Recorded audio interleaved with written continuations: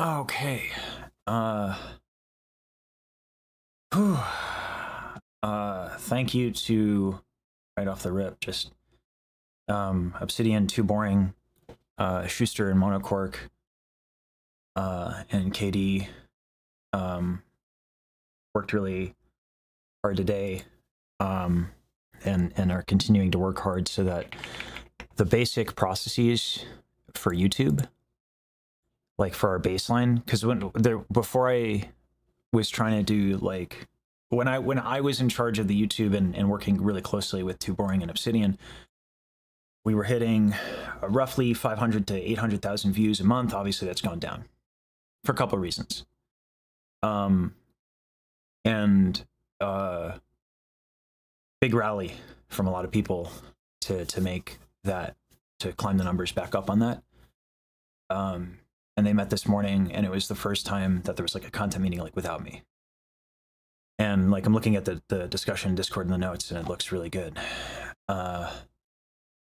Yeah. And then with the concert and all that, and everyone's support, ticket sales for Fantastic Reality. You know, Daryl mentioned in passing on stream that she was concerned. It has become the case where she is much less concerned. I'm not sure how much of that correlates with our three audiences pitching in. I imagine the correlation is there. Obviously, that's not deterministic of causation, but anyone who bought a ticket, thank you. Anyone who bought a streaming ticket, thank you. As you guys know, I really care about Daryl. And so if she wasn't gonna be okay, I was gonna I was gonna make sure she was okay one way or another.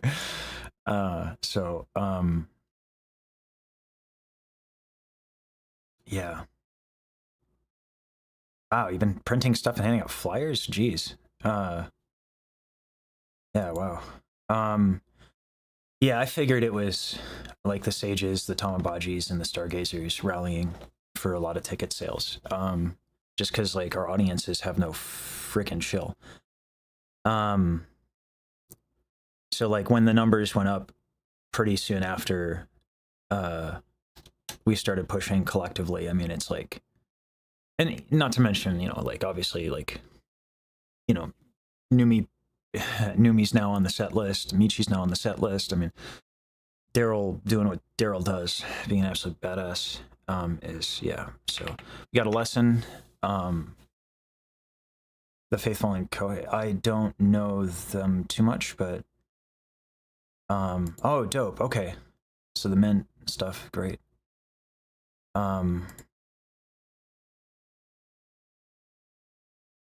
The streaming tickets are available. I think someone's asking on YouTube about the streaming tickets. On my X, I posted a portal. I think it's my most recent post. Mari's community. Wait, Mari Calliope got involved somehow? And Faithful are who's now? No, Maria's. Got it. Yeah, okay. All right. Yeah, important distinction. All right. Anyway. Lesson time, y'all. Faithfuls are enemies? Okay, gotcha. Okay. As long as Kenobi, we cleared it with the code bugs and stuff like that. We want to be careful about promoting in other communities. I know LA's been incredibly supportive, but we always want to make sure we're clearing stuff with other communities. Yeah.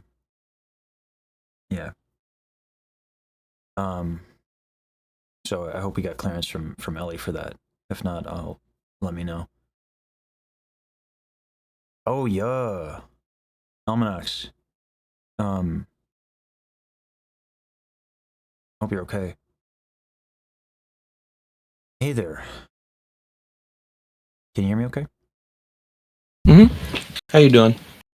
I'm doing swell, possibly dandy. Haven't made up my mind yet.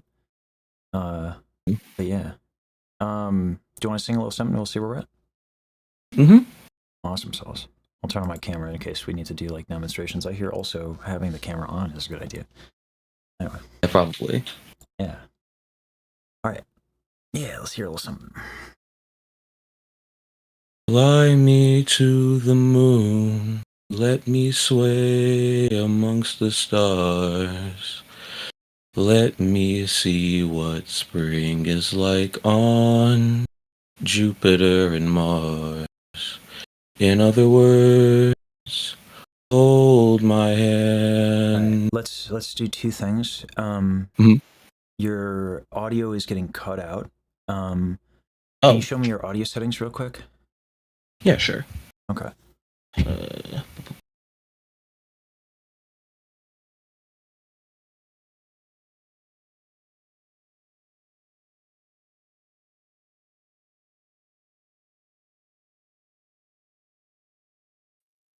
Uh, Sorry, not really too familiar with Discord That's all like right. that. That's all right. That's why we do this. All right. So turn off automatic adjustment of input sensitivity. Okay. Bring that slider down. Don't worry about the noise. All the way? I'll deal with. Yeah, I'll deal with it on the stream. Okay.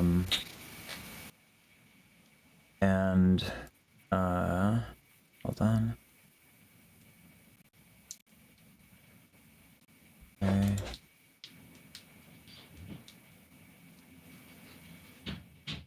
Do that. Okay. And that should do that. Voila. Cool. We're good. All right, cool. All right. So the next thing is you I want to see what your energy levels are at. You a little tired today? Not really. Might Okay. be a little bit of nerves or something. Gotcha. Okay. In which case, we're gonna do some physical stuff. Involves a little bit of movement. As soon as I let my incredibly needy dog in, who's scratching at the door, because he knows what works and is emotionally manipulative. I'll be right back. Yeah.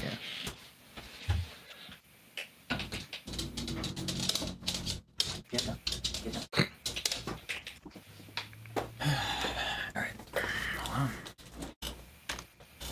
All right.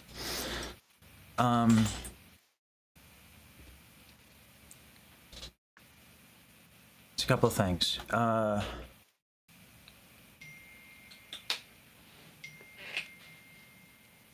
I'd like you to. Are you standing or sitting? Sitting. Okay. Let's stay sitting. But when you sing, I want you to like move around quite a bit and sway to the tune. Because right now, what's going on is kind of really subdued, and there are physical consequences to that. Get down. The physical consequences to that. Down. Oh, you okay? Jeez, what'd you get into? All right. So for example, if I do Maroon 5, right? This is the difference. It's like a really slight difference, and this tone change is dramatic. Okay. So if I do look for the girl with the broken smile. Ask her if she wants to stay a while. Open chest. I'm gonna contract my chest a little bit. Look for the girl with the broken smile. Ask her if she wants to stay a while. Big tone difference, right? Yeah. Yeah. What's happening there is I'm contracting the muscles near the clavicle, which kind of like bring down my soft palate a little bit and give me that kind of like nasal thing. And I just raise my larynx a little bit. This genre, this kind of like smooth style from jazz, demands like a lot of tone, right? A lot of smoothness. So to do that, we need a very really loose torso. Now, that does not mean, when I say like loose, that doesn't mean like relaxed posture like this. So if we incorporate movement, we're going to loosen up a lot of the stuff in the torso. I don't hear anything like dramatic going on with you. Like I don't hear dramatic tension. Maybe that'll change the more I hear, or whatever. So the movement should loosen some stuff up. And then I'll get to see, just based on that, what your habits are beyond just like posture stuff. So that's the rationale. So if you could sing, again, like, fly me to the moon and help me. Yeah. But make sure that it's a big motion, right? Even get your hips involved.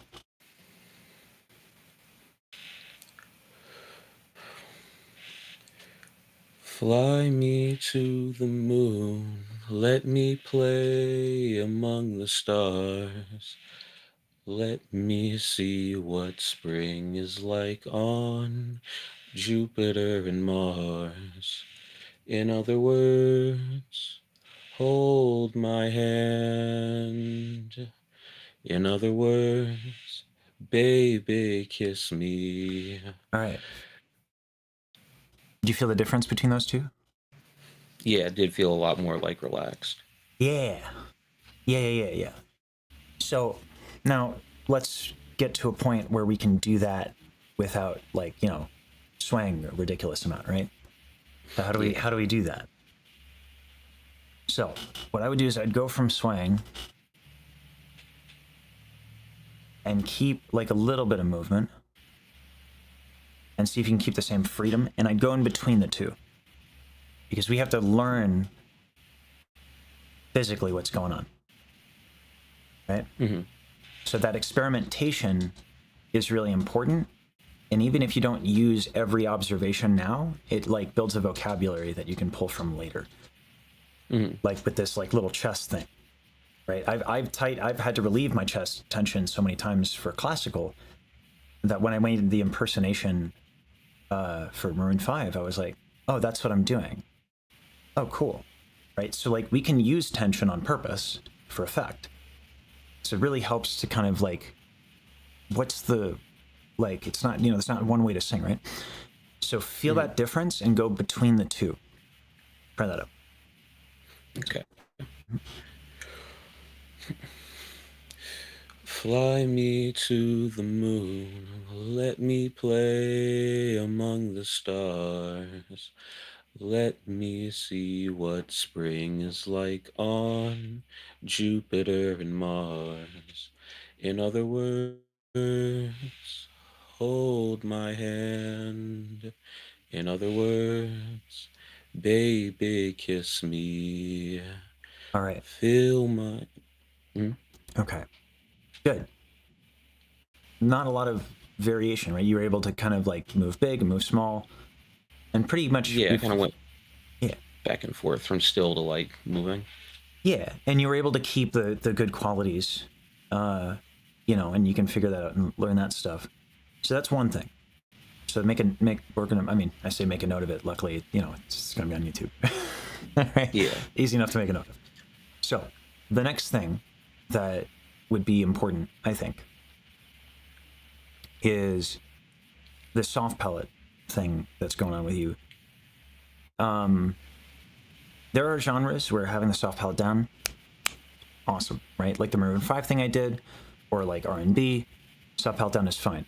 It's not idiomatic. It's not wrong. It's not idiomatic of this. Fly me to the moon and let me gaze among the stars. Versus, fly me to the moon and let me gaze among the stars. Not bad.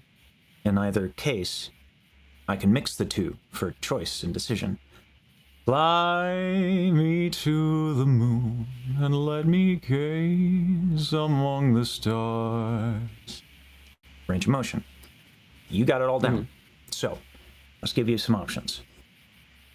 I'm going to teach you how to raise your soft pellet. Just do, for me, an inhale K. Feel that thing lifting in the back?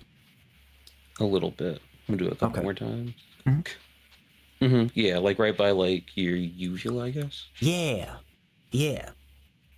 So if you even take the blade of your tongue, the tip of your tongue, and go all the way back, you'll start to feel like there's a point where there's like soft tissue, right? That's the pharynx.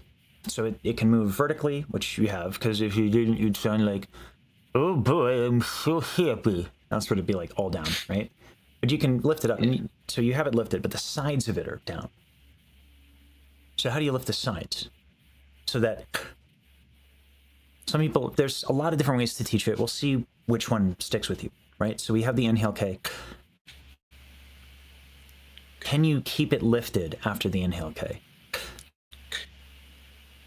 Think so. Okay. It's kind of hard to feel.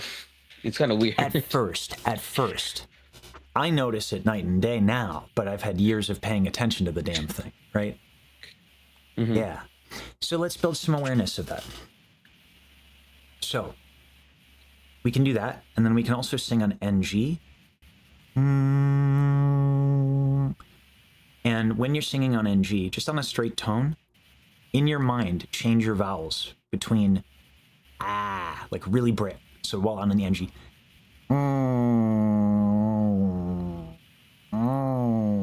between like and ooh,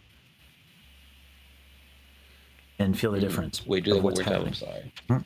So I am doing and ooh on an NG. And I'm exaggerating it because I need those bigger movements to kind of feel the difference between what's happening with my tongue and soft palate. I don't need that so much anymore, but like if you need to feel the difference, it helps to build this awareness in a couple different ways, right? So you can use your tongue, it's pretty sensitive, to kind of, if it's on an NG, then the heel of the tongue is on the soft palate. So by feeling the movement that's on your tongue, you can kind of be like, that's the soft palate. And that's what it's doing when I do like but on an NG. Does that make sense? A little bit, yeah. Okay. Let's do this. Say singing. Singing. Nah. Nah. Oh, yeah, I can kind of feel it. Yeah. Yeah. So that's what I mean by on the NG.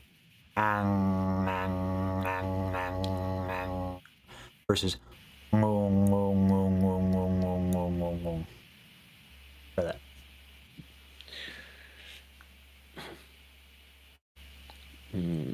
And ooh.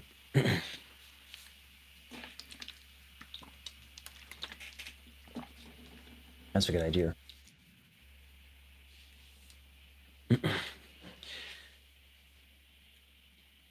You said an NG.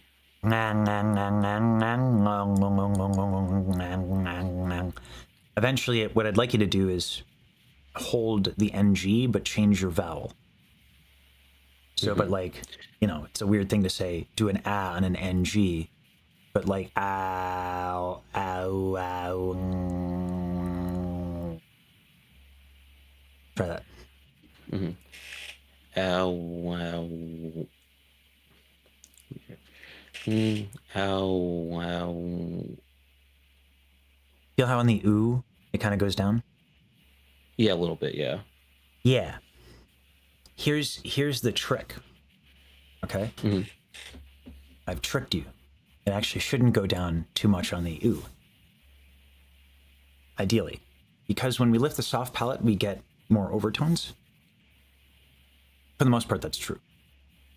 Depends on the range. But for our case, yeah. So if I do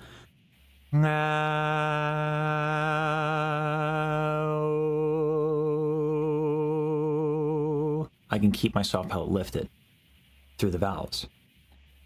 In speech, that would be weird. Hello, hello. It would be like, hello. I'm, there was a person who's like famous on TV, like a chef, like in the 60s or 70s. The name. Yeah. Hello there. I'm going to teach you how to do Julia Childs. That's it. Yeah. It's like it can come across as like a little silly and pretentious in speech, but it's an option for tone color when singing. So if I do moon and I want to keep the, if I want to keep that tonal consistency and stuff like that, I can. So see if you can go ah and feel that soft palate lifted all the way through. Yeah. Hold on. Mhm. Uh. See how it went down a little bit at the end there? Mm-hmm. Keep playing with it. It's actually not, this is pretty quick on the uptake. Keep Mm-hmm. going. Yeah, I can. Yeah, I hear it. Yeah. So, Like that. yeah. Now see if you can maintain that quality as you go to ooh. And here's how you practice that, by the way. It's not just add ooh and then It's playing with that transition very slowly.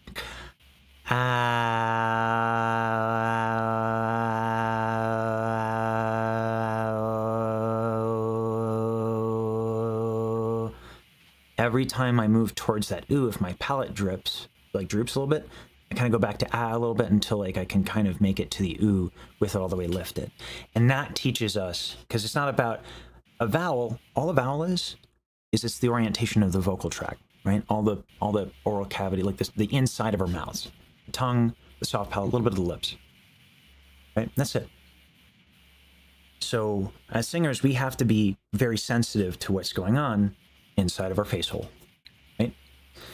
So when I give you this exercise, it's not about getting to the ooh, it's about understanding that change and that shift. So again, not about getting to the ooh, that's the eventual goal that we want to have. But this exercise, the point of it is to switch between so you can find your way to the ooh without the soft palate going down. Give it a shot. You said okay, so just work on the transition between the Um, two and like play with it. yeah. Gotcha. Every time that soft palate droops, go back to that or closer to the Mm-hmm. so it comes back up.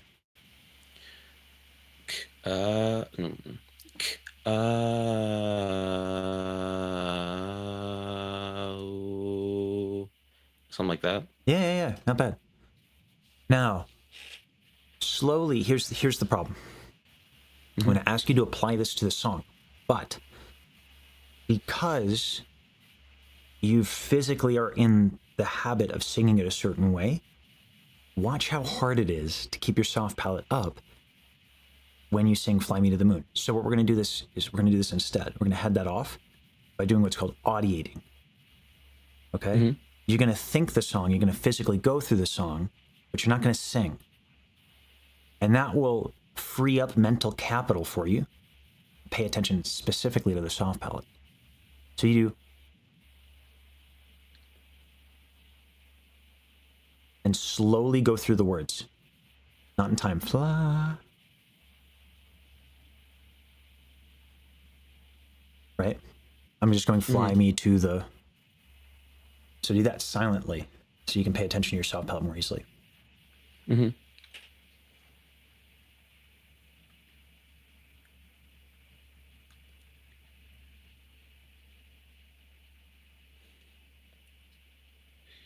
Yeah. Yeah. That's a little bit harder. Yeah. Right? Yeah, we develop a lot of habits, you know? Um, Singing is very much like a kinesthetic thing. So do that a little bit. Do that for like a good Mm-hmm. like minute uninterrupted. Just let your mind cook on that and let your body kind of process that.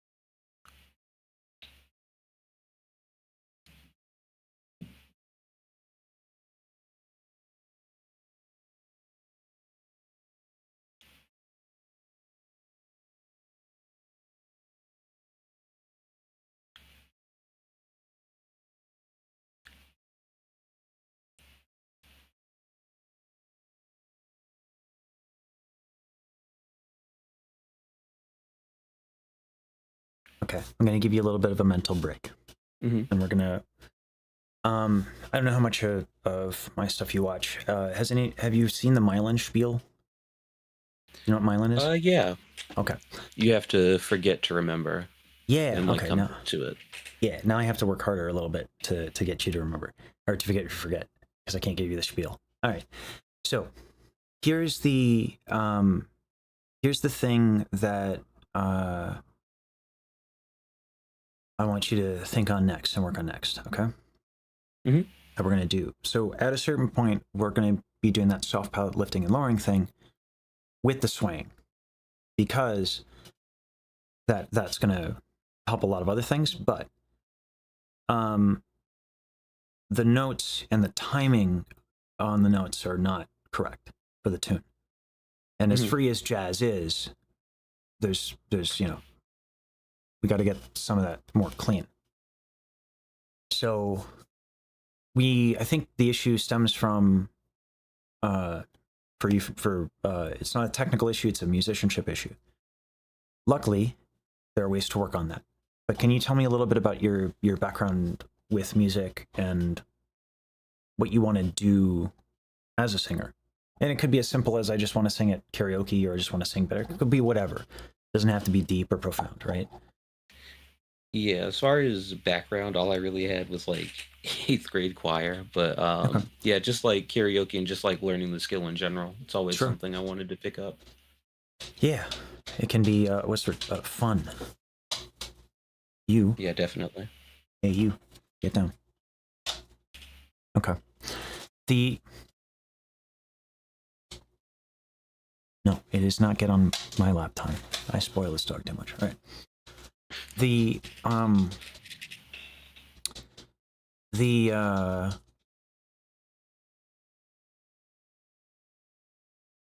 no, I forgot. All right. So when you did choir, what did they teach you music wise? Did you learn any solfege? Did you learn to sight read, or did they teach you the notes?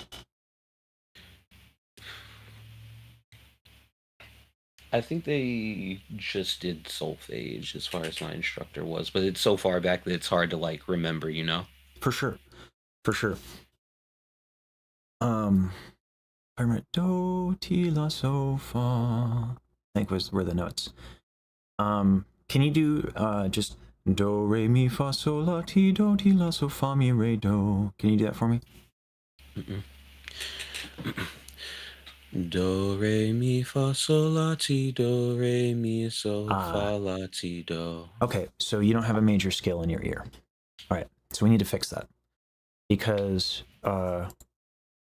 Western music is going to be predicated on for the most part, either the major or the minor scale. So we got to fix that. Let's do in singing help. I believe pinned is. Do you have access to singing help? If Yeah, not, it's not. definitely. Yeah. One of the pinned things is, I believe, pitchreader.com. Hmm. All right. Can you sing me the first pitch of "Fly Me to the Moon" that you were singing?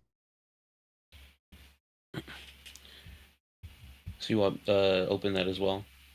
Yeah, open pitch reader, uh, and then do like fly and find whatever note that you happen to sit on. Hmm.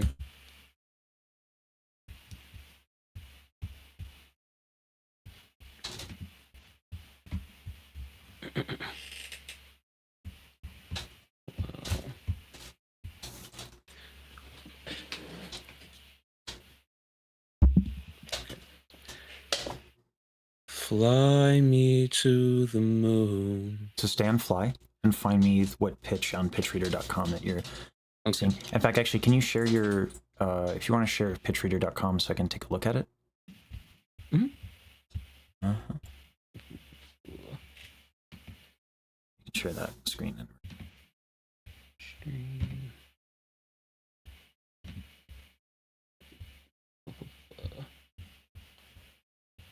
Wrong browser. Which one is it? There it is. Can you see it? No, I just see the daily one practice of scales and triads. Have I given you that Actually, there's work? my other Have I given you that work desktop. before? No, it's just something that I was doing before to kind of like warm up, I guess. Gotcha. So you actually have it open on the first tab. But Oh, yeah, I do. My yeah, bad. you're good. Go I'm ahead and cursed with do. too many tabs. Yeah. Feel that. Fly. Okay, so C sharp. So let's go with do re mi. So on the note label to the Do. right, there's do re mi.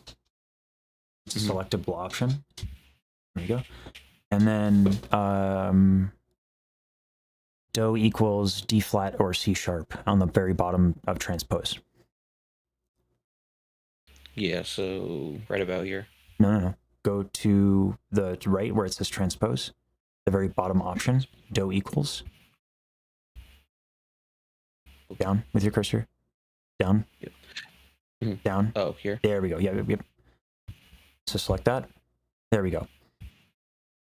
Do, ti, la, so, fa, mi, re, do, re, mi, fa, so, la, ti, do. Whatever it was for do. I think that was the correct, but. Wait, do it one more time. I'm sorry. Find do. Just find do. Do. That's No, so. higher. Yeah. Do. Yeah. It's like T. Do. There we go. All right. Now just descend do, ti, la, so, fa, mi, re, do, and try to find each one. And in doing that, you'll be able to do a major scale descending, which is a big motif of the song.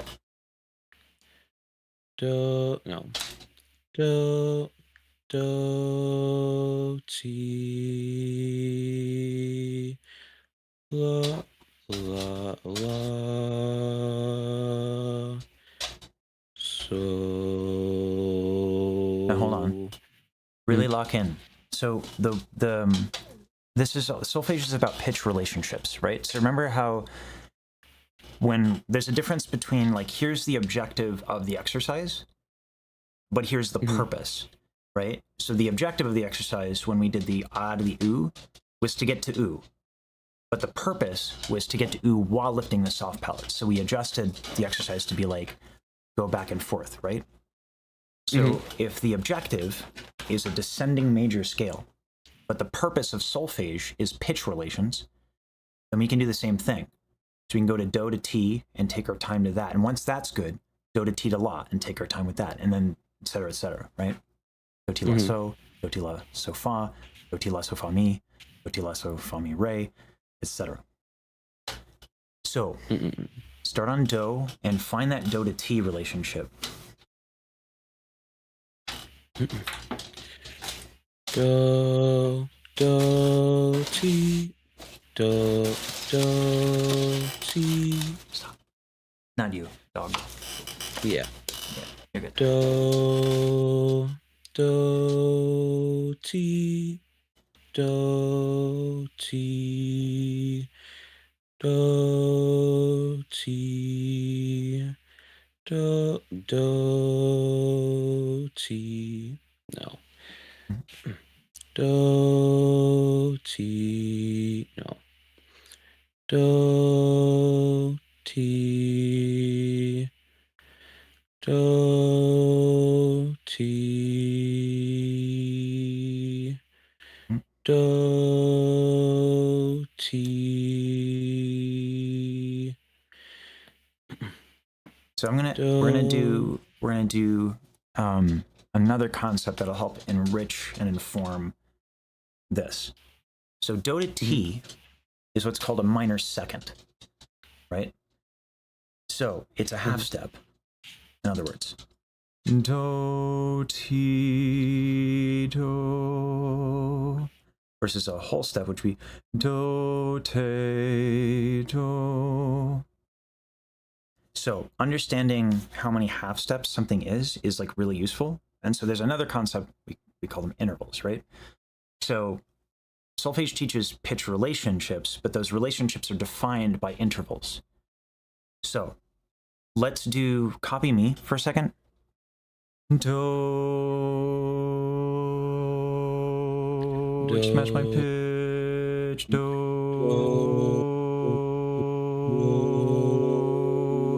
See how you're not on my pitch yet. yeah. Do. Yeah. Do, Do T.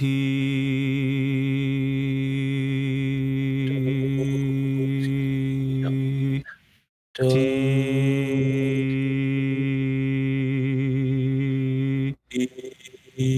Nice. All right. Now I'm gonna break your brain a little bit. Okay. T. Te. That's another half step down. Te. You don't have that syllable on your thing, but it's okay because it's an harmonic. Te.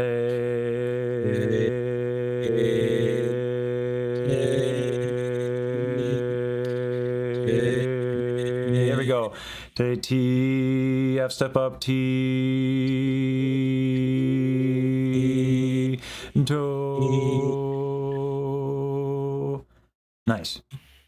That's rough. For now it's rough. Just like it's at first it's difficult to find your soft palate, right? Mm-hmm. This will become like tying your shoe, and it happens faster than you think, to be honest with you.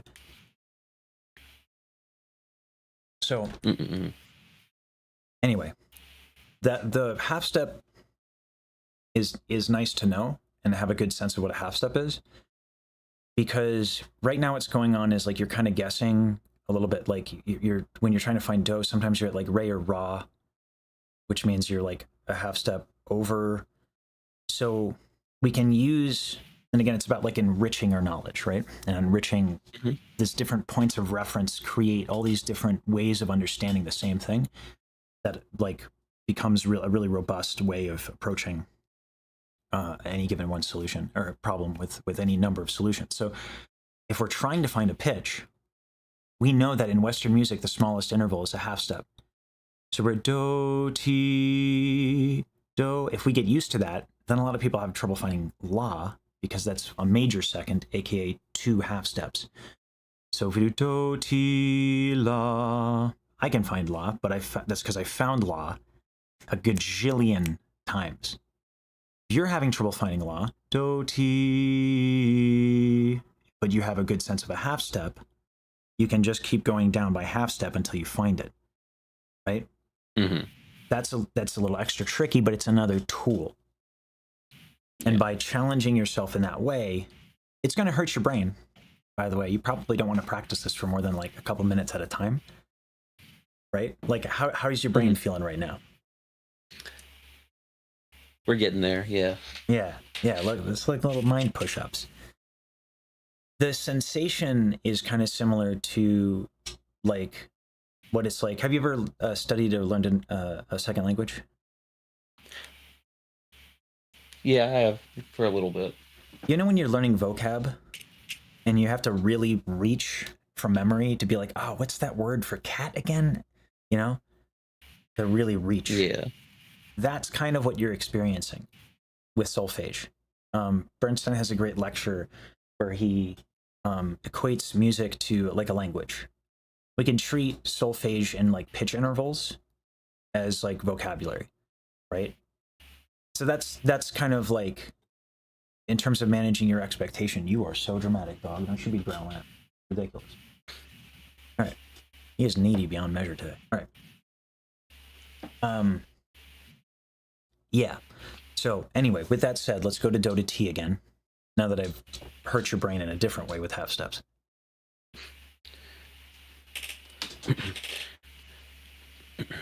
Do, no. Do, do, do. So slow it down. Do. Slow it down. You know what a half step is conceptually, right? So you saw that you're in between re and do and you're on ti. So you're only a half step away. So try to think, what's a half step? And if you can't... Yeah, and then try to reach and remember, yeah. Yeah. Do,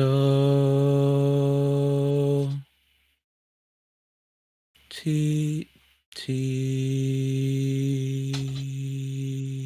Mm-hmm. I can't believe right.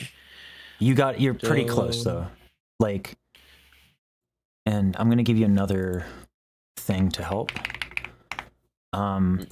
So when you get tired from pitch recollection, do keep yourself honest with this. So I'm gonna put this in singing help. And I'll pin this. So if you go to virtualpiano.net and go ahead and open that for me. Just.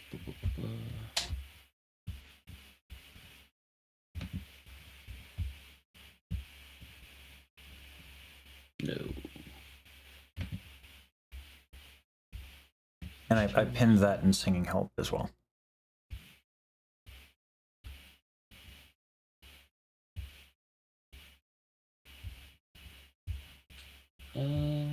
Oh, I don't see singing help. I just see singing, talk, and share. Talk and share? Okay. Yeah. I will put this in also singing, talk, and share then. Appreciate it.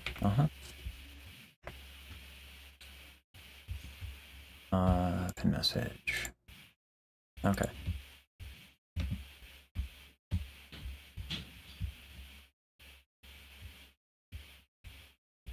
Okay. Let that load.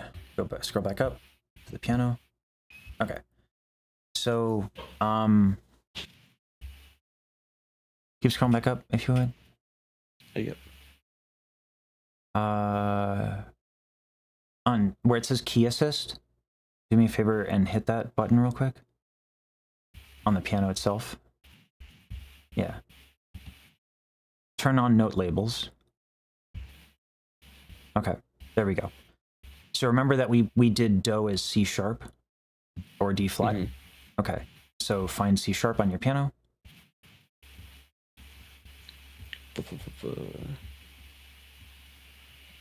C sharp. It's a black key. Oh, here, right? Yeah. Go ahead and play that. All right. I would go to C sharp 4, which is the octave up.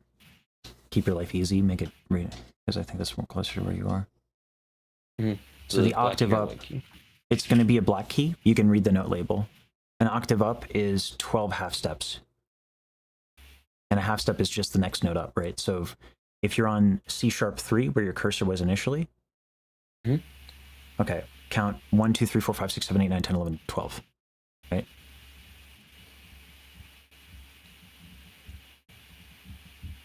So here? Yes. Okay.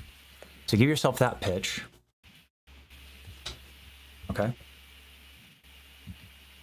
And because you now understand this concept of a half step, you can count down by half steps. So if you want to find T, and you know that Do to T is a half step,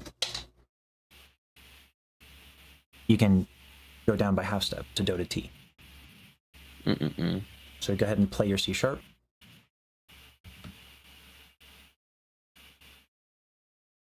Okay. Now sing that.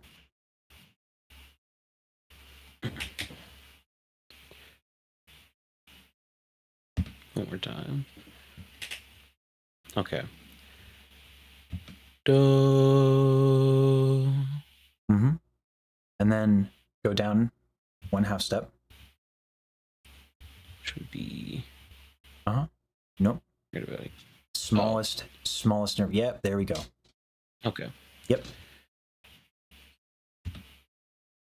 So that's your T. T. Ooh, or is that, play that again. Did you just sing Do or did you just sing T? It's hard. Go to pitchreader.com. Switch the tab. T. No, that's. Oh. T. There you go. So the piano is going to help you. This is like, have you ever done like supersets at the gym where like you do like bicep curls or something like that with 20 pounds and then you just can't do it again. So instead of doing another 20-pound rep, You go to 15 pounds and you do like 5 until you can't do any more. And then you do 10 and then you do 5 and then you do 1 pound until you like you're screaming on 1 pound and everyone at the gym is looking at you like, what? Right? Yeah, just till you gas out. Exactly. We live our lives and we have limited energy. So it's important to have different concepts that we work with and different tools that we work with when we practice, and that we're honest with our energy levels. It is ideal that you do this without a piano. But if you just can't, because your brain, be honest about it, and then go ahead and use the piano for help, right? So if we go back to the piano, and go back to virtual piano, and then you just do Do T a bunch on C sharp to C.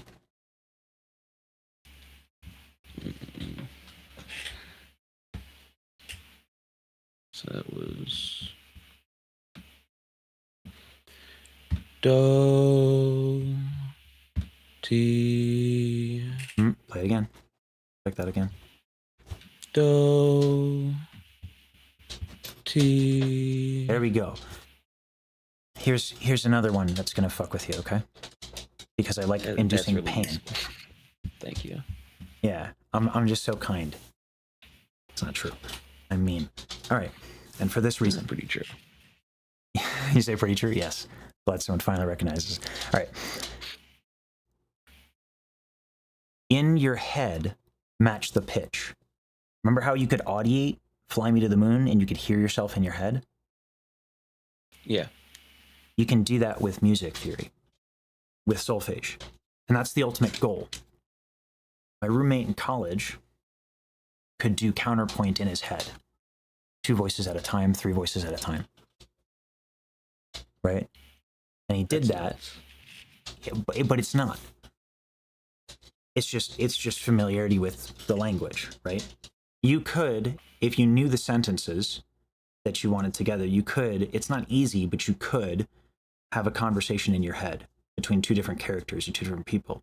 You could think 2 sentences at the same time, right? It's not easy, but you can do it. Familiarity with the language. So, but we don't have to go that crazy. All we need to do is in your mind, hit that note, hit C sharp again.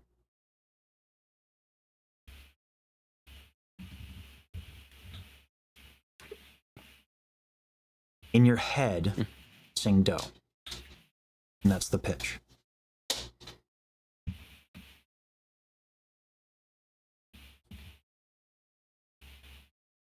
Okay.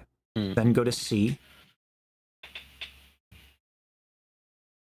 And in your head, sing T and match that pitch.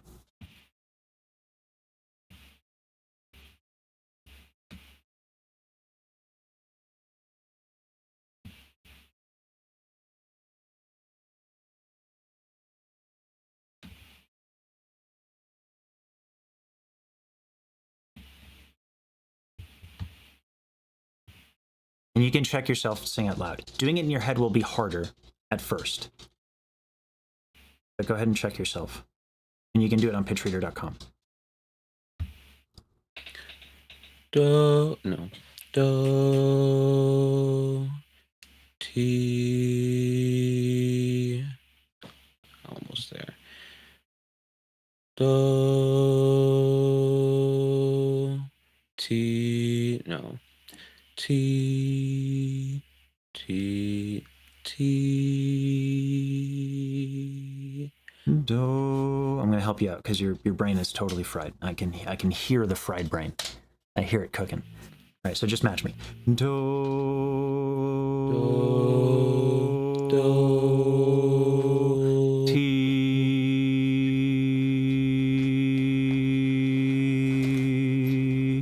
Do. All right. Now here's going to be the giant pain in the ass. Because you're tired and because you've been thinking and concentrating so much, you're stiff. That's a technique problem. Now your intonation is being affected by your technique. So what are the technique things that we worked on? It's obviously scale. Well, that's a musical element. Physically, what did we do? There's musicianship stuff, sway. and there's so sway. That's one thing. What was the other thing? Ooh, remind me. It's okay. You're Soft right. palate. Yeah. Soft palate. Yeah.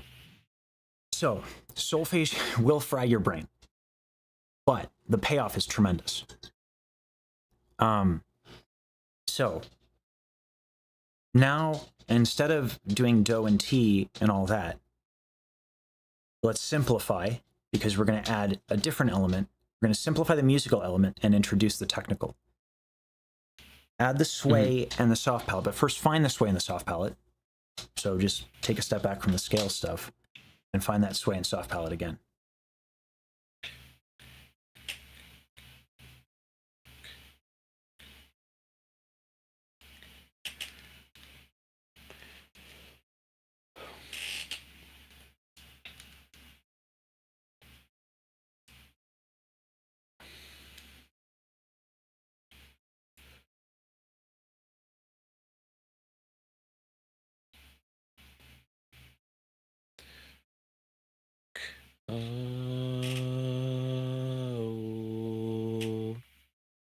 That was lifted, I think. Yeah, a little bit. I mean, it's like a range of motion, right? So it started out more lifted and then wasn't. So one of the things that can happen with these musical exercises, especially with something like pitch reader, you'll be like, you'll actually be thinking the right pitch, but you go to sing and it goes flat. Why? Technique, right? So you were on do, you were on ti, but it was a hair flat, but not because of your musicianship.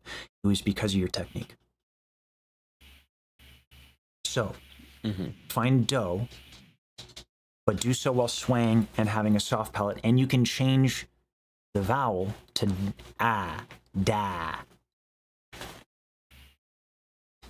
On do? Yeah, find do, say da, so you can have a lifted soft palate and do it on the sway.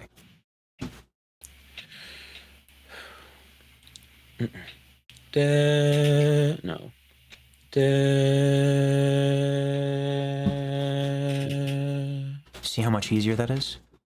Yeah, that was a lot easier. Yeah. So it's about doing both, right? And that's why, like, do to ti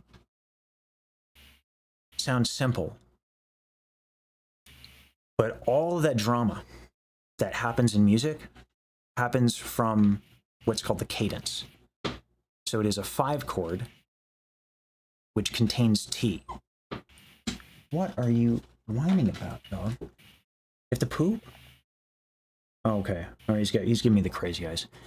Let me let him out real quick, because yeah, he's got the crazy eyes.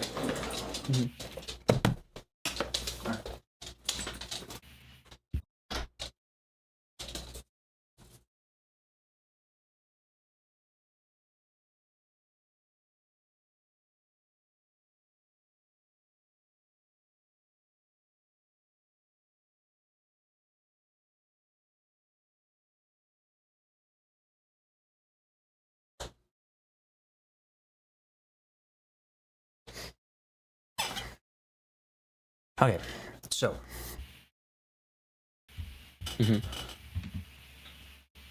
the trick here is being curious, right? Like it's easy to have a routine, but routines are great until they're not, right? So this is why practicing like within really short bursts of concentration is like really important, right? Finding do.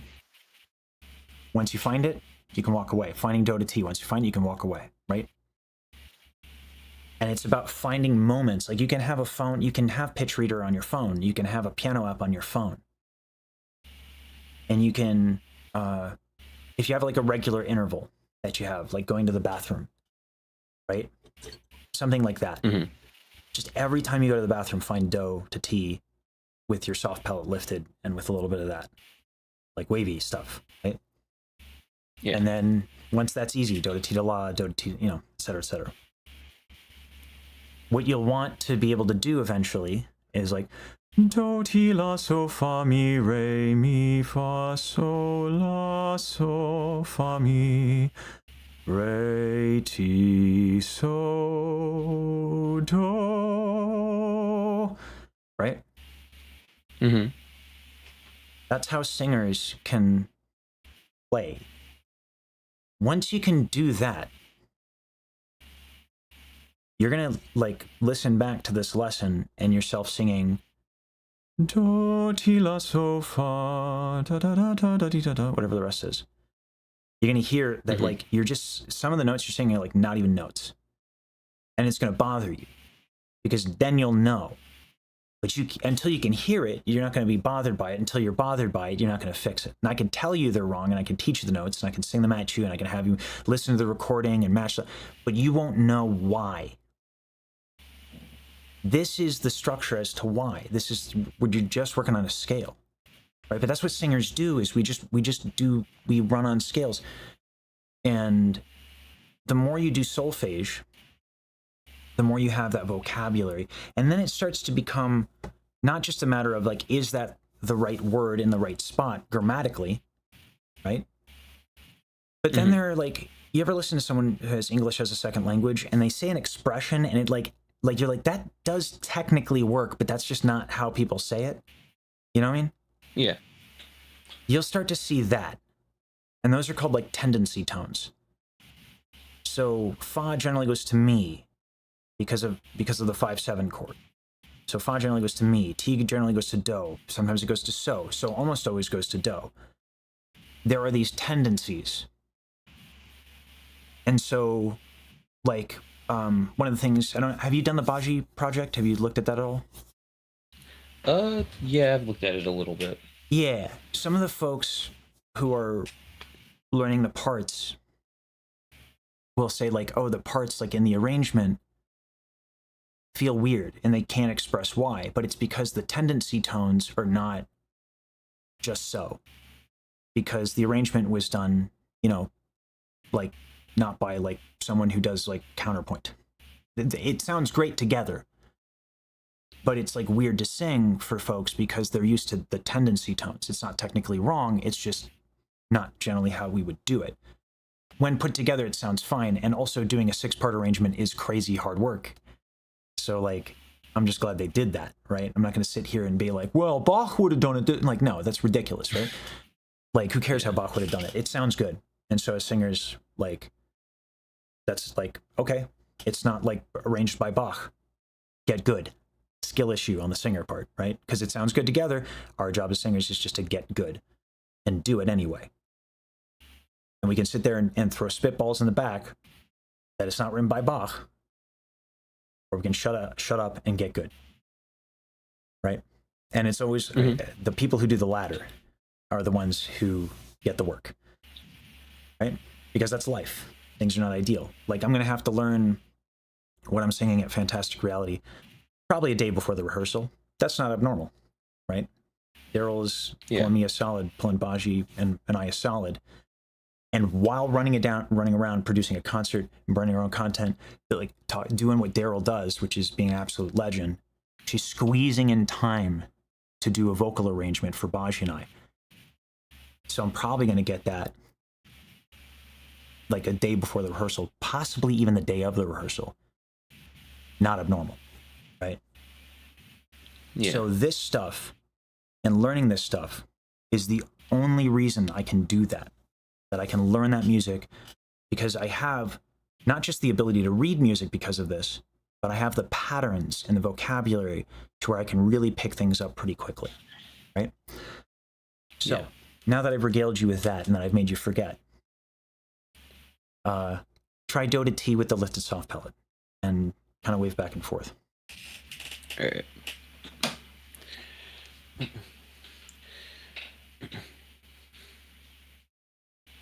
I'm gonna cheat and play it one time. That's not cheating, by the way.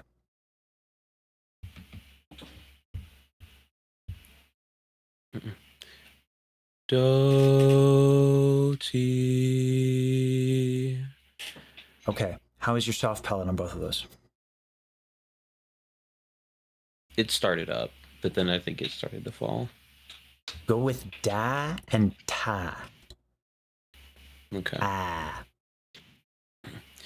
Da, ta. Yeah. And now you see how you had to lift it on ta even? Mhm. Habit. Yeah, see how dangerous it can be, especially with something we use so much like solfege, where if we start getting those vowels wrong, then even solfege as a tool can get in our way. So that exercise that I told you going from a to oo, we can do here. So da,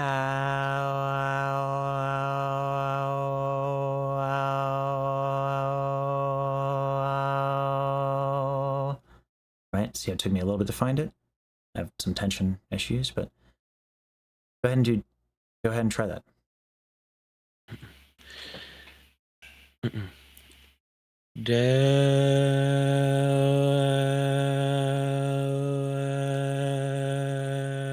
Da. Hmm? That. Yeah, yeah. And here's what I liked what you did. You ran out of breath. So instead of like going to O and being like job done, I checked a box. You went a little bit to O and then back to A, and then you ran out of breath and you stopped.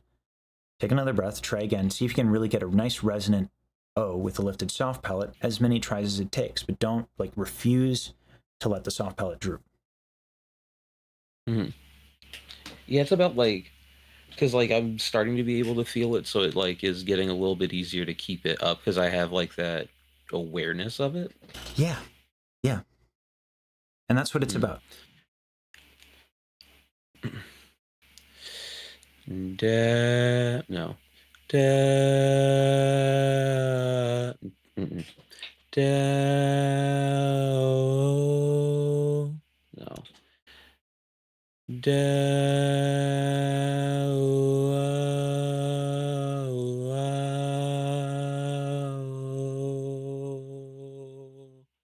yeah, You harder see, to get it on the O. well, yeah, but that's because the palate's drooping a little bit. But you see how that direct relationship, I don't mind that your pitch is wavering, because what that tells me is that like you're not like forcing your body to stay on pitch, right? If I go ah, see how I'm flat a little bit immediately, Mhm. right? That's physiological. It's not ergonomic, it's not efficient. I'm doing it one way, and what that is that when I have a vowel that has a lot of formants, aka my soft palate is lifted and other things are going well, the vocal folds like have air basically, and this is not like anyone who's with education on the matter is cringe, but this is like a really superficial explanation. That's not perfect, okay? There's air going back down on top of the vocal folds if I have those formants. So it makes vocal closure a lot easier and more efficient. The second I don't have that nice vowel, I have to change the amount of breath I'm using, right? So having Mhm. consistent vowels is a really big fundamental part of singing, because you either have to change your vowels, a lot easier to do that, or continuously change your breath, which is a much, it's like got larger muscle groups without as much fine control. Like it's really challenging to do that. It's possible. There are people who do it. It's not easy, right? Mhm. So that's why the pitch was wavering. You kind of get what the exercises are that I'm like, I know I haven't given you like formal routines, but do you have enough, do you think, to play with? Oh yeah, no, for sure. Like having Okay. like the scale is definitely a lot to play with and trying to build that connection to like where what is on the scale Mm-hmm. and like not only finding it but being able to pull from it's definitely a lot to work on. Mm-hmm. Yeah. So this is the work, and it'll come faster than you think. Give yourself a little bit of a break. Try it again tomorrow. This shit will be way easier than it was today. Okay. Hmm. I got the next student, so I gotta bounce. All right, Um, appreciate all right. it. Absolutely. Have a good one. You as well. Bye bye. Bye. Hey,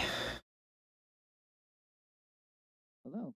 Hey, how you doing? I'm doing good, Mr. Osage. How about you? I'm doing good. Can you do me a favor? Can you open up your Discord settings? You're real quiet. Hard to hear you. Oh, sure. Yeah. 1 second. Mhm. Is this better? Not quite. Can you open up your settings so I can hear? I can see what's going on.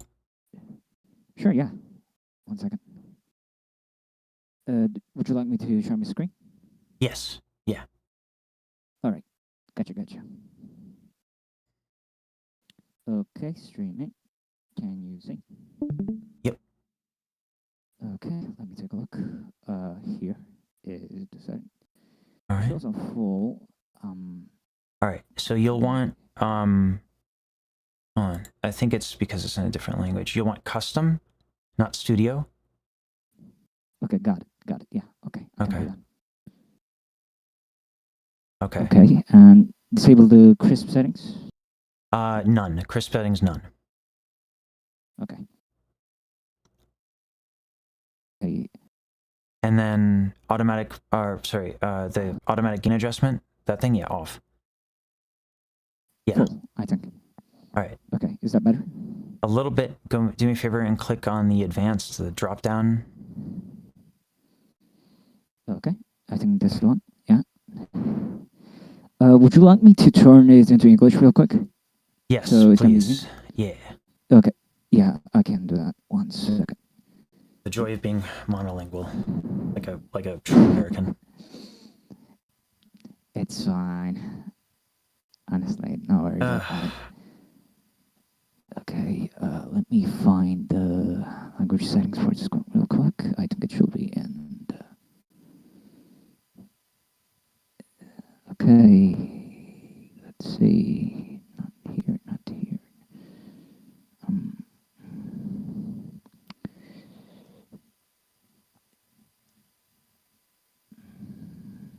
That's odd.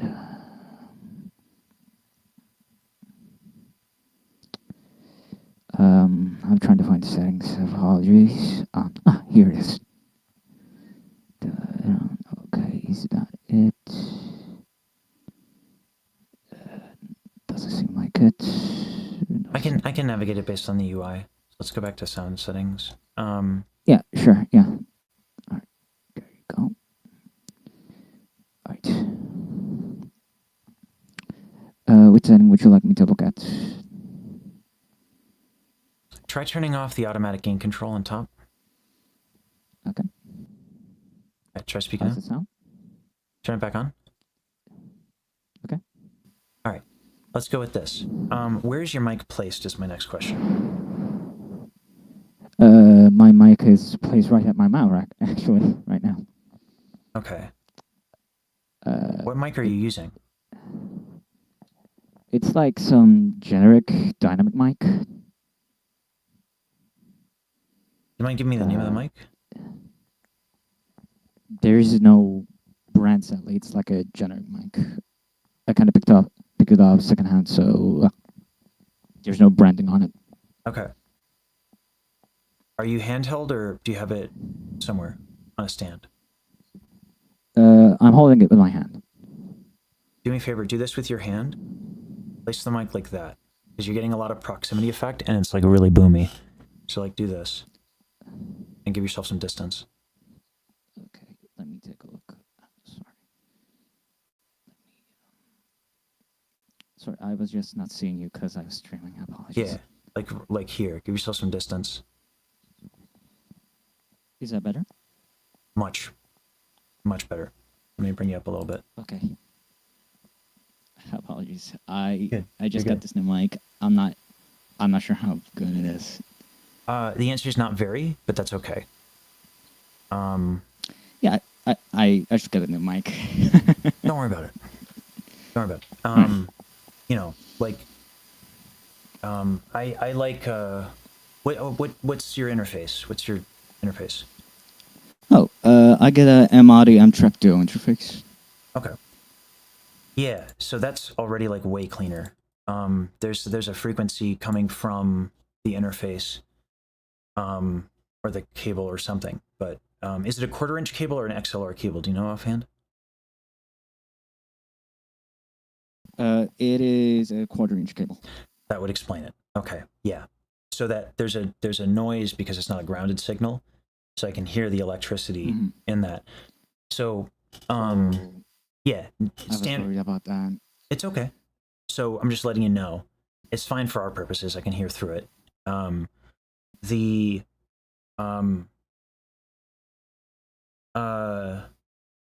I advocate for used E835s, which is like Sennheiser's competitor to the Shure 57, which is like your standard dynamic. That's like what everybody goes to. But the Shure 57 has like this legendary reputation. Like, you know, people like flush it down the toilet, run over with a car, and like it's the greatest live mic. That was true like, you know, 20, 30, 40 years ago, where like it didn't have a competitor. But the Sennheiser 800 series is like really, really nice dynamic, really reliable, totally a competitor without that Shure 57 price point, and I just get them used. Audio Tech hasn't really made a lot of development in the actual XLR market in like 40 years. So you can get like, and you also used audio equipment is one of the biggest regret purchases of people's lives. So you get it like 40%, 50% off just because it's used. Yeah. Anyway, Fair enough. Yeah. It's not that big a deal.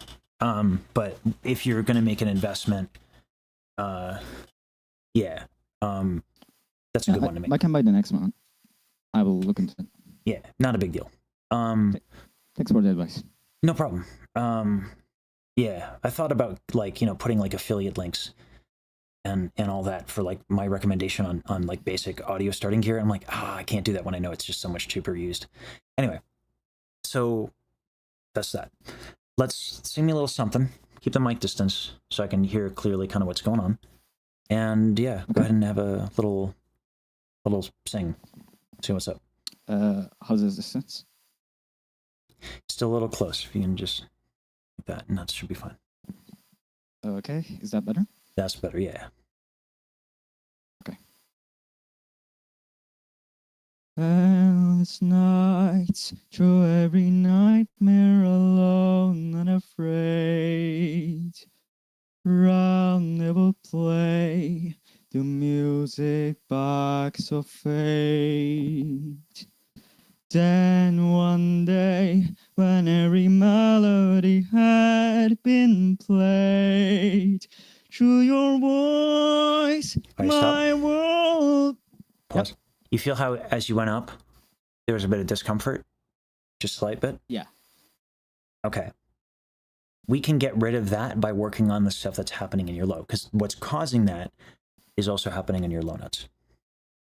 And what's happening is this. Endless night. Look at my posture. Okay?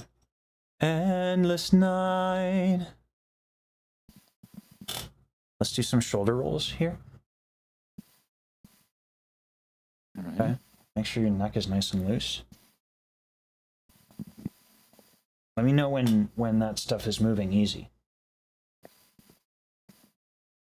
Understood. Yeah. So we should be able to move without. You hear that in your voice and mine? Understood. Understood. I should be able to move real nice and easy. Yeah. Keep talking. Feel it out.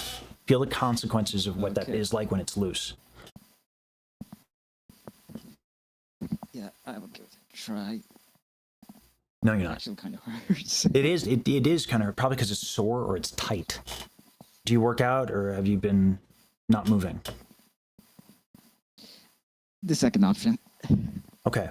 Yeah. So if we don't move stuff, a lot of times we kind of like lock in our posture physically, right? And then we move it, and then what happens? Oh, that's sore. It's sore because we're constantly locking in. So here's the thing: if you're constantly locking that in, it's probably an adjustment from something happening in the hips. So let's stand up real quick. Yep, standing up. Okay. Excuse me. I'm glad that the standing desk doesn't like auto just like launch into its high position. Because that would be awkward. That just gives me a little time. Okay. So. Oh boy, now I'm sore. All right. So what I'm doing is I am moving my head, neck, and shoulders, but it's because what I'm doing is I'm actually bringing my knees like back and forth like this and tilting my hips. Like a small little twist like that. Oh, I I'm see. moving my hips, stuff like that. Mm-hmm. Make sure that tailbone is going like rocking back and forth. What do you feel in your lower back? All the way. Yeah, what do you feel in your lower back as you do this? In lower back, I think there's like upper the buttocks a little bit. There's like this small, meaty place. Yeah. I feel that place, woman. I don't know how to describe that. I know exactly what you're talking about. So that's a group of muscles that are probably all really tight. You work at a desk? Yeah, How long? about 2 to 3 hours. Not so Yeah. long. Okay. If you don't move a bunch, like one real way to like the hip is such a big, like all this stuff in the hips.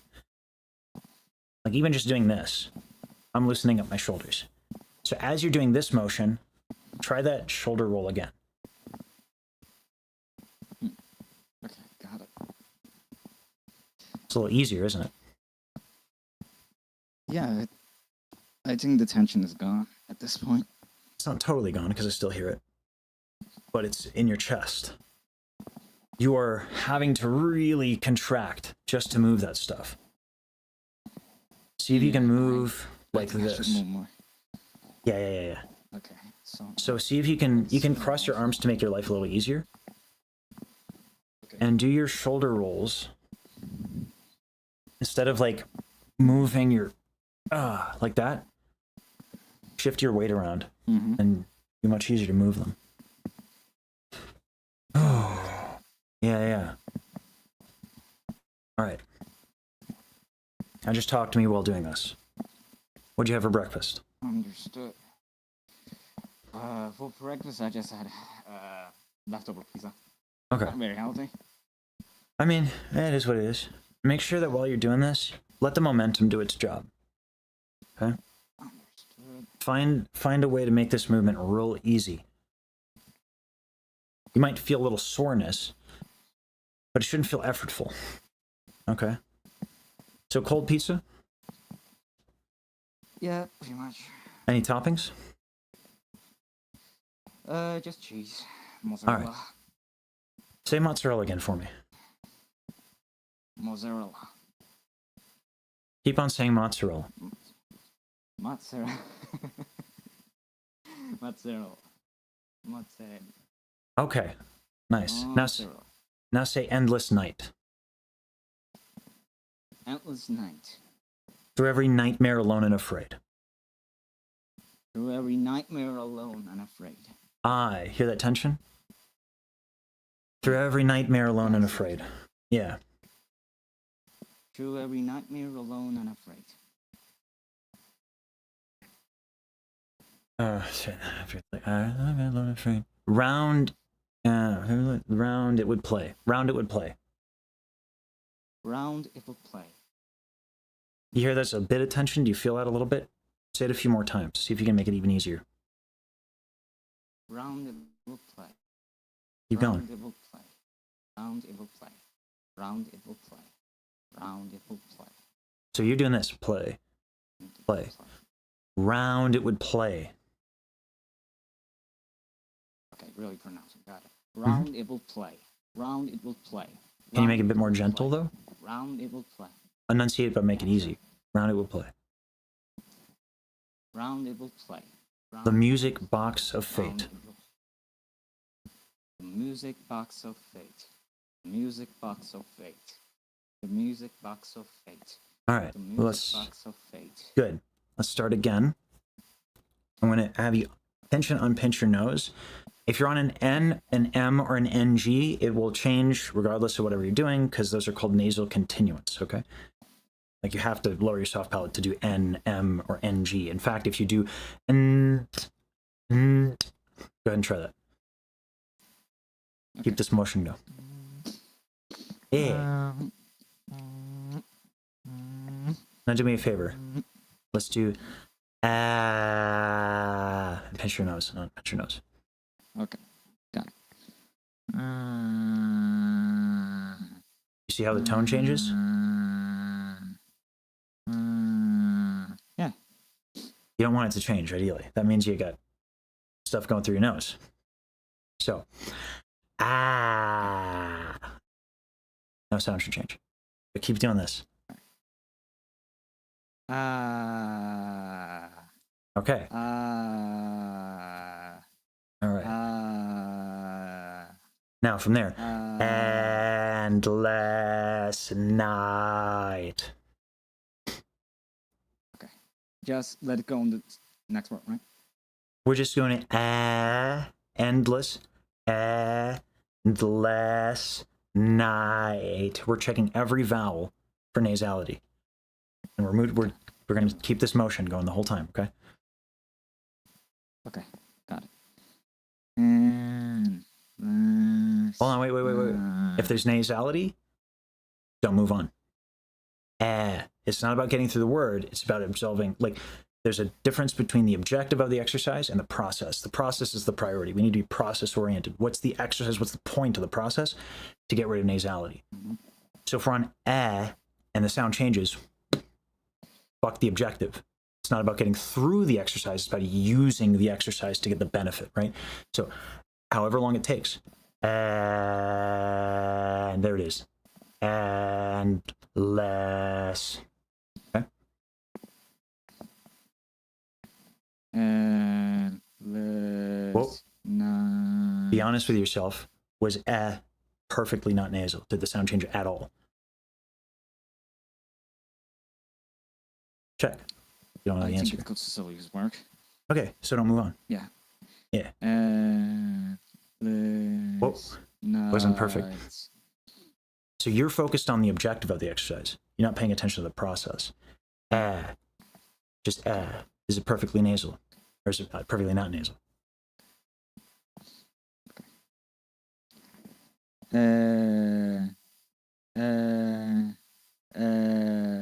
Nice.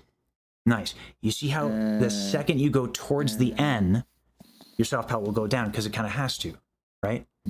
Because otherwise, like I said, you can't do an N without lowering your soft palate, right? Boom. We just benefited from process. Good. Check. Less. Gless. Gless. Less. Less. Less. Less. Less. How's your movement? Less. Still a bit sore.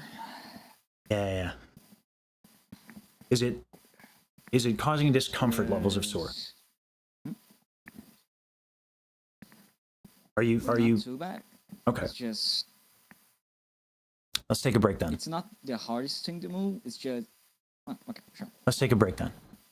But here's the trick. Go back to without the movement. Watch what happens. Okay.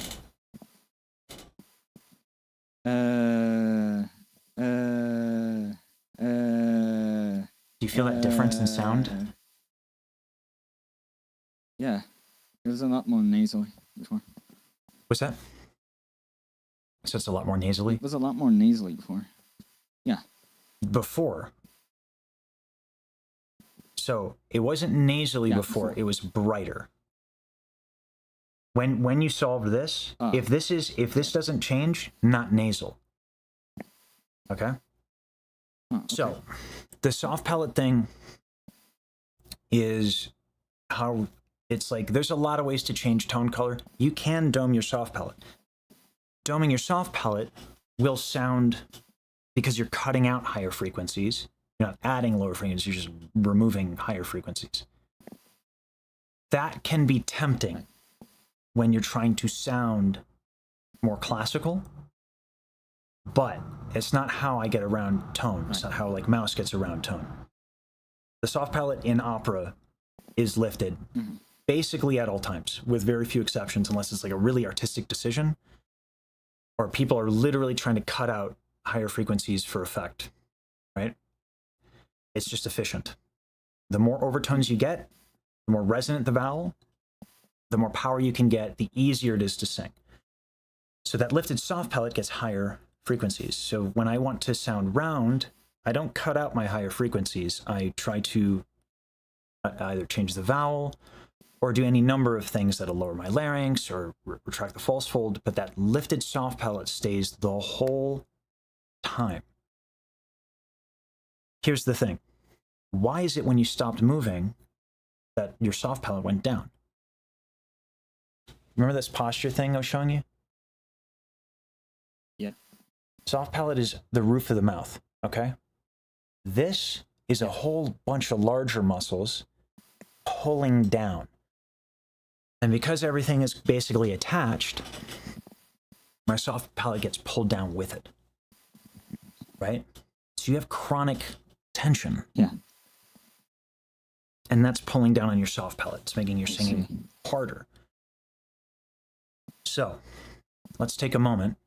Let's feel this out a different way, right? You do this. Okay. Oh boy, I feel that in my bones. I am very stiff right now. Goodness me.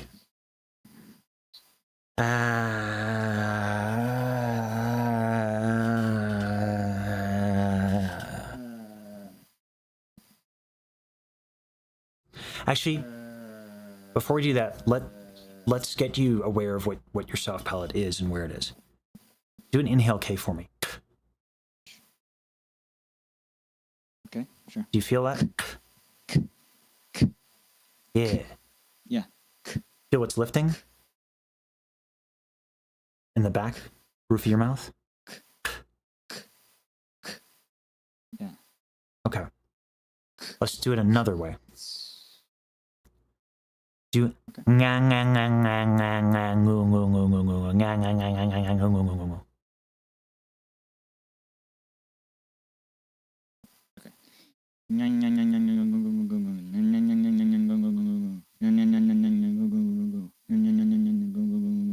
you feel how that's interesting. Did you watch the last lesson? Were you there? Yeah. Watching? Okay. Yeah. You might have just played me. Your soft palate was actually kind of lifted on your ooh as you were doing it. So I'm not sure if you were getting ahead of me by kind of like, because that was an exercise I did the last lesson, right? So Yeah. Yeah. So we can get our lifted soft palate and then do this stretch. As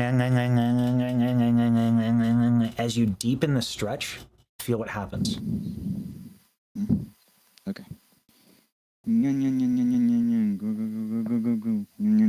Stick with just the one. Okay, got it.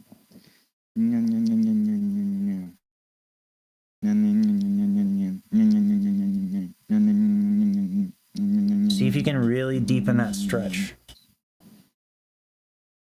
There we go. You see how as that stretch intensifies, much harder to lift the palate, right?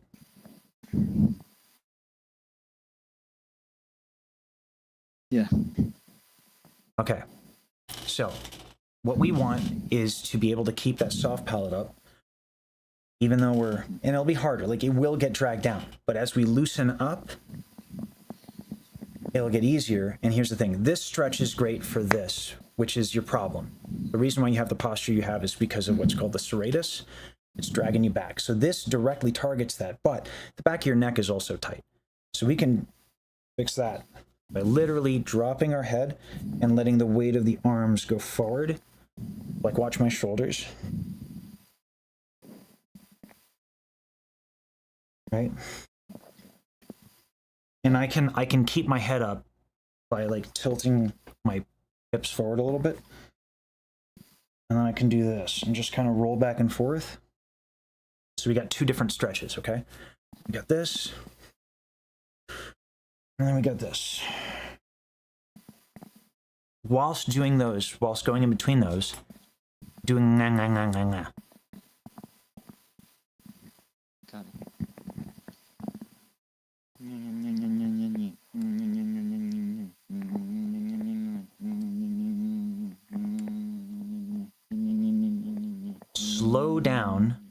slow down your nga, so that you can pay attention to it. Because what's happening is your vowel went from ah to eh. That's how much your soft palate's getting dragged down by these stretches. So slow it down. See if you can lift that soft palate even as the stretch continues. Got it.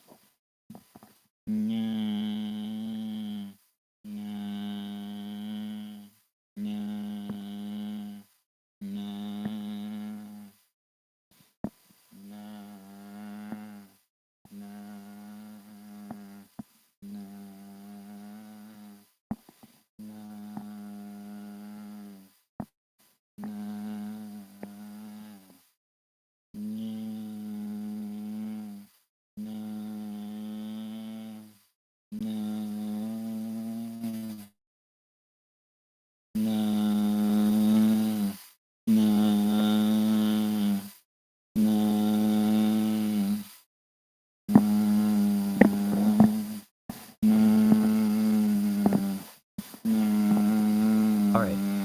Now, Am I check your if your soft palate's actually up by pinching your nose. Got it. By saying again, right? Nah. But nah. Okay. Got it. Nah. No, I think it sounds nasally still. Yeah, It still sounds went nasally. down. It went down.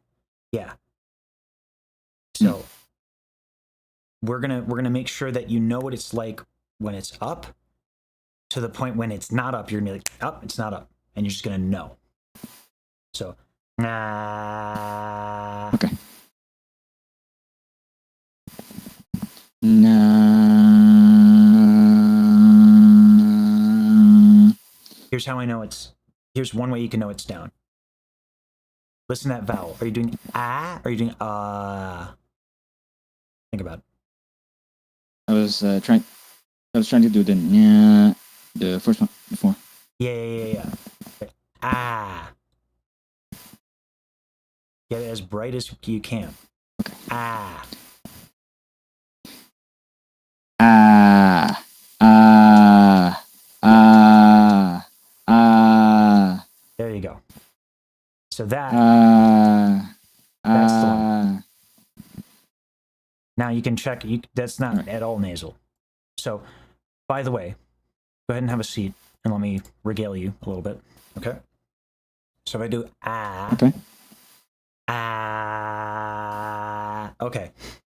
Great. My soft palate is lifted. I don't think anyone likes that sound, right? That's not a pretty sound. But yeah, this is again what's the object or the objective of the exercise versus the process. So where we go from here, after we really know whether or not our soft palate is lifted, would be to isolate just the soft palate across different vowels. So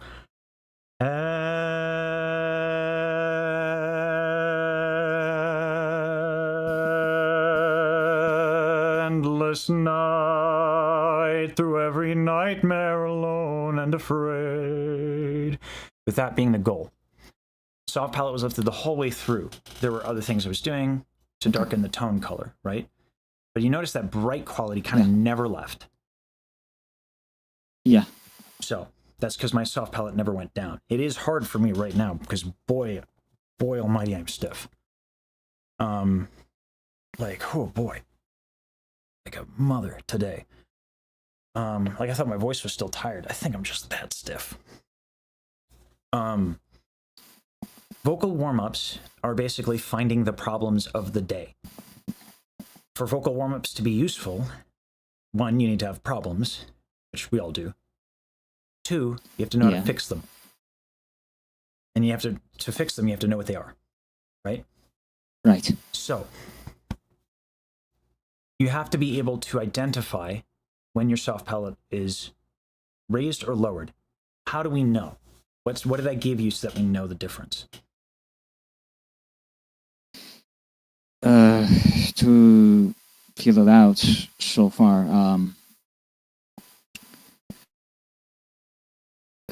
Can we go through it again one more time? That's how we know. Reaching the nose. Sorry. You're good. Okay. We've actually done quite a bit.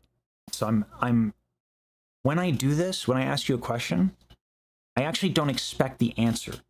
The reason why I'm asking it is because I'm having you reach in your mind for the answer. The very act of reaching, that's interrupting forgetting. That's what that feels like, right? Yeah. So, what do we do to find out whether or not our soft palate is lifted or lowered? Pinching our nose. There we go. So, that question will become much harder to answer in like 30 minutes, right? That's the idea of forgetting and interrupting forgetting, yeah. So, anyway. Yeah. Next question that you probably won't know the answer to, but I want you to try. Why might our soft palate be down?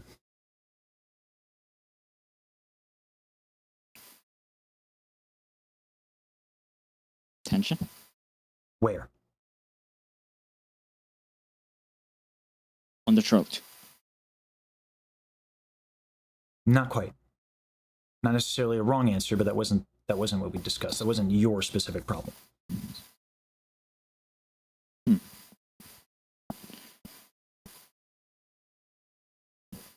I'm going to give you a hint so you can reach further and harm your brain. What were we moving?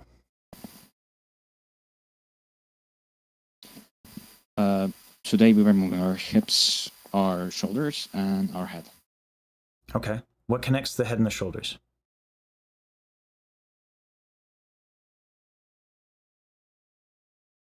Our neck. Yes. Good. All right. I've made you work enough. Go ahead and rest your brain. I'm gonna give you another avenue to remember. I'm gonna give you a logic. You've experienced that logic physically, but that doesn't always translate to having like the words for something. Okay. So I'm gonna share Z anatomy with you. Okay. And I'll share my Z anatomy on stream. Okay. And for the love of me, I just cannot, we're just gonna add the scene back in. I just want that nested camera. Is this a nested scene? Nope, that would not be it. That would be why that's that way, okay. There's that nested camera. There we go, push push. Horizontal. Okay. Let's do this. Cut this in. Push. 1 second to make sure this is all kosher. All right.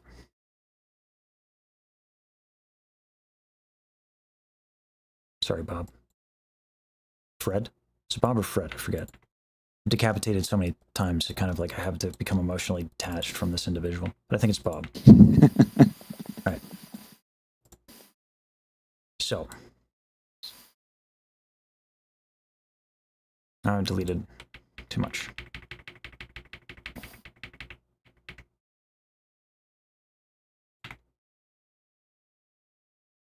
There we go. Okay. This is your hyoid bone. It sits on top of the larynx. Okay. This is your omohyoid. It goes into your shoulder. Okay. So if your back is tight, if your shoulders are tight,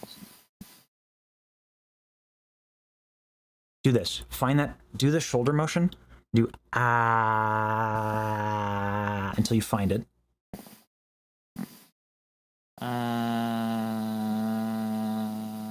Okay. Once you find it, find it.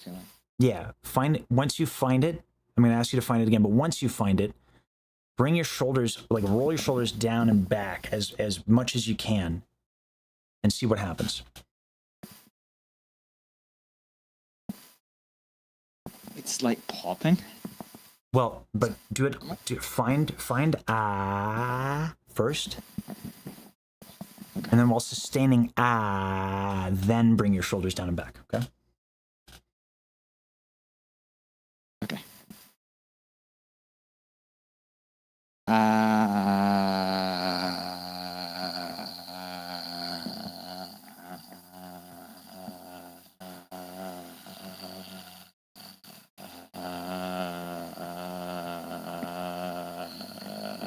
See what's happening to your voice as you bring your shoulders down and back? It's shaking. It's harder.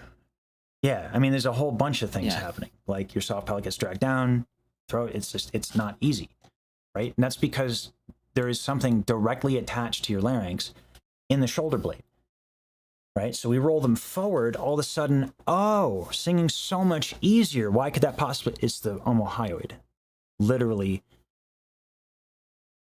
like being given a little bit of slack, right? The next thing that's happening too is the soft palate muscles are connected to your neck, your serratus. Yeah. If you contract this, right? So now I got this going on.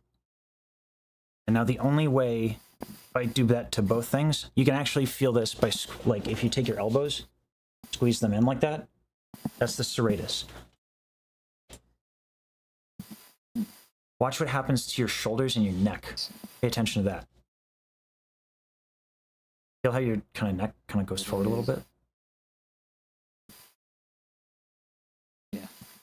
Yeah, your body is going to balance using the head. It's smart like that. It's just going to do that. However, if your head's jutted forward, what's holding onto your head? What's pulling it back? The neck, right? So if the neck is contracted to hold you up, it's also bringing down the soft palate. Make sense? Mm-hmm. Yeah. Okay. So now that you have a logic, let's go back to the stretches.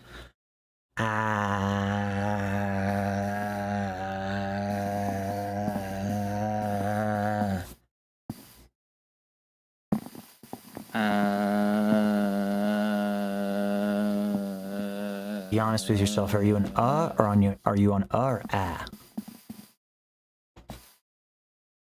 I think I was more on the second one. You think you're on ah? On the second one. Yeah. On Compared to the kind of like an awesome. You're doing and ah.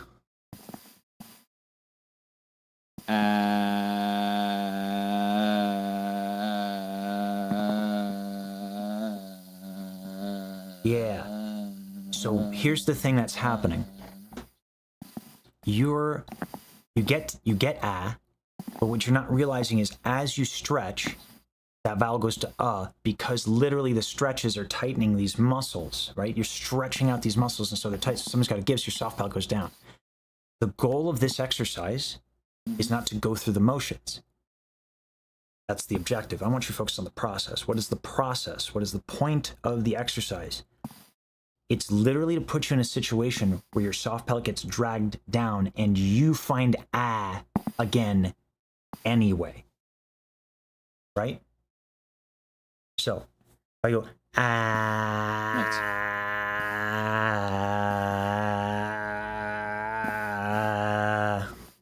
See when I'm doing that? I'm not just sustaining a sound for the sake of sustaining a sound. I'm paying attention and going back to so that that will help you understand when your palate's up and down without you having to pinch and unpinch your nose. Make sense? I see. Yeah. And it'll also stretch you out. It's like a twofer.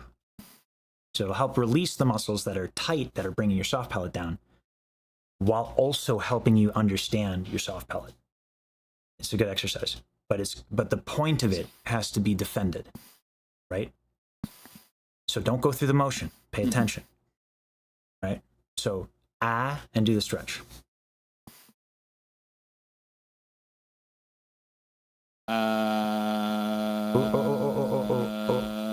That's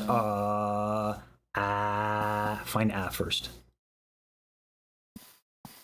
Uh,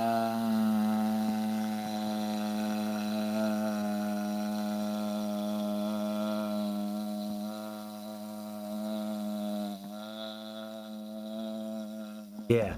And then once you find it and the pinch and unpinch is good, that check is cleared, start doing the stretches.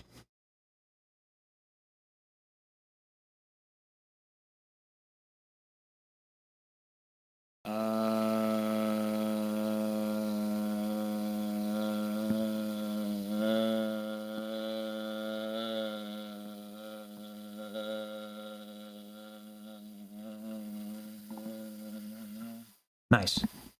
Still not but your soft palate's lifted and the point of the exercise is maintained, right? So if I said, oh, that's not then I'm the dick, you know? And I'm like, well, you know, you did the point of the exercise, you figured it out, but I just really wanted an right? So it works both ways, doesn't it? So good job. Here's the next thing. Endless.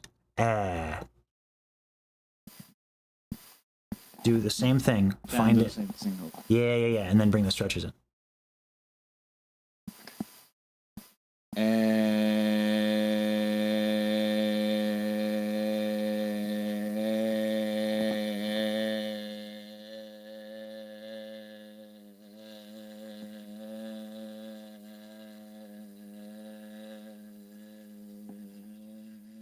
Okay, now less. Next syllable. And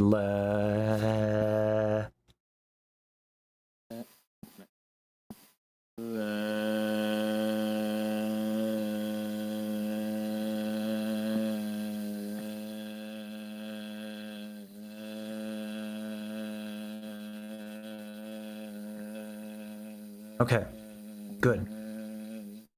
Okay. Now it seems the exercise is so easy for you that I want to see, you feel it now, right? You hear the difference, you feel the difference? Yeah. Okay. Now sing that first part. Endless night. Get the right pitch though, whatever the pitch is. Okay.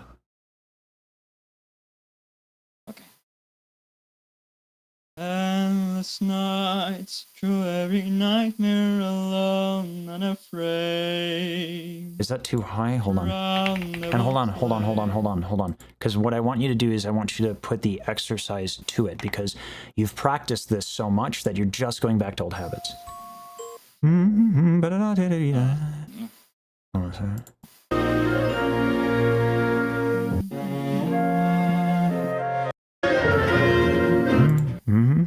Endless night.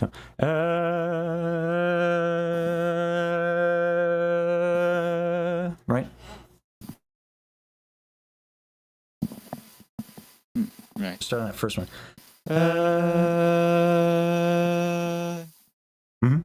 Pinch on pitch, find it.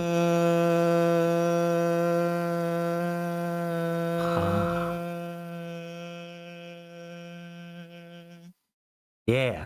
So your soft palate's going down.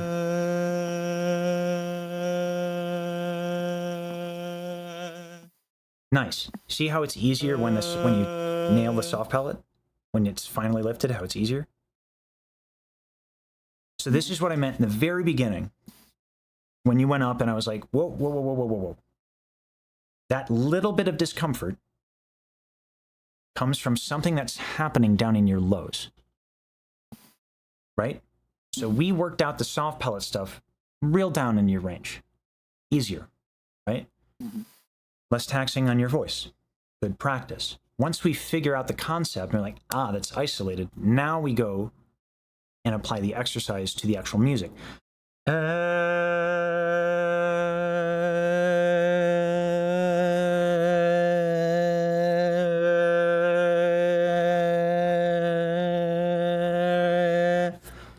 Until it's easy.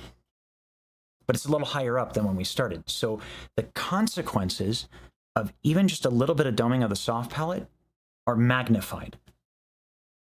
How do you think that's going to go when you go even higher? Right? So just because you can get away with it in a certain part of your range doesn't mean it's a good habit to get into, because there are consequences for it later. Right? So this is why attention to detail on something that right now doesn't feel like it's that big a deal. I mean, now you know because you've experienced the consequences. But that's why I was like, no. And why I was keeping it honest. Because that millimeter on the left side of your soft palate going down is going to kill you when you go up. And this song doesn't give you a break. It is a high tessitura song, meaning stays up basically the whole time, and then you end on a high note. Everyone likes to focus on the high note because it's a singularly impressive feat. It is a moment in time. But if you were to sing this live, it's not the high note that's hard. It's being able to get to the damn thing. That's the bitch of this song. So everything has to be like pristine. It sucks. It's a shame the song is so damn beautiful because it's such a pain in the ass to sing. You know? So. Pretty much. Okay. So, why do you unpinch and pinch your nose when you're singing a vowel? To find our soft palate, if it's lowered or raised. Okay. What are the muscles that could possibly affect that? It is on the back. It was... I forgot the name. I know Right. it started with an O. You just started with it. There's a couple. It's kind of a bit of a trick question because I'm a dick. Okay. Yeah. Go ahead and check into the anatomy. I'll show you. Okay. Yeah. You mentioned the muscle, the omohyoid muscle there. Yes. Momo muscle was connected to the soft palate and the neck. Not quite. Not quite. There was one more muscle connected. Not quite. You're throwing out answers because it's also like 50 minutes in and you're mentally tired, right? What I'm trying to, you're avoiding, because, and we all do this, the human brain doesn't like, when we think, gunk, physical gunk in our actual brain builds up. It's like one of the reasons why sleep is so important, because that cleans the gunk, right? The reason why myelin builds when we interrupt forgetting is because it's fucking painful and miserable to do, the same way that we build muscle. It's not comfortable. So it's fine that you're throwing out answers because you're tired, and it's probably not a good idea to keep pushing you to pull, like to reach. So I'm giving you different explanations because that's going to like enrich in your ability to, and give you like different avenues to pull that answer from, okay? It is connected to the scapula, the omohyoid, Yeah. right? Now, the serratus, this thing, oh, sorry, let me change so you can see. This thing, right? Like around your armpit, that's tight for you. That's why your neck is tight. But it's also tight because of the lower back. Mm-hmm. So if the lower back is stiff, as you experienced in the beginning, so camera up a little bit. Go ahead and stand up with me. I'm standing up. Okay. Give me a second to, here we go.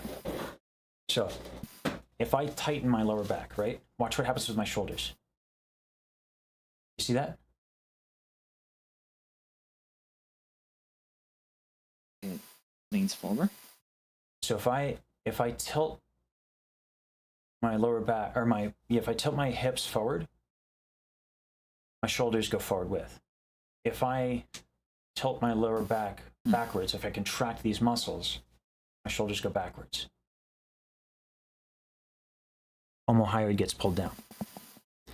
So now that we're standing again, this is the point of why we were doing those rolls. The stretches are great. You should do them. The movement stuff made everything kind of brain dead and easy, didn't it?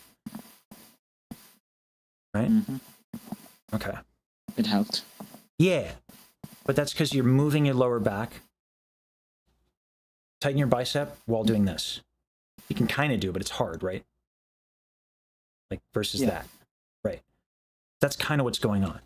If you have a tight lower back because you don't move a lot, movement will release it. And that soreness you feel is because you're finally loosening up a muscle that's just holding on to dear life. And so it's actually just sore. It's a tired muscle that you don't feel the fatigue of. You don't feel the lactic acid because it's still contracted. So you're not sore because it's a stretch. It's a different kind of thing.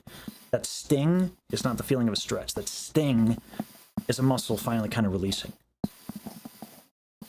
So movement is a big deal, right? Now you've worked out your brain quite a bit, so let's simplify, and we're just going to build up your body, okay? Your body awareness. With the movement. And last night. And last night. Nice. All right. Yeah, keep going, keep going. Find that lifted soft pellet throughout. And last night. And last night. Nice.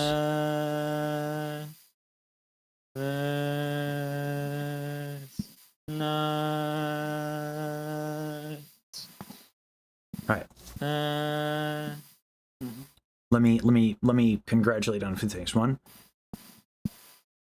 you can tell when it's down now, can't you? Yeah. Yeah. Like it obviously helps to make sure, but I have a suspicion that you don't need this necessarily to know now. You can kind of tell. I would still keep it. Makes things easier. Here's the bitch. The goal of singing is to get so good at it that reaching in your mind never happens, because the second you do it, you're going to tighten up a little bit. So we have to make it super habitual. So that means we have to go hard mode and then kind of make it easier so we know what it is, that it's easy. And so these different exercises that I've given you, if I give you something that is more physically involved, I've simplified it in another area. Right? One vowel. Stretch. Okay, see what happens, right? Okay, well, now we're dealing with different syllables. Okay, we can lessen the cognitive load, right? So it's an important thing when you're practicing, is to play with these different combinations. That's why I'm trying to drive home nowadays, because like it's been the case where I give people exercises. You know, I'm trying to get better as a teacher into perpetuity, right? I'm never done getting better. And one of the things I've realized as I watch the lessons back, I'll give people an exercise and they'll get flustered. They're like, my tongue fart is not exceptional. And I'm like, why do you care about the tongue fart? Why wouldn't you care about the singing? But I realized, like, I'm not driving home enough the point, right? So, what's the point of moving? What does this do? To find out if you have tension or not. Not quite. After feeling the muscles. That is a side effect and a benefit that you experienced today, but might not persist. So it's not to find out, it's to, if your bicep is tight and I have you do this, what happens to the bicep? It becomes a bit bulky. Try flexing your bicep and moving your arm at the same time. What happens? Shakes up.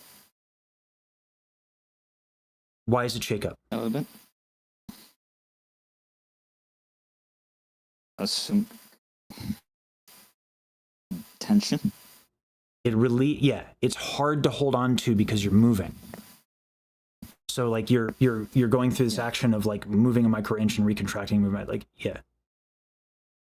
So again, this is the thing where like I didn't expect you to get the answer. I just wanted you to reach. Okay, so remember that the movement is to release tension. Tension that you have today, that you might have for the next few weeks, that you might have for the next few months. I solved my tension 2 weeks ago. Well, shit, it's back. Because that's life. Because we live and we use our bodies, and, you know, I worked out for the first time in a bit, so I'm sore and I'm stiff. I'm not loose. It's a tool. True. This exercise and the concept is a tool in your toolbox as a singer. If you got a problem, you can solve it with movement to release tension. How do you know you have a problem with your soft palate? What did we do?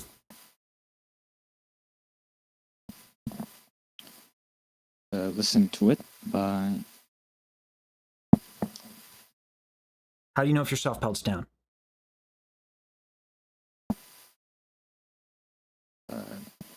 Be pinched our nose to find out. Uh-huh. Now, how did we know what the relationship between the different muscles are with the soft palate? What did we do, not conceptually or visually, what did we do physically to feel that relationship?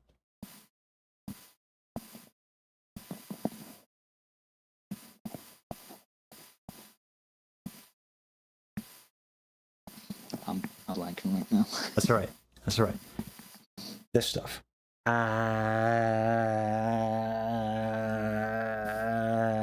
Right? The stretches. Right. Yeah. Yeah. How fried are you right now? I'm so sorry. Yeah. My lessons can be brutal, but like they're recorded. So like what's going to happen is you're going to take, and this is normal. This is pretty normal. You're going to walk away from this lesson. You're going to remember like 20%, right? That's why it's recorded, for your benefit, as well as like, you know, being able to, it's, you know, by making it public, people can, you know, help support it. So all of these things are tools in your toolkit to solve a problem. And that one problem for right now is your soft palate. But these muscles that are tight right now, once those are loosened up, they'll have a lot of other benefits. Benefits I won't get into right now, but it'll help your breath as well. You nail this, take a week or two, maybe a week and a half, to just practice these ideas and play with them, put them in different combinations. What's going to happen is in a week or two, singing this song will feel a lot easier. Okay? All right. Okay. And I would ask you why it's going to be easier, but I got the next student. So, good job. Thanks for punishing your brain. Thanks. Yeah, I'll see you. My pleasure. Yeah, thanks. Care. Absolutely. Take care. Bye. Hey there. How you doing? Oh, hello. Hey. I believe you are the next student. Is that not true? I believe so too, and Phenomenal. This is my first lesson, so I'm not really sure how this is going to work. It's really easy. You make sounds at your face hole, and then I give you some stuff to do, and then those sounds at your face hole get easier to make. So, the way that I usually start it is, if you want to sing me a little something, so I can see where you're at, and we can get started. All right. I do have a whole bunch of questions in general. Do you want to do the singing sample first or questions first? I like doing the singing stuff first, because what ends up happening a lot of times, and the reason why I really try my damnedest to do one-on-ones, is because there's a whole lot of information out there, and a lot of it's garbage, and a lot of it ends up with a lot of logical inconsistencies, and then I get smart people who try to ask questions about the logical inconsistencies, when in reality, their mental model is just bad because no one's offering solutions to their specific problem. So it's not that I don't want to hear your questions, but I think if you sing a little bit and then we work together, those questions will come up in context, and that's more valuable. Does that make sense? All right, fair enough.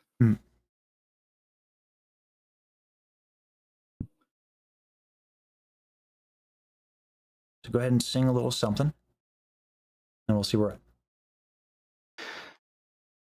If you'd only seen the things I've seen and walked the roads I've walked alone, maybe you would know why I sing and why I love this sad old song. 'Cause long ago and far away there lived a girl who knew nothing. All's years gone by and here I am. Okay. I sing her song and Let's wear her pause here. name. Let's pause here. All right. So kind of cool that this is all based off of fair release. Let's do me a favor. Usually I don't care what genre this is in, but and like I can address the fundamentals, but like what genre do you want to study singing wise? Like what style of singing is this? Do you mind sending me the recording or putting it in Singing Talk and Share? Recording Sure, I can send the link to the in which channel? Singing Talk and Share will suffice.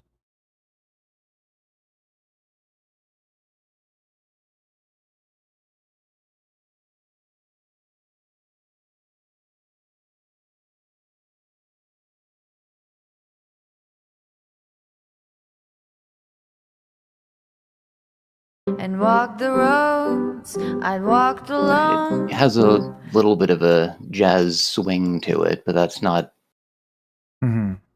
really the part of it that truly appeals to me, but it is very noticeable. Yeah. This singing aesthetic is one of this person that I'm hearing immediately. I notice their soft palate is down, and that's part of the aesthetic. Da da da ba dee da da dum, ba dee da dum, ba dee da dum. The idea behind this kind of aesthetic to me is that it's kind of like you're almost like whispering to someone in bed. Right? It's pretty intimate. The tone quality, right? Yeah, it's a soft tone, right? Yeah. So,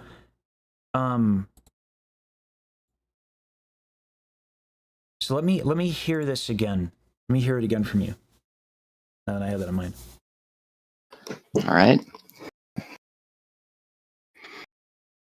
If you'd only seen the things I've seen and walked the roads I've walked alone, maybe you would know why I sing and why I love. Let me explain what you're doing.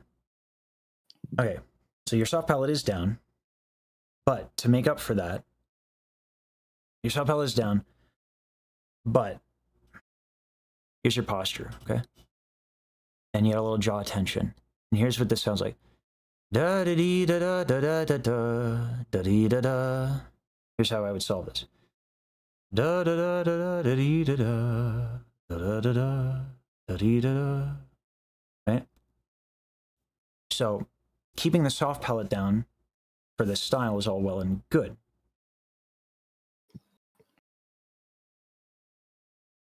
That jaw tension is going to add like a bite to the sound that's almost going to sound nasal. A lot of what I would do to help with that would end up with your soft palate being up, which we don't want aesthetically. So, let me think for a second. Do me a favor. Let your head hang like this for a little bit. You can bring your, are you sitting or standing? I am standing right now. Okay, let me stand with you and give you good cues and direction, all that. All right. If you bend your knees and you let your hips go kind of forward a little bit with that, you can hang your head. Just make sure your quads are not like super tight while you do this. Okay. Mm-hmm. And you can let your head, once your hips are kind of like forward a little bit, you can let your head hang without like doing a bunch of weird shit with your back. Okay. From there, Okay. massage your jaw.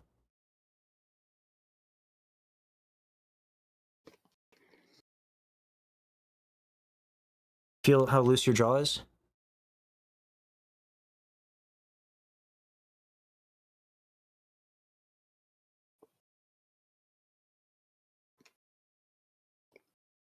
I'm feeling tension in there. Okay. Do me a favor. Go back to standing upright. How much tighter is your jaw when you do that? I could be wrong. Could not be tight at all. But is it? I think this might be a little quirk of my particular setup. I have my headphones with the microphone around my neck. So that's Hmm. a little bit in the way. Yeah. Any way we could move the mic so that you can just focus on your body? I'm not sure I have anywhere else to put it. Even if it's not like, even if it's like on your desk or like on a thing and I could kind of hear you, that's sufficient. Right? Like the quality of your lesson is more important than the quality of your audio. You know what I'm saying? So if I can hear you and you don't have a bunch of the background removal stuff on Discord and you sound like, you know, from a distance, that's fine.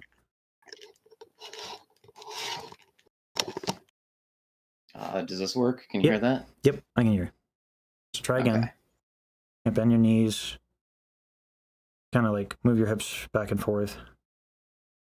Massage your jaw, move your neck. Oh yeah, that's very different. Yeah, good. And if you feel a little loose in the jaw, in a little bit, put pressure on that muscle with your fingers just a little bit and see what changes as you stand upright.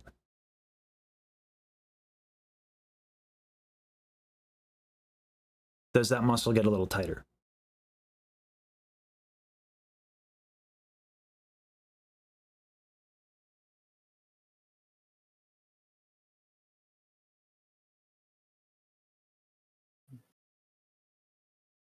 I think a little bit. Yeah, a little bit. Okay, but that has massive implications. All right, let's experience what that sounds like when singing. So go ahead and hips forward, knees bent a little bit. Whatever the words for the song are, ba-dee-da-da. If you'd only seen the things I've seen and walked the roads I've walked alone. All right, now hold out a note, any note, and then as you hold it out, go ahead and stand upright.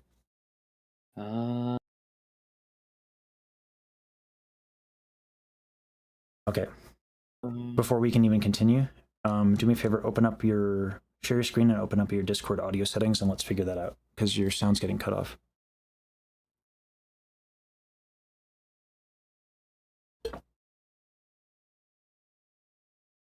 So we're going to fix your audio settings.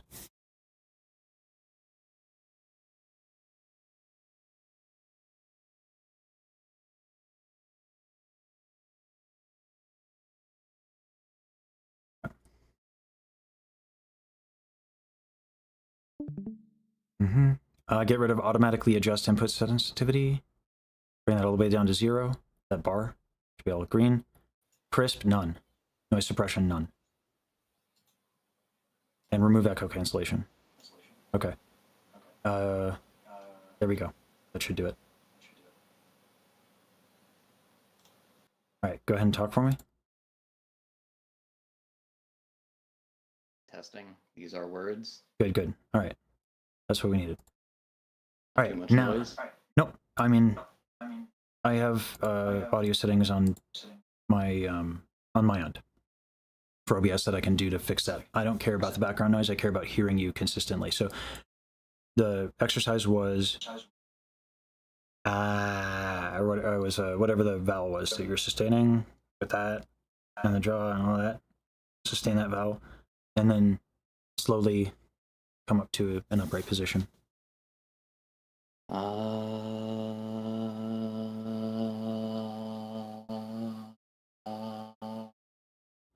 Do you feel or hear that kind of buzz that's happening as you stand? Like it's like a little bit, maybe you feel it here, maybe not, but do you hear something brightens a little bit?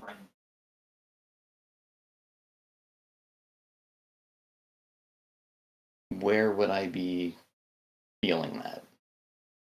Depends on you, but something changes.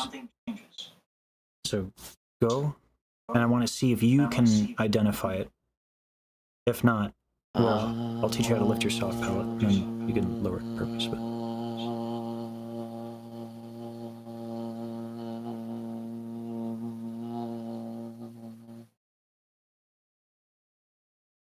if you can't, I think I'm feeling what you're talking about. you think so? Okay. So let me tell you, because I can tell you and I can give you the concept, but ultimately what ends up happening is if you don't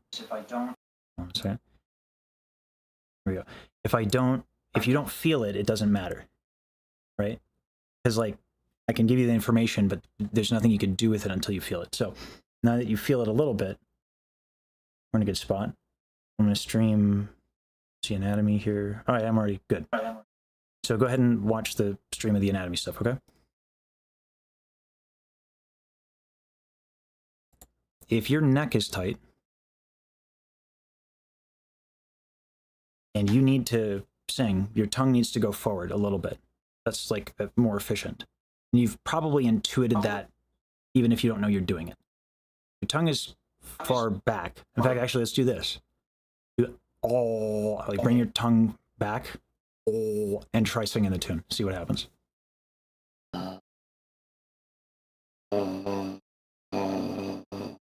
Not very comfortable, is it?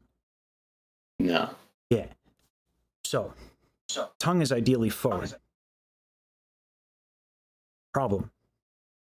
If you got stuff bringing you down, it's going to bring your tongue down. So you, figuring out that you wanted to make it easier, probably, started clenching your jaw to bring your tongue forward. Right? So if we stretch out these back muscles and your neck and all that stuff, we remove the need for you to clench your jaw. Okay? And then the second we go back upright, something changes, it's not so easy anymore. Right? So what that is, it's two things. So in the last lesson, I'm not sure if you were able to watch it, but omohyoid right here. This is the muscle, it connects to the scapula. Okay? Your tongue rests on top of this thing. So if this gets pulled down because your back is tight, right? It brings your tongue down as well. So what happened when we did this?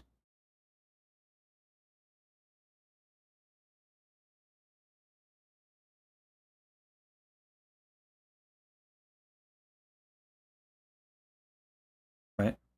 Look at my shoulders. That would bring the tongue back because of that muscle connection, right?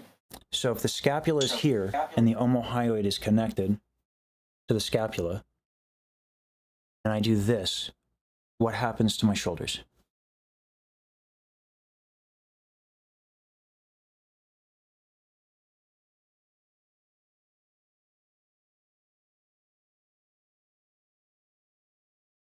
Shoulders go forward. Mm-hmm. What would that do to the omohyoid?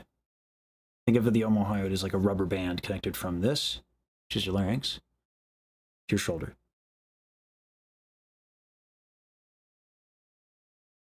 That would stretch it out, right? Opposite. This would stretch it out because it's more distance between the actual bone, which is the hyoid bone, and your scapula. So if I create distance, stretched out. If I do this, it's slack. So it's like pulling an elastic band, right? Shoulder blades back. Shoulder blades forward. Right? So that's why when we do this, all of a sudden we can relax this. When we do this, that thing changes. Right? Does that make sense? Yeah. Okay. So sit down for me, and I'll answer some of your questions. And mainly because I want to give you a little bit of a mental break and a little bit of a physical break so that I can, cause you all kinds of torment soonly after. That's a word. Anyway, what are some of your questions? All right. This one is about the mentality with approaching vocals for him. Because I only have musical experience playing instruments and not the voice. What instrument? I can play saxophone and piano to something that approaches adequacy, and I also picked up violin to a bit of a lesser degree. Mm-hmm. But I'm not sure if it is valid to approach singing with a mentality of trying to learn it like an instrument, though. Yes and no. And so let's get into why no first. When I practice guitar, everything responsible is visible and has nerve endings. Yeah. It's tactile. I can look at it. If I want to be able to shred faster and I'm aware of tension issues getting in the way, I can look at it and postulate and all that. You can't look at the omohyoid. Your nerve endings, your vocal folds don't have nerve endings. You can have a vocal injury right now, you don't. But you could, and you wouldn't know. You can't feel it. You'd have to do some detective work to figure it out. Right? So there are things that we need to do as singers that is like detective work sometimes. And the problem that we often run into is no one gives us tools. You go to Singing Reddit, they give you a couple of generalized exercises, and you don't know, like you do it, and maybe it helps, maybe it doesn't, and then you go through this thing of just like tutorial hell, where you grab the next thing and hope that exercise is going to help you, but you don't know why, right? Mm-hmm. But I can tell you have jaw tension, and it affects your tone in a way that makes it a little bit more bitey. Maybe you want that. There are singers who do that for like a certain tone, quality, and effect, but the problem is that generally speaking, you don't want that for two reasons. It's not ergonomic, it's not efficient, and you're singing a style that is already taking a hit on the ergonomics, meaning the efficiency of singing, because the soft palate is down. Which therein lies the second difference. If you want to play metal, you can buy a 7-string guitar. If you want to play electric blues, you can buy a 6-string Strat. And just eat the fact that you don't have that 7th string, but the sound quality and the aesthetic is appropriate. You can't do that. You got what you got with your voice. Yeah. So ergonomics and prioritizing ergonomics, I think, is important, because you can always add stuff back in. When I want to sound like Adam Levine from Maroon 5, I can add a little bit of chest tension and achieve the effect and make that trade-off in a cognizant way. If you want to sing this style of music and you don't want to lift your soft palate, you can do that. But it does benefit you to know how to lift it as well so that it's a choice. Right?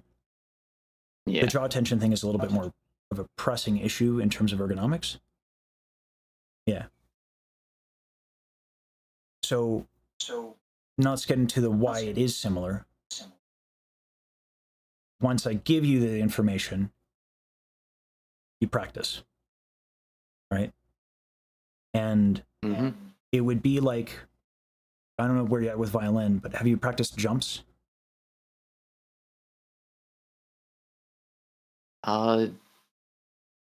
Little bit, not really. Okay, I'm still very bad at it. sure.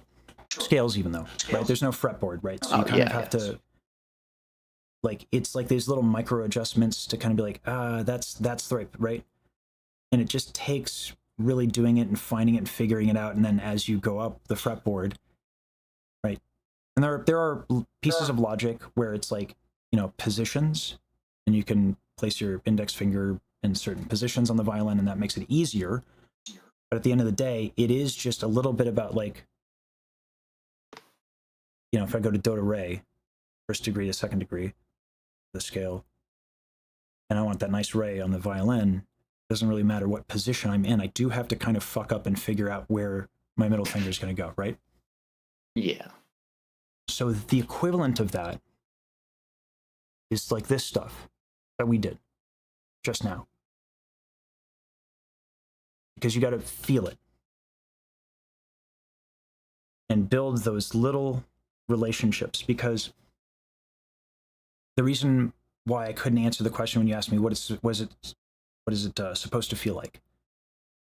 If you read a lot on singing, you'll eventually run into a term called mask resonance, which is your nasal passages are of a certain size, and some people have the right size of nasal passage to where you can hit a sympathetic frequency that resonates and you'll physically feel a sensation.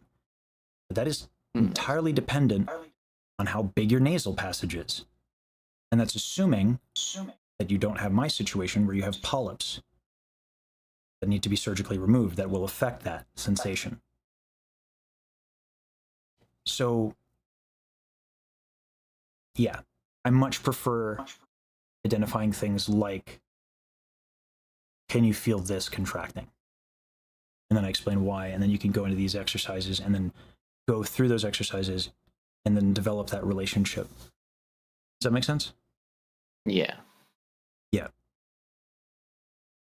So the TLDR is that you cannot you visually observe. And to a certain extent, you also can't trust your ears because bone conduction. What you think sounds good, yeah. So you've probably already experienced that, yeah. So you can't trust how you sound, and you can't look at it. So what sensation of the sensations that you have available to you can you rely on? Kinesthetic, the sensation of touch, but like, extended to your body. Make sense? Yep. Okay. Bit tricky though. It is. And it's what makes singing very hard to learn.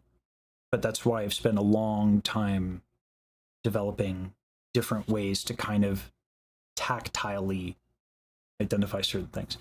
There are also spectrograms. So you can look at you can see the sonic profile of what you're doing, and that's reliable as well.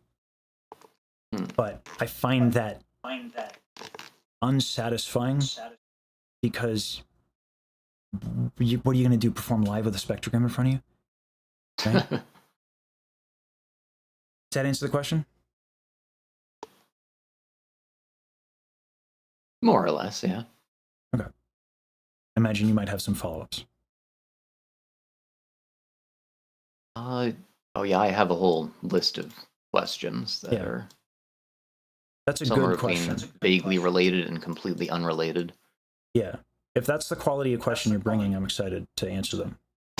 That's a highly consequential question. Yeah. Oh, I can't wait to disappoint with the rest of my questions then. We'll see. Keep going. So this is probably a particularly stupid question, just to balance things out.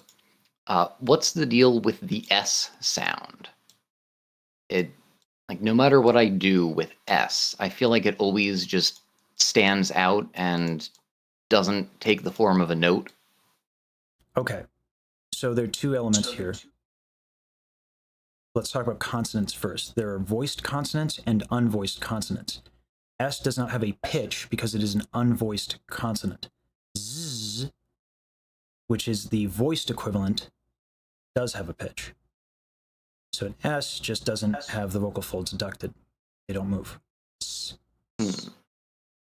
Why is it so loud? Depends on the context. So an S in an audio environment can get really loud because it covers a shit ton of frequencies.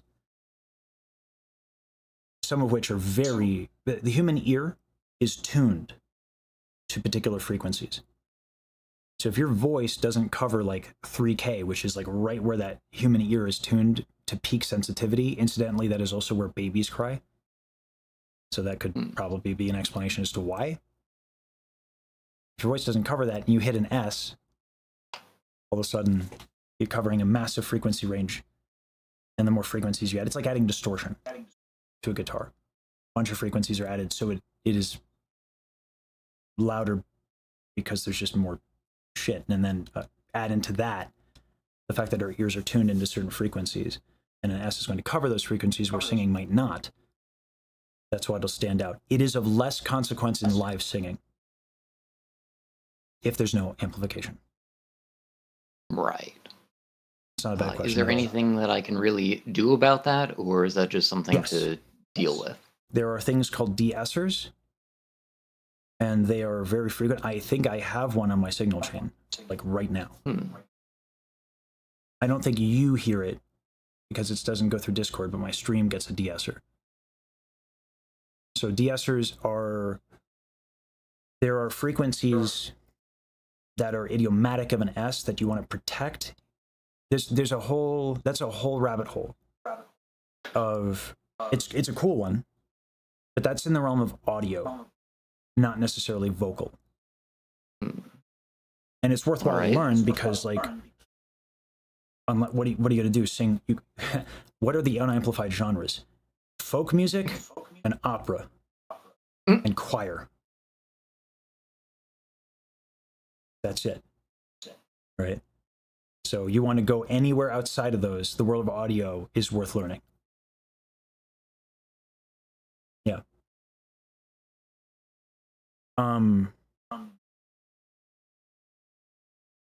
I wish I could offer a spot in the tune timing and triage stuff, because we're using like de-essers with like RX and all that, and that would be a great opportunity to learn. But yeah, tons of videos on this. And unlike the other thing where you know, this is very learnable. Next question. This is a known and solved technical problem. Yes, very much so. Absolutely. What's your next question? All right. I don't really understand my vocal range. Specifically the edges of it. Things Technique get issue. weird at the very low issue. Drop this framing they become- entirely. Drop this framing entirely. Your vocal range right now, skill issue. Just to be direct. Jaw tension alone is going to kill your ability to sing high. Here's why. When we ascend, we have to adjust our vocal tract and make space, because we actually have to like shorten our vocal tract to hit resonant frequencies. This is more complicated.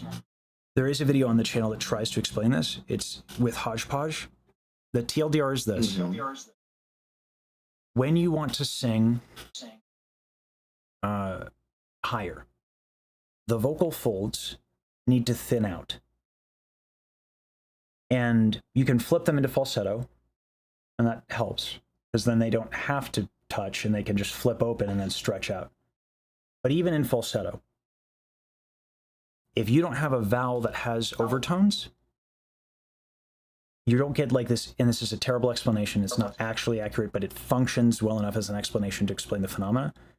With a good vowel that has a lot of formants and overtones, you get air pushing back down on the folds to help them stay together. A better explanation does exist on the channel with Hodgepodge, who I hope to have back on soon. He's an academic in the field. and does break it down. I think the video is called like pro vocal expert, the meme, corrects me or something like that.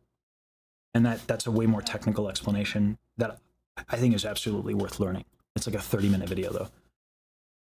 Yeah. All right. But that goes into just the vowels. What is a vowel? It's the orientation of your vocal tract. In other words, the shape of the inside of your mouth.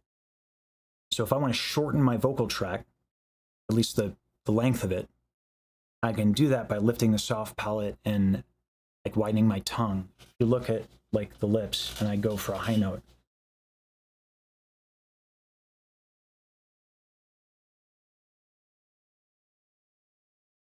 everything kind of like retracts a little bit and like lifts and yeah. So, but if your jaw is tight, you can't move that shit. It'll pull down your soft palate. Like, yeah. And yeah, there's some other consequences to that as well, but that's probably the biggest one. So yeah, and by the way, my range issues, like there are things I can expect to never hit, but 20 years later, I find that now I can hit G5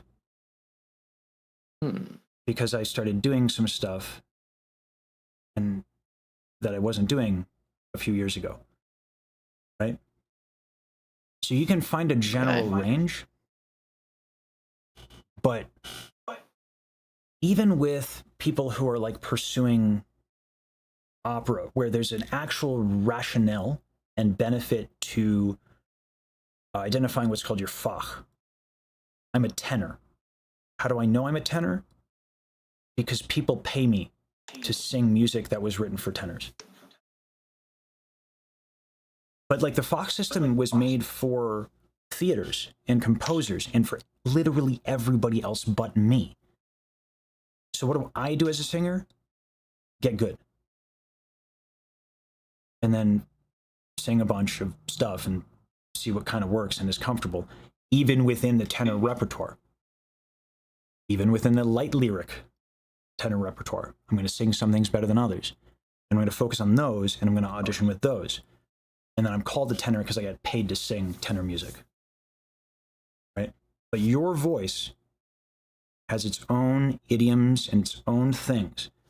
And you can focus on the range you have now, but why? When you can just get better and have more range anyway. Make sense?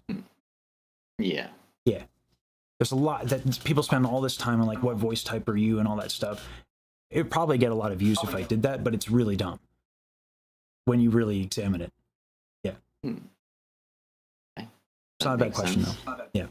It's a good one to answer. Although there is one follow-up range question Sure. that did not answer, Hmm? which is that sometimes when I'm singing along with a song, I can feel that there's just some note in the middle of what I would expect would be my comfortable vocal range that I just feel is not going to work. There's just this random gap in the middle of my vocal range that I have to either jump over or adjust an octave below. I'd have to work with you. Technical issue. All Yeah. right. Fixing the jaw tension will do a lot, but you know, that's just one thing that you got going on. Make sense? Yeah. Okay. Do you have another question? Because these are actually quite good.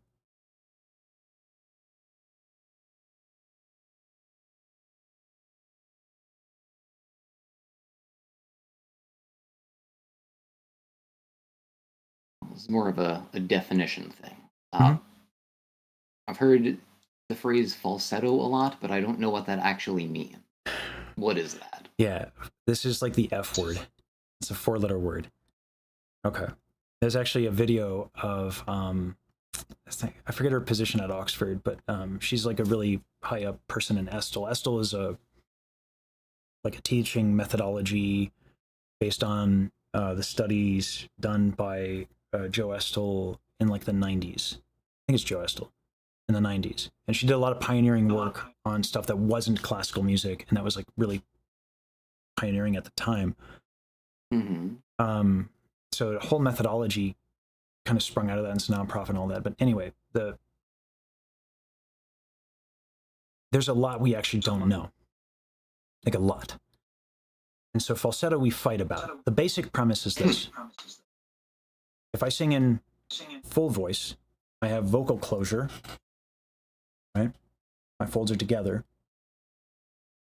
Falsetto, they're not together. They're open, and it's just the edges that vibrate.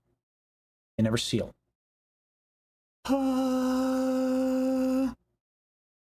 That breathy tone is literally air leaking through the vocal folds constantly, and so you get a hiss in the same way that you would get a hiss with s, right? It's just air, so it covers a lot of different frequencies. Let me bring, and this is where now I'm going to add some complications. So if you want to check out the anatomy stuff, and open that up. So falsetto is no closure, because these things are your vocal folds. They can come together, all right? But if they don't, and the edges vibrate, that would be falsetto. Here's the problem with this definition.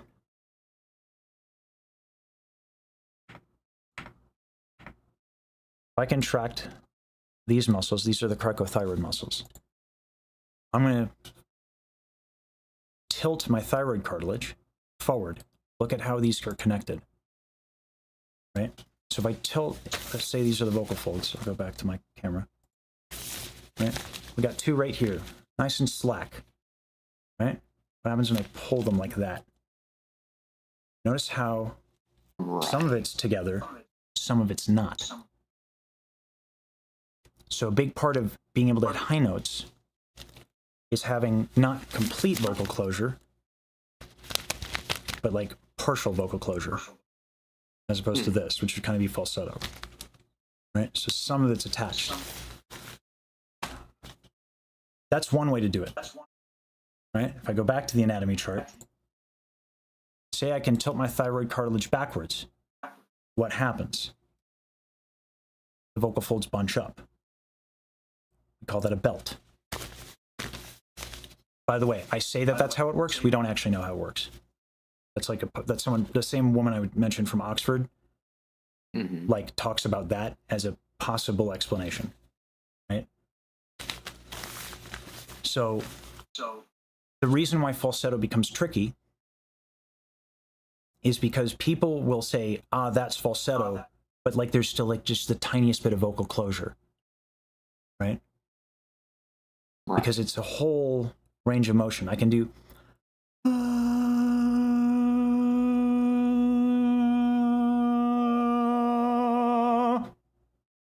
and gradually tilt my thyroid cartilage and bring just the tiniest bits together. So when do we call it falsetto and when do we call it head voice? So the real answer is that it's on a continuum.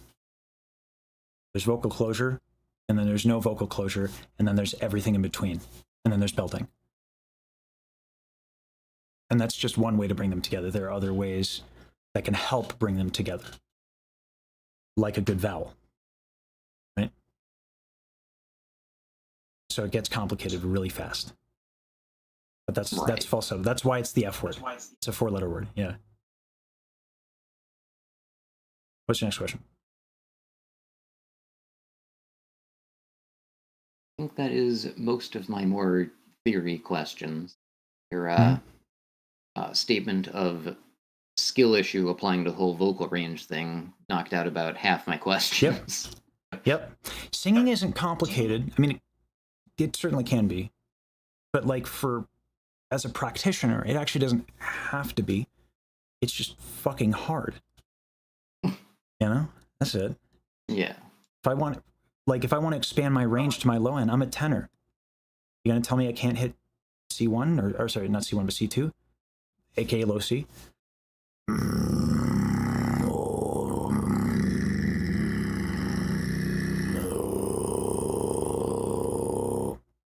That's an extended vocal technique called vibration bass.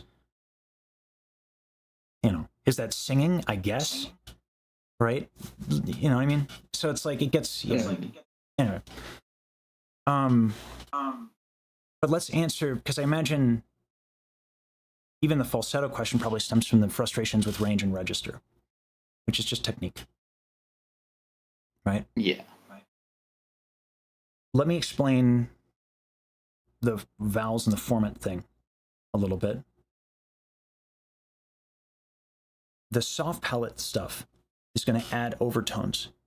Remember that I said that the more overtones, the more formants you have, the easier and more efficient it is to sing because you get more vocal closure. Mm-hmm. Yeah. You're choosing a song and a style where it's down. Nothing wrong with that. We don't always have to be efficient, but we do have to acknowledge the trade-offs, right? So I'm going to teach you how to lift your soft palate real quick. Go. Go what? Inhale K. Feel that thing lifting?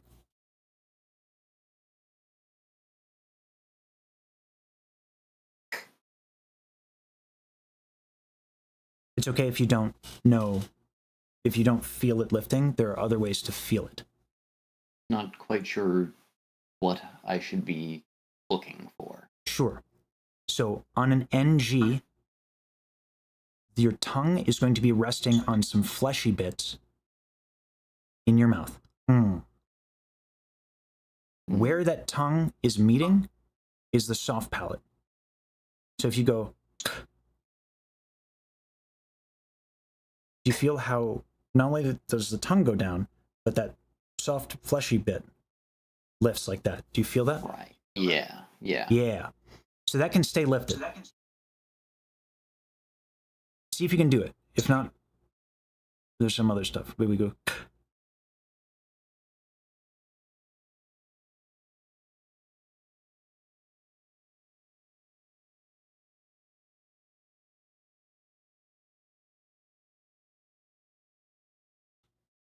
Can you feel it lifted or not? And it's okay if you can't. Yeah, it's tricky though. Yeah. Keep This- the tongue in a certain way to keep it lifted. You only have to do it. Well, they can be somewhat disconnected, but they are also tied. So you can do this.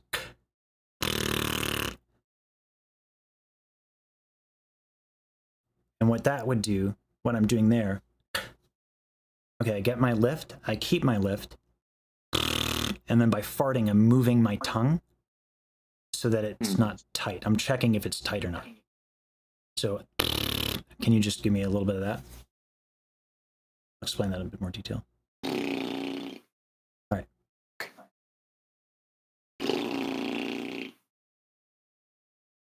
Yeah. Feel completely disconnected. It feels disconnected from the soft palate and the tongue, or mentally you don't like Just trying to flow those two things into each other. Feels weird to connect them. yeah. This goes back to like what sensory things are reliable, and it's like touch and kinesthetic awareness. Mhm. The problem is like building that awareness. So understanding your soft palate is like one thing. And that's one, like that inhale K thing is one thing to get a sense of it. The other would be if you say, make sure your jaw is loose.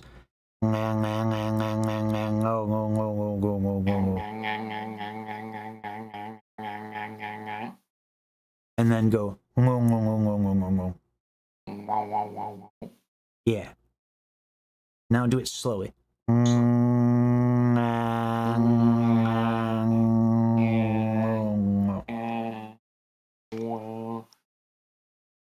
The reason. What was the second one again? Moo. So you're going ow. The reason why, yeah, there we go. You got to the point real quick. By having the tongue on the roof of the mouth, as we go through those vowels, we can see, or feel rather, the change in the soft palate.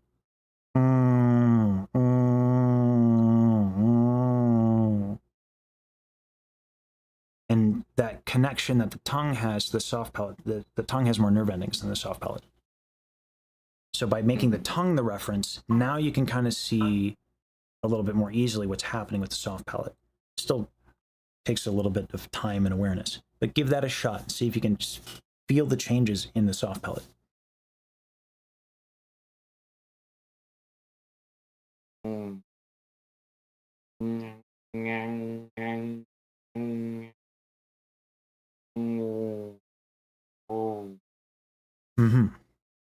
Yeah. It's going to make your life definitely feel that. good. Okay. So the point of that. So we worked a little bit on back tension, basically, just like this stuff, because that's tight. It's bringing your tongue back, but you brighten your jaw to bring your tongue forward. By stretching that out, you loosen your jaw. So that can also affect your soft palate. But the soft palate and tongue can be independent of each other. So I can lift my tongue, or my soft palate, and do all kinds of crap with my tongue. So when you were doing the ah to the ooh, do this for me. Nah, nah.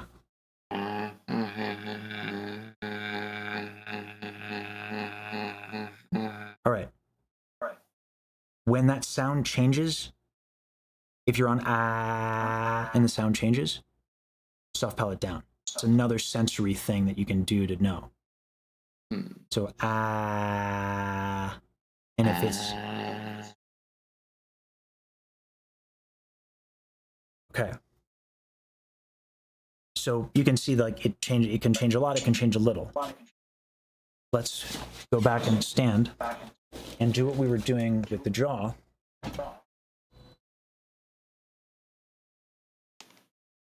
Right. Hips forward. Let your jaw hang, get your jaw loose. Ah.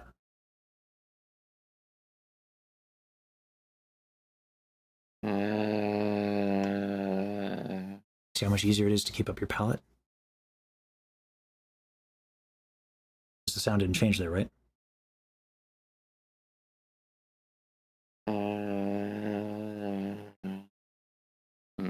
I guess so.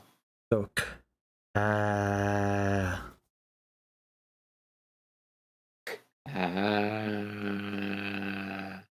yeah. So, all right. Yeah, it's a range of motion. The soft palate has like 3 different ways it can move, up and down. If it were all the way down, you'd sound like this. Oh boy, I'm so happy, I'm droopy. You don't have that problem, right? So it's the sides. But just like falsetto, we're talking about a continuum, right? So it can be more up and more down. The more up, the easier it is to have overtones, which is why certain high notes become very difficult depending on the vowel. If I have an ooh on a high note, I hate the composer. I'm not happy, right? Now here's the trick though, I can modify the vowel. And I can maintain overtones by having a lifted soft palate, and I still have an ooh vowel, right? Give that a shot.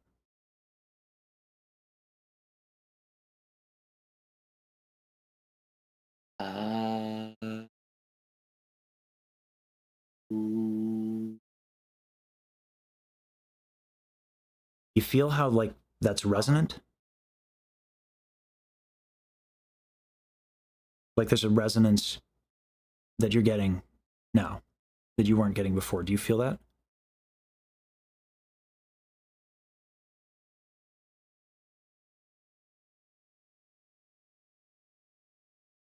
where would I be feeling for that? Hard question to answer, but we can bring up a spectrogram, and then you'd be able to see it. So we actually had one of our mods. Can we get the spectrogram, folks? Can we get that command? Yeah. So if you want to open that, and what I usually have to do is I have to open my browser, Chrome, and then copy and paste the link. Like, for whatever reason, the hyperlink just kind of doesn't do it. And then if you give, you know, your browser permission and stuff like that.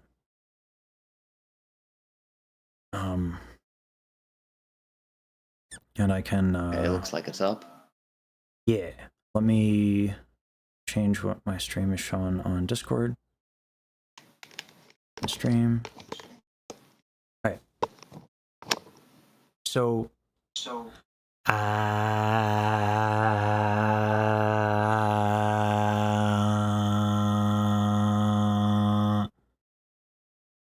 you see that change? I have less higher frequencies. They are less loud. The way that a spectrogram works is that you have time, obviously, on the x-axis. Y is your frequencies. And then the brightness of the color denotes how loud those frequencies are, to the point where sometimes they're just not even visible. So if I go,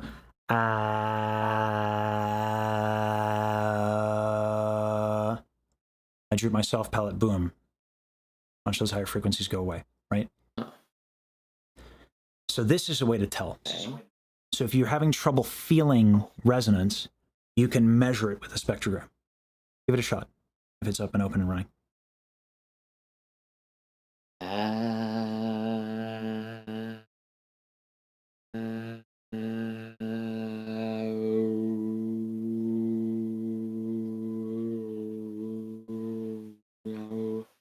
Yeah. See the difference, right? Okay, I can see that there. So this is going to be the consequence of range and register, and particularly the hole in your voice. So when I do, I wish my piano worked. Let me get virtual piano up.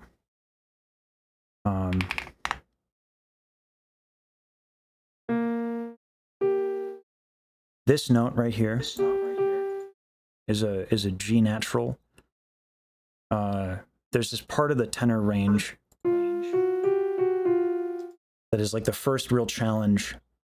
And whenever someone tries to do like classical music or musical theater, happens a lot too. This is like a hole in people's voice. And sometimes people have more of a hard time here than they do here. These particular notes have frequencies that if I don't dome my soft palate a tiny bit, I'm actually going to have a miserable time doing that. So it took me years to be able to do... Oh my God. Hold on, I'm so tight.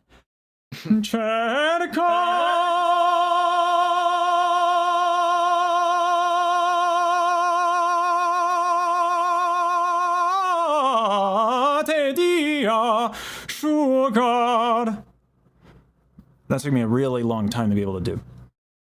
Like 10 years. Just that.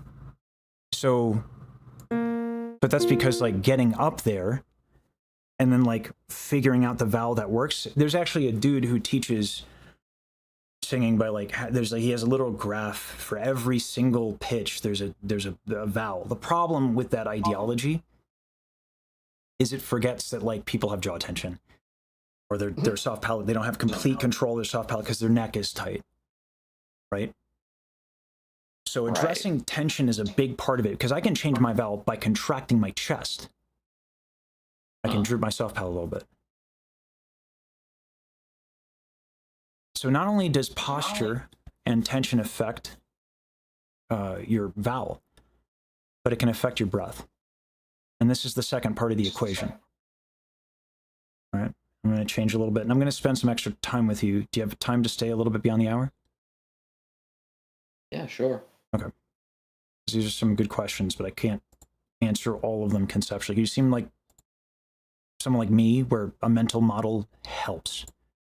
And not having the whole picture kind of fucks with you, you know? So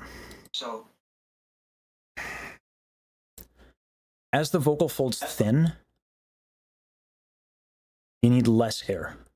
So meaning if you want to go higher, you need to be able to exhale with less intensity. Mm-hmm. So your posture problems. The same with the saxophone too. Yeah.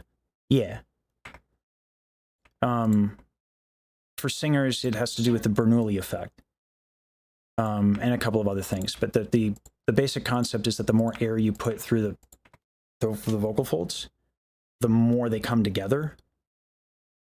And the same is true for the false folds, which are above the vocal folds. If you put in a lot of air, your false folds start to come together. But so I'm erasing a bunch of muscles to show this. There's a lot of talk about diaphragmatic breathing, which is ridiculous. Because you want to talk about something that doesn't have nerve endings? Your diaphragm doesn't have nerve endings. And by the way, you're successfully, accomplishing diaphragmatic breathing. How do I know this? You're not dead. So that shit's working just fine for you, okay? So what is in the way? Assuming that you're alive and you're not a necromancer, and therefore your diaphragm is working just fine, we have to work with what we can control and change our perspective for that. These are the intercostal muscles. You might have noticed when I went up, like, watch my posture from when I make the jump. You see that? Yeah, I kind of went forward and up a little, right? Another perspective. My torso is expanding. The whole thing. My intercostal muscles are contracting so that I can suspend my rib cage so that not as much air is coming out. That's what I'm doing. Problem. Look at how big these things are. Right? Not very. Let's bring back Bob's other muscles.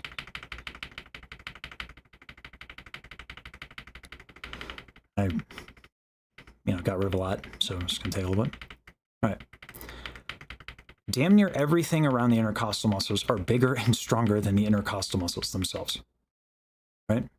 I contract my lat, my serratus, my trap, my pec, sometimes my abs, right? My lower back. All that shit's bigger, stronger, and of more consequence. And if it's not bigger and stronger, it's going to be around like a fulcrum. Like that. Or like my hips are tight. Now all of a sudden, expanding my intercostal muscles is a son of a bitch. Right? So now my vowels are jacked because I have bad posture and tension. And then on top of that, I don't have control over my ribcage, so I can't suspend my ribcage and I can't sing out as easily. Right? So I can't go up. So a big part of singing technique, before you even get into like finding your vowel and finding what the right amount of breath you need, is getting rid of tension and having good posture. So this thing with the jaw tension stemming from the back affects your breath, affects your vowel, affects your soft palate. Right? So just that one thing. So let's answer the question, why was your jaw tight? I answered that question before. Let's see if you remember the answer. Why was your jaw tight? That was that muscle in the neck that connected down to the shoulder, right? So the omohyoid, what does that do? What about the omohyoid did I say? Or talk about? That it connected to the tongue and brought it backwards. Under what circumstances did it bring it backwards?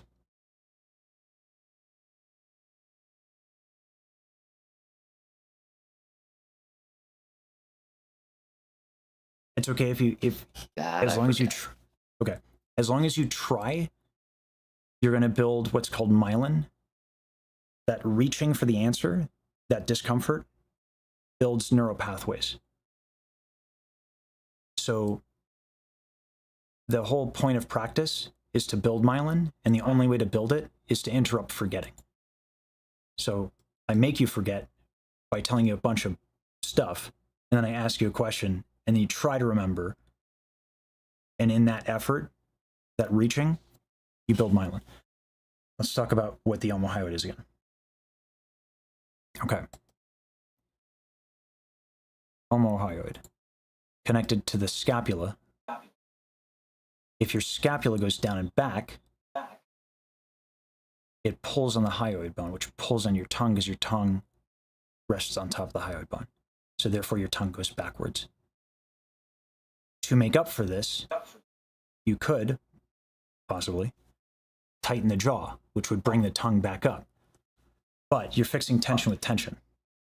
So instead of fixing it with the jaw, you'd be better off or better served releasing your back tension.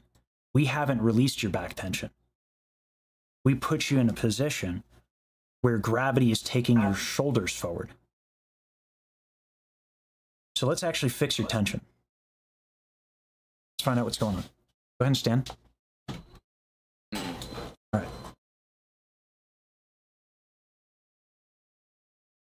What was an exercise I gave you, or I mentioned super briefly, to tell if your tongue is tight or not?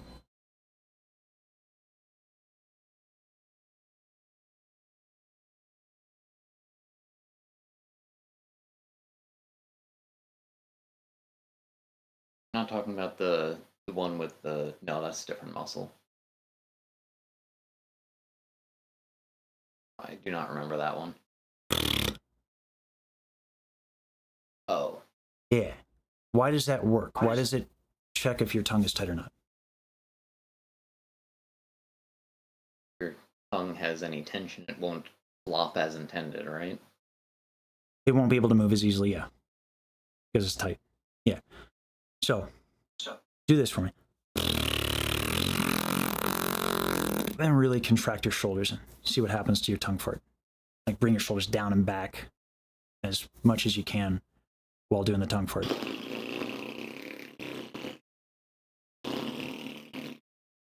Right? There you go. Yeah. So we can talk about it, but it helps to feel it. Right? All right. So let's do this. Ah. Now let's find where the loose jaw tension, or we're without jaw tension rather, and we have a lifted soft palate.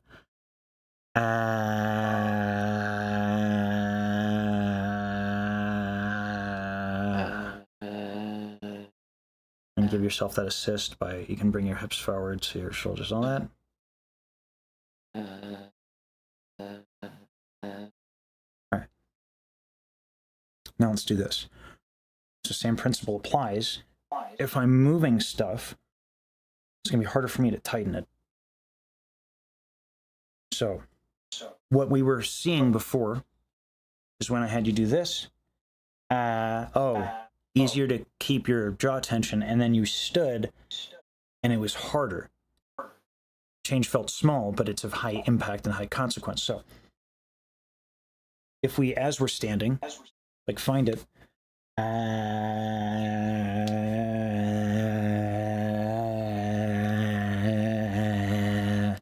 then as you rise up, give yourself a little bit of movement.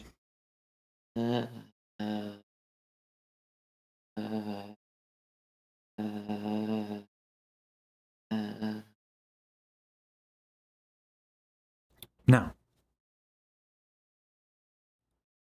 we can do that another way too. So stretching that out. What's that moving? It's moving the serratus. It's one of your back muscles that is close to scapula. But there could be some other things, like your hips.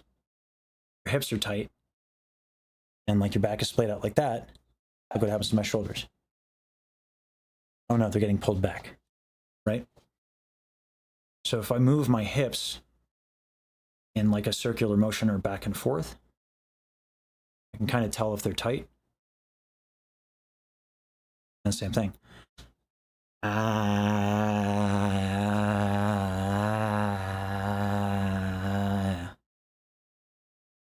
Give that a shot.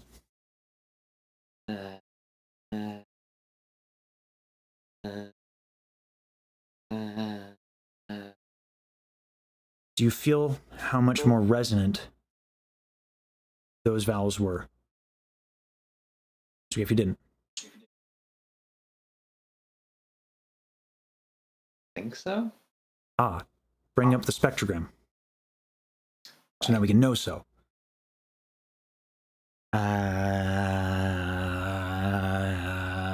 Obviously be mindful of mic position as well, but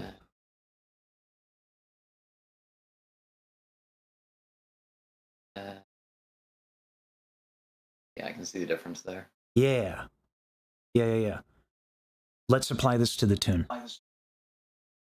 Is it ba-da-da-da-dee, ba-da-da-dum, ba-dee-da-da, ba-dee-da-da? Play with the difference in both positions and with your soft palate down and with it up. Because again, what we want to build for you is your sense of kinesthetic awareness, because it's the only thing that's really reliable. So the goal of this practice is not necessarily to immediately make singing easier, because in this genre, in this style, we don't want to lift the soft palate, right? If we lift the soft palate, it'll be much easier. It won't sound like what is aesthetically appropriate for this tune. So we don't want to lift it? it is easier to sing, it is more ergonomic when it is lifted. Stylistically for this tune, we don't. So, but if you literally want to sing almost like if you want to go up, you want to sing a high note. I didn't listen to the rest of the tune. If there's a high note in this tune, you have to be making an exception and lift that shit. That's probably what the singer does. So you got to be able to go both ways, right? So it's not like singular in the goal. There are too many things with vocal technique. This is where it's different than an instrument. We want options for vocal colors, for different genres. You can buy another guitar to change your tone quality. You cannot do that with your voice. You have to learn it, be able to change shit. How do you do that? You build your kinesthetic awareness and you build up an understanding of your own body and the cause and effect of different shit that you do. By moving and experiencing the sound and getting used to the physical sensations, and if you can't understand the consequences because you can't feel the difference, you have a spectrogram, but ideally you want to be able to not need one. But that'll happen over time. So, going back to the exercise, whatever that tune is, do this, hip rotations, jaw, pay attention to all of the different things that are happening physically and what that does to the singing. Does it feel easier? Does it feel harder? Is the soft palate drooped? Is it lifted? Go ahead and try it.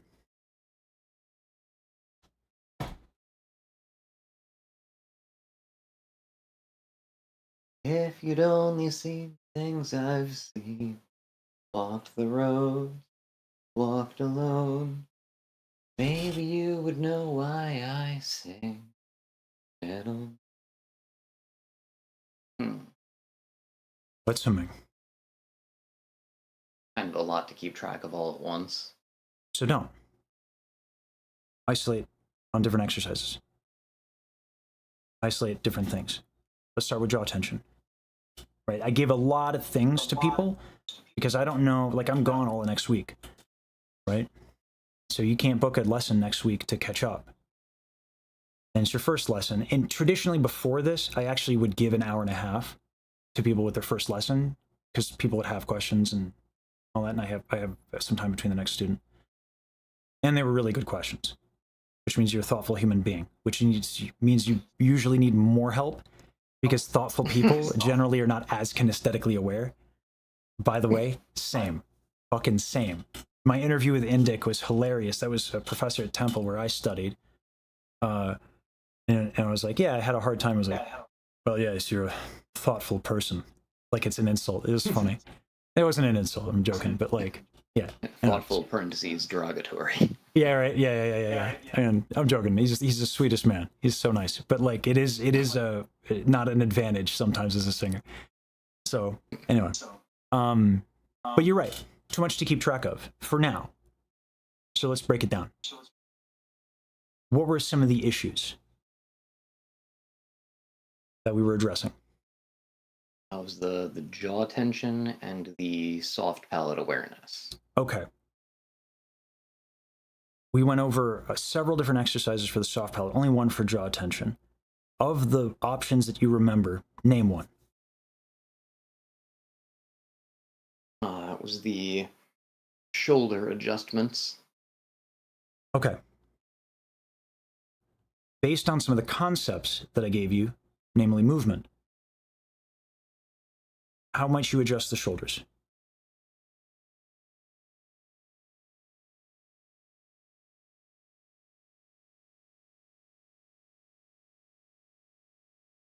I was trying to explore the full range of movement, Okay.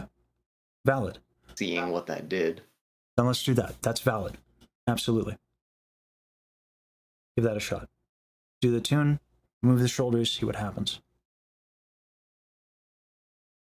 If you'd only seen the things I've seen, walked the road, walked alone, maybe you would know why I love that old song. Was long ago, far away. Okay. Doing some weird things to the breath support too. Yeah. That goes back to the intercostals, right? If I'm contracting stuff, my rib cage is getting compressed and my lungs are like a balloon. They have no structure of their own. They're just attached to the torso. So if I do this, all of a sudden more air comes out, which changes a lot of shit, right? So when we move our shoulders by contracting other muscles, we're actually not isolating shoulder movement. So how do we get by on that? We can move our shoulders by moving our hips or moving our knees, which will move our hips and as a result the shoulders. So go ahead and play with that. You can play with like some hip motions and stuff like that, or swaying back and forth. And using posture, not muscle contraction. You're going to use our skeletal structure to move the shoulders. Okay. Mm-hmm. If you'd only seen the things I've seen, walked the road I've walked alone, maybe you would know why I sing, why I love that old song. 'Twas long ago, far away, there lived a girl, knew nothing. My throat is like sandpaper right now. I need to get water. But how'd that feel? I could definitely feel it more that time. That to me is the most pleasant sound you've made so far. Right? Because we actually removed the tension. We didn't just move the shoulders forward. We removed the tension that's bringing them back. Right? And we did so through movement. So how do you maintain the benefits of that without like singing live and doing this shit, right? So the way you can do that is start with the big motion and then kind of slow it down a little bit, right? Like smaller motions and then bigger motions. Get used to the kind of the range of motion, and eventually we can find very small ways of moving And over time, our habits of how we sing change. Right? Matter of finding the particular Balance, basically. Like posture is balance. the right postures to settle into. Yeah. And here's the thing, balance is active. You're going to sleep weird one day, and your shoulder's going to be like this, and you're not going to know why. Like I worked out, like I did weight training for the first time in a while. So I'm like really stiff today. Like ridiculously stiff, comparably to what I'm used to. So like I got a lot of loosening up to do. So I got stretches I can do. I got movement exercises that I can do. We build a toolbox of problem solving. So we identify the problem, because like what feels good today, it's not going to feel the same exact way tomorrow, because your body's going to be different tomorrow. This is the bitch. Your body changes from day to day. So experiencing and experimenting within a range of motion and making these exercises like more versatile and nuanced, instead of I'm going to have you massage your jaw with 20, right?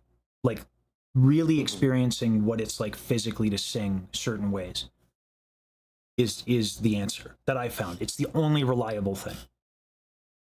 And so the best I can do for you, because it feels different for everybody, is guide you to that, like what that violin metaphor. I can say it's about 2 inches apart for whatever. I mean, that's way too much probably for the violin, but about an inch apart from do to re or whatever. Right? But like that little micro tuning, that's on you. That's what practice is, right?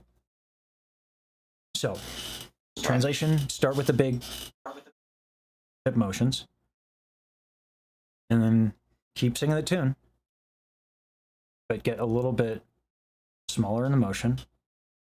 But again, the goal isn't to control the body, it's to play so that you can let balance hold you up, in your skeletal system, your skeletal structure hold you up so that your muscles don't have to. And that will release what's holding onto your shoulder and bringing your shit down. Make sense? Yeah. Give it a shot. If you'd only seen the things I've seen, walked the road I've walked alone, maybe you would know why I sing, why I love that old song. 'Cause long ago, far away, there lived a girl who knew nothing. All those years gone by, and here I am, sing her song, wear her name. Okay. Do it again, but check your jaw tension as you do it.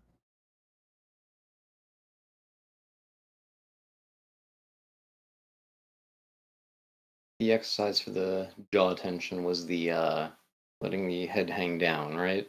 So, keep the hip rotation exercise and use your fingers and your tactile touch on your jaw to figure out how that motion affects your jaw. Because the only thing that thing did is to get you to feel the fact that your shoulders affect your jaw, and like the way your neck is positioned affect your jaw.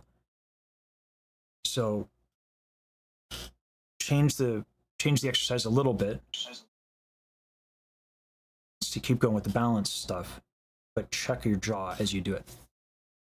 You can even do it like this, so the balance is a little bit more even.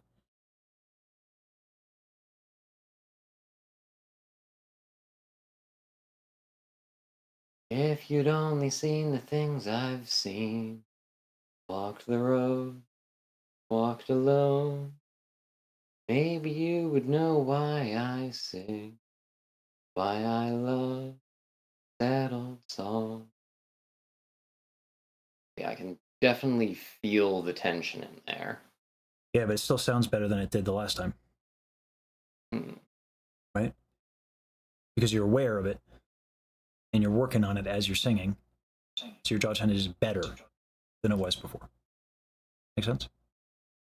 Yeah. Okay. Posture is a thing that you have to work on, but you do not solve that by assuming the position. That would be a mistake. Too many factors. So if you knew the position for optimal posture, you wouldn't need me, right? So we have to find it. We can cue into jaw tension because that's a habit of yours that you have to bring the tongue forward. So we can use the fact that you have that habit to tell how good your posture is or is not. Soft palate, same thing. If you lift your soft palate and then like squeeze all your shit, like your serratus and like your neck and stuff like that, good luck keeping that thing up. Right? So if you can tell how lifted your soft palate is or is not by building up that relationship and awareness of it, using the exercises that I showed you for that, now this posture stuff, we have one tell with the jaw tension. We can also extend that to the soft palate. Right? So in moving, we can derive the consequences of our posture and our tension and find ways to loosen up as I well. have a question about the jaw tension. Go for it. I mean, obviously you need the muscle to be under a certain degree of contraction for the jaw to be in the right place. How do you resolve that with excessive tension?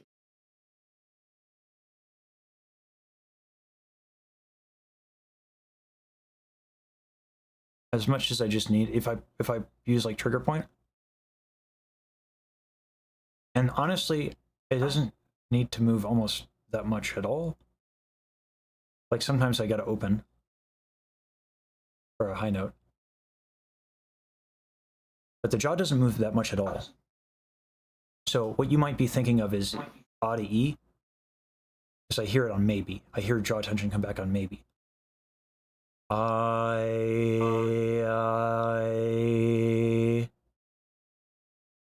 don't have to move my jaw. Try that for going from A to E without moving your jaw.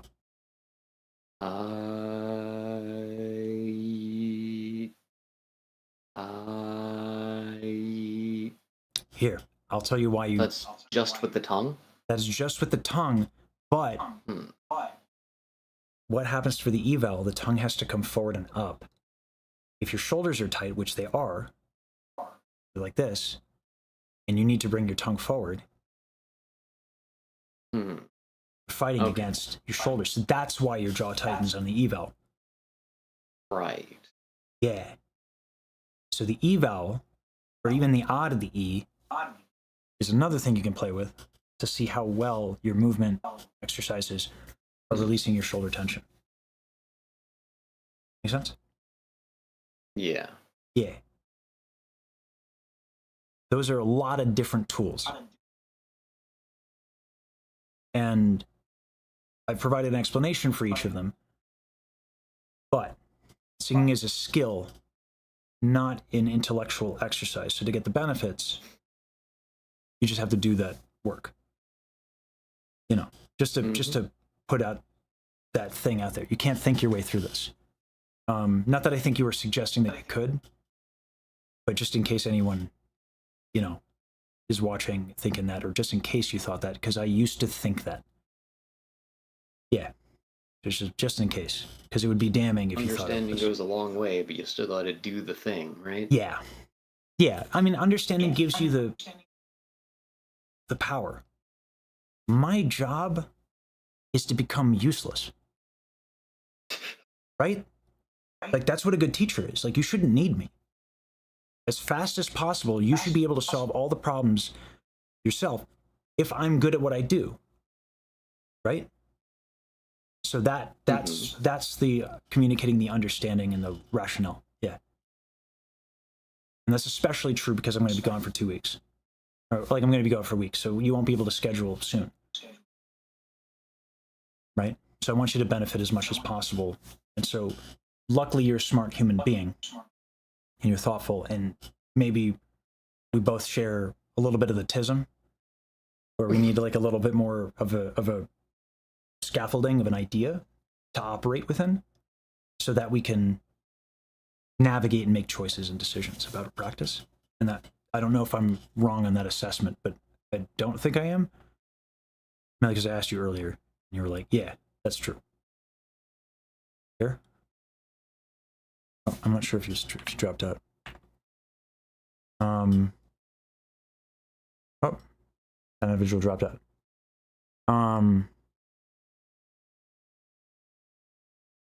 But anyway, all right. That's that person. And that's that. So, anyway. Nice to work with folks that have a similar mentality, but I really should have gotten some water. Okay.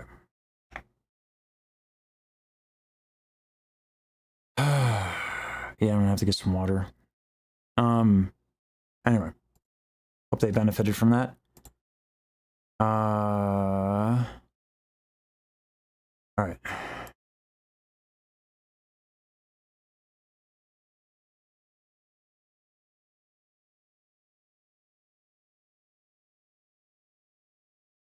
No problem, Elliot. It's helpful. I think a lot of us here are neurodivergent or straight up like on the spectrum or whatever in this community, and for folks like us, having that mental scaffolding and idea. Okay. Either way, yeah, I gotta get water. But it was great. It was great working with you, Narf, and those were really actually quite good questions. A lot of them, which is refreshing. So thanks for that. I gotta be right back. I'm gonna be late for the next student. That's my bad. I'm mismanaging my time, but yeah. Having a mental model is great.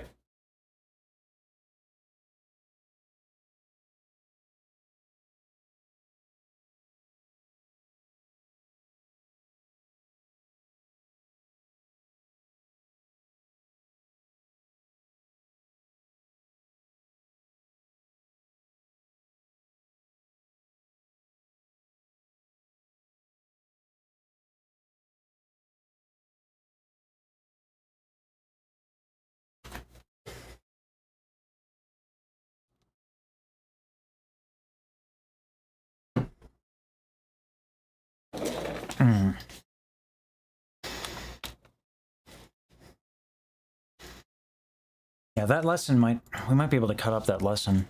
So I have 2 hours in the stream, ish. I'm gonna wait on the next student. Yeah. So we're gonna try to bring back cutting up some of the lessons, but it's tough because like straight up posting the lessons, like no one watches it. So like cutting up and clipping the lessons so that people can benefit and posting them and stuff like that. Like that's a good one where there's a lot that can be a lot. There's just a lot of stuff where people can benefit.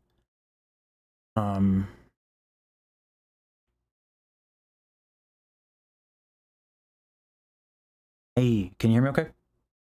Yep. Awesome sauce. All right.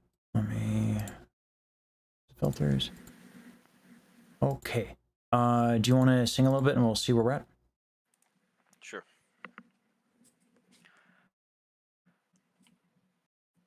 I guess happy birthday again. That works. Happy birthday to you. Happy birthday to you. Happy birthday, dear someone. Happy birthday to you. Okay. You said happy birthday again. What did we work on before? Just happy. Okay. Okay, what specific tension? Think back tension. Okay. And Sort what? of explain. Okay. What exercises did I give you? Okay. Naturally. Movement and flatulence. All right. Just give me a second. Sorry for the ASMR. What movement? Bring my hips. Okay. How'd that work out? Were you able to figure out some stuff with that? It's okay if the answer is no, by the way. Don't hurt my feelings none.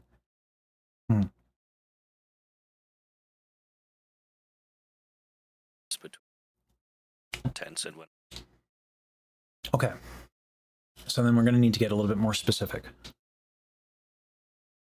Let me hear happy birthday again. Happy birthday to. Happy birthday to you. Keep going. Happy birthday, dear someone. Happy birthday to. Okay. Vowel is decently resonant. It's actually better than the first time you did it. Let's go up a little bit. I think you're down here. So, happy birthday. Let's go up a little bit. Happy birthday. Start there. Happy birthday to you. Happy birthday to you. Happy birthday, dear someone. Happy birthday to you. Okay. So you have chest tension, and you're reaching a little bit. But I want to give you something where you can actually, like, kind of demonstrably tell.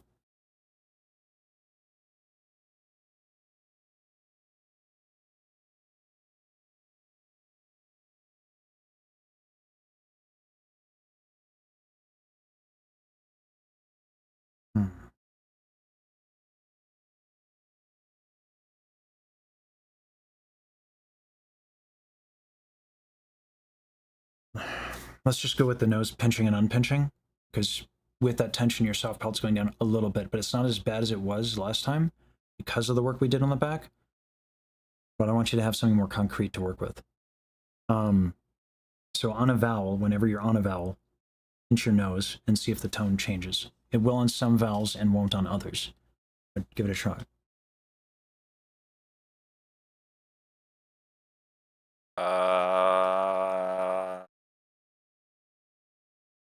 You see how the sound changes?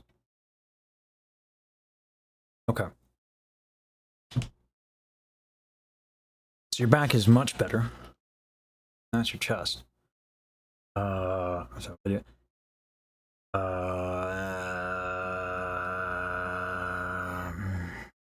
It's not gonna work out.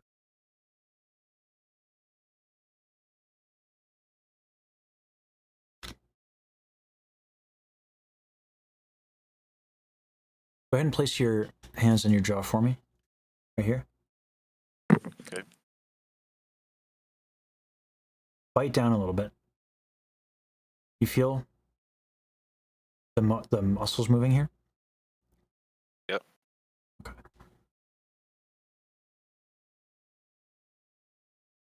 Right above your, this could sound weird, above your nipple.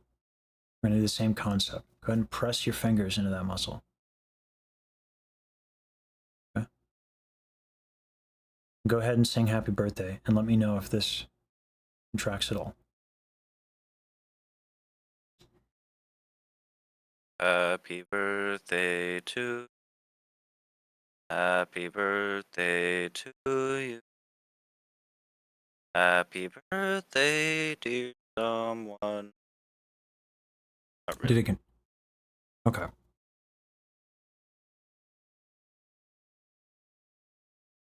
Let's take that same principle. Let's try to find what's happening on birthday.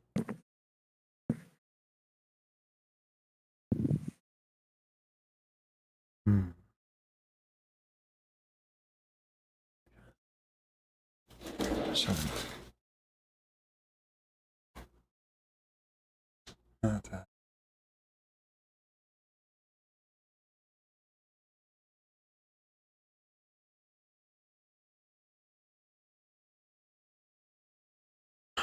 I would love to give you something more concrete. Thing is, the exercises that I gave you have worked for your back. So what's the note for birth?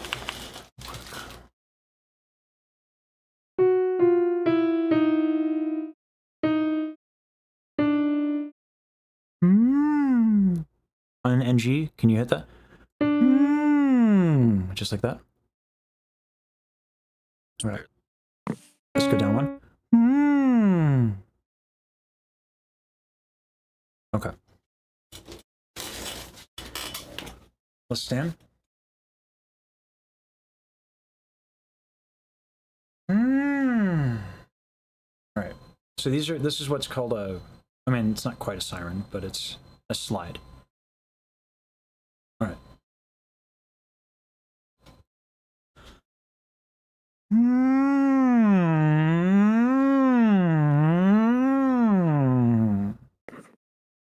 Large motions on an NG and do that slide and kind of like let your body swing a little bit.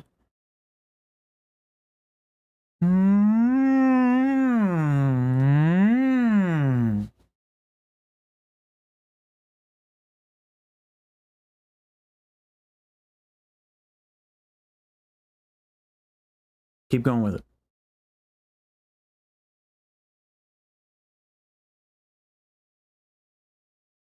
Do you feel how this is getting easier?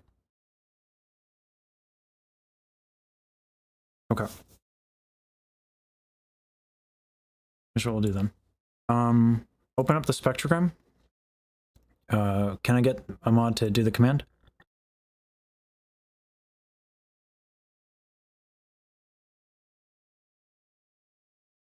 Okay. Go ahead and open that up. You can copy it and then put it into your browser. All right. So if I do this. All right. I'm sharing my spectrogram. Here's what's happening. As you're doing that larger motion, you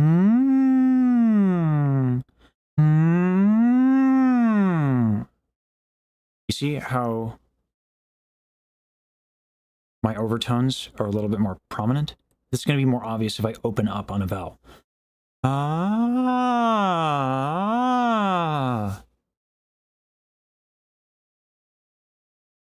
If you want to share your screen so I can see the spectrogram, so I can point out what's happening.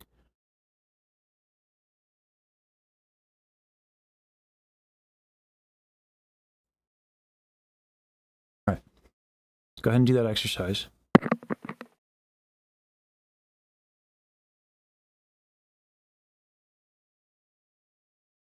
On an ah vowel. Ah. Ah. Keep going. Ah. Okay. You see how there's two moments. You got a nice overtone series, right? So spectrogram works like this. X-axis is time. Okay. Y-axis is frequency range. And then the brightness denotes how loud each frequency is. When we have stuff, tension in our torso bringing us down, it affects our vowel. A good vowel, without a lot of tension, is going to have more overtones, aka those brighter moments, right? So watch mine. Bad vowel to good vowel.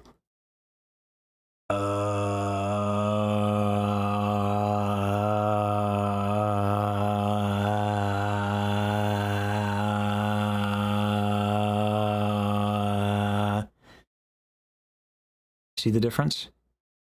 I have some stuff here, right? If I go higher, it's going to be even more obvious.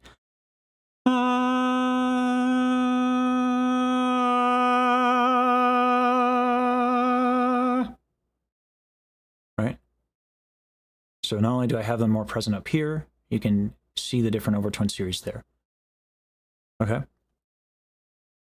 This is going to visually tell you when you're doing something better. The issue with this approach is it's great for visual awareness.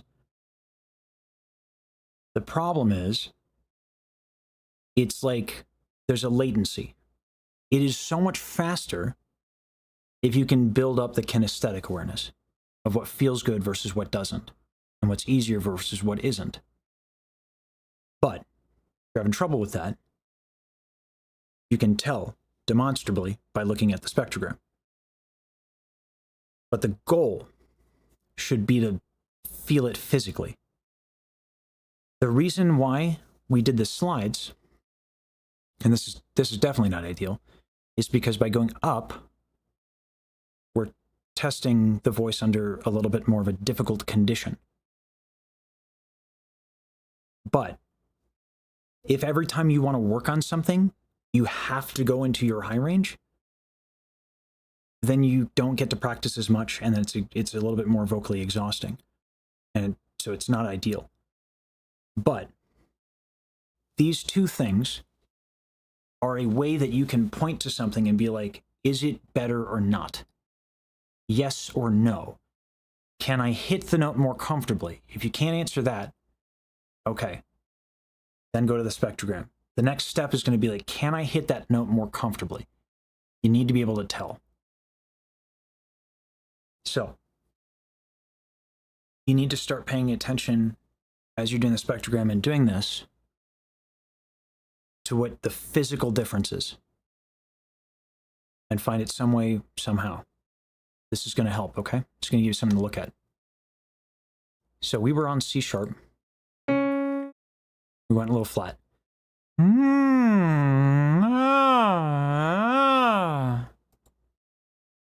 Try it at the spectrogram. I'll kill my stream so I can watch yours.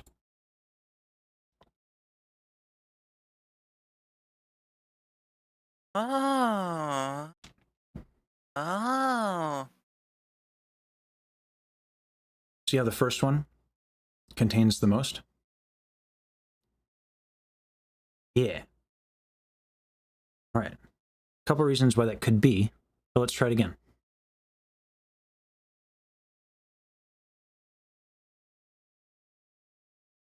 Oh. There we go. That was even better than the last time. Okay. Let's try the third time.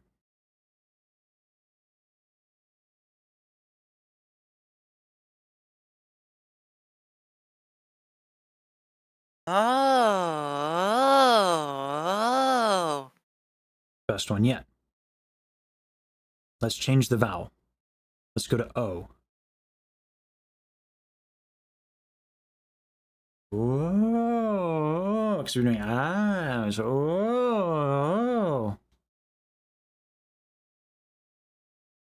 Oh. Mm-hmm. So what's changing here is that helps you lift your soft palate, whereas O, it's going to go down a little bit. So we need to be able to isolate whether or not the soft palate is up or down. It's down in part because of tension, but now we need to be able to identify whether it's up or down. So let's do the nose pinching thing. Do that for me. Does the tone change?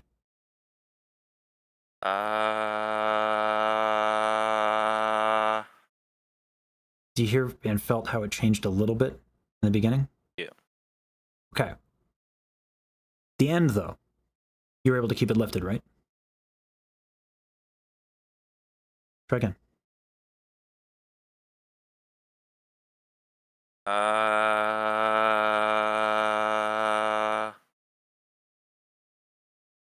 Didn't change on my end. Did it change on your end? Yeah. So if you look at the spectrogram, in the very beginning,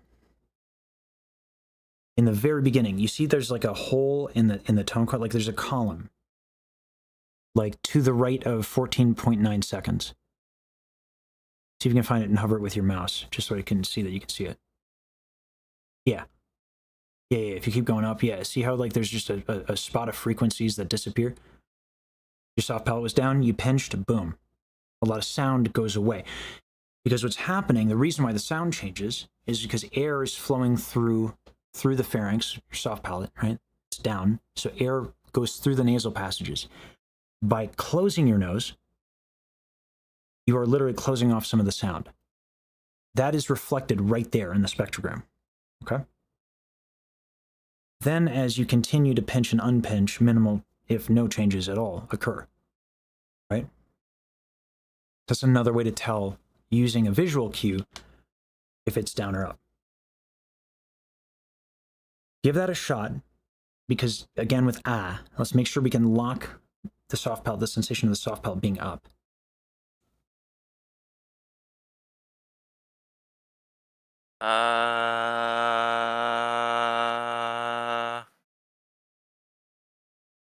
Some moments, but generally pretty lifted. Try to do the same thing with O.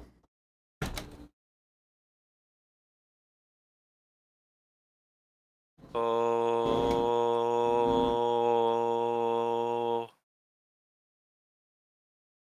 A little harder on the spectrogram to see because O doesn't have as many like obvious frequencies. But did you feel like that one went better for you? Let me hear it again. Oh.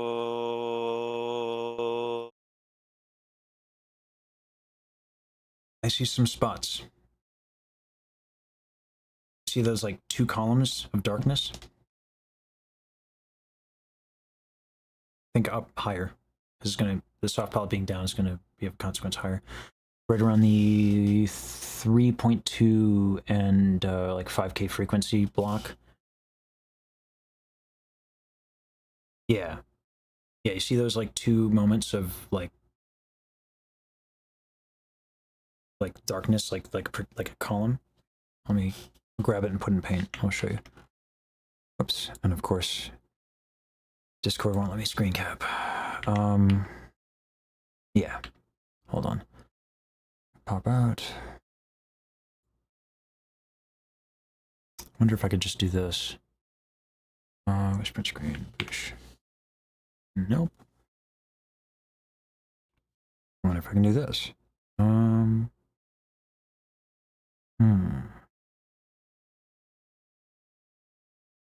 Let me see if I can recreate it.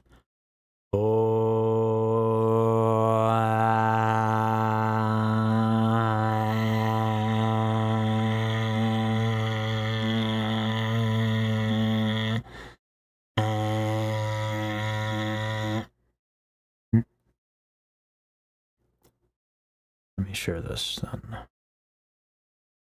Let's see.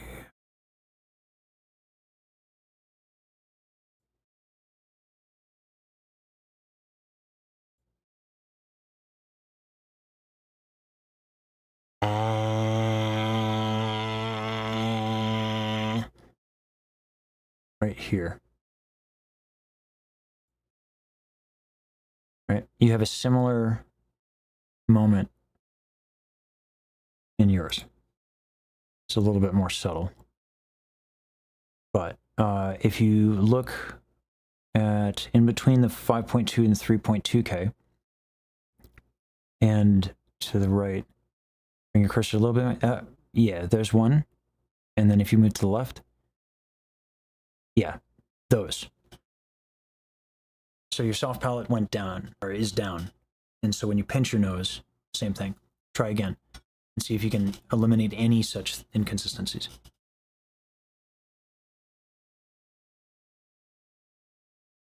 Oh. Run the spectrogram, yeah. That whole chestnut.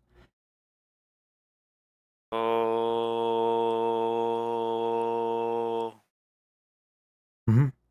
Now, add the swing back in.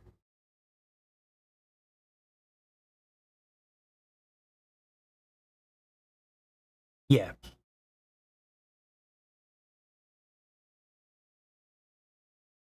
Oh.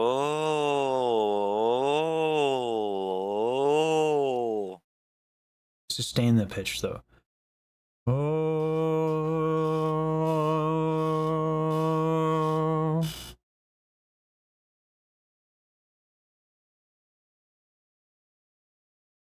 Oh.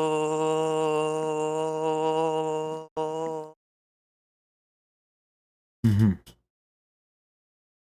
Now, given that it's a live feed, mostly, pinch on and pinch your nose while doing that, and then see if you can find any correlation between when you pinch and any changes in the spectrogram.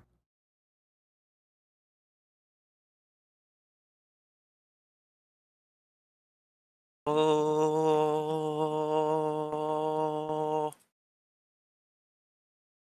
It's pretty consistent right there, other than the first little moment.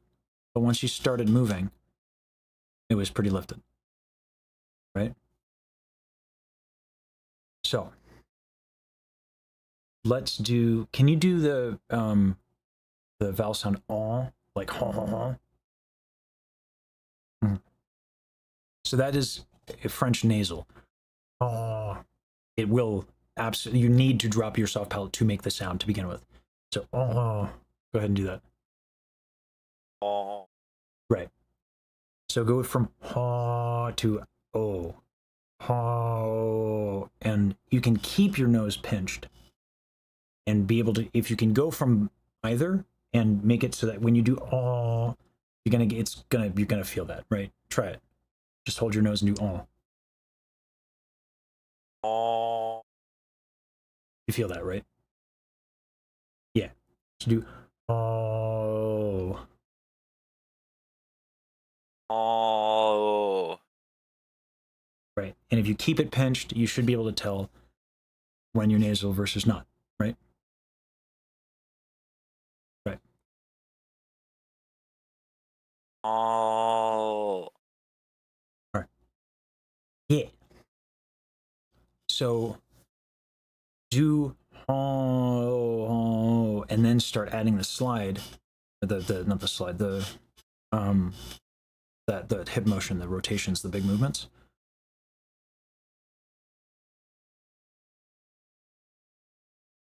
Yeah. Oh. Oh. Oh. Mm-hmm. So now we have the benefit of, you see how when you start the motion, we don't have as many upper partials, right? Not as many higher frequencies. And then as you start getting that momentum going and things are loosening up, we get a little bit more, right? Now, with that, let's go to, let's do the slide. But do on O.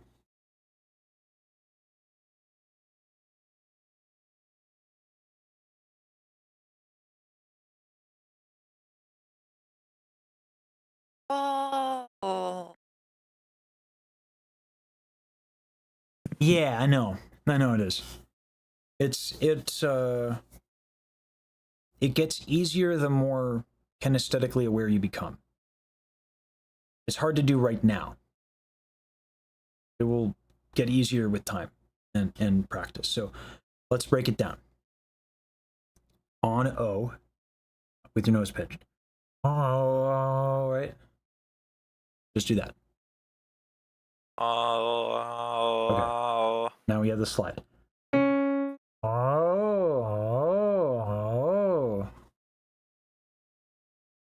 Oh. Okay. Now we add the movement. Oh.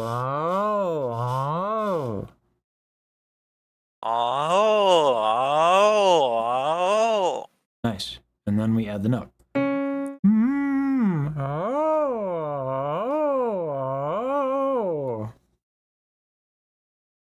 Oh. Okay. Now turn on the spectrogram and do it a few times. Let's see what we got. Oh. Oh. All right. So we have a different problem that we just introduced. You're using too much breath now. You changed a little bit about what you did. That's not so bad. But let's adjust that for now by just take a smaller inhale. Because you went from doing oh to oh. We just took a bigger inhale. So take a smaller inhale.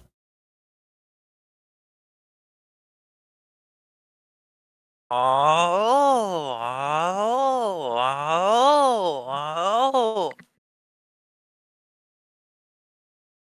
Does that feel easier to do? Yeah. So, why?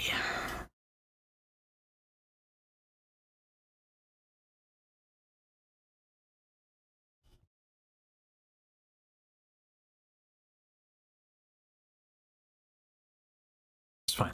I just wanted you to try to reach for it, okay? All right, here's what we did. Your soft palate was drooped a little bit when you were singing Happy Birthday, okay? So that makes it a little bit harder to sing. So by using the spectrogram, by using on, which is a French nasal, and then moving to different vowels, you became a little bit more aware of your soft palate. So we worked on that.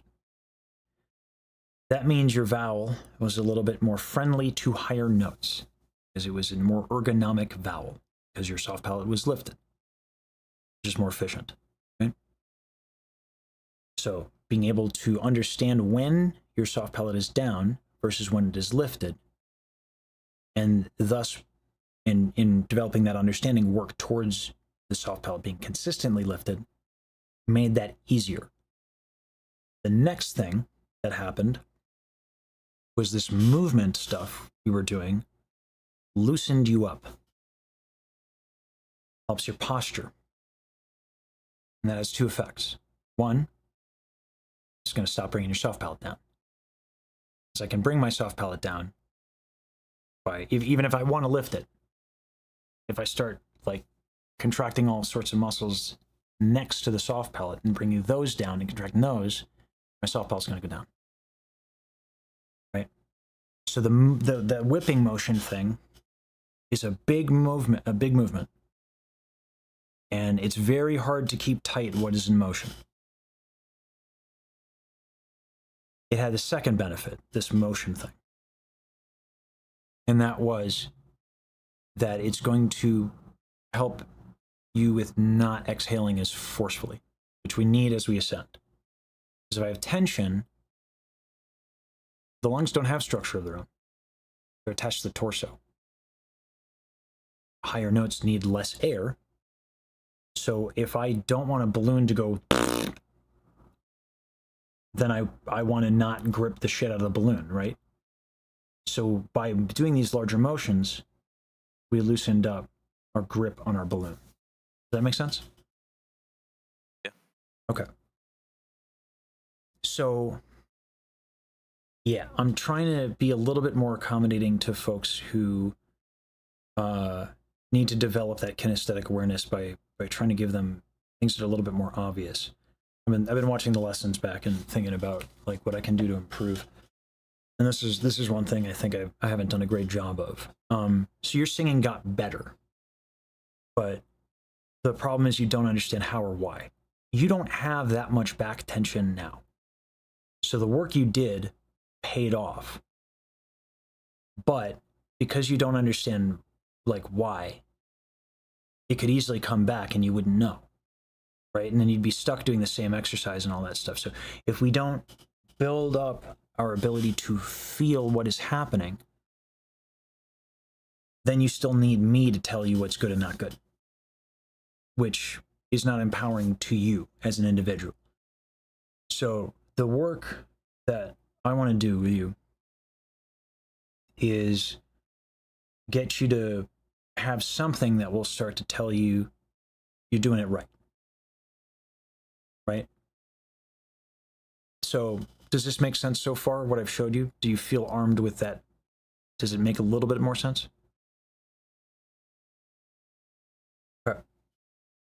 You got anything for me other than happy birthday?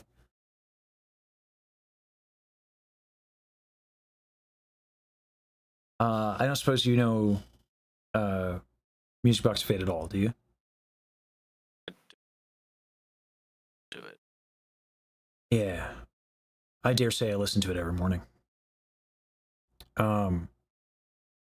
So bang over tune, easy to get along with. The reason I ask this is because the happy birthday is not the vowel we want. And I don't want to give you exercises. I mean, I could, but like that's not fun, and it also doesn't teach like musical context. So we need something that transitions into a higher range. That's a pretty good tune for it. What parts of the tune do you like remember offhand? Box of Okay. Do you want to put it on a little bit and we can do Then one day when every melody had been played. This is the part I want to get to. Through your voice. That. And basically just that. We can do through your voice my world was found. But I don't think we're going to get to found today. But through your voice is probably sufficient. So let's find the actual pitches. I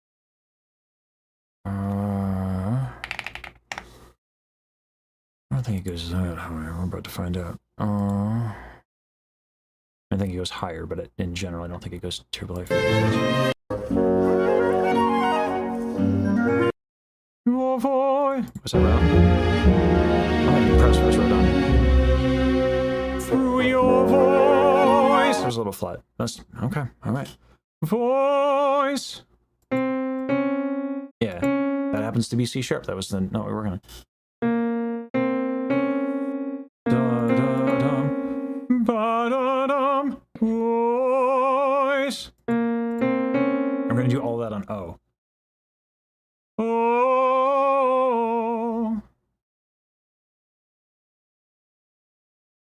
Can you do that? Oh. Okay.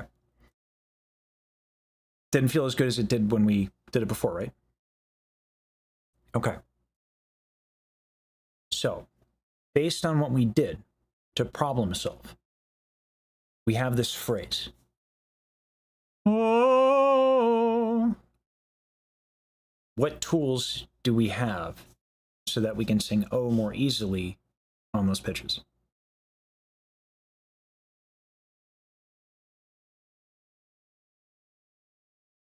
Wiggles are great. We were doing definitely more of a big swaying motion, but we could do wiggles. That is an option. Only half kidding, actually. It is an option. But it works. It would work for the same reason that the big motions were. And it's a good idea to like we have the big motions right now because I want you to feel the obvious stuff. And then once we do that, we can make the motions less obvious. Make sense? Okay.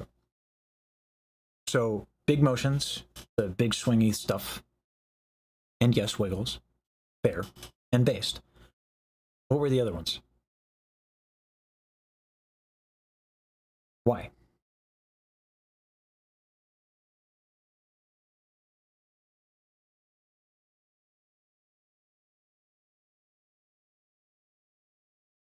It blocks the air coming through. Why would the air go through your nose to begin with?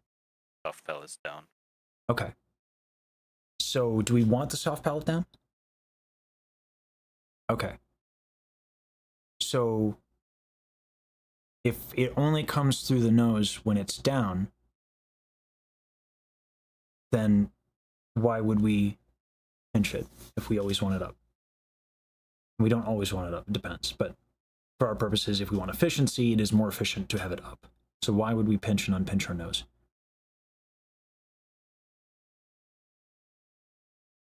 There we go. Right answer. Okay. What vowels did we use to make that experience way more obvious?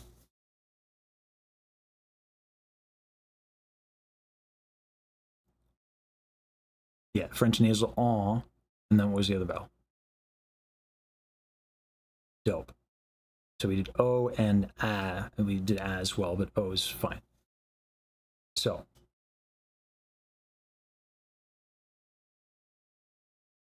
did you remember how we kind of built up each little thing? Okay, so we have da da da. Let's build it up again. Oh.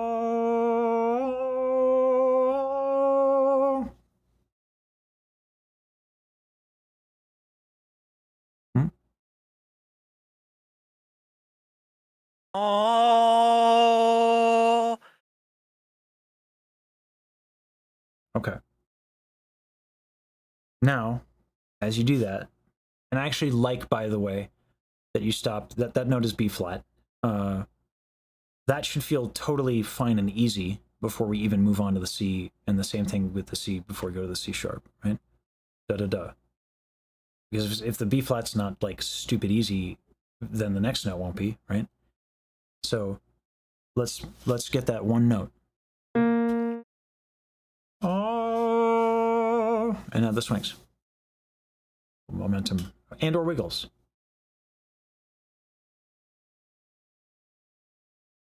Oh. Mm-hmm. All right. Sustain that and give a lot more hip motion and take a little bit deeper of an inhale. I'll explain why in a bit. Oh. When you move your hips, do so in such a way where you make sure your shoulders are moving. That's a little difficult when you're holding your nose, but what you can do is you can kind of like if you bring both hands up like this, move your shoulders a little bit. Okay.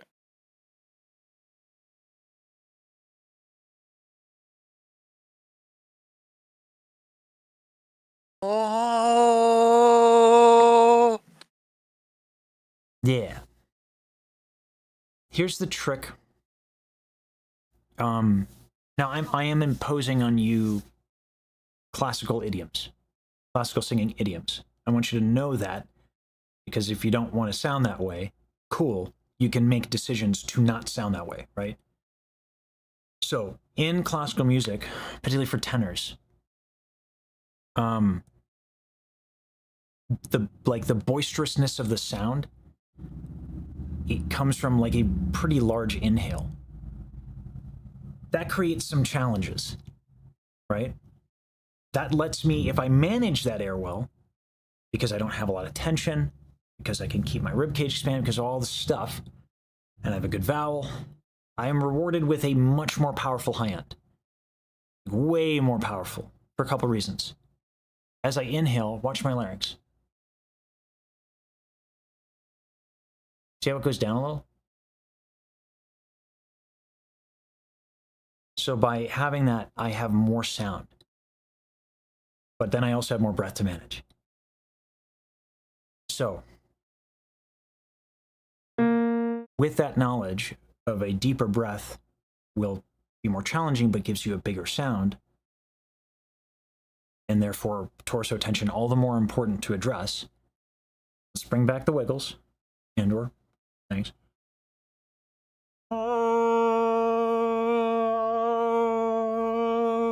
Right.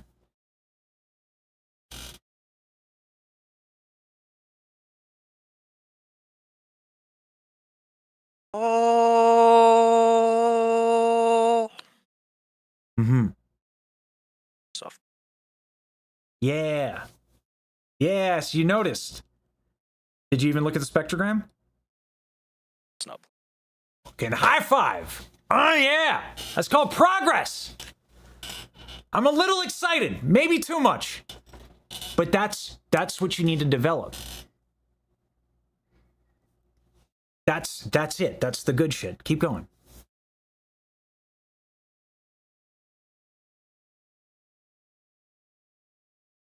Oh. Yeah.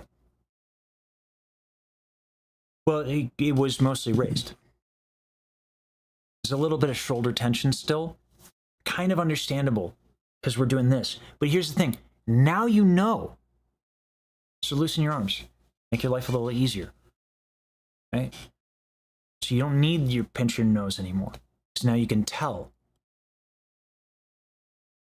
Right? And if you can't, that's fine. Bring it back. If you forget, whatever. But for now, try it with without your hand up. Because if you're doing these large body motions, like, and your hand is there, it's like you got, so like now you're a little bit more free to move. So ah to O. Oh. Should be easier. Oh. Chest got a little tight. Try this. Back down. Yeah. Okay, that'll do it, yeah.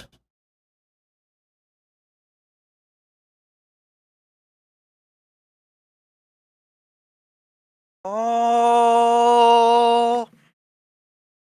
So we figured out how to do it by bringing up by having it. So you might be you're used to having that with the exercise. Try it with the even just don't even unpinch and pinch. Have it right here. See if that actually changes how you use the exercise.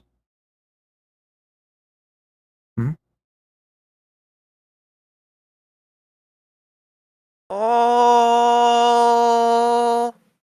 No, chest is contracted. Just easier when your arm was down. So let's do this.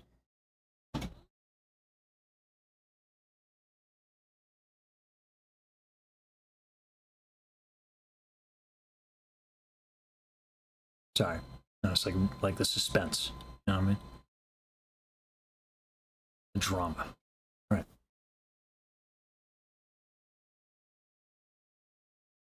If you put your hands on your hips, you move your hips. Just take some time to kind of like feel the difference of the shoulder moving as you kind of like move your hip back and forth a little bit. Okay, so we've spent a lot of time breaking down that specific movement of the soft palate, but we were relying on like the momentum of this motion, and we never broke down what's moving and what's changing, right? So we got to do that for our posture now. So let's go a little lower. Let's do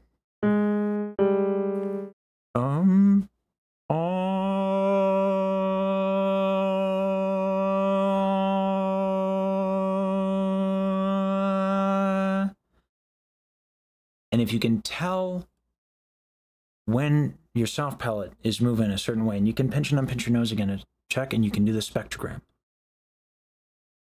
But the idea here is because like I'm calling out, oh, you got chest tension. Cool. How the hell are you supposed to know when you're on your own, right? So by really like you can even isolate the same motion. And as long as we can find one example where you see more overtones on the spectrogram, or it feels easier to sing, or you can tell your soft palate is lifted more easily, then we have a win. Right? Because then you can start to build this correlation of like, oh, when I do this with my body, it has this effect, right? So let's do it on that lower note. Oh, oh.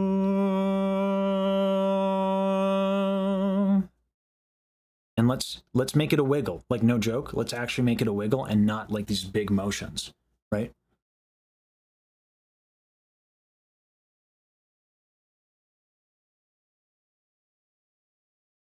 Oh.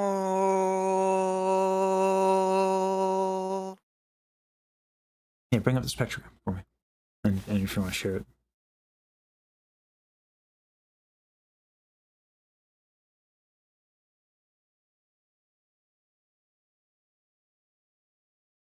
Let's do. We can do and just go between and o. Oh.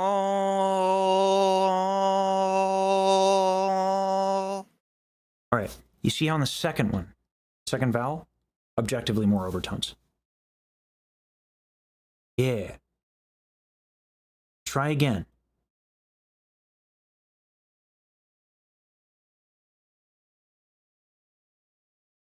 Oh.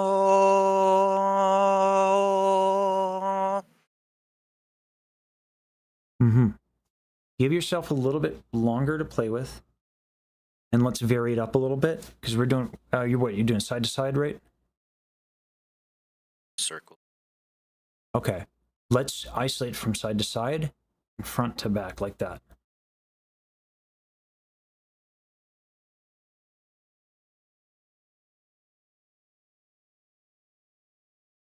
Yeah. Do side to side. See what that's like. Oh.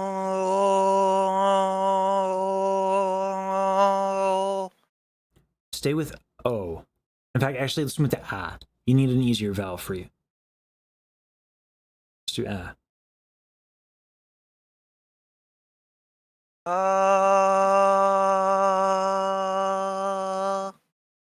right. You see how at the end there, not as many overtones, right? Okay. What happened there?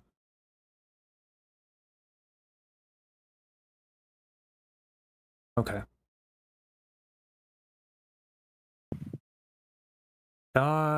Let's hear it again.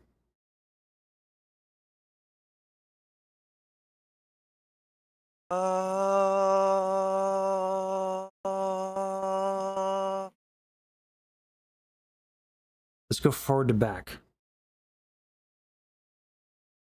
Actually, pause it real quick. Pause real quick.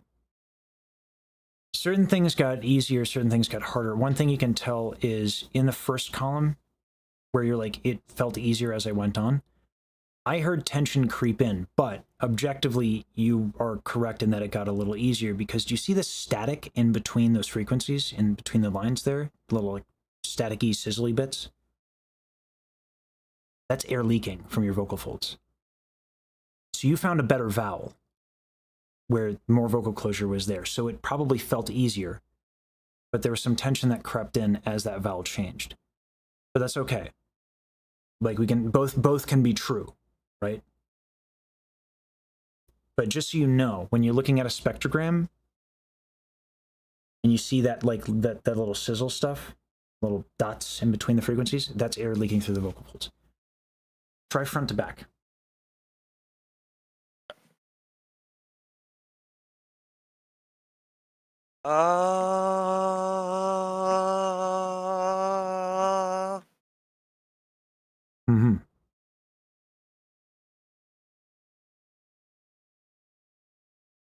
Okay. Now try without moving. Like, I mean, like you can move a little bit. You don't have to be like, oh, right? Try without the wiggle.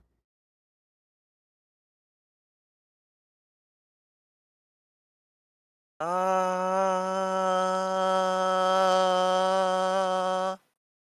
right. Now try with movement. Go from not moving to a little bit of movement.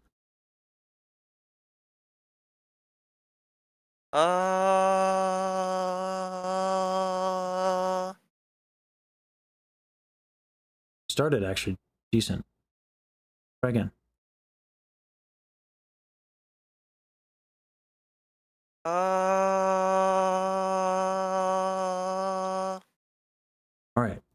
Here's what's cool. It's starting out well. You're starting standing still, right? Okay. I think what's happening is this.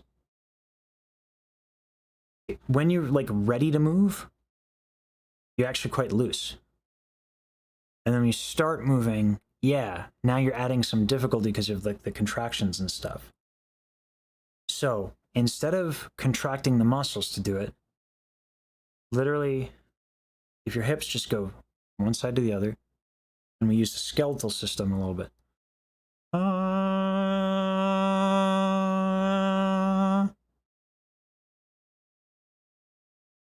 See if you can feel the difference between moving your body with your muscles and just like tilting your weight and letting kind of gravity do its thing.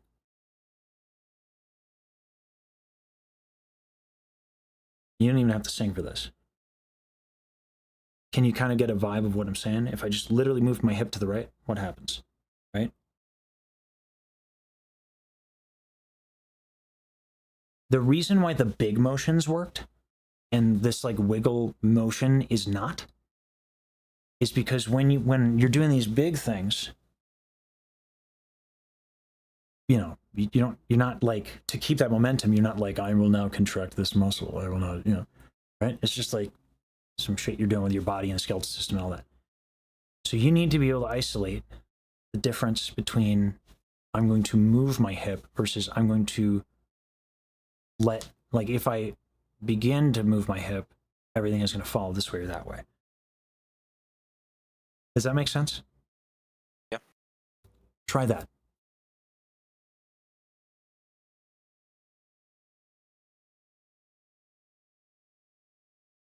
Start. Yeah, and then just like, yeah. Okay. So you're having, yeah.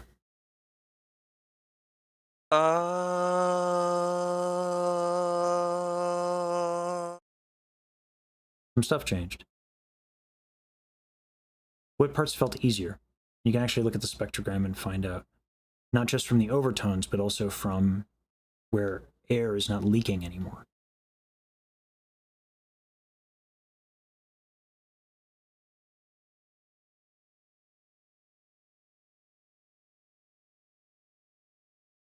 End here. Yeah. Yeah, it's going better for you there. So when it comes to like posture,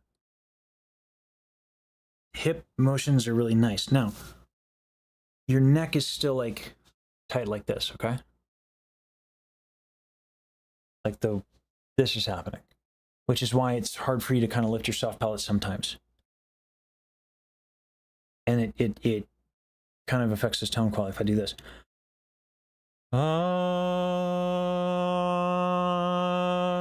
You hear that? How it goes nasal? I'm trying to keep my palate up, but the second I do that, that happens.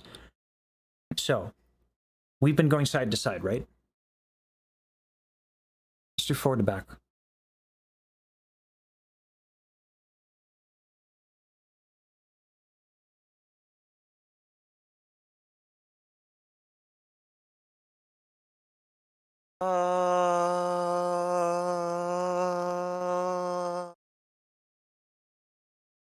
Okay.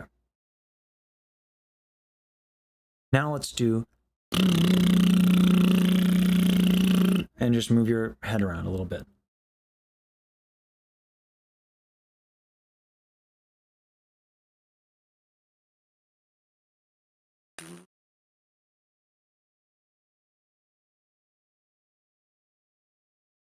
Okay. Here, have a seat. We're just going to go over what you can do because we gotta stop soon. Okay.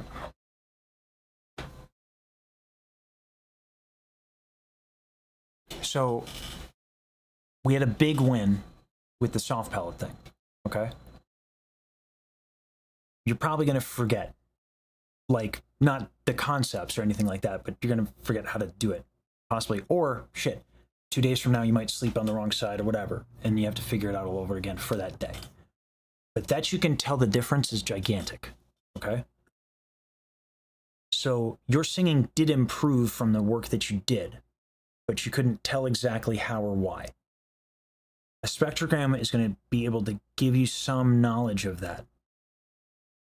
One of the other thing that right at the end, we were able to, I'm pretty sure we were able to do a lot of loosening up of your back, but that this stuff still is pretty tight for you, right here in the neck and shoulders, okay? The tongue flatulence thing is going to help you. And you can use movement, either this stuff that we were doing with the hips, or just like moving your neck around, okay? And that, if you look at the spectrogram, or it becomes easier, then you know you're loosening up those muscles. So that's like 2 to 3 different things, okay? Soft palate. I'm not going to worry too much about that because we had the win there. Spectrogram and movement to understand, to begin to understand like posture and stuff and what the consequences of that are. Demonstrably, because you can just look at it. And the questions are, is there static between the formants? In other words, is air leaking? Right? Or are there more upper partials? What we ideally want to get to is, did that feel easier to do? That's the big one we want to be able to answer eventually, okay? I think you were starting to get there too, right? Yeah. The third one is, right? And again, that's just a check of the more consistent that can be, the better. It's like a way to see if like your back is loosening up. So the big swing stuff, great. Love those. They don't really help you understand though. They more like just take care of problems for you. Whereas like starting to move your hips, your shoulders, your neck, and trying to get that relationship, you're going to start to realize like more what's in your way. And if you move this way and then loosen that up. Okay. Does that make sense? Okay. A lot of lessons that I've given, I go over different stretches that might also help you if you watch those lessons, particularly like the serratus stuff. And that might give you more options of movements to play with. Even in today's stream, I did this one with a lot of people. Same idea. I was having them mess with their soft palate and during the stretches and see what the consequences happen. Your goal is to start to understand the cause and effect of your body in a more nuanced way. So it's a little bit more vacuous. But your practice will stay grounded in terms of what you're trying to accomplish because you have tools like the spectrogram and because you can tell if your soft palate is down or up and because you have the flatulence as a tool, okay? So the process is to build, the goal is to build awareness. The thing that keeps you honest in terms of the objective, flatulence, spectrogram, soft palate down or up, now that you can tell. Cool? All right. You did make improvements. It's so that's good. But I definitely want you to, my goal is to become useless so that if I leave this world, everybody I've ever taught can just become perpetually better as a singer, because that's what matters to me. I have my priorities straight, I guess. Anyway, thanks for coming in. Give me a chance to trust me. I got to get the next person in, okay? Absolutely. You have a good one. Hey, how you doing? Good. How are you? I'm gonna go with Peachy Keen, I think. That's a new one today. Yeah, I'm trying to keep it fresh. You know what I'm saying? Oh yeah. Mm-hmm. Yeah. Do you want to sing us a little something and we'll see what's up? Oh yes. Just one Mm-hmm. Absolutely. option. Gotta figure out how to organize my screen. These are the real challenges that I can't help you with. I am not good at it myself. And then let me There we go. also Got you. change. There we go. All right.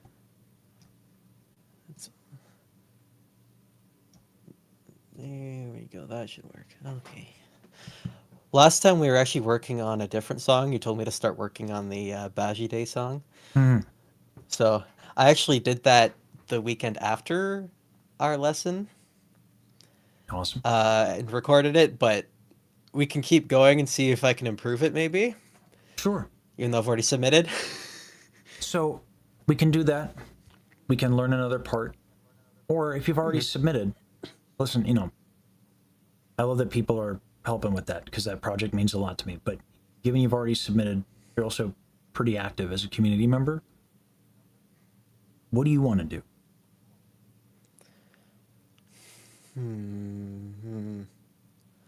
Oh, goodness.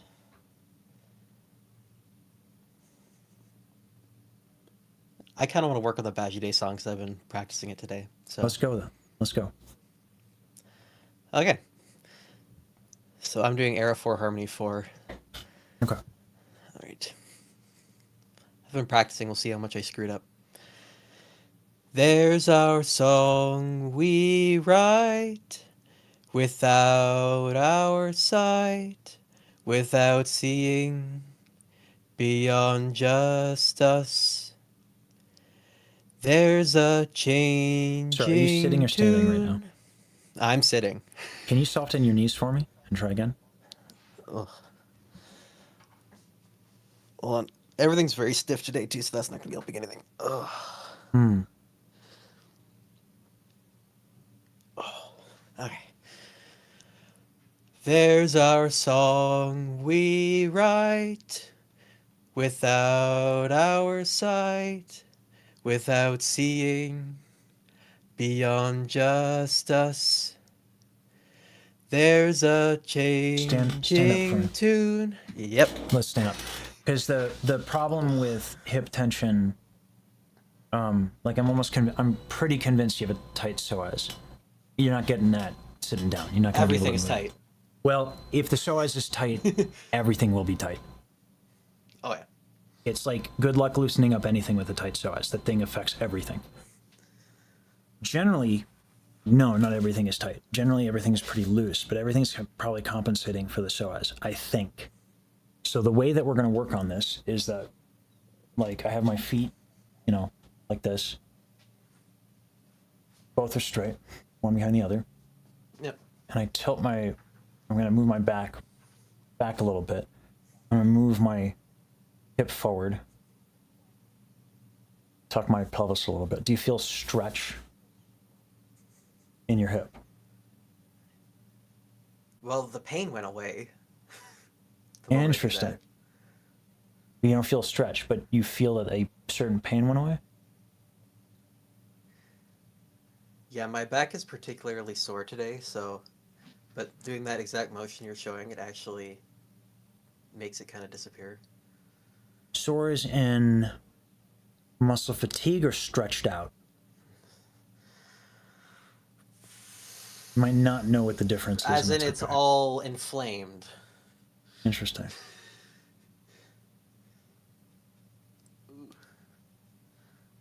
Yeah, so I don't know. If That's just I- what I'm feeling. sure. So what's happening that I think could be happening, if you're moving your hips like that, you're like contracting your lower back. So it could be that your lower back is maybe a bit sore, and this would still be indicative of a tight psoas, but that you don't feel a stretch is something interesting. Could be the quads. Do me a favor, grab your shin, hold on to something for balance, obviously, right? Yep. You know what stretch I'm trying to communicate? If you grab your shin, this is like one. Yes, grab shin. Yeah, and then like. Yeah, Yeah. that, yeah. Yeah. Feel stretch in your quad? Oh God, I do. My I God. feel stretched somewhere. Can you name it? I'm not good with naming of things. Is it above the knee, it's like in the leg? Yeah. Yeah. Okay. Tight quad would do it. So let's stretch this out a little bit. Yeah, it's like Christmas, right? to stretch more. Yeah, we all do. So if you're holding on to something, I really like playing. I'm not getting much benefit. I'm so tight here. I'm not getting much benefit out of like moving. I'm just really tight here. It's actually ridiculous. Oh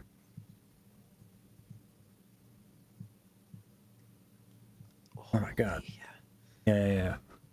My right side is way tighter than my left. Same, brother. Yeah. Yeah. These muscles are big. I mean, yeah, like when you look at like a bodybuilder, like the quads are some of the biggest muscles there are. That combination of them, yeah.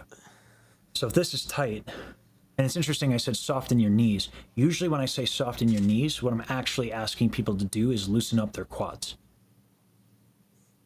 Right? Yeah. So if your quads are tight, this thing, what you can do too, if you bring your knee in and then bring it out and rotate out, you might feel a stretch in your hip then. You feel that stretch in your hip? A little bit, yeah. Yeah, that's your psoas. So, here's my theory.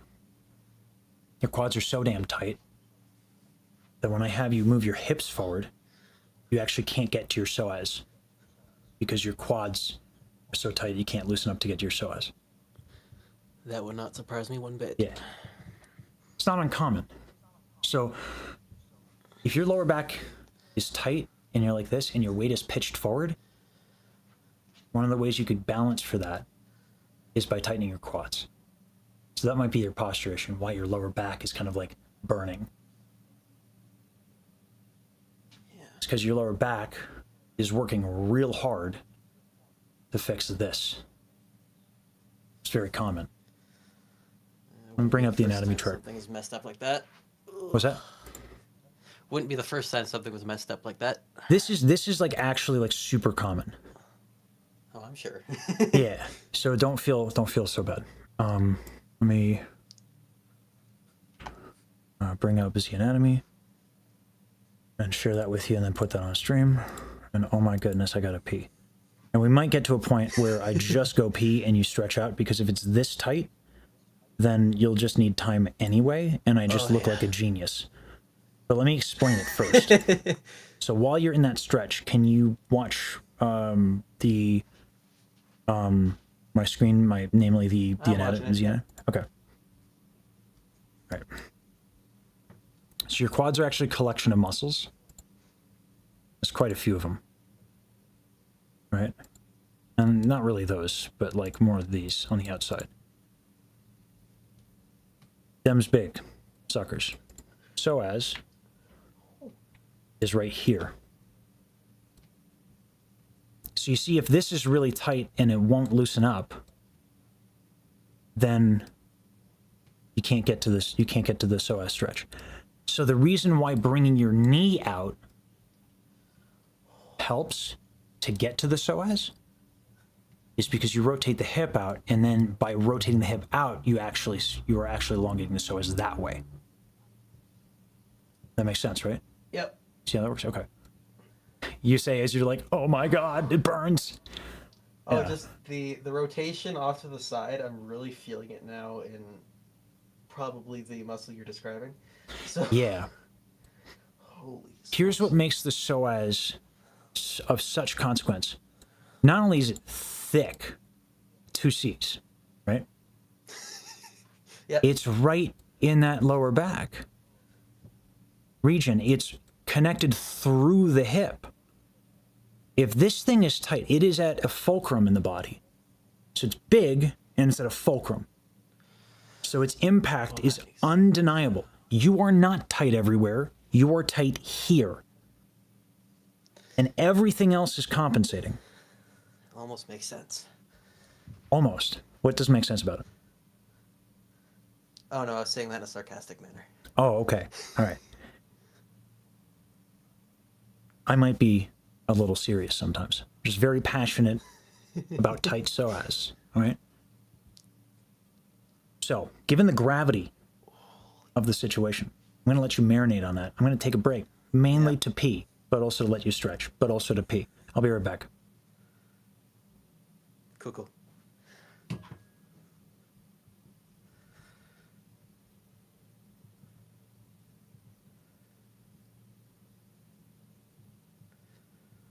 Oh my, I'm alone with chat.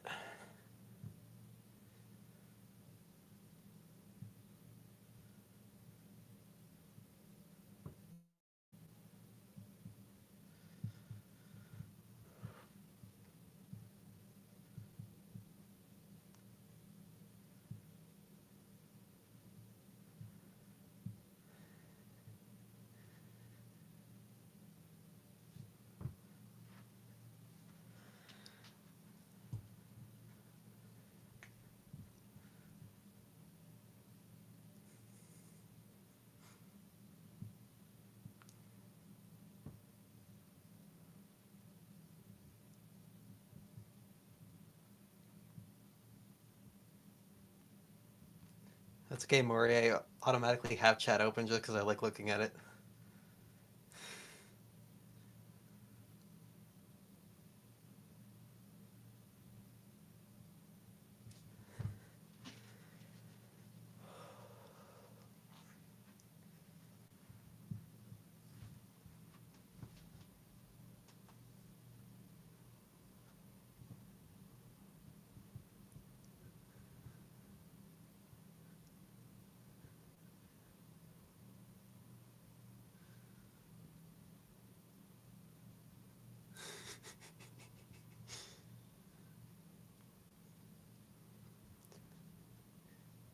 I feel like we need to start organizing like a Lesage yoga class.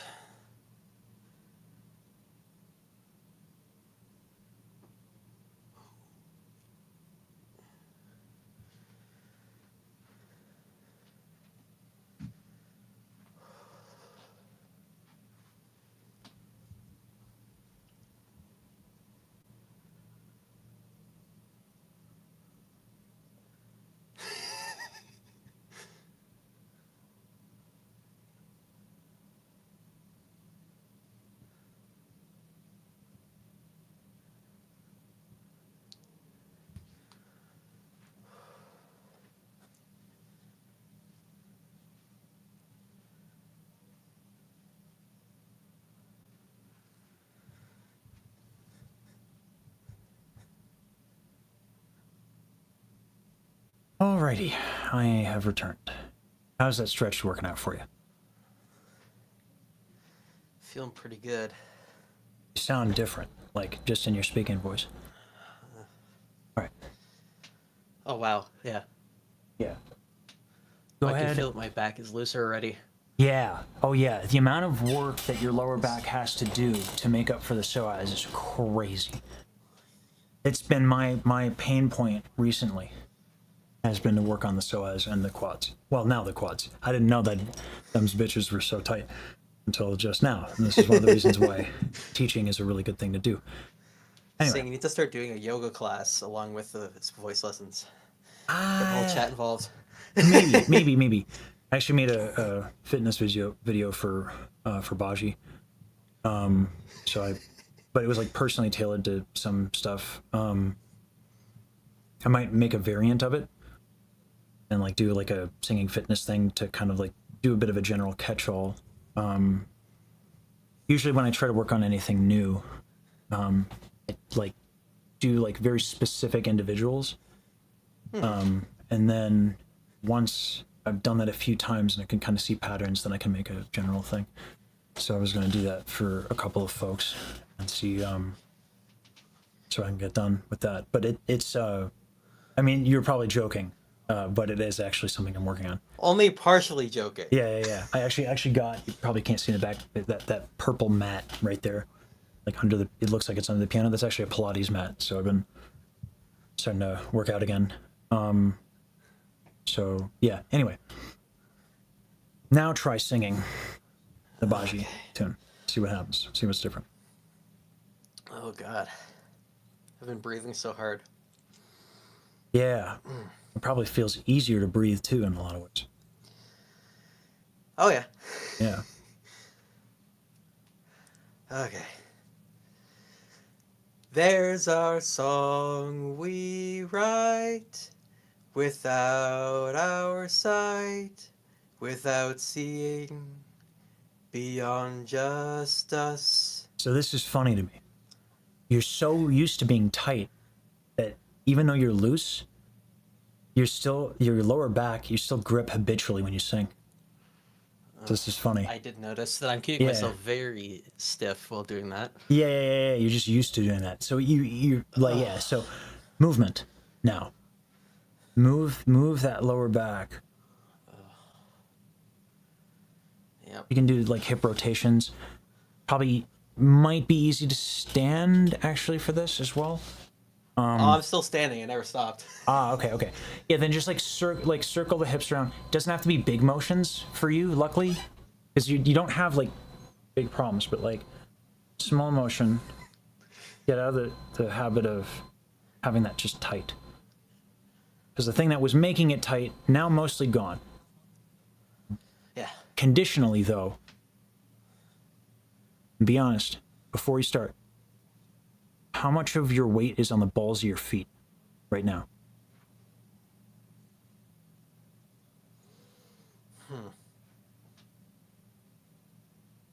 What? It's not all of it. But is it a lot? Yeah, quite a bit. The reason why your quads and psoas got tight to begin with, shift your weight from your heels to the balls of your feet. And pay attention to what's happening with your quads when you get to the balls of your feet. Oh, the quads completely like stop engaging as much. Yeah. So when you do these hip motions, pay attention to what your feet are doing, because they should move in response. Balance is active, right? So small hip motions. Let's just do this in isolation. And one of the things that might happen too is like, don't clench your shins. Let your weight distribute through your feet. Real easy, right? Make sure that's nice and easy and your legs are moving. You feel that? Yeah. Yeah. And if you can avoid clenching your shins and find that balance, avoid clenching your knees. Once that makes sense, go ahead and start singing the Bajiru. Keep moving or just Whilst moving. Yeah. whilst moving? Okay. Whilst moving. Because we have to undo the habit that you've built up where you're just used to a tight lower back. Right? In fact, actually, here's what we can do. This is even better. Whilst moving, audiate. We've gone over audiation, right? You know what that is? Yep. Yeah. Do that while moving. See what happens. See what the temptation The is. flatulence. The flatulence. No, you don't need that. Just Silently so. sing in your mind, and you can go with to the lip motion, whatever. But just do the motions while you do it, paying attention specifically to, as you sing, what is happening to your lower back and maybe even your quads.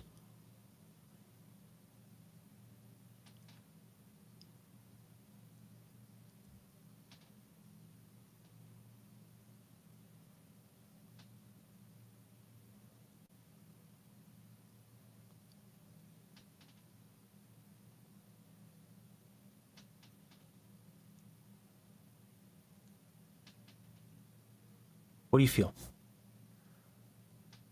I felt that I was tensing myself up again. Yeah, habit. So every time you catch yourself tensing, take a moment, pause, try that part of the phrase again without tensing, and keep doing that until you are able to be like, willfully without tension. Make sense? Yeah. Do it all audiating. It just makes cognitive easier on the cognitive load.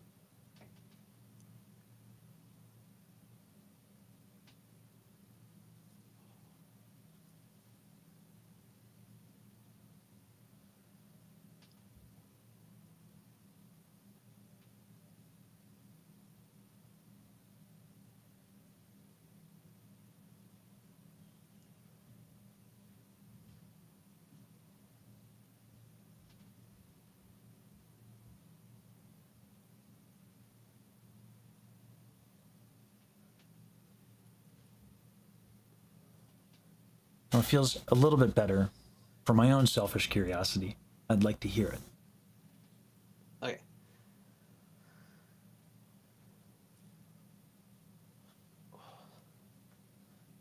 My back's not used to moving. Oh my gosh. Yeah, and we gotta fix that. It's meant to move. Oh, I know. Yeah. Whenever, by the way, whenever you feel that like inflamed, like, oh, I have a problem area, usually what that means is that thing is overcompensating for something else that is in opposition. Right? That makes sense, yeah. Yeah. So that's a sign. So that stretch for the quad and the psoas is gonna like just be better for your quality of life. Yeah. I mean, you can breathe easier, for God's sakes. I hear it. Yeah. Yeah. Yeah. Let's Okay. let's listen to the Bajiru. Let's hear it. There's our song we write without our sight. With holy crap. Yeah. So sight and right are giving you some problems. There's our song. Yeah. It's the high ones. Let's do. The general flow felt a lot easier though. Yes. It is easier, and we could keep working on tension to alleviate that, and we would make some progress. But we also have to be able to sing when we have tension. So Yeah. let's identify what the tension is doing. Do it on V. There's a song we write.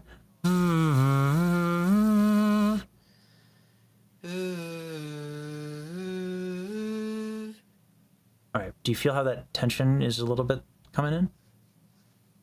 Yeah. Switch Those the little high vowel. notes, things get a little. Well, so switch the Cheeky, vowel almost. in your behind the V to A.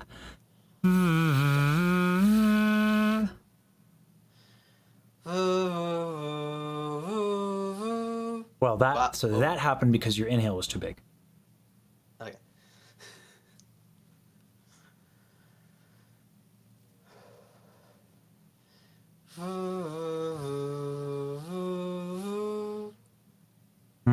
Okay. Soft palate. Oh yeah. I remember the soft palate. Everything combining from our last lesson. Yeah. All right. So let's. I'm anticipating this is actually from your lats. So let's stretch your lats out. Okay. You're gonna hunch over like this. Yep. Same thing. Don't put everything on the balls of your feet. Okay. I'm going to bring the elbow over my ear and do this. And then swing down, letting the weight of my head really do that. Do you feel stretch at all when you do this stuff? Oh yeah. Holy. Yeah. Here's the challenge. Don't pitch your when you go down. Again, weight is not on the balls of your feet entirely, right? You are moving your knees and your hips. To do this,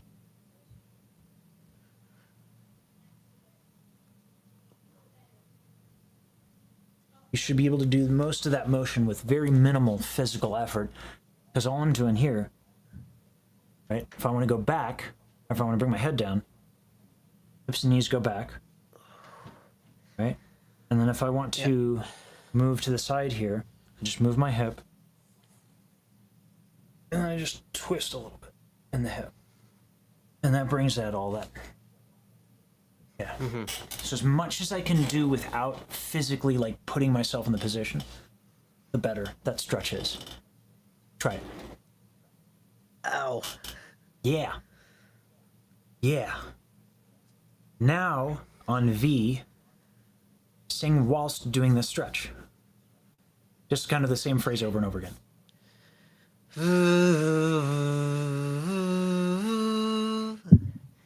How much easier is that? Holy, yeah, I did notice that. Holy. You know what's crazy? You also took a big inhale, making it harder, which is fine. because then it's going to affect your tone. If you can do it, great. Go ahead and sing while doing the stretch. Just the same phrase? Mm-hmm. And whilst in that process There's of the our stretch. song we write. you There's go. a song. That was it. That was way less shaky. Way less shaky, and you didn't even use consistent airflow. Right? Yeah. Like it should I be, didn't even notice that. there's a song we write. Maybe you could phrase it that way. There's a song we write. You know, consistent breath flow is going to make things easier. I'm trying to be a little bit more forgiving on breath consistency, because like different genres just like it's not good or bad, it's just cause and effect. But it is so much fucking easier to sing if you just exhale consistently. It's just it's a variable that we can remove from the equation. So I think it's nice, and it makes for a nice smooth phrase. And it is how Baji sings it, with consistent breath. So try that. But that's Baji. But yeah. Well, but it's efficient in general Yeah, I get it. to not have onset after onset after onset. But like I haven't heard a scenario where I like it. But that's why I'm trying to challenge myself to not be so anal retentive about it, because that's not a good reason, right? Like, oh, onsets are hard, and I like a smooth sound. Well, I just did Justin Bieber. Maybe if I had done some onsets, I could deliver more in a more percussive way. Mm-hmm. So, but to make our lives easier, let's just do consistent breath. But understand that, that's going to make it aesthetically a little bit more legato and even, which maybe you don't want. That's what I like. That's my bias. So I'm just trying to be more honest about that. I'm not entirely there yet, but yeah, I'll still try. Sure. But we can go through things here, and that way we'll know. Yeah. Did you want me to do the flatulence? Yeah. Flatulence with. Keep doing the stretch. It's doing so much work for you. Okay. Yeah.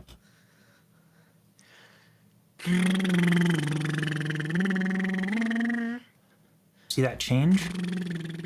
Yeah. Yeah. Try to make it consistent. Mm-hmm.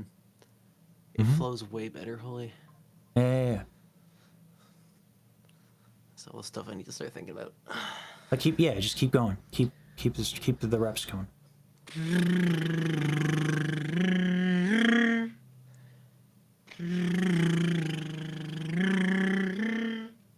That's better. I'll speed up my breathing a little bit at the top. Yeah. Okay. Here's what's fun about this. You know how I said that I often say it takes less air to hit high notes? Don't recall hearing that, but sure. Okay. Here's the tricky part. All the time, so. Yeah. So, there's the amount of air, and then there's the speed. This is the first time I've talked about this on stream. Ooh, cool, new stuff. Yeah. So as you go up, you don't want a lot of compression like in the lungs and stuff like that. So when I go up, I'll expand. But check it out. Because the vocal fold's thin, and for a couple of other reasons, we actually expend a little bit more. It's weird. There's volume, and then there's the rate in which we expel. So if I gotta get a view of my belly, because that'll be like kind of like a metaphor for like a meter of sorts, or like a gas pedal. Yeah. Right. So watch the torso. I'll do it twice. Watch the torso and then watch the belly. First one, watch the torso. Oh, Jesus Christ, I need to stretch like crazy. Whoa.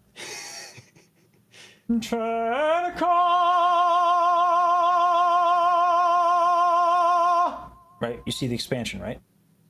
Mm-hmm. All right. Now watch the belly on the second one. Chan.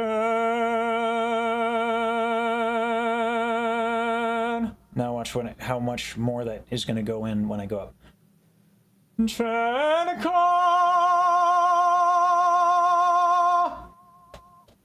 Right? Yeah, that was visibly faster. Yeah. Yeah.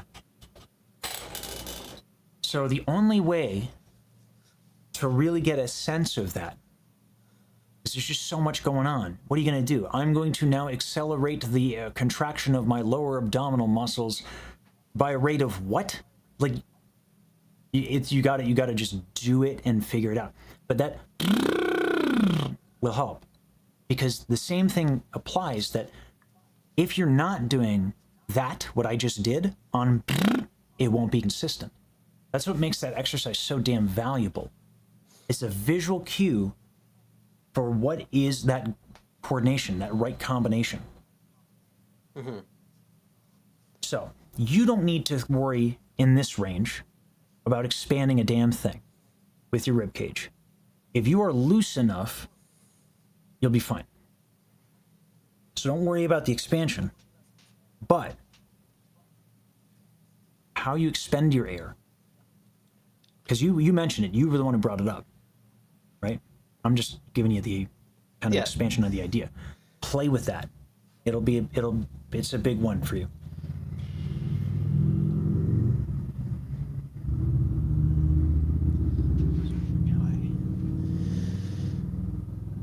I apologize for the individual. What's that? It's not something I've played for before, so. What's nice about where you're at, Yeah. is you're getting to the point where you're trying to figure out how to transition very easily through your middle. So the way that I teach, I don't bring people through their range, because I don't think there's a fucking point. Right? It's like, if you can't sing ergonomically in your lows, we're going to go up and it's not going to work. So let's just focus on singing easy stuff and get working what has to work, and then you'll just be able to go up with like very few adjustments. From here, once we figure this out, your middle will be nice. And then you go into the passaggio, and then you go into like real high notes. Like the real high notes, like B flat, like all this crazy stuff. So this is a big, like, if you nail this, you can sing some hard shit. If you make just like right and sight, those are not tremendously high notes, but if they feel easy as fuck, you'll be able to start doing some really difficult music, and it'll be fun, because that shit's exciting to sing. It's like yeah. It's already been feeling better since our last lesson on the whole soft palate thing. Oh yeah, that's a big one, for sure. Yeah, so let's get back into this stretch we were doing. I'm just really trying not to hit my microphone right now. Appreciate the effort. And then, yeah, those speeds up there. I keep losing it there. That was more consistent, but not yeah. quite. Keep doing it. It's getting better.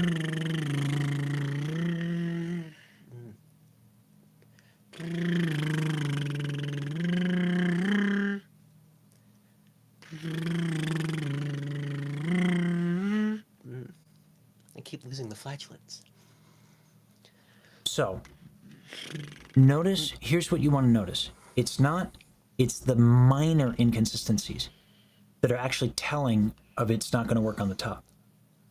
So as you go through these motions, if something changes, take note of that, stop the phrase, try again to get to where every note is really consistent without any drop off.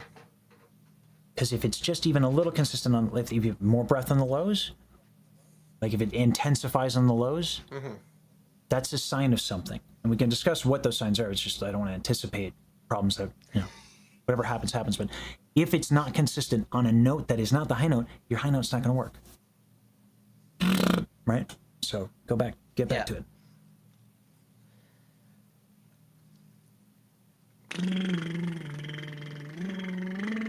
Whoa. Yeah.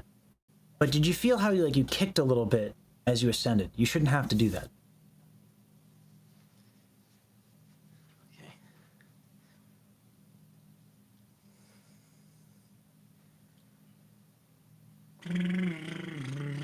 Oh, nope.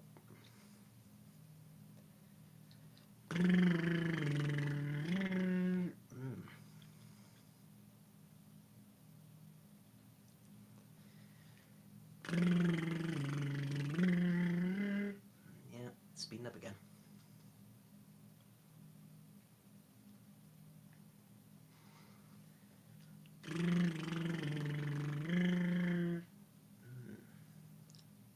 Okay, now be careful not to get too cerebral. Because you start thinking, Yep. you're not going to move as much, you're going to tighten, and then you're going to be like, why isn't it working? It's because you're thinking too much. That's why the movement... I'm a chronic overthinker, so... Right. But this is very much a let the movement do the work, make sound. Once you're done making sound, pause, make the observation, make note of it, stop thinking, try again. It's really important. Okay. Yeah.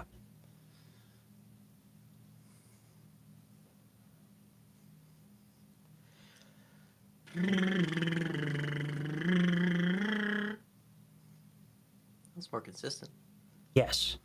Try. So one of the other ways to tell if you're thinking too much, are you really letting the momentum of the movement work? Like, really? Not entirely, no. Yeah, exactly. Yeah. That's worth it in and of itself, by the way. Like, before you even start singing, like, really let the momentum carry. Once it starts carrying, then sing the phrase. Okay.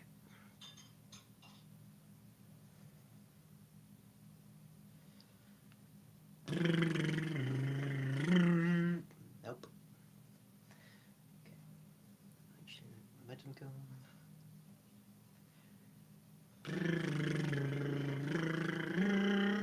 There we go. All right. Now that you found it, let's take a pause. All right? Because then I'm going to make you forget. Yep. Something Yeah. Sorry, myelin. Myelin. That's one.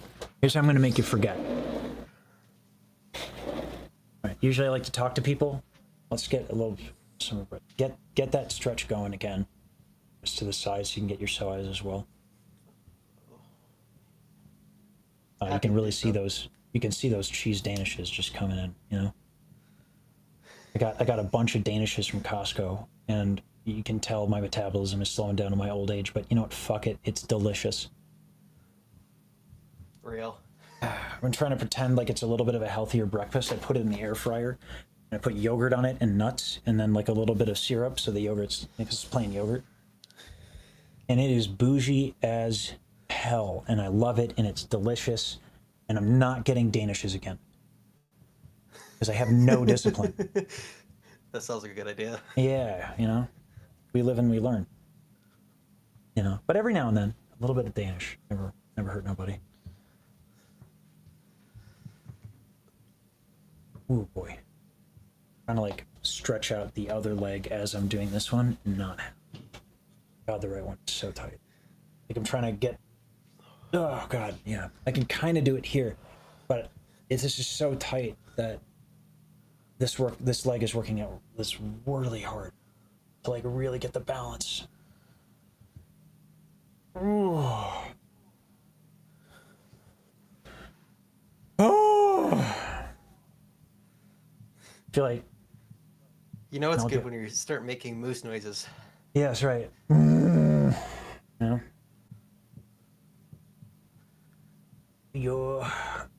Ooh, okay. There we go. Ah, that's a good time. Okay.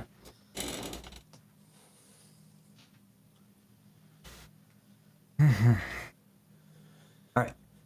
Now, go ahead and go back into that. I might even join you because I got the same problem areas. And this is so common for folks who are just sitting down a lot for work. Like, these things just get so tight. And even like, you know, it'll come back so quick. It's like everything about sitting in a chair tightens those things, you know, even if you're trying not to. Yeah. So What makes it worse is I'm not sitting for work. I'm just sitting. relatable. I wish it Actually, was feel for it. work. Then I'll be getting money. Yeah, right. You fun employed? Happens. Come around. Yeah. Yeah, that's all right. I've been there. So, yeah. I mean, I'm pretty public about it. Like, yeah, before transitioning to this stuff, yeah, there's stuff out there. But I appreciate you using your time to sing. Thanks for that. Yeah. It's what I Yeah. do in my spare time anyway, so Mm-hmm. might as well make something more out of it. Yeah, right. All right, let's go back to the thing. Yep.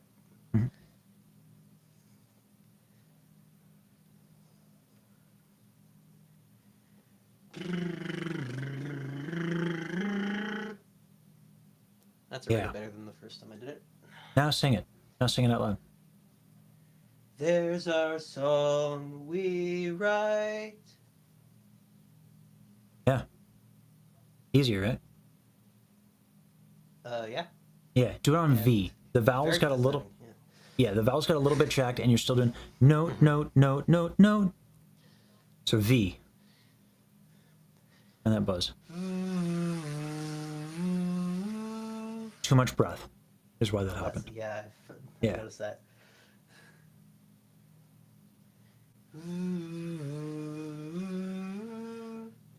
A little off on the top one. Little off on the top one. There's still a bit of that tension and that habit. So what you're going to do is you're going to go back and forth. You're going to do this thing on the V. Okay? Yep. And then once that's good, do it without that thing. And then you can, move a little bit. Wiggle, if you will. Do the wiggle, yep. Mm-hmm.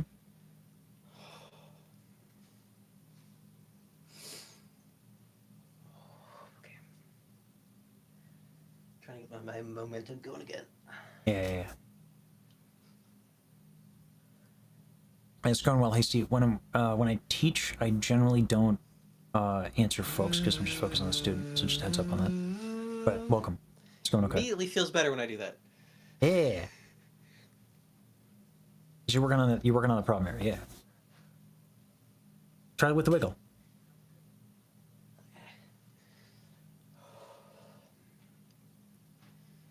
It's so hard to shut off my brain. Yeah.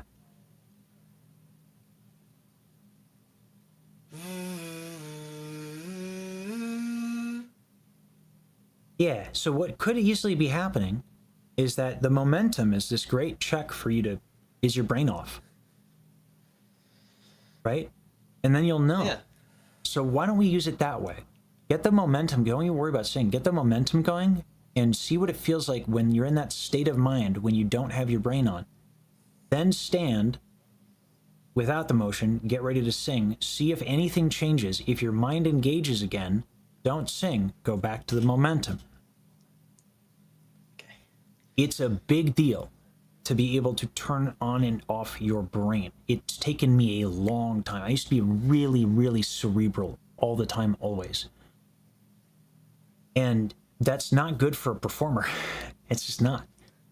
So, I get, I've had a lot more time to think off stream recently. There's a lot like so many people are stepping up, take care of a lot of the day-to-day processes. So I don't have to wake up at 8 and then do a bunch of meetings and all that crap right up until I stream.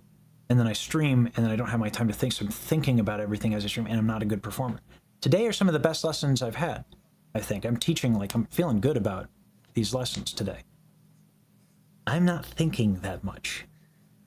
I'm just I've thought outside of it. I've watched the lessons back. I've thought a little bit. And then I just let my mind rest. And now I'm here. I'm fresh. And I'm just doing.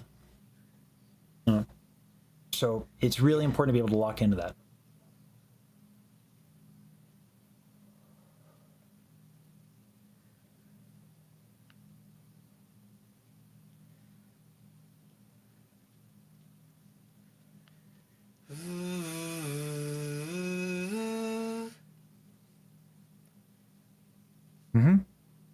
I didn't take the time to think about that one, and it sounded better. Oh my gosh. Yeah. Yeah. You don't need, if you know what the problem is and you have stuff that directly fixes it, what's there to think about? Right? True. Yeah. This is why it's really nice to be armed with information and to spend time and separate that. Because when you perform and when you record, you only want to think when there's a problem. Particularly if there's a problem you don't know what it is or you don't know how to solve it. But you're not going to be singing while you do that. Not ideally. Yeah. I mean, you're in bad shape if you have to start thinking about shit. That's like someone didn't do their warm-up, is what that is. If someone goes out and performs and they have to think about all this stuff, it's like, you should have solved that in the warm-up.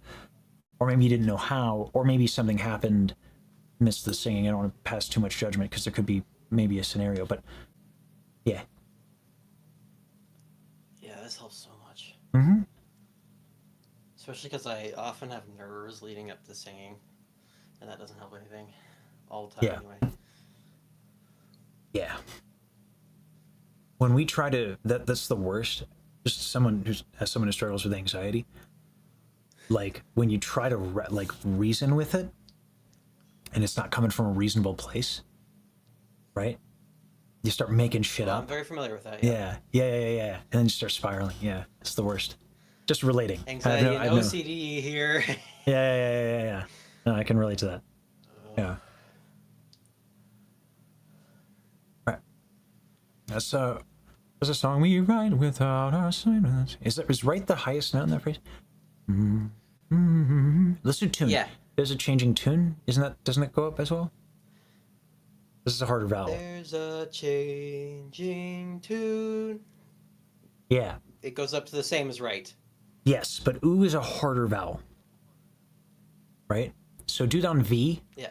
There's a changing tune on V. Now let's do the same process we did. Okay.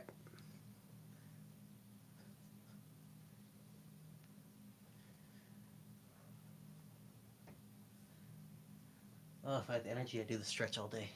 I know, right? Yeah, that's the bitch. There are ways to stretch passively when you're tired that are absolutely worth learning and picking up.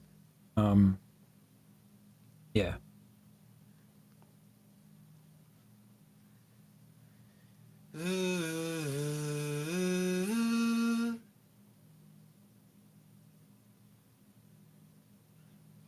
So, here's the problem. I noticed I gapped my sounds a little bit. Yeah. So, I did a lot of the note, yeah. but that's not what's at issue here. That's a factor. But what happened is that your soft palate goes down on the oo vowel too much. In this part of the range, we need to start doing what's called vowel modifications. So what we're going to do, there's a changing on.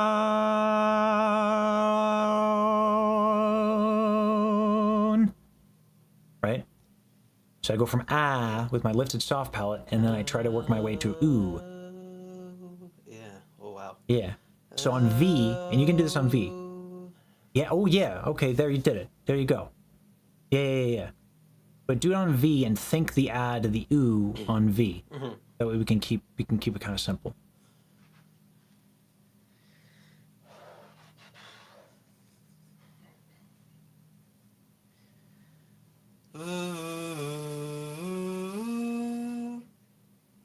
That was a breath thing. Yeah. Let's go back to the stretch. This thing. Yeah. Yeah.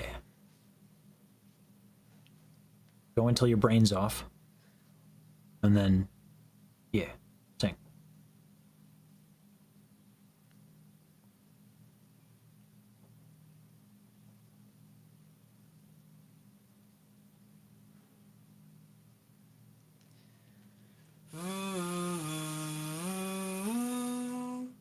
Too much breath. Still a lot of air. Yeah. Yeah, too much air. Yeah. So one of the things that can happen is when we're doing the stretch and we're moving a lot and we're not used to moving, we can start huffing and puffing for oxygen, right? Yeah. Yeah. So one of the ways we can affect that is we slow down the motion a little bit at the apex of the thing. Right. Mm-hmm. And we can do that way.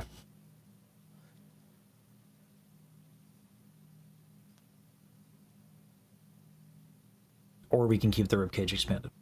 But that's not appropriate for the genre.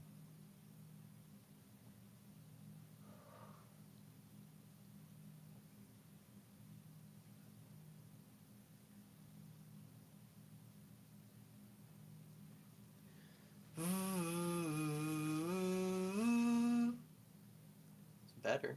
It is better. You know what's holding me back now? You're gonna want to stretch your quads again and your psoas. Yep. Yep.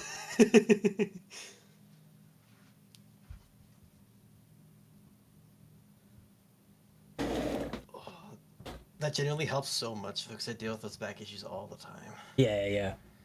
One of the things, like, God, I really wish I had met Diane or someone at least like me earlier, because in school, I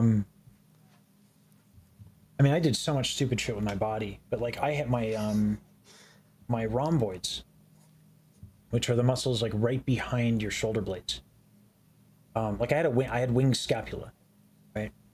Because my I was pulled so, like I did these heavy backpacks, and so Ugh. like Yep. psoas contraction, quad contraction, pec minor contraction, right?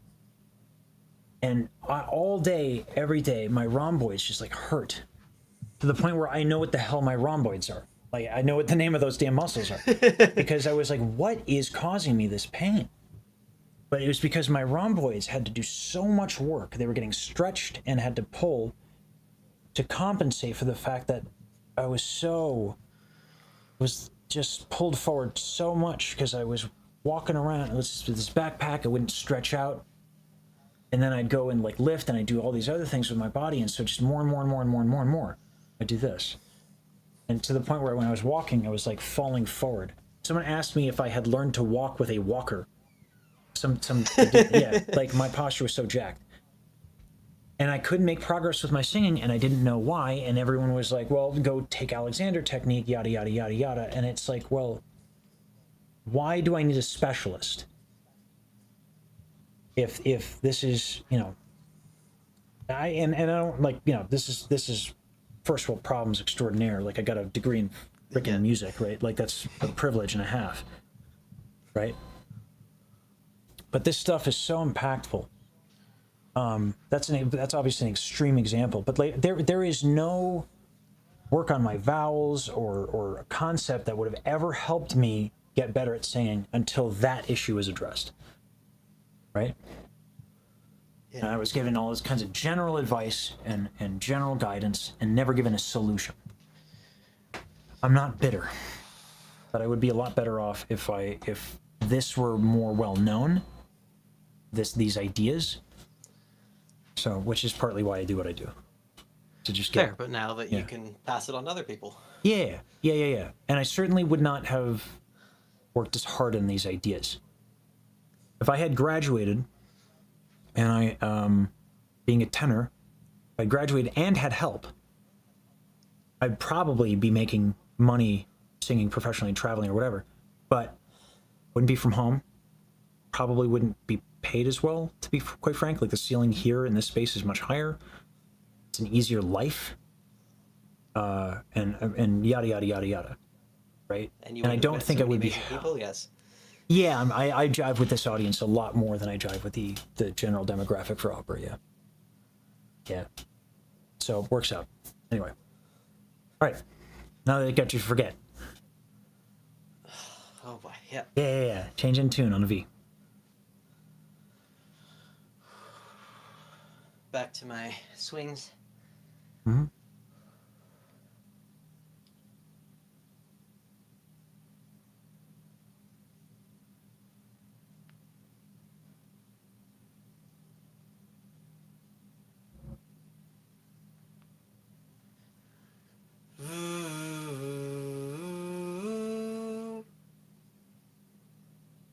You're gonna need to play a little bit with that vowel. So you're gonna need to sustain that vowel. So I'd go ah,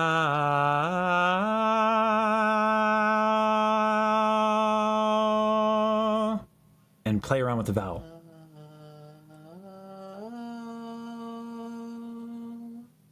I can do it there. Well, hold on. Yeah, but like you did it with like you did it with the most meek breath humanly possible. That's not how you do it. You know? That makes it easier here, but there's a limit to that. You want options. Yeah. There's nothing wrong with singing in that way with a smaller inhale. There's nothing wrong with it. But you don't want to be pinned into a corner there. So yeah, so get out of your head, swing a little bit if you need to, and then just get up to that vowel. There's a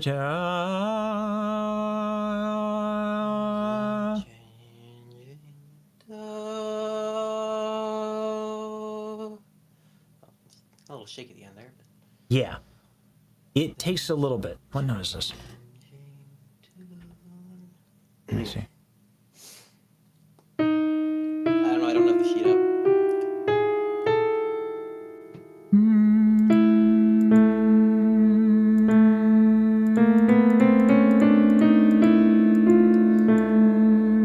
Is it really just A?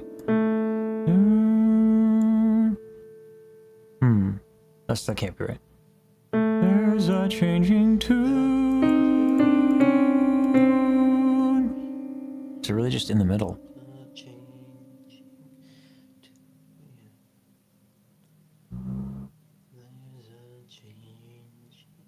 Do you have the audio by chance? Yep. Can you sing the note that it actually is?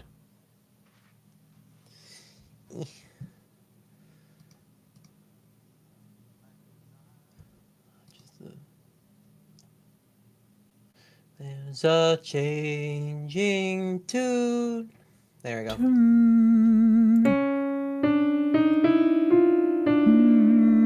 Right.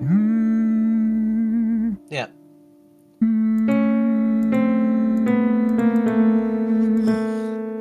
Or I say natural. Changing tune. That's not that high. But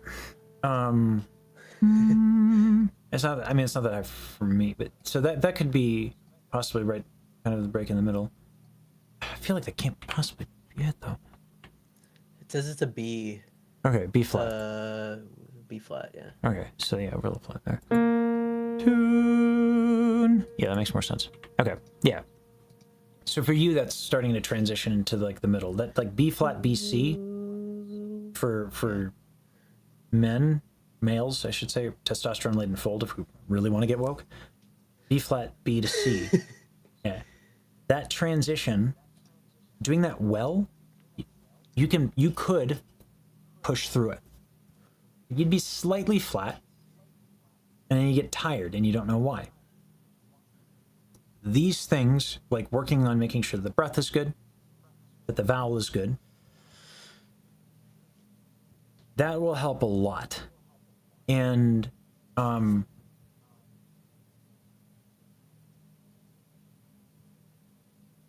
let's try this. Take a bigger inhale and try the same exercise. Do the movement first. Yeah. Let's see how that goes.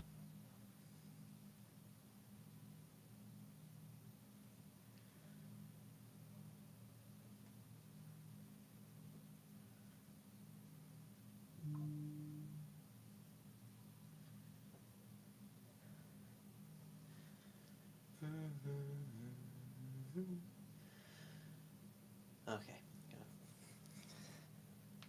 I'm thinking about it too hard.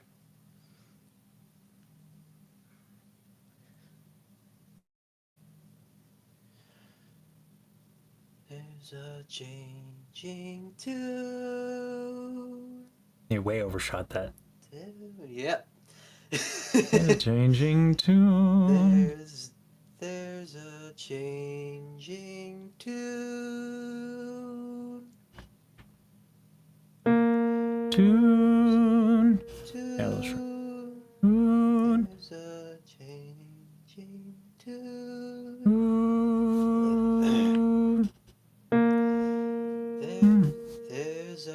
changing tune. There we go.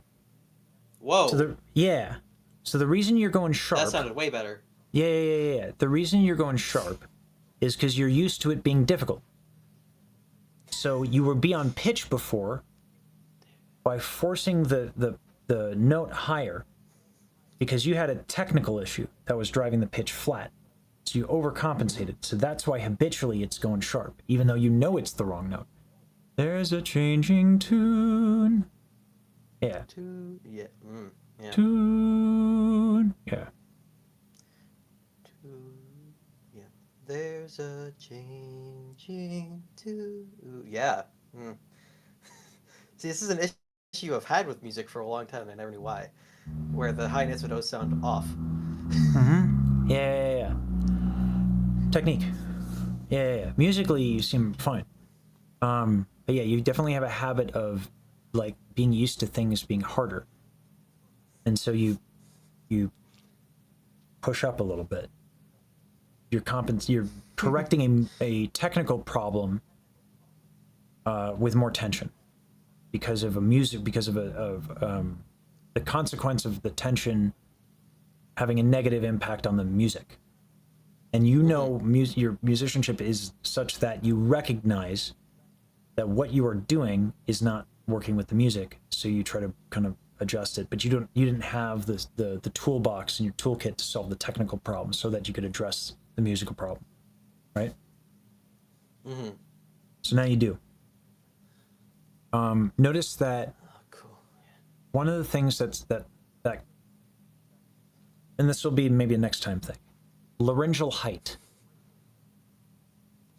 So when you go from there's a changing to, you can change the vowel all you want, but the reason why it sounds disconnected is because your larynx is popping up.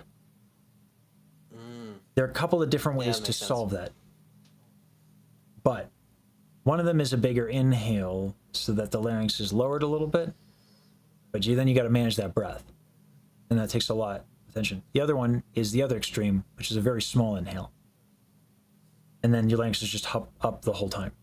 But when you split that difference, your larynx is going to pop up to transition through that middle. There are certain things you can do keeping that mid-sized breath, but I'd rather not do that. I'd rather kind of choose, right? Because the bigger inhale will allow you to do more without needing to like tilt your thyroid cartilage like too early, just to avoid a change in tone quality. But that's like what I value. And by the way, Baji can do both really well. I'm so surprised, totally. Yeah, right. Yeah. So yeah, I mean, but it comes from just fucking around and finding out, which is what we did a lot of today, right? Specifically Which in a very I will continue to do, yes. Yeah. All right, I'll let you go. We went a little over, but it was worth it because I think major discoveries today. Yeah, thank you very much. Absolutely. All right. I will book another one in a couple weeks. Doperino. Perhaps even bees kneaderies. All right. Talk to you later. Talk to you later. All for you. All right. I have an outrageous amount of messages. I don't know what's going on, but let me check my DMs real quick. I'll be right back.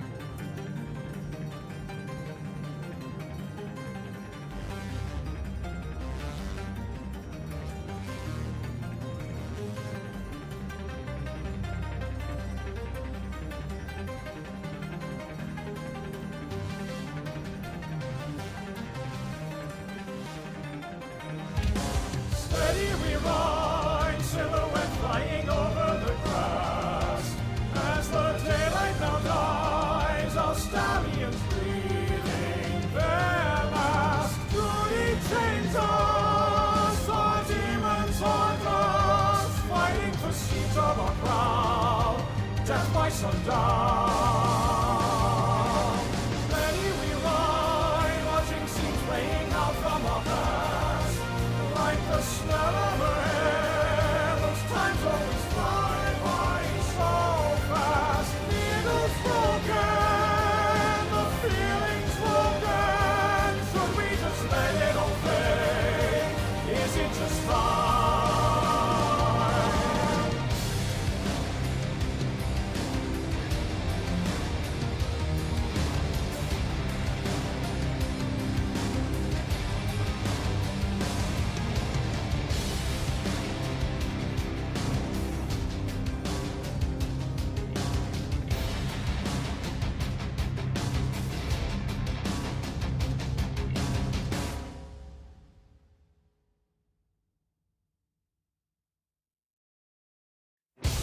Oh, my dear father, begotten power, shoulder to shoulder, never surrender.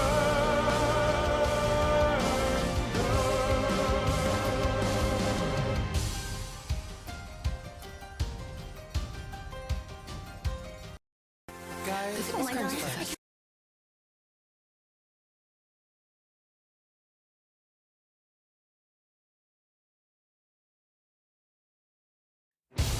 Oh, my dear father,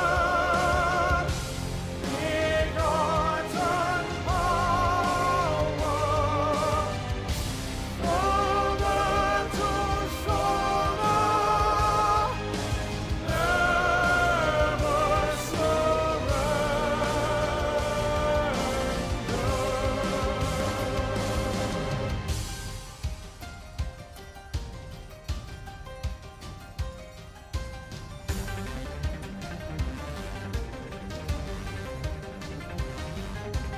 apples drop beside the tree.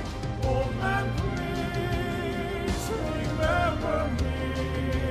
And None of us still chase our dream underneath the canopy.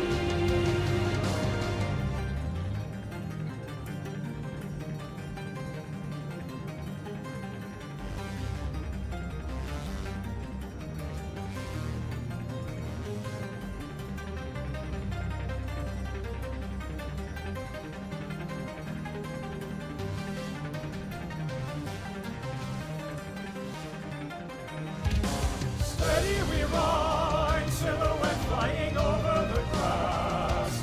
As the daylight now dies, our stallions breathing their last. Duty chains us, our demons haunt us, fighting for seats of our crown.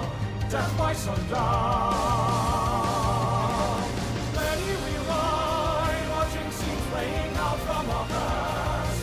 Like the smell of her hair, those times always fly by so fast. The eagle's broken, the feeling's broken. Should we just let it all fade? Is it just time?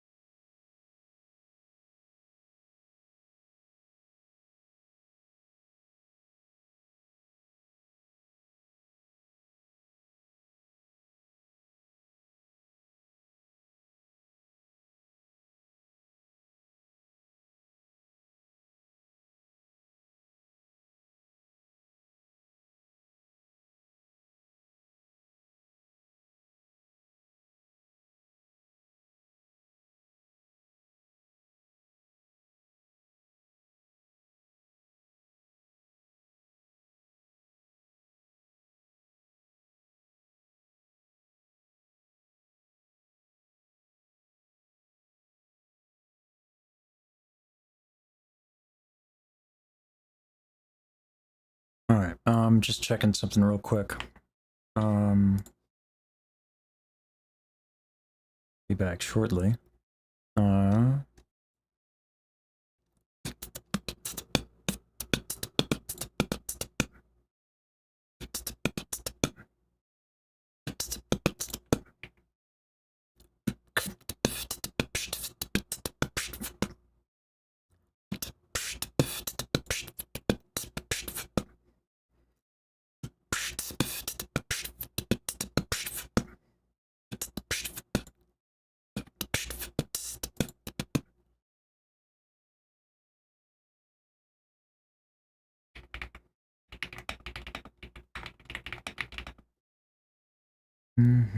Let's check this out.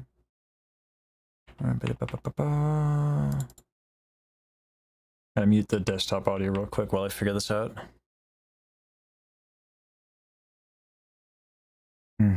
Got it. Alrighty, I think I got it.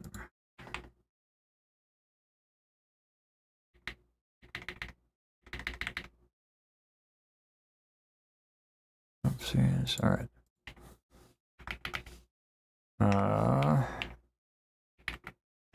And then let's do that. That should work. Alright, just doing something real quick for folks, and there she blows. Let's check this out.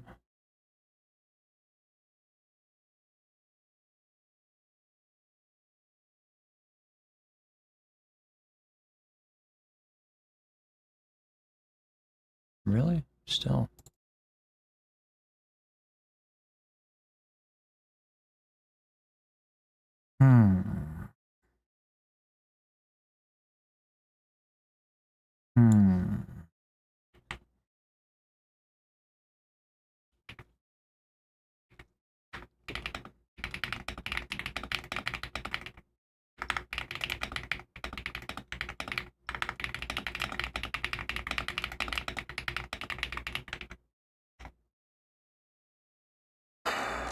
I would probably just need to open up a video editor to do this. So I'll do that. That's unfortunate. And if this weren't under wraps, I would just show it on stream, but this particular project, I don't have clearance to sync it. Like to show this on stream, which sucks. Oh, thank you, Reinhardt. Let me just take care of this, because if I can just release it, you guys can see something I've been working on with a few folks. So I'm hoping it, I'm hoping that by doing this now, I can just share something that's been in the works. And it's nothing like super major, but it's something that's kind of fun. So sorry about the wait here. I just want to get this done so I can finally show it to folks.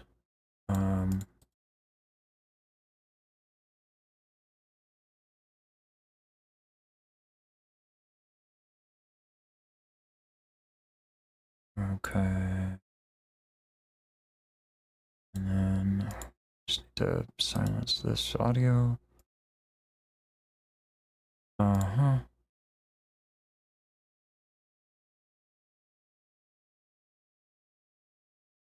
then of course it doesn't play, because presumably some sort of thing or whatever. Let's do this. Oops, nope.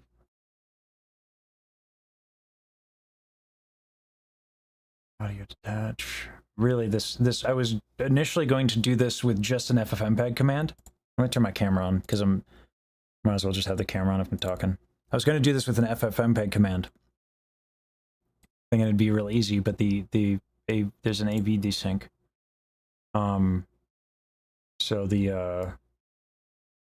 yeah, so that ain't working. So I couldn't just do an audio replace with an FFmpeg command. So I have to actually open a video editor, sync it up, and then release it. So yeah. And hopefully this ends up working, even though I can't hear it. Boy, oh boy. Good time.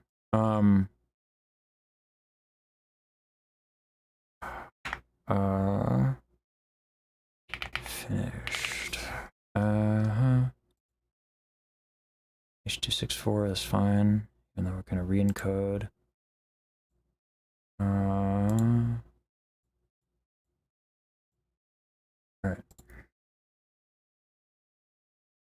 Really want it to, oh, that's fine.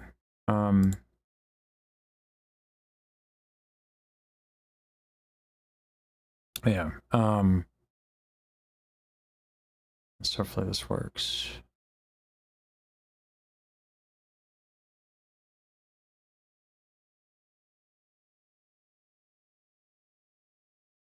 Let me just give that a look-see, see if it actually did work.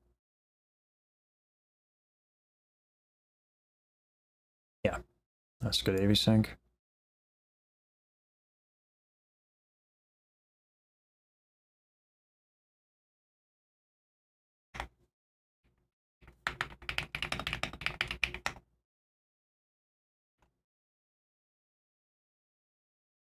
Yeah, that looks fine to me. All right. Oops.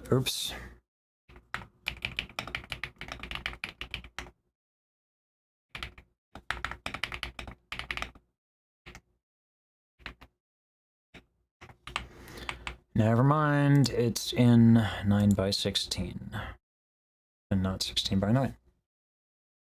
Oh joy.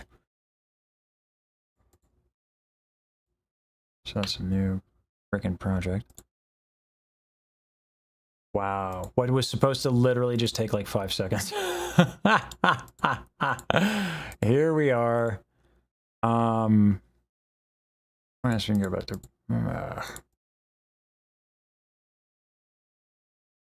project settings. Let's just do. Is it really gotta do this type manually? Oh yeah, man! I swear to God, Resolve just getting drunk here. All right. There we go. Let's try this again.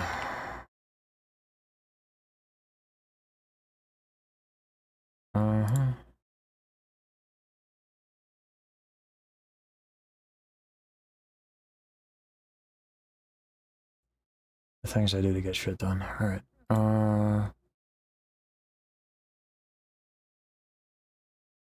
Go. Boosh. Boosh.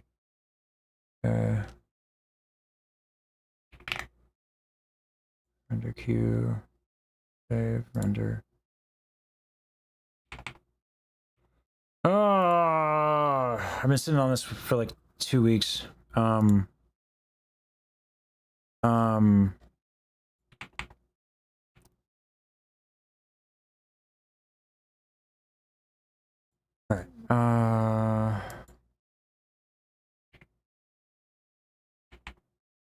we good? We done? Yep.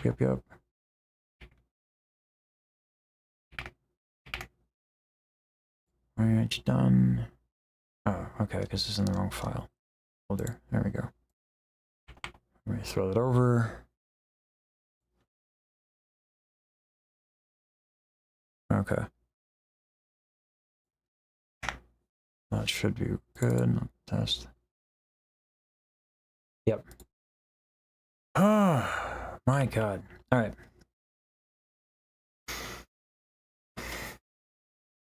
Sorry. Just really want to nail these down. If I don't, this shit gets overwhelming really fast. So let's just do that. I'm all caught up. All right. It's like 70 something odd DMs. Most of it doesn't involve me, but yeah. I don't like secrets. I'd rather show everybody. But there's a good reason why this was not revealed. There's a bigger name on the project that wanted to start doing the project, but wasn't sure if some people that they answered to might be cool with it, so they were in the midst of talking about that. So we didn't know if we could do it. But like, we want to have a fun time anyway, even if it never released. I just wanted to, have fun. It couldn't be released. But there's a high chance that it'd be cool. So We'll see what happens. There is a chance it might not be released. It looks like it's fine, but I don't know. But just to get that out of the way so I can actually show you guys, because I despise not being able to show you guys stuff. Anyway. Okay. My plan, basically, so I got Caroline coming in an hour to help me with the costume, the drip, if you will, for Fantastic Reality. I thought I was vocally tired still, but after doing some stretches and teaching, I'm like, oh god, I'm just redonkulously tight. So I got to fix that. And then I got to practice because I think I can sing. So, I do also have to use the restroom because that just happened. But I want to show you guys what I'm actually doing at Fantastic Reality. Because that's exciting. Yeah. So we're gonna, yeah, it's not exactly the same. Hey, Puppet. It's not exactly the same thing that we were working on before. So I'll show you what we were working on before, or what we were. This is the Bajiru and I's duet. Thank you, Reinhardt. It's very kind of you. Anyway, how many subs did you drop? My God, man. Oh, Daryl. Getting a little wild there. Thank you. Be right back. I'm gonna use the restroom.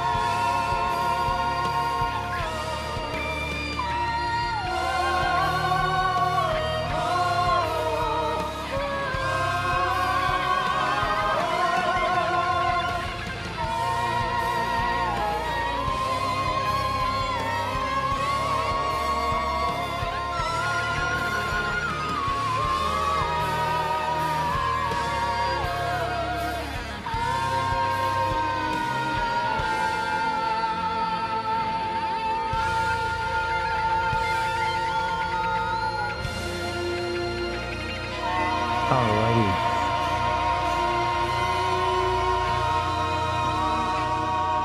Gonna stand for this. Oh yeah.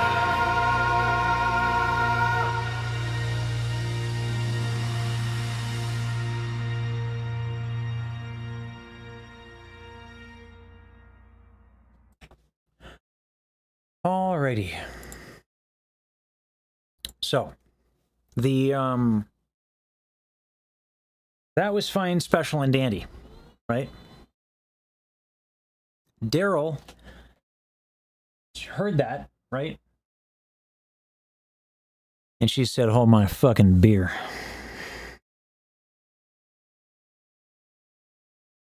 So she hit back, made some changes. The let me just find the one that I can share. because we've been sharing a lot of shit. There we go. All right. So, I do want to say this. It has been known that, and it's been said, you know, I didn't want to make a big deal out of it because we want to, when we make a thing for you guys, if you guys consume it, spend your money on it, we want that to be a good thing for y'all. But it was said aloud that if this concert didn't do well, there would be financial hardship for Daryl. That is now no longer a concern. I wanted to relay that, one, because that's awesome that Fantastic Reality is now in the black. Right? So, that's a big weight off of Daryl's shoulder, and then I know that the Sages were a big part of that. And a lot of people are a big part of that. So, you know, thank you for that. You know, obviously, the better they do, that's great. But, like, if your rationale was, I want to support this so that shit is in the black, we're good. Right? So don't let that be the reason that you buy anything. Moving forward, if that was a reason, if that was something that you were on the fence about, I just want to make that transparent so you guys don't feel any sort of pressure. You know? So definitely, if you're going to spend money, do it because something that's good for you. I intend to see what I can do about planning content after Fantastic Reality. That is a thank you. Because I don't know how much of it came from our three communities or from Emmys or whatever. But people rallied like crazy. And given how little chill the Sages have, I'm going to imagine that a big reason is the Sages. And what I want to make sure that I do is never take for granted the fact that you all support me and make this happen. I do have plans for a merch drop. I don't feel right doing that merch drop before I do some sort of thank you content, because I'd like to make sure that you guys know how much it's appreciated, and I want you guys to know that this is not about a back-to-back series of asking for shit. And I know, like, if you buy merch or if you buy a ticket, you get something in return, right? But it's also like there's no such thing as infinite money, right? Like, the content has to, you know, I feel compelled to give you guys a lot of appreciation and make a gesture of particular thanks, because, you know, this was a big concern of mine and a big stressor. I care an unreasonable amount for how long I've known both Daryl and Baji. I care an unreasonable amount about them. You know, like, there's always that opportunity cost, right? I don't have infinite viewers. Viewership doesn't have infinite money. So when you guys make a choice to support people and support me, that's something I really appreciate, and it's not lost on me that that's a thing. So, yeah. So before the merch drop, we have a lot going there, and we're gonna try and make sure the content is based. We thank you properly before we do that. We got some exciting things cooking up too, for content stuff. We're trying to make it such that the community, I've talked a little bit about this, trying to make it that the community has more of a platform using my platform, because the community just pumps out so much cool shit. So we're going to try and do that. I might do like a subathon or something upon my return. Maybe we'll do just a bunch of reacts. I don't know. I'll think about it. Yeah. I can show some of the designs that Kiyosamari has been working up. These aren't finalized. But yeah, I can show you a sneak peek. Also, everyone's going.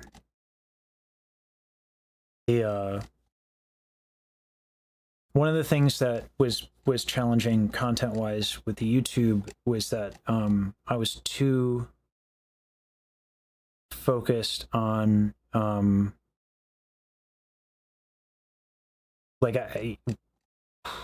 I needed to be too present. Oftentimes with let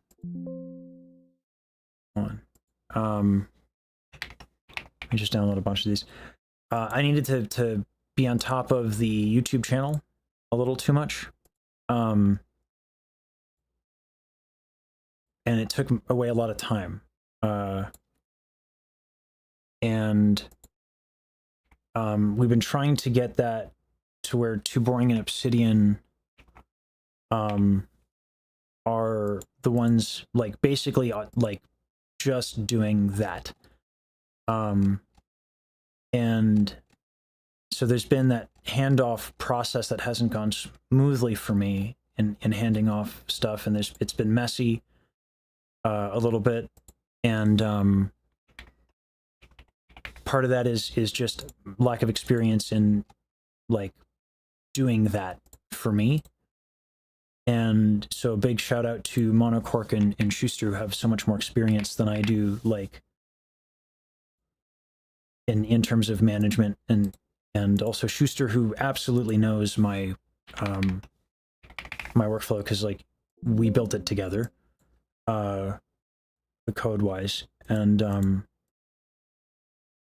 yeah, so Too Boring and Obsidian have a lot of support now because of Monocork and Schuster, and that's allowed me a lot more freedom.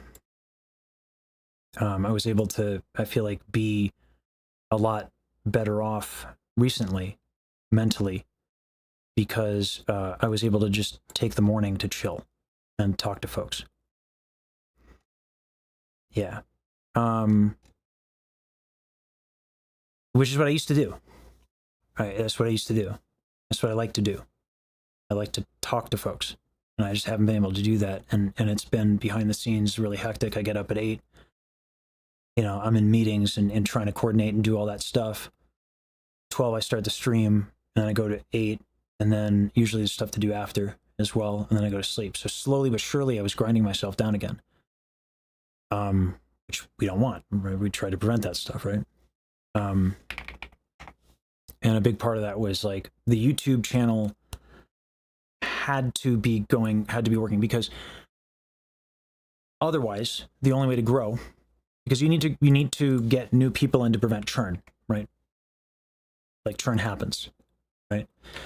So to account for that, even if I wanted to stay where I'm at, I need to start bringing people into the stream. I need to put stuff out there, right? The alternative was to, like, if you don't have content bringing people in, you can do it with collabs.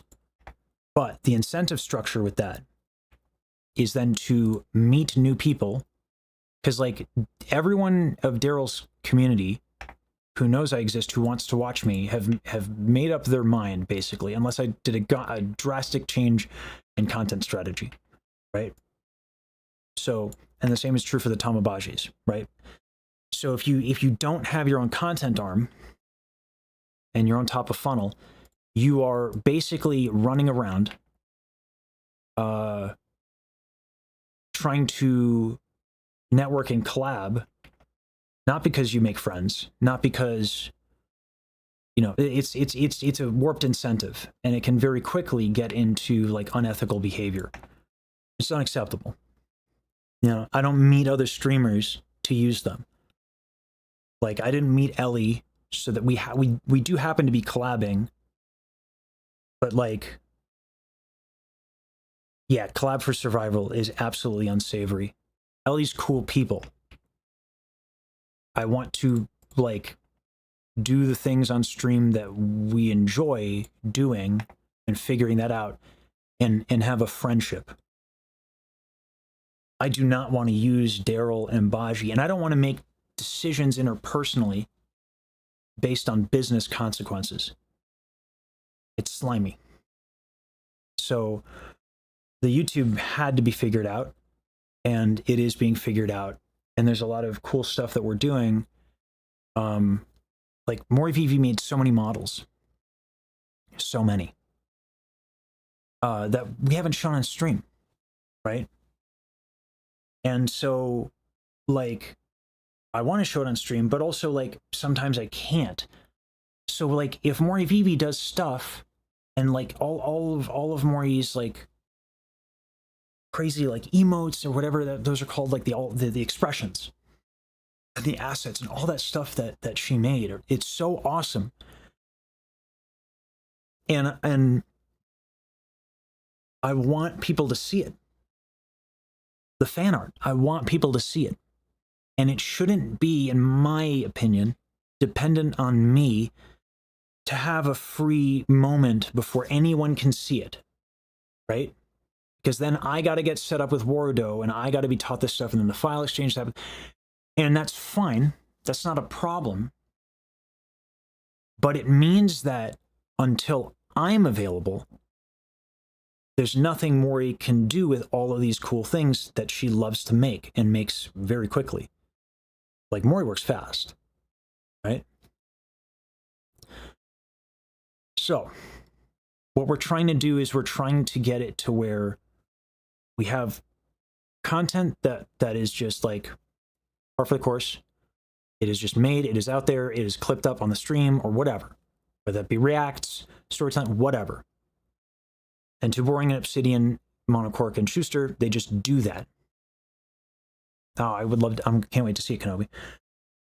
But that's the other thing, Kenobi. You're saying that Mori, no, sorry, that Kiro did some great, yes, yeah, Kiro did the yin yang thing with the narwhal and the slug. Dope, right? Would love to show that. I shouldn't be a bottleneck. Nice, Maury. Yeah, I shouldn't be a bottleneck to the community, so that people can see stuff. So we're in the process of setting it up to where, like, the Michi sent me a bunch of dances that you can just plug in Wordo, right? So I send those dances to Mori. Yeah, Jester. I'm one person. And there's so much boss stuff happening in the community. Like, Voidstar does mixes as well, right? So if I release my stems, for example, and community singers want to collab and they just want to do it, and they self-actualize and then they have a recording and it's mixed and it's good, they shouldn't have to wait, schedule a meeting with me, make sure I understand it, then I have to play. No. There should be an avenue to directly publish content through either Monocork or Schuster and to collaborate easily with Too Boring and Obsidian on that stuff. So that's what we're working on. Because it you know, like, yeah, it's really, you know, what we've built here is kind of special. And what I like is that, yeah, there's the bit that I'm people's Oshi now, but community is everything to me, and celebrating the fact that we work together, that we are a community, is a big deal to me. Rewarding people contributing to the community by having people be able to see their work, right? Maury's work, because Maury made some dope stuff, right? So more access to the content. I've talked a little bit about how I want like the live stream to be informed, but I don't think I've made public my desires to make sure that the videos are also informed by community. Yeah, so the idea, Maury, and this is going to be something that we were going to, not a bit, you're basically the first I've actually spent money on Twitch. Thanks, Rafiq. I think that, like, I think for my viewership, like, I make more from my CCV than people like 3, 4, 5, 10 times my size. Because, one, I think as an audience, the demo skews a little older and more technical because my content tends to be very technical. So I get people with, you know, certain proficiencies professionally and then also older. But I think that, at least this is what I've been told by some folks, like, it feels like we're building something here, right? I want to do... I'm older as well, Jester. I fall into that as well. Older demographic, not old. Young at heart. But I feel like we're building something here that has purpose. I can't get behind selling myself. My heart wouldn't be in it. I can't do that. I do not sell a product or a service very easily, and I certainly don't sell myself very easy. But I can sell a cause. You're also one of the few who multis to YouTube. Yeah, I don't know why it's not more common. But it also makes sense for me because I started on YouTube. That's a bit of a longer tale. But like, yeah. One of the younger members in the community, yeah. The big deal for me is making sure that what we're doing is consistently making, like, the doing good, do good things thing is not a bit, right? The way that I mentally operate, even as a business, is just so aligned with that nonprofit mentality. I'm not a fool. I know how to do addition and subtraction to make sure I run a budget. And I have some business acumen. Who is old? We're all a little older than the usual VTuber demo of 5 Taken Slugs. So yeah. But like, yeah. I really think it's important to do as much good as possible. And it's been working out, luckily, because we all support it, which I appreciate a lot. So I'm constantly trying to push towards that. And when Daryl has a chance to recover from the insane grind that it is to work on a show, this is. I am not giving you an announcement. I'm not announcing anything. This hasn't been. This is an idea.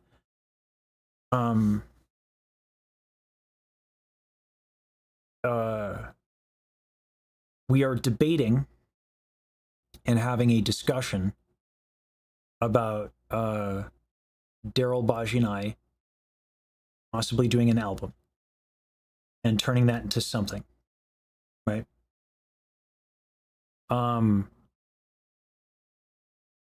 Maybe an EP, but this is something we are in the discussion of. This is not an announcement. We don't know.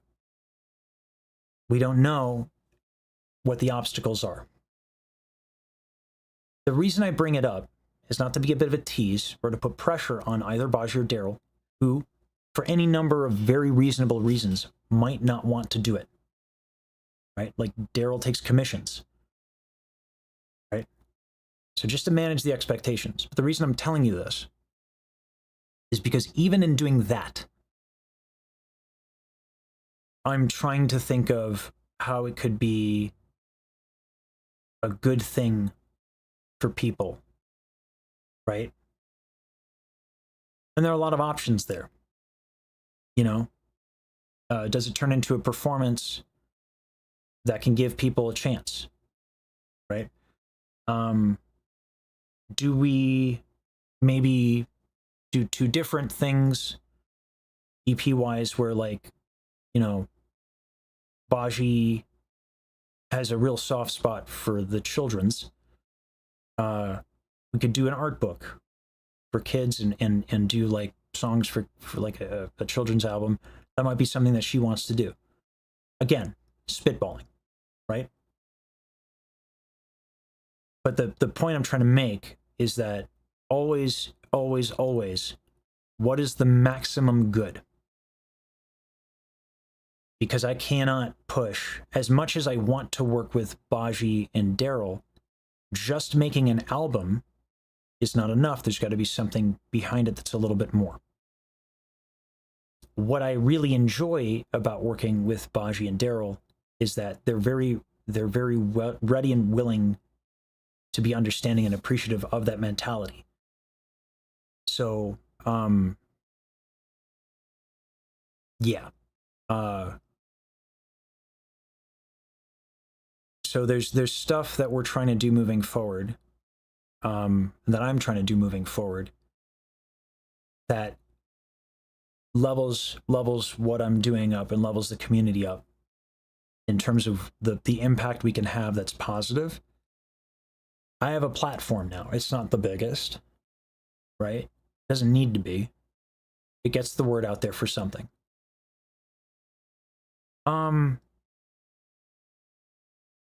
Yeah, Rafiq, those are decent ideas. I think continuing this education stuff does inspire other people to sing. Yeah, Jane, that could be fair. You know, it could be more opportunities for, you know, orchestral music and orchestral players. Like, one of the things that Daryl does that actually makes it really easy to do this, she pays people well, and she pays them their rate, and she spends money on artists. The reason why, like, Numi, Michi, and all these people, I assume, are just like that ready to help Daryl out and perform at Fantastic Reality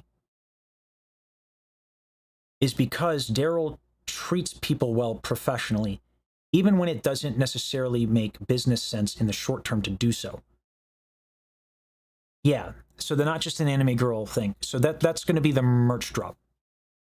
Now, this one was, for me, the purpose behind this. So these are some of the things that Kyo's been working on.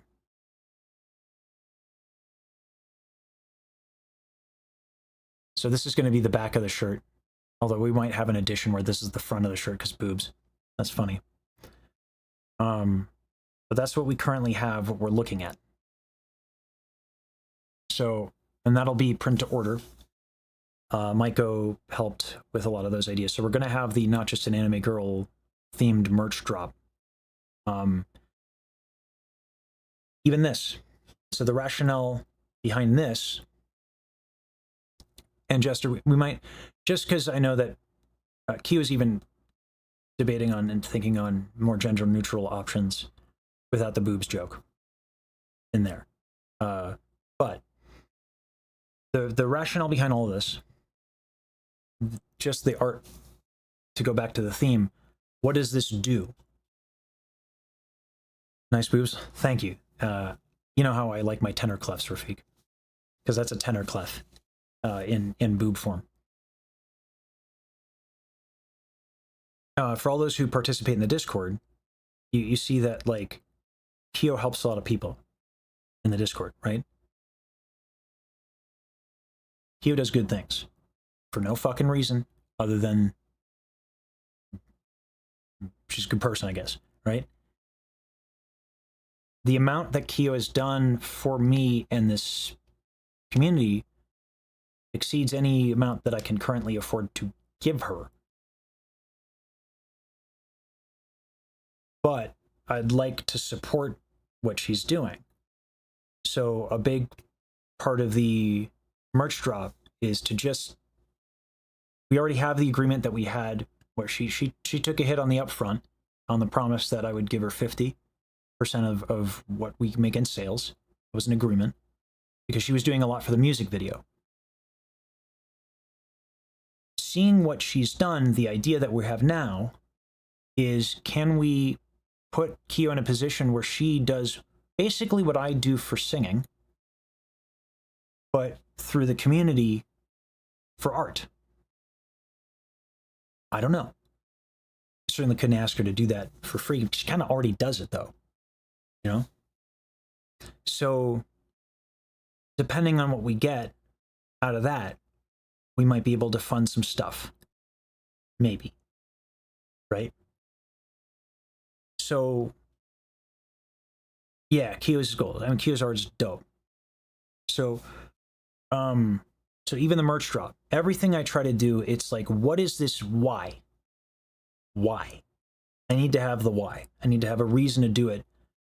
I need to have a reason to say this is worth the money because it goes to the do good things bit. It's not a bit, but it's like, that's the kind of mission. It's a little hard to define that. Maybe we'll find a pattern and a trend. We can have more of a mission statement that isn't just do good things. But that's where my head's at. I've been thinking a lot about that. Yeah. So yeah. Just some updates on like what I've been trying to do. What's held me back from doing any of that and really pursuing that more in earnest has been trying to offload the YouTube stuff. Because I cannot stomach the idea of using my friends and people I'm meeting to advance myself. Not okay. I can't operate like that. It's disgusting to me. Like if I hang with Ellie, it's because I want to hang with Ellie. Not because I need something from Ellie. Right? So, yeah. You know, because a lot of promises have been made. I've been talking a lot about like a lot of things. People have funded things through Throne. And granted, it's only been 3 months, and I know like I'm trying to do those things, but first and foremost, I just cannot operate in a way that uses people interpersonally. I think it's gross. So so that's why it's been taking some time. Is I've been trying to offload stuff onto Obsidian Too Boring, stuff that like took me 8 years to understand. We have systems in place and we have all of that, but it's like it's the little things. Like the YouTube was when I was running it with them, we were trending towards like 800,000 views a month to maybe 1 million a month, which is not bad. It's not bad. It's not the biggest numbers, but that ain't bad. We're at sub 200,000 because I'm just like I'm letting them fail forward and trying to get them to take responsibility for things, but it's a learning process, both in terms of me and communicating what it is that I do and planning the content for the live stream such that they make videos that do well, while also doing all this other stuff, while also preparing for live performances, while, you know, yeah.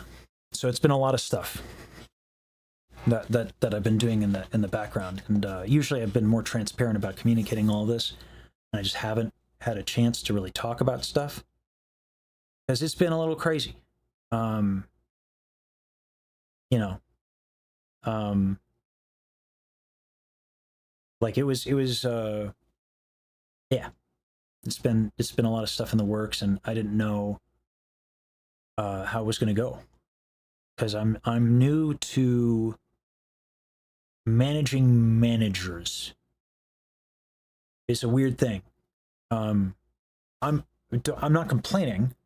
It's kind of insane that enough people have stepped up to where that's a thing, and most of it's overwhelmingly volunteer work.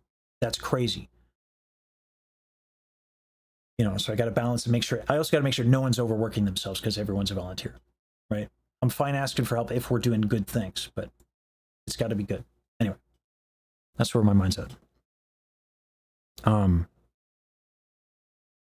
Here's an inspiring and makes great content, so we are patient for all of the big future projects because you're most transparent in the space because you love to gush about what's coming down the pipe.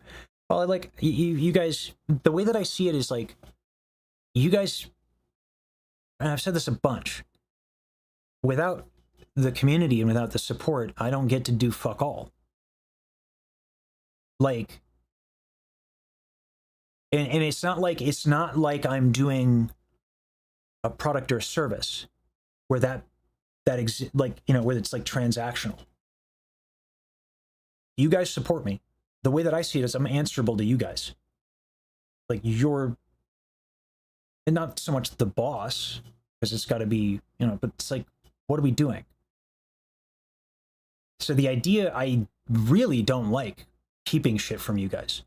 I really don't like it.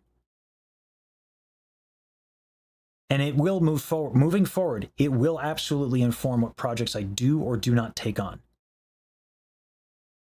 There have been things I've agreed to that I regret agreeing to, and I should have set a boundary earlier. It was just such an exciting thing that I said yes to a lot of these things.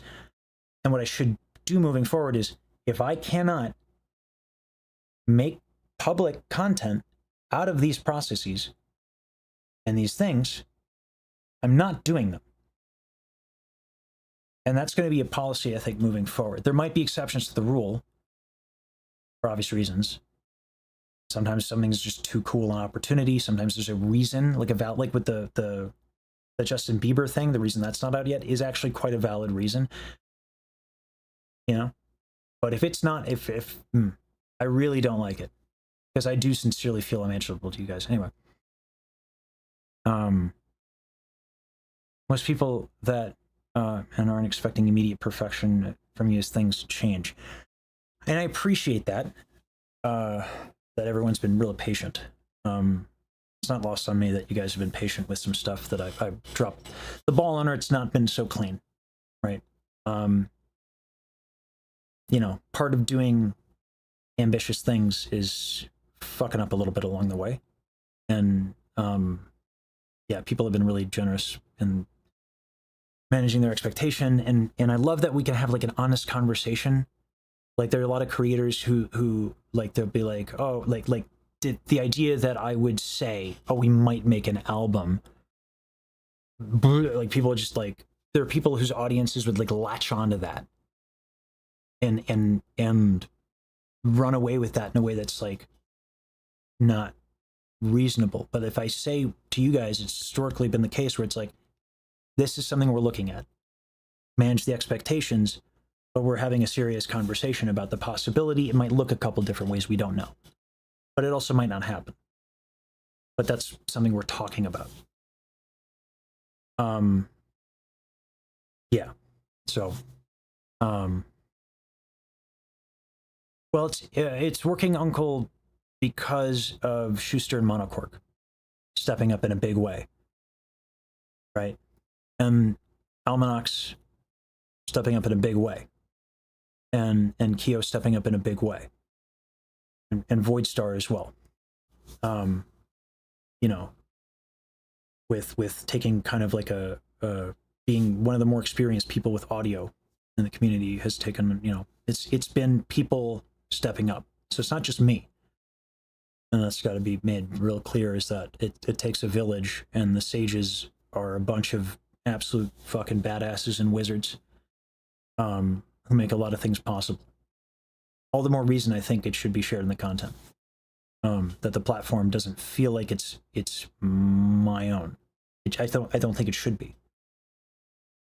Not when people are making dope stuff. Like, you know, if I have to be the focal point and the lens and the champion of all that stuff, fine. Right? I'm happy to take that on. But like, yeah, I think the work that other people do, should they want it, to be in the spotlight. I mean, they don't have to. But you know, these folks, their work deserves attention. So yeah. I think we're doing really well, Thurgeon. Yeah. Yeah. Let you cook. Thanks, David. Oh, I'm glad the taking my lumps and learning along the way, Uncle, is good.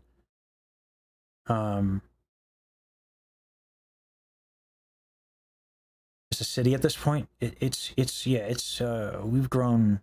The Baji project and some of the stuff around that the Baji project has grown the community pretty quickly. As well as like, you know, a bunch of people reaching out and throwing their weight behind me and what it is that we do. So it's crazy. You've been speed running the space, so if and when it slows down, it's fine to be expected. So you have to manage friendship, volunteer, business to make sure none of them hurt the other relationship. Yeah, that's the big thing, is making sure that people are treated well in different ways with different needs. Like the complicated thing, I'm starting to avoid about. I've been talking to a lot of people about this. I'm trying to process it. Like Daryl, Baji, and I did not know. I thought I was fucking twisted. I thought I was like sick, that there was something wrong. That I felt so strongly about these two individuals. I was like, what is happening? Psychologically, I should get into therapy. I should figure this out. Then that stream happened where the three of us were like, oh God, we all feel this way. What the shit? And some people said, you know, they felt like maybe they shouldn't have been in, they should, like, you know, maybe shouldn't have been streamed. To which, by the way, we kind of all agree, the three of us. Like, it's fine that it was streamed, no harm, no foul, but like, it was a lot. It caught us all by surprise. So we've been talking a lot more, the three of us, in every which way. All three together, you know, Daryl and Baji talk more, me and Baji talk more, me and Daryl talk more. So I'm trying to figure out what the hell happened and what the hell is happening. And that's just the interpersonal. And then we're going to mix business. Like, it's complicated. And that's just one thing. And then I got the volunteer. I got two. Like, it's a lot of, to treat people right, it's worth a lot of consideration. Yeah. And it has been a whirlwind, but Jesus, it's been a good time. I'm the happiest I ever have been, I think, and maybe in my life, which I have you guys to thank for. And you know, and Daryl and Baji and Michi and Yusan, you know, Ellie as well. Like, you know, Ellie and I aren't, like, you know, it's a more reasonable pace of getting to know her, which is nice, you know, like, yeah, that's been, so it's like, okay, like, you know, there's not something necessarily wrong with me. Like, I'm not taking a weird approach to like meeting people. Like, it can be a more normal pace. Like, yeah, but Daryl and Baji was so intense and quick. It was like, what is going on? I recoiled a little bit. You know. It was very sweet. Yeah. And absolutely sincere. You guys, what you guys saw was very real. Yeah.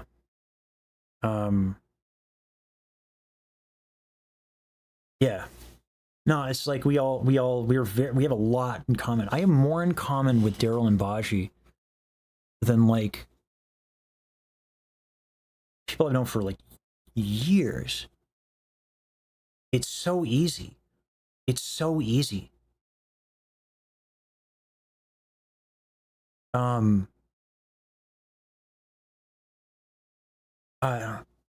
don't know. It's like, and it kind of was that way. I was watching back the first interviews with Baji and Daryl. I tell you, Baji,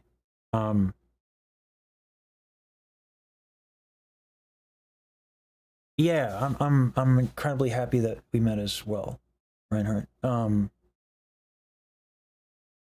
Like,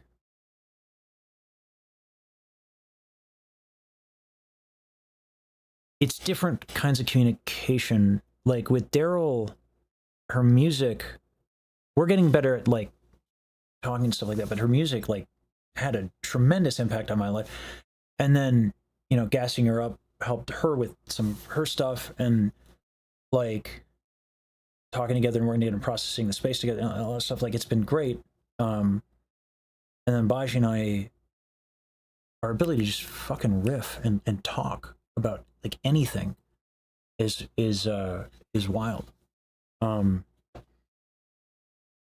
Yeah, just anyway. Yeah, the freestyle over the Starlit Fantasia track. Yeah, I was gonna show you guys a little bit of what Daryl is cooking. I'll show you that. Share a passion for music and the genuineness, and it just bleeds through in what you do. Yeah. And we kind of can all come to an agreement on what we do together, artistically, like that. Daryl's been a lifesaver to me and for me. She is special. Wanted to have closer friends. Happy to see it. For having on a stream with how reclusive she can be. Warmed my heart a lot. I don't know Daryl as a closed off person. She's told me that was like, she used to be a lot more reserved. I never got that from her. Yeah. Yeah. Who knew that not just an anime girl bit would be so beneficial? Yeah.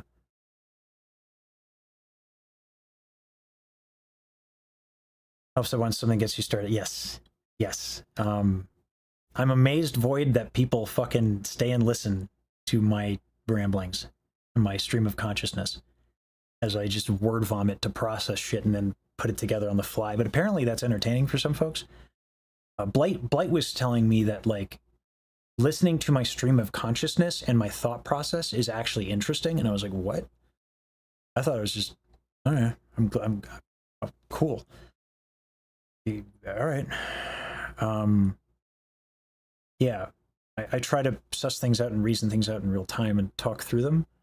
That it's entertaining is dope. Yeah. Started on the opposite extreme of most VTube relationship openings, starting in a group. In under 90 days, you'll be getting to get to the VTuber, and will take a year or two before they even start talking to somebody. Yeah. Attempted to sing one of your early attempts. Truly, just like crying on my phone. Oh, yeah. My earlier performances of Music Box of Fate were a lot more, I think, emotionally charged, even though I was still having difficulty, because the tune at that point was like, for me, about my father, and dealing with that loss, as well as like now the tune is just so it's hard to in words express, because it brought me, you know, friendships, it's brought me community, it's brought me so much. It's hard to put words to. I love that song. It's a nice change of pace from people who do everything behind the curtain. I don't get why. I do kind of understand. Privacy is a big deal in this space. People want anonymity. There's a bit of purity testing that can happen if you make it such that you have these kind of more low risk tests of ability for people to keep their mouth shut. But that utility to me isn't worth the trade-off. Right? Trust somebody or don't. Tell them what you need to tell them, or don't. You know, like, maybe it's easier for me to say as a male creator, to be fair, in all fairness. You know, like, so I got to be careful about lobbing too many of my frustrations with that, because but at the end of the day, there may well be valid reasons for other people. They're not mine. I don't like operating that way, period. I don't like keeping things from you guys when you guys make it all possible. I don't think that's that doesn't work for me. When you were grouchy about your first rapping section of the diss track, and then Little Flower asked you about it, and you were like, wait, what? Let me think about this, and you picked it apart and found a way to love it. Yeah, Jester, that's a big skill, I think, to have as an adult, but also particularly as an artist, where your work is inherently emotional. You have to be able to get your shit together emotionally and get your head screwed on right. I'm glad that was a good moment. I wanted to share that moment. Traditionally, what I would have done before I was streaming so much is I would have edited that and put that together. I had that as a video idea, and then I tasked Too Boring Obsidian to do that, but then it got kind of lost, and then... But I that was a really great moment, I thought. I think it's an important lesson as an artist to communicate, but yeah. Her collab a few months ago, compared to the one she had with you and everyone the other night, totally different girl, laughed more. I know. Yeah, Kiro. That has not escaped my attention. She's laughing a lot more. I remember people... One sec. Baj and I were talking late one night, and she's like, let me just move you closer, because she was cutting out. And I was like, did you just like basically say that I'm the mic? She's like, oh yeah, I did. But that's like my relationship. Like my relationship to all these folks is with sound. But it is also that way in life. For me, I remember people by their sound, because it cuts through my disassociation. This is one of the reasons I just pay attention to how people sound. And one of the things that that happened recently is when I agreed to do Fantastic Reality and was elated, I heard this shoulder tension and a lot of tension that just is in anybody who works the hours that Daryl does, but it all melted. And she started laughing, and yeah, it was really a wonderful sound. And that's kind of locked in my head as a memory. It's nice. All right. Sounds like just being friends with people in the theater space is helping each other with gigs and connections and supporting each other, especially riffing off each other. Yeah, when it's healthy, Elder, yes, absolutely. And that does feel like more of what it is here, yeah. But that's a good parallel for sure.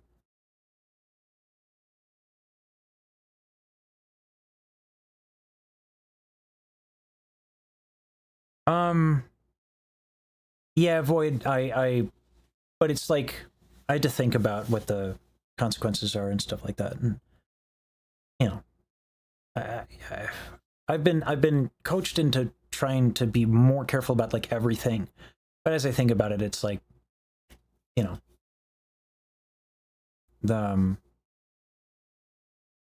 yeah, exactly, Void. Yeah. There's less crap. When you're honest, lies need to be maintained. Being not forthright means you need to hold on to shit, and there's a tax to that. And what is that worth the cost? Sometimes it is. Like, I'm not going to tell you what some folks look like. I know what they look like. I know where some people live. You could pry that out of my cold, dead hands. You probably couldn't even get it done, right? That's just going with me to the grave, because that has consequences. But like this shit, you know what I mean? Like so I have to have time to think about what the consequences are. Yeah. Also, you know the joke about how introverts make friends, right? They don't, and they suddenly realize they've been adopted by an extrovert. I'm not an extrovert, is the thing.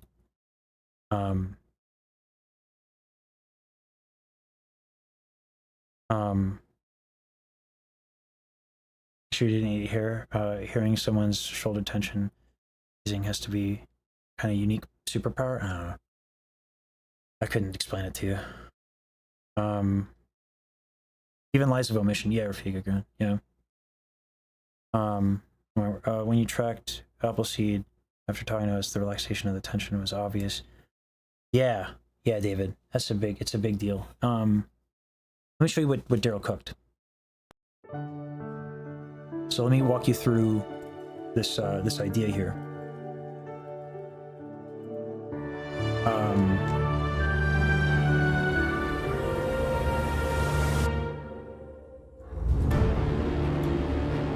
I just love how much shit we send each other. You know, we've been talking a lot after that stream to try and figure stuff out.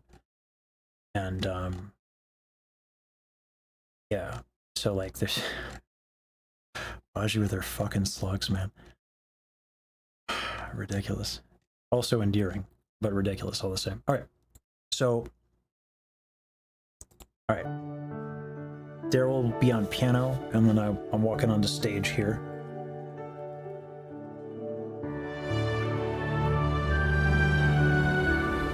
And then after this transition, I'm just gonna start singing.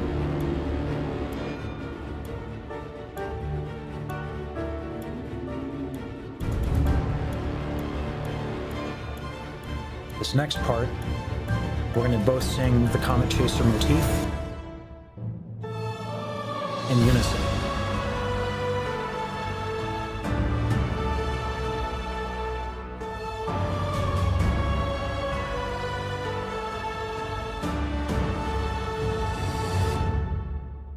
Daryl switches to electric guitar during the organ intro.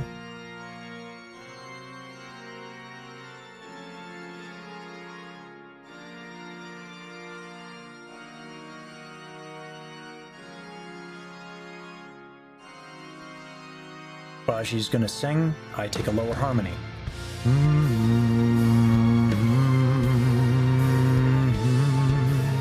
Then Daryl's gonna write this out. All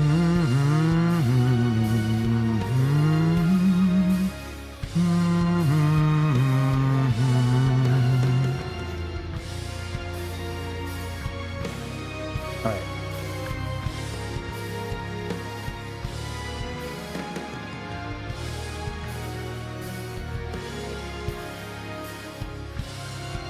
And then in this part, during Daryl's shredding, Baji and I are going to sustain notes, less movement, but just more chords. And Daryl's going to shred her ass off. It's going to be so fucking cool.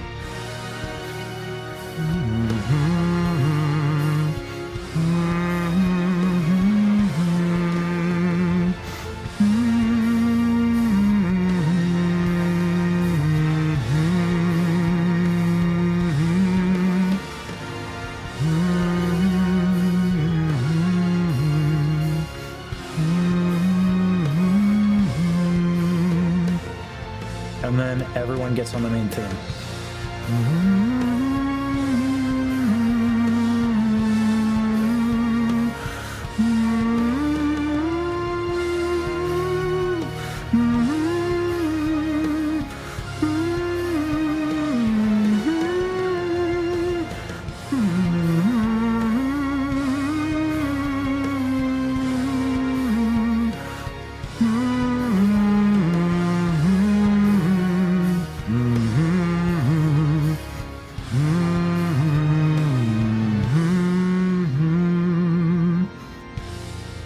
And then we start doing that chord.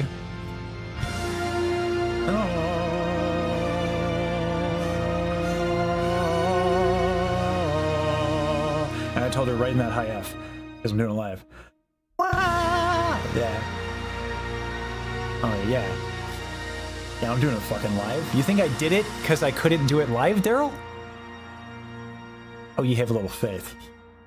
You have a little faith. She was like, wait, really? Like, you want me to write in the high F? I was like, bitch, why do you think I put it in there? What? You think I'm basic? I'm sorry, Starlight Daryl. Do you know who I am? I'm the tenor. Look at the hair. It's actually not a great hair day. It's probably not the time to bring attention to it, but you know, like, look, okay? Yes, I have a high F. No, Reinhardt, don't sell your fucking car to buy tickets. There's going to be streaming tickets. And if you need a ticket, Reinhardt, like, maybe I might for the mods and stuff, I might, depending on the price, I might get a couple. But yeah. Yeah. So the initial plan for me was to record a little bit, but like I just haven't had a chance to chat with you guys in a bit and tell you what's going on, because there's a lot of stuff that's been going on. And finally, I think having Thursday, Friday, Saturday, and most of Sunday off, and then not having to wake up and do the morning stuff. And I was still tired. I'm still pretty tired. I had to take an extra ADHD med, which sometimes needs to happen. Not ideal though. I don't like doubling up on that stuff.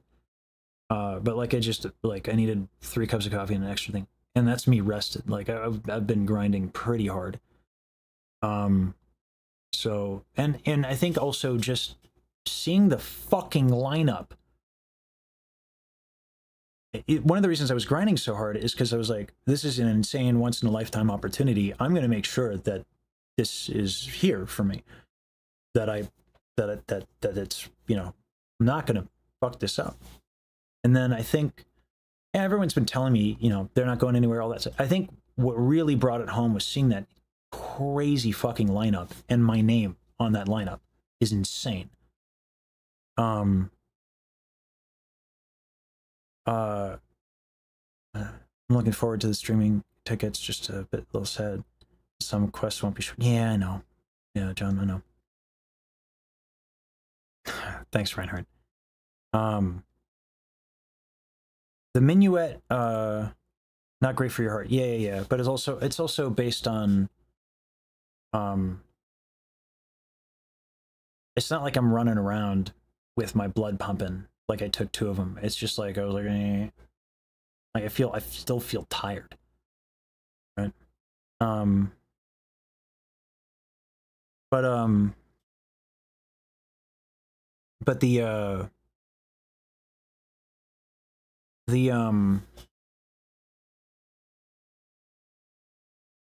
yeah, seeing that lineup, seeing my name on the lineup. Also, it's funny. The minuet has been. That's something that's been in the works for so long that it's like, oh yeah. Like when I knew that I was performing at Offkai, I knew about the minuet, and I knew about most of the set list.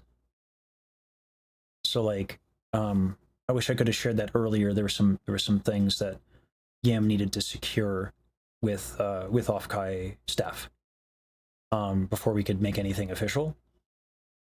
But yeah, it's really cool. Yam and Princess were so fucking hard on that stuff, and it's gonna be awesome. And yeah, being at like Daryl's for like a week, I'm just gonna like practice. Yam is so fucking cool. Absolutely, Yam is amazing. And it's an amazingly generous thing to just have me like this crazy. Yeah, but being on the same, being on where's the meme? Like, what the fuck is happening? Yeah, I'm just casually on the same fucking setup as Densetsu or like Mint, right? Lily Pichu, Numi, Michi, Daryl, Baji, Matara. Like, that lineup for is fucking crazy. Basically, every major indie other than Mouse is singing in Fantastic. It will not have even been, by the time I perform, Daryl did the math, it'll have been 118. It will not have even been 4 fucking months in this space. And I'm performing that lineup? That's crazy. Chills thinking about it. It's nuts. So yeah, I feel like I'm okay. Yeah, that I can maybe take it easy a little bit. It's insane. It's a lot of huge names, yeah. Oh, you coming, Turbo Todd? That's dope. Michael Bay, constant explosions. Yeah, just one fucking insane thing after the other. It just keeps happening. It's got to slow down eventually, right? Right? Right? Yeah, I don't know. But yeah. It's okay, sir. It is. You know, it's not going to be the last performance I do. Anyway, we got Caroline, and yeah.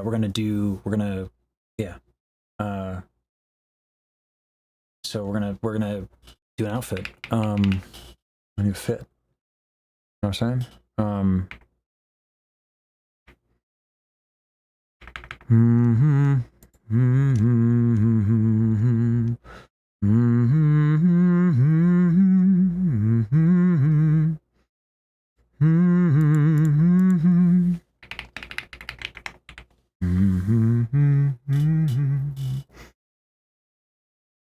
Yeah.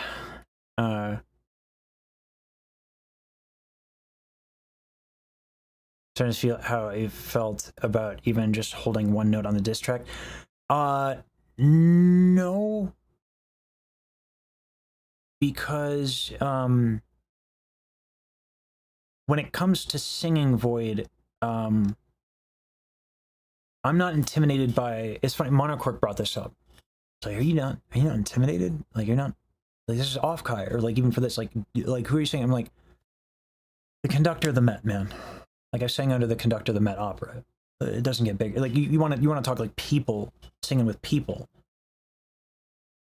and having that be intimidating.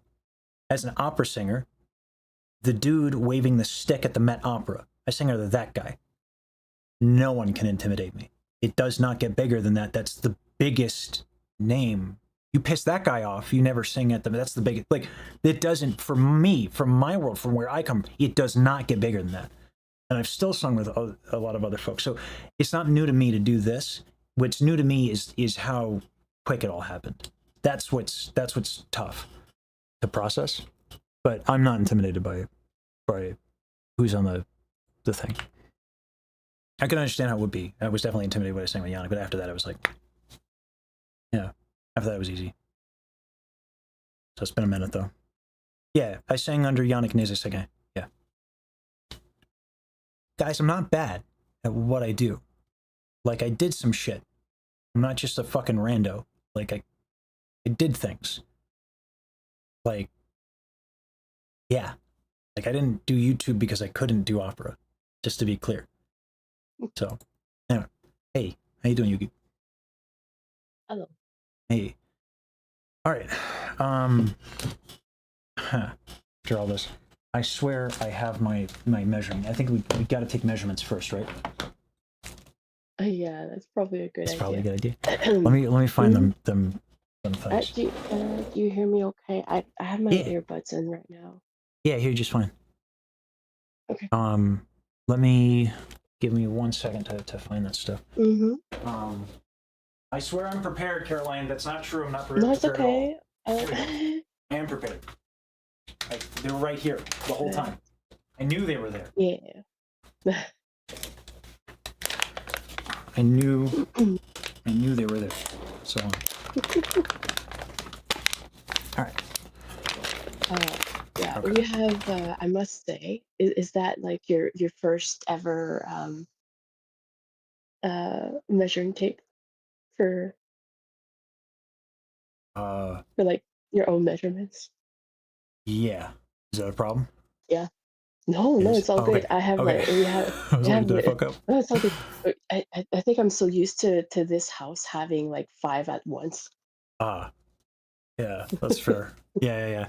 Oh, you know what? No, it's not. I ordered a bunch and then lost them. Oh well, there you go. So Yeah, they're very easy to lose. Yeah, I love that. I'm like, listen, I've done things. I'm a professional, you know. And then I'm like, where's the measuring tape? Anyway, let me see. So wait, shoulders first, probably, because my shoulders are probably the weirdest thing. Yeah, so if you're doing like you're looking at shirts and that sort of thing, usually you'll want to so shoulders, so from one end to the other. Oh, we don't wrap? No, Okay. And it's how wide. It's how wide, Gotcha. right? So you go from one end, so like let's say from your left or your right, and then to the other. So I got what I'm And looking at is like 19, 19 inches. yeah, that makes sense. All right. hmm Is that done in inches? Should I be not doing the inches? So it will depend on the brand. Gotcha. They'll usually have either inches or centimeters. Um, yeah. Let me. So it really depends on what you're looking at. Yeah. I have a PDF that I kind of prepared to Oh, kind of just damn. because I don't know. Yeah, I just wanted to have like myself a little idea of what we're looking at, depending Hmm. on time wise and stuff, right? Hmm. So I don't know if you want me to send that through Yeah. here or not. Yeah. Hold on. Okay, cool. Thank you, by the way. No worries. Let me just see it. I think I can attach it.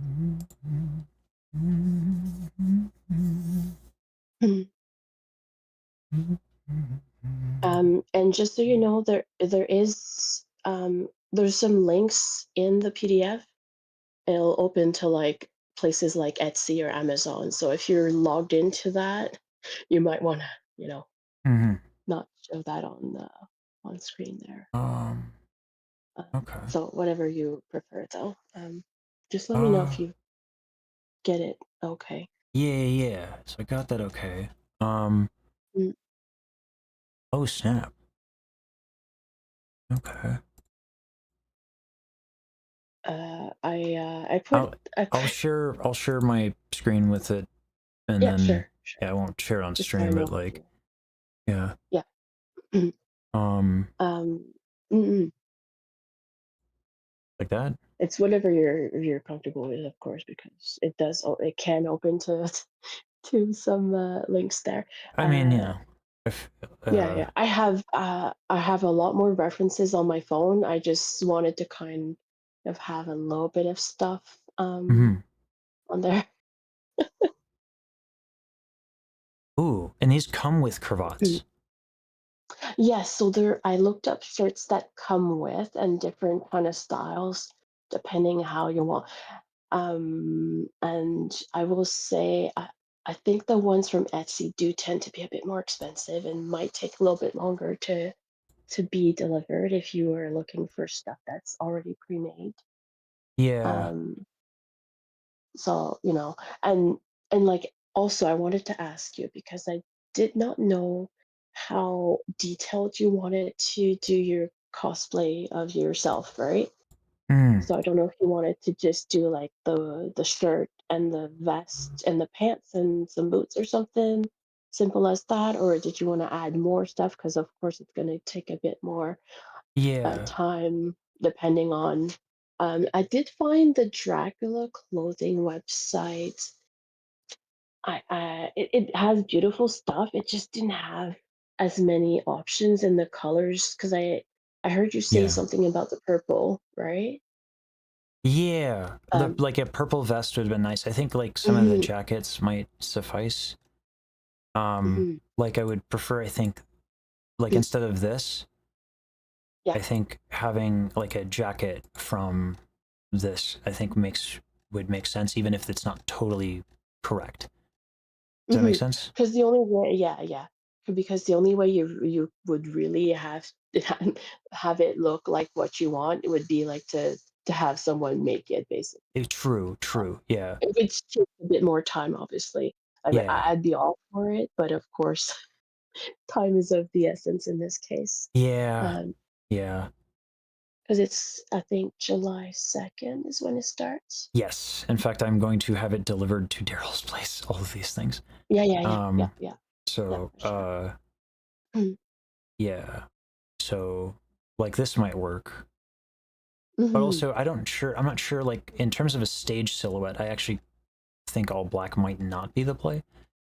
Mm-hmm. So, like, something like this, with this gold jacket thing, and then Yeah. alternatively, like, even this would be, I think, quite nice. Mm. Like, I think that would, even with the hood up, would, or with the hood down either, um, I think because the material looks nice. Mm-hmm. I'm gonna probably Yeah. sweat like crazy, but I've done Greece in Yeah. 115 degree weather with no AC and lights. So, you know, the leather jacket, let me tell you something about, you know, Oh yeah, sweat I can stains. only imagine. Yeah.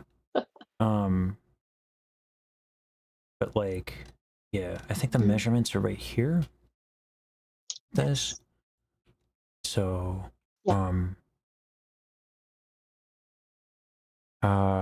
so shoulder width, these seem to be in inches. Yeah. Hmm. So yeah, this is what always makes it complicated, is like 19 inches on the shoulders kind of like makes life a little difficult here. Because like I'm 4 extra large according to that, right? So maybe the way that these folks like cut their clothes is just not compatible. Yeah, that's what I'm wondering. Yeah. Because this is the thing I have found that sometimes if it's clothes being made possibly outside of Canada or the US, sometimes what their 4X might be like a smaller size over here or something like that. Yeah. But it really depends on the measurements there. I don't. Chest is wrapped, right? Mm. It's right. So for chest measurements, I'd want this, right? Yeah. So I have a Yes. yeah. So So I have a you want to have it 37 at chest, your 37 chest versus 47 here. So my chest yeah. is smaller than their small category, and my shoulders are. Mhm. Yeah, I don't think this is going to work Yeah, out. so I the cuts here. sure. Let Have to me. have it open as well on my side to be There able is so Express fits me like perfectly. Every time, it's wild. Something about Express, it's just like I get Express, it's like it's almost like it's tailored when I get it from Express. Yeah. So yeah. Thanks, Hemlock. Appreciate this sub. Yeah. So so like maybe Express has a jacket on Amazon. But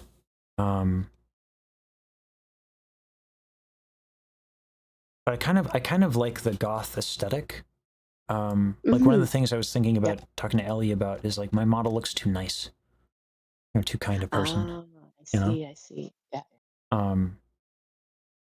So like I don't know, is there a way to like make it edgier or whatever? But the I think that the thing that would make it hard to do in earnest would be like the cowl. I think we can get rid of that idea on my model, you know what I'm saying? Yeah. Sure. Yeah. That would simplify things. And then I think that the Mhm. purple vest, which I think you actually got me a thing I here. got like they're all three are from Amazon, so they're maybe a slightly different material, and I think one is a little bit darker, but you know,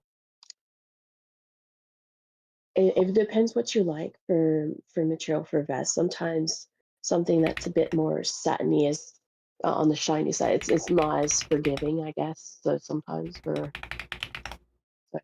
depends on also what you prefer in material, what you more comfortable with, and of course, uh, cotton is a bit more breathable. Breathability, probably going to be a big factor because I'm going to be in a con with a lot of people and all that. So yeah.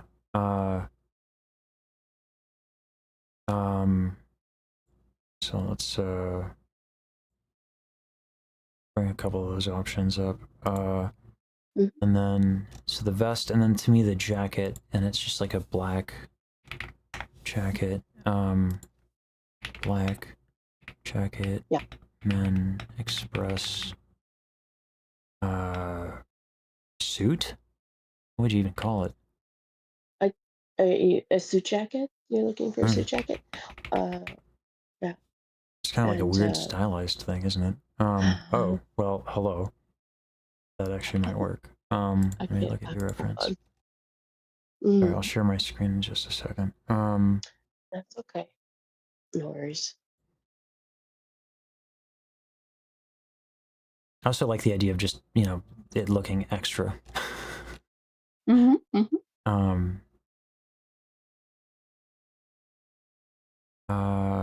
I mean, honestly, the Kufandi as a brand looks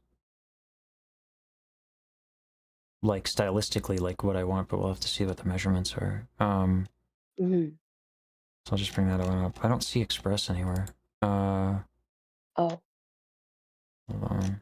Oh, because these are all literally sponsored. Yeah. Why? Do that. Sorry, now I'm just bringing up a bunch of Amazon links. Mm-hmm.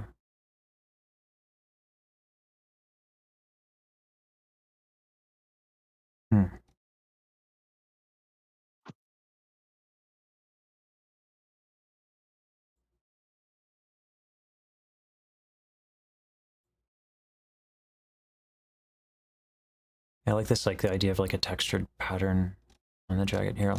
Sure, screen. Yeah. Ooh, boosh. Let's try that. All right.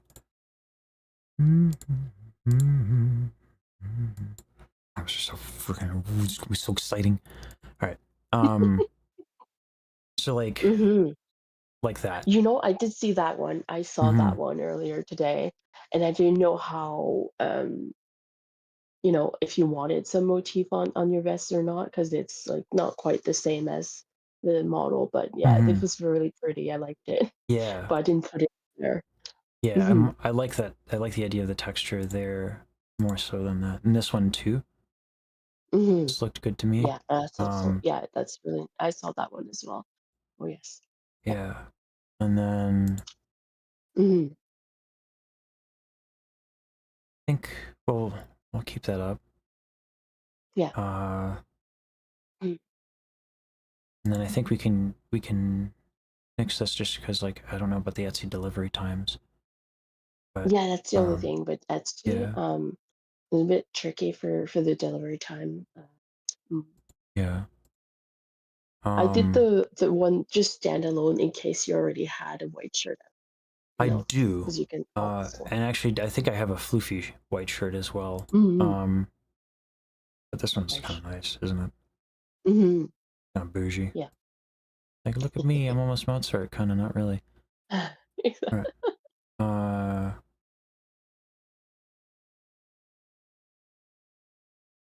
Yeah. I even found patterns to make these shirts as well. Awesome. Thank you for putting this together. I wasn't expecting. I thought we were gonna yell. I didn't expect you to come in like a, you know, like a absolute wizard. Oh, yeah. It's almost like you have no chill. Relatable. Just a little bit. I don't So want then, to. Oh. so I figured. I don't know if this like is a pattern clash. Well, that's the thing. So usually, so if you have a pattern on the outside, they'll kind of have a solid color inside, but they're really nice looking though. Um, it could maybe, but it might also. I'd have to see it like together. That's kind of tricky. Yeah. Yeah. I mean, we could like copy and paste into Paint, but I don't think that necessarily gives the impression, does it? Yeah. Yeah. But I will say most of the time I've seen either like the really, if you have it like a really like motif on the inside, it'll be like plain on the outside with the vest on top, and then you know vice versa. I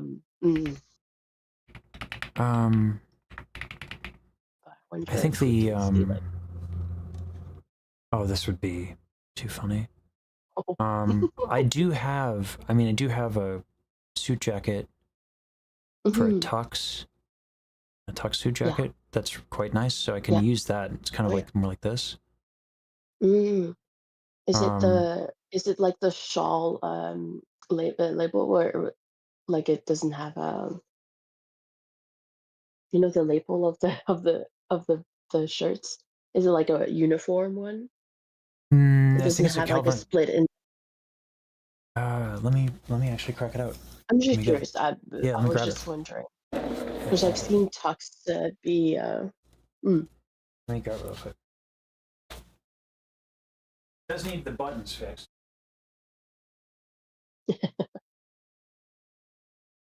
Oh no, I'm all alone over here.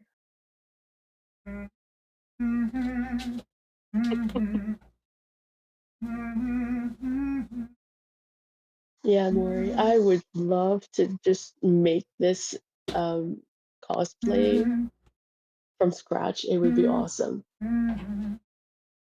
How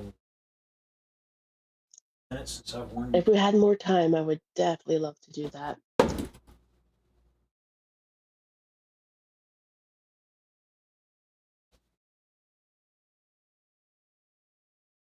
I also have 2 white shirts. I have the standalone cravat. Ah, You know, because I I have a tux because opera. But my yes. God. Oh yeah. Okay, yeah, I see it. Yeah. It kind of. Oh, that's really cool. I've seen those before. Yeah. Yeah. So with the Yeah. So you have a little split here, but it has a nice little. I like how it comes out a little bit more than. That's really nice. Yeah. yeah. Mm-hmm. So I mean, I used to wear this one all the time for performing. So Mm-hmm. it works. Suit. I love how my name just like becomes a meme in and of itself. All right. So this would save cash dollars, and then the buttons are gone. You could do. That happened, Mhm. but so I could That's do the okay. vest. Oh, Yeah. that's okay. I mean, to be honest, your model usually has it open, right? Right. Yeah. So if that's what you if you're worried about the button for now. Yeah. So in the vest there, Mhm. so we can get rid of the suit jacket, save some dollars there. Yeah, we can do that. Sure. I have the white shirt, so we can do the cravat Mhm. there. Yeah. I literally opened the closet. I was like, oh, I got 2. Yeah. Because that's what they did in at the time, way back when. They either had the shirts that came with it, or they had the additional like this one piece here where they would add onto, you know, whatever white shirt that they had, and then you can Okay. make that look. Um, mhm. And then you can add a little brooch or something of some kind. If Okay. you can find that, that's the one I had a little bit more trouble with Yeah, finding like a with brooch. Etsy. Yeah. However, yeah, I did find some like it doesn't look exactly like the one in the on the model because that's very specific. But Mm-hmm. I just looked for purple brooches. And there was a few that came up on eBay and such. I think I did a few links in the PDF. I think I found some things on Amazon Hmm. to just kind of give an idea as well. But like where I wrote down in the words down there, um, I think it's like the second line. Second line, And purple jewel yeah, brooch, Amazon. Okay. so there's so you can skip Etsy, but yeah, like if you want to take a quick look to Yeah. give an idea. Um, yeah. Ooh. Now this one, I think this one is it's actually it's like for cuffs or something, but it's nice enough that you could make it work. Yeah. I could Yeah, unbutton the cravat and then use the brooch to put it together. right at the top. Yeah, Yeah. yeah. Mm-hmm. Um. What? Okay. And that's Mm-hmm. cheaper. Okay. Yeah, I think they're a little smaller, but it could it could work. If they're I smaller, believe. I'll look at the other ones too, because if they're smaller, it might not read Mhm. from stage. Yeah, like it showed a picture of uh of them like on a collar Yeah, of the shirt. this one would read better on But stage. this one is definitely Yeah. bigger, so you would see it. Hmm. And I think this one tells you the measurements. It's not like super huge, but Yeah. yeah, I believe these ones are the smallest ones. Yeah, this would work Mm-hmm. best as far as being readable. And then Mm-hmm. It's a pin, so that might be difficult. Yeah.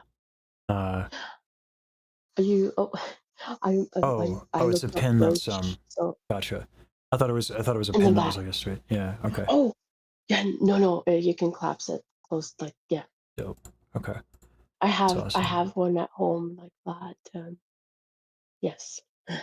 Alrighty. All right. So we're cooking so far. Now, of course, Mhm. the cape. Yeah. So I did look up, and it's really hard to look up like the specific design. I was able to find some. It was mostly black ones, and maybe some red in there, but Mm-hmm. yeah, it was hard to find ones with purple. This is where I think in my notes I wrote down that it would kind of be difficult a little bit to get that style. Uh, but if you're Yeah. not wanting it to look exactly like the model, there is some options. I just didn't add any. I didn't add any links to that. Sure. I Yeah. I found a pattern that like you know if time permits you would make one or I think that might be the play long term. Instead of trying to yeah. force this to work, getting like Mhm. parts of the things now, as long as it cuts an image Yeah, for sure. on stage, I think that would be fine. The Mhm. one thing I think I might want to get are shoes or boots, because like if I use my dress shoes, Yeah. like it's weird. Mhm. It's like we're Mhm. going extra and fabulous on so much, Yeah. and then Yeah.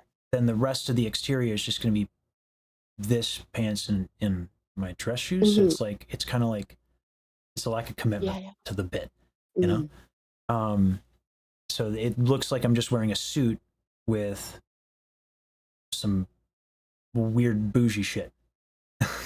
Mhm. Right, like a little cravat and then the vest, and it's like okay, like a little bit of a take on a traditional suit. Mhm. Whereas I think Yeah. like boots might actually go a long way. Mhm. And funnily enough, that's the only thing I didn't look up. I mean, you looked up literally everything, so that's dope. I even looked up. I even like put a little thing about your nails if you wanted to. Oh yeah, I would. Just a little note. Yeah. Yeah. Oh yeah. But like boots are really cool. Where I think you can find some really cool ones fairly easily. Would you want them to be like this ankle high or higher? What are you comfortable with? um, I mean, ankle seems to be the way that it works with the model, and I think that's a better image. Mm. Would it be combat boots or no? It would just be boots. I think it would be just boots. And I don't know if you would have to look up boots that like cat. Oh, I would have to search myself because it looks like they kind of go up the calf a little bit, right? Yeah, it'd be like this, but it wouldn't be with heels. Mm. I mean, Mm-hmm. like, Yeah. yeah, Ooh la la. that's no problem with heels. Now it's not the But time to with learn. Yeah, platforms maybe. maybe. Yeah. But Yeah. this, Yeah. It's not bad, that's right? not bad. Yeah, I mean, Hmm. damn. I mean, Uh, oh god, I just realized that mhm. might not work. Mm. Hmm. Mm-hmm. It would probably be a 10. These are nice though. Mm-hmm. They're so nice. They're really nice. They I'll got a leave it little up. buckle going on there. Yeah, just in Yeah. case. Hmm. Um, I didn't know about the horns, so I still looked it up. I don't know. I don't know if I want. I don't know how fully I want to commit to it. Because like yeah. The horns is a big like commitment for sure. I still looked Yeah. it up. There's the Amazon one. It was really hard on Amazon to find ones that look nice. Um, and I found one on Amazon.ca, but I'm like, well, that's not gonna happen for you. Yeah. Do not. Um, and there's a Etsy shop that it was 3D printed that looked really nice, and I think I have it in the link. Oh, these are also Actually, the picture itself. If you look at the PDF, the picture itself, the one with the tan, it has the link. Oh, this to one? it. Yeah, it'll Yeah. open. But yeah, that's the really nice ones. Yeah. Yeah. I think for this performance, I might not go with the horns, but No, that's okay. yeah, I don't mind it. I'm still trying to figure out what I want to do with my hair.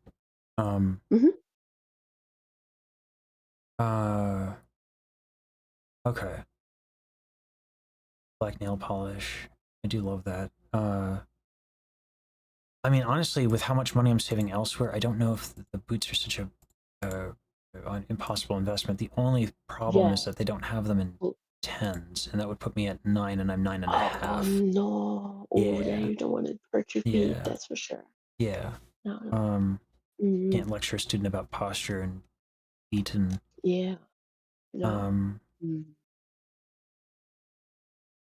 I mean, yeah, These are a bit. they're It a bit is. plain.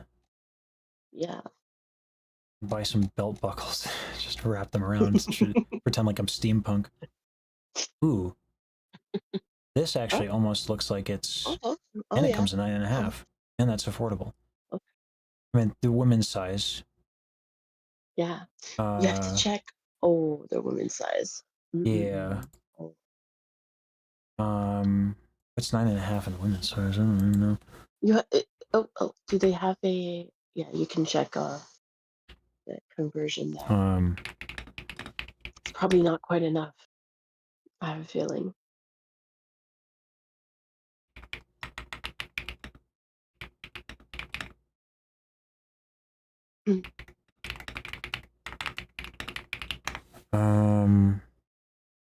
Size 11 is the equivalent. So lady size 11 would be the equivalent of your, okay. Yeah. Okie dokie. I mean, they're available, and that's way cheaper and actually even closer to what it needs to be. Yeah. And this, okay, cool. Yeah. All right. Oh, good.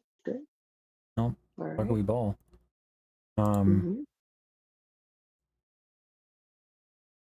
I kind of like this one. That one, right? Yeah. Yeah. This one? Yeah.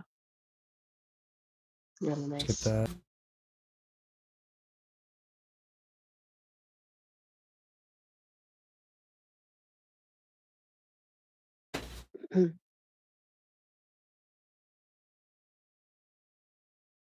And oh boy. Uh-oh. Yeah, all right. It'll work. I just need to lay off the danishes, not wear shorts under my shorts.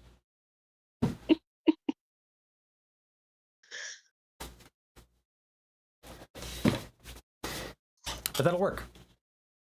Okay. So what's You the sure? damage? You good? You sure for the pants? You good? Okay. Yeah, just no more danishes. I got 2 more danishes. I'm totally fucking finishing those danishes. Dang it. Well, you don't want them to go bad. So. That's right. All right. Oh, that's very affordable. Okay. That is way cheaper than I thought it was. Okay. Well, here we are. You know what I need? I need socks. That's totally. Oh yeah. That's totally not like a. I need socks. Why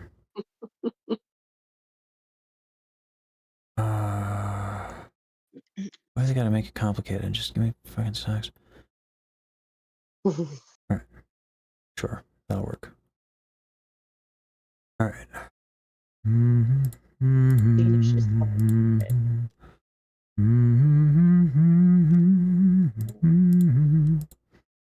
Oh, did Elder Cat set the link to pair of boots, but it's probably too late. Sorry. What? They're probably talking about Discord, I'm assuming. Possibly. But these are the price is right. Hold on, let me check out Elder Well, Cat. if the price is right, Where'd you put them, Elder Cat? Mm. Oh, Elder Cat, right at the end here. No. Did you find it?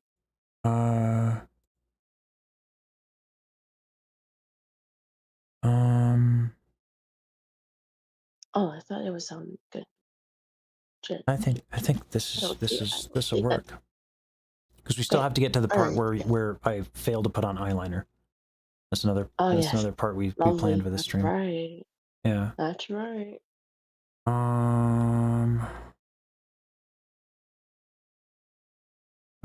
Oh, they tried to put it on Twitch. Okay, that's why. Okay, that's got it. Gotcha, yeah. That's alright. Okay. Excuse Oh, but I don't think I selected the size appropriately. Let me fix that. me. Make sure I do that correctly. Because what do I got? I got medium on my the measurements. They do not say. So I'm just going with medium on the. This is on the on this one. Oh, this one. Oh yeah. Hopefully. Yeah, right. If that's your usual size, hopefully that's. It depends. I mean, like the one problem was Well, how's the back? Do they have a little adjustable back thing that sometimes these vests have? Like a little belt? Oh, they do. Okay.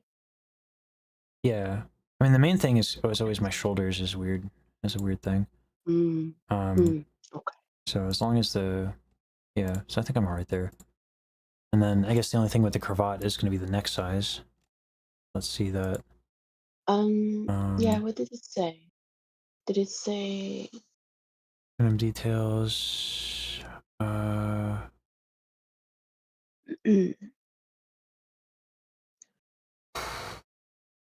didn't check to see if it was like an adjustable one or if it's one size fits most kind of Doesn't thing. look adjustable. It's just one buttonhole, or hold on. 15.75 inches round. There it is. Ah, yeah, there it is. My neck is not that big. And this is why I'm a tenor. Mm. If anything, it's gonna be too big.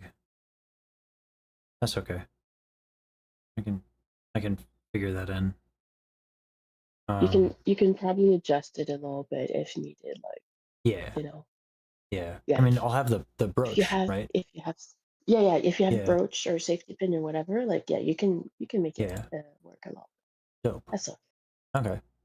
So we'll just Yeah, that's the only thing with pre-made stuff. Sometimes you don't have a choice with the size. Okay.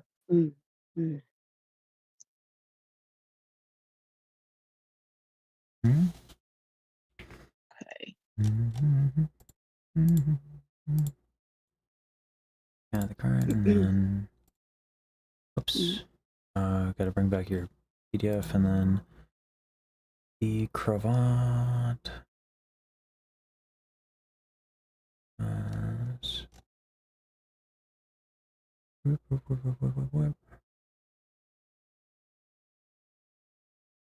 I lost it. Ripperoonies. They're like a recently seen list on Amazon. Where's where do we put the links? Yes. Yeah, it's gonna be. Javit only. That was the one. Yeah. Okay. And then all right. I'm just sending it, and then we can do. Oh my god, we can do the eyeliner. Fuck it, we do it live. Yes. Oh, the boots. Oh, that's risking it for the biscuit. The boots, ETA, July or July 2nd. Oof. Cutting it it's one of close. those. If I get it, I get it. If I don't, I don't. I'll use my dress shoes otherwise. Alright. But I'll send these to Daryl's place. Yeah. Okay. And I'll take care of that. Boot covers. I would. What's that? Sorry, I just saw a comment from Maury. She said make boot covers. I definitely would. Oh, these are a good idea, Elder. I'll take a look at that. I think that does it for what I need. For that, and so I'm going to get way too giddy. Yeah. About this eyeliner that I got. Hold on, I'll be right back.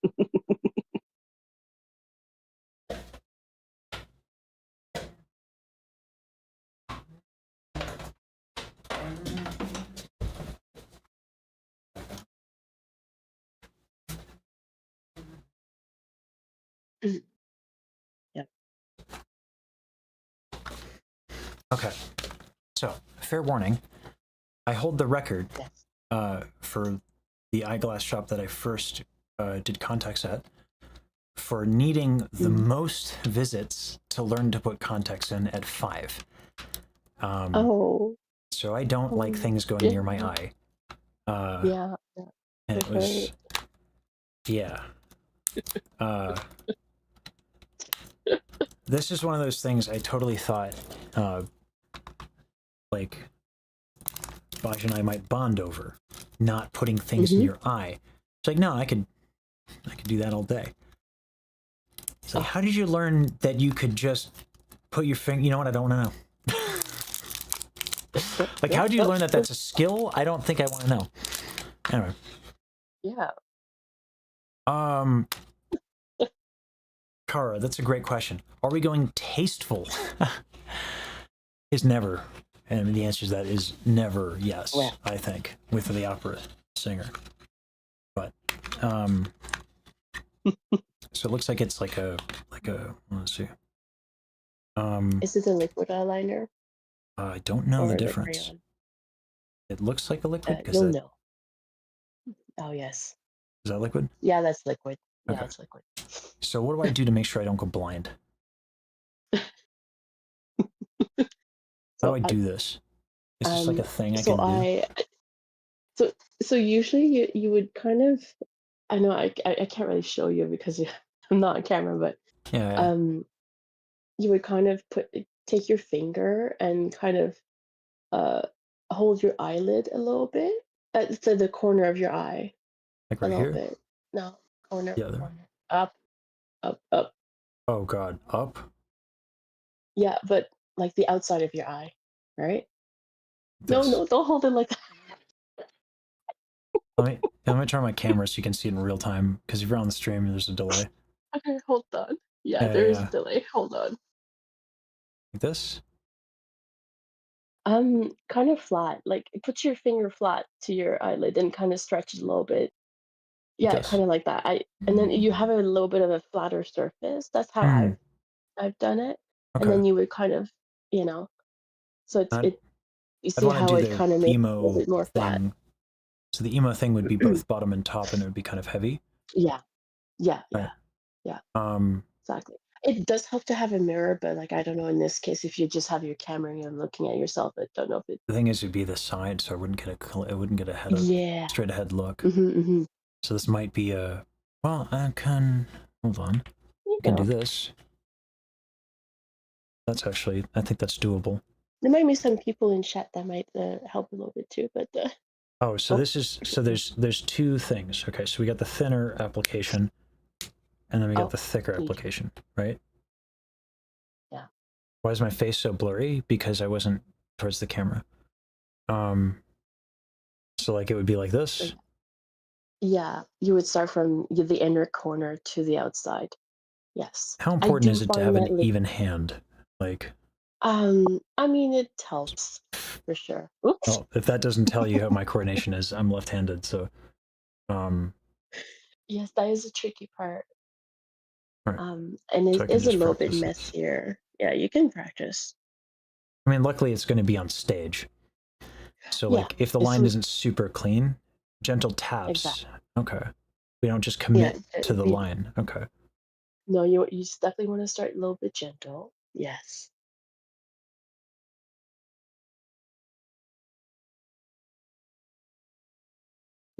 Because if you start gentle, you can kind of go over it a little bit again if needed.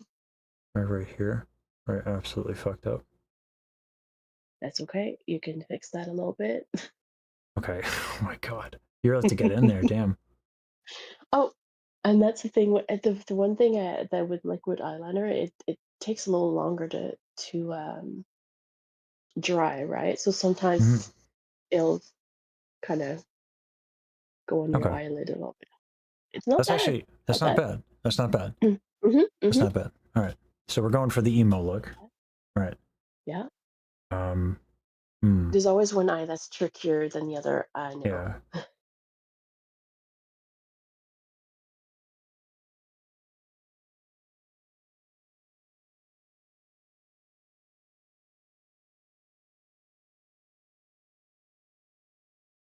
There it goes. Stab into my fucking eye. All right. That's not bad. Ooh, well, now it's bad.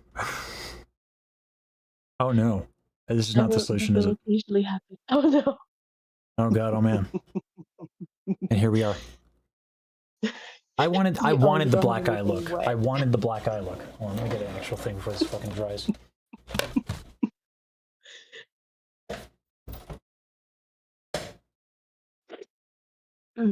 Yeah. You would think he would have wipes stuff right ready. Nope.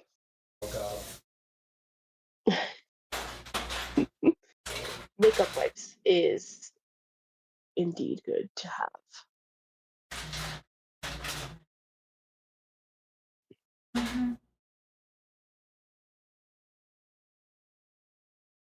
All right. Well. That's right. At least they're practicing now. Practice makes perfect. All right. I love that, like, that it's uneven is actually, like, really bad.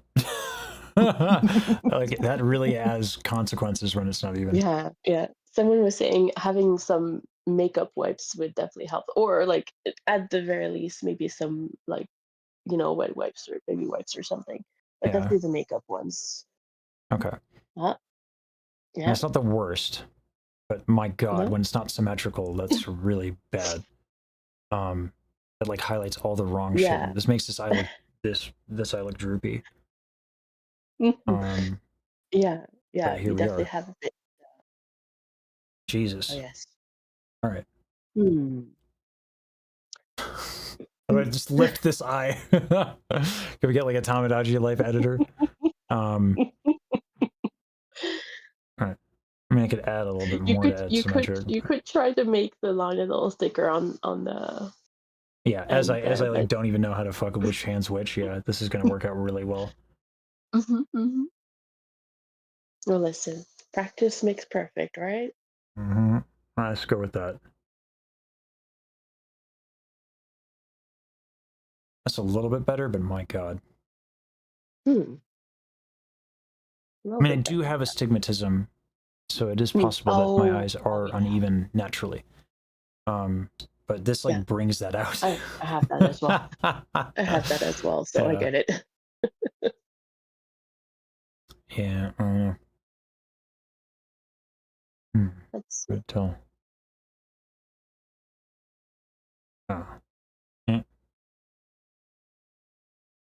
Yeah, it does look like the line is maybe a bit thicker on the one side. Yeah. Maybe that's why it looks a bit. I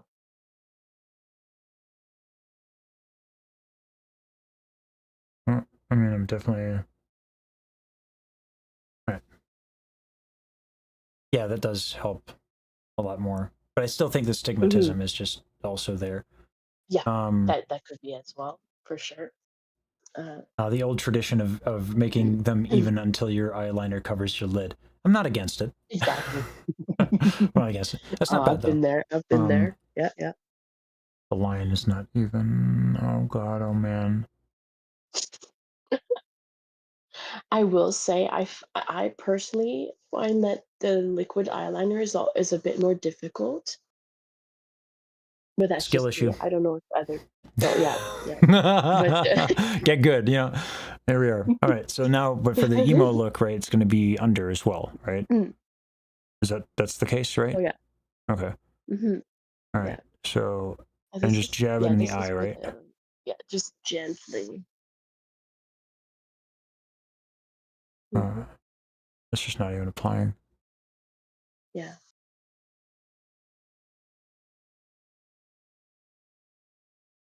Oh, that was going really well until. Oh yeah, until the just at the very end. Oh, all right. All right, that's not bad. I definitely kind of got to get in there, don't I? Like I really got to get in there. Oh Jesus, is that the thing you do? Like you get on the flap? So it depends because it's kind of wet there, right? So Mm-hmm. so it doesn't stick that well, I want to say, but yeah, you do usually want to try to do it there. Oh Jesus. I've done it. I've done it. Yeah, it's this is where it kind of feels weird because it feels like it's poking your eyeball a bit. Oh God, oh man. Oh God, oh man. Oh God, oh man.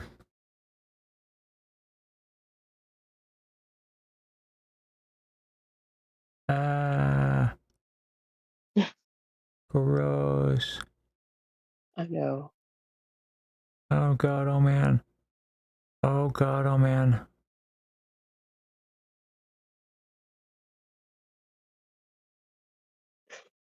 Ah.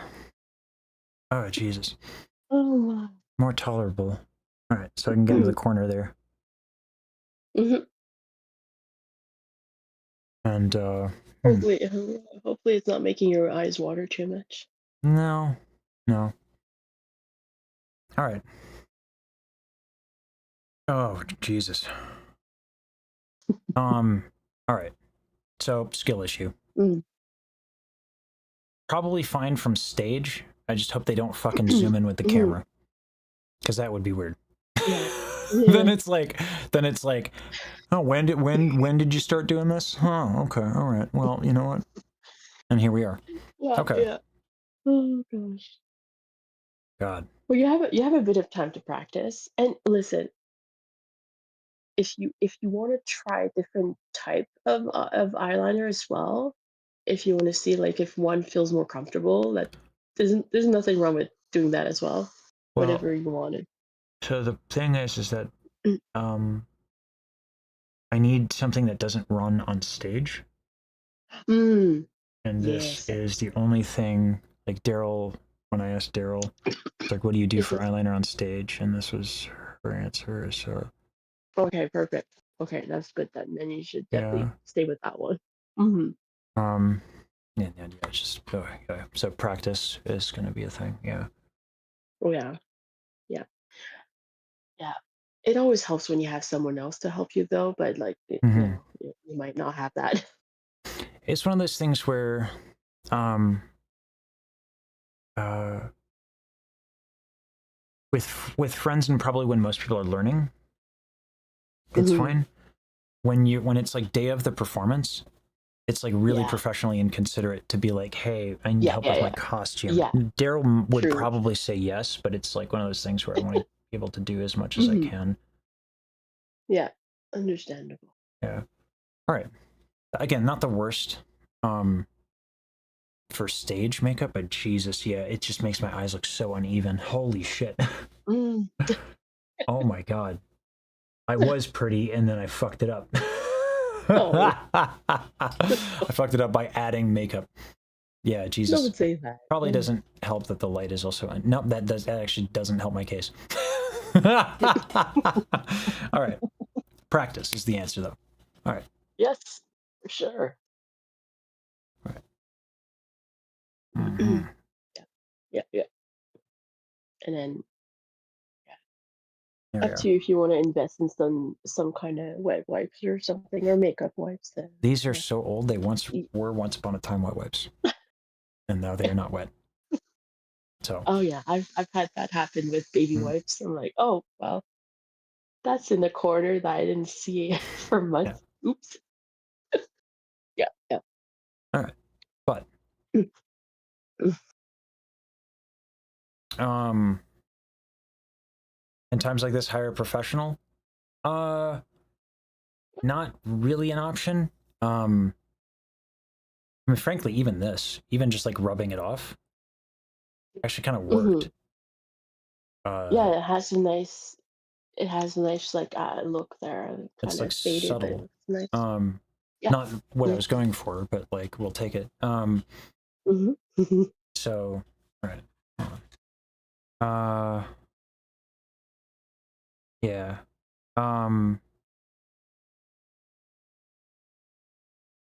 Smudge emo look works. Yeah. So, huh. It kind of does though. Yeah, Look like for Russell sure. Brent or something, whatever his face is. Around the corner. I don't know.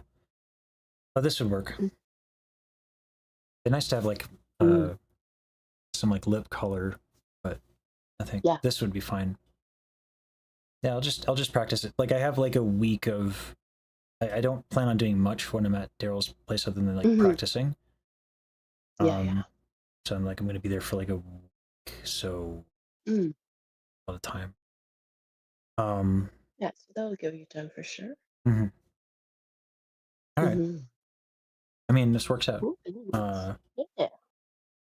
I'll add this thing so that I can deliver because my understanding, not hygienic to share makeup, right? So, No. yeah. So, shit. Well, yeah. That's a good looking individual there. All right. Very much so. Awesome. I'll just be asking for pink eye. Good. Yeah. Sharing is caring, right? Sharing is caring. All right. Dope. I'm glad I looked. That's a good looking individual right there. All right. All right. Nice. Looking well adjusted. I feel like smoky eye yeah. sends the opposite message of well adjusted, but you know. But hey, we're here. I'm not mad about it. Okay. Thank you. It's a good first step. Yeah. I mean, like I'll have a lot of opportunities to practice. So there's that. Yeah. And then eventually maybe some earrings or something, but I'm not going to get too ahead of myself. Yeah. Yeah. All right. Thanks, Caroline. Dope. That one looks nice. You're welcome. High five. Listen, if ever, high five. If ever you wanted to get like into the cosplay, like more details, like for a future event, I'm here to help. Like thank you. making stuff, that would be so exciting for sure. Daryl reached out, right, to you? She reached out a while ago, and then I know she said she was gonna reply, but she's been so freaking busy. Like I'm not expecting anything like anytime soon. I know. Yeah. So yeah, I told her no, like no pressure, and just I'm here when you're ready, basically.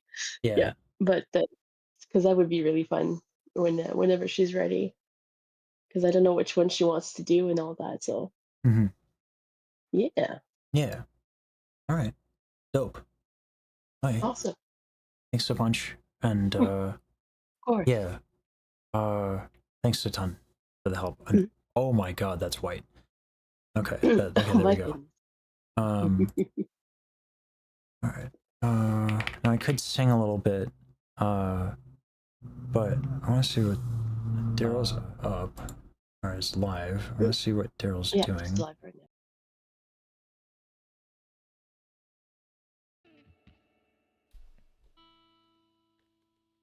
I was planning on ending.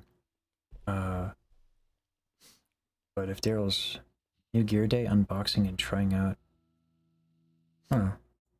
maybe she's up for an impromptu collab, maybe not.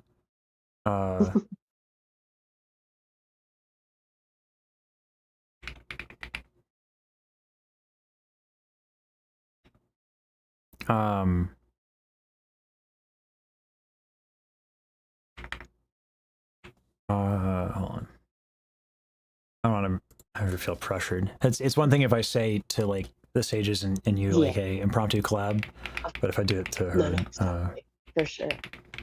Of course.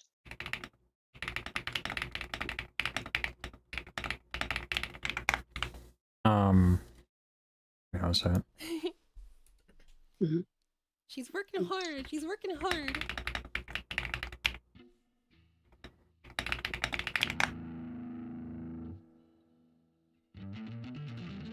I want her to feel like she has the option to say no, because she does.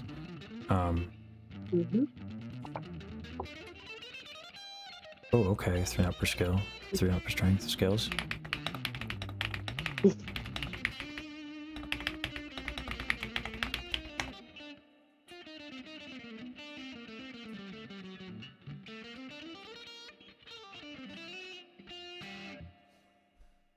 Oh, hey, Lasage. I have a question.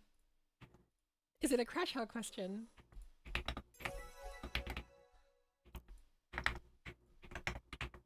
Impromptu collab. Sure. Okay, dope. Impromptu collab it is. So I'm gonna give her a Discord call. Thanks a bunch, Caroline. Baby girl. Yeah, no worries. Right. Always here to help. All right. I appreciate it. Okay. Bye. We're just fooling around anyway.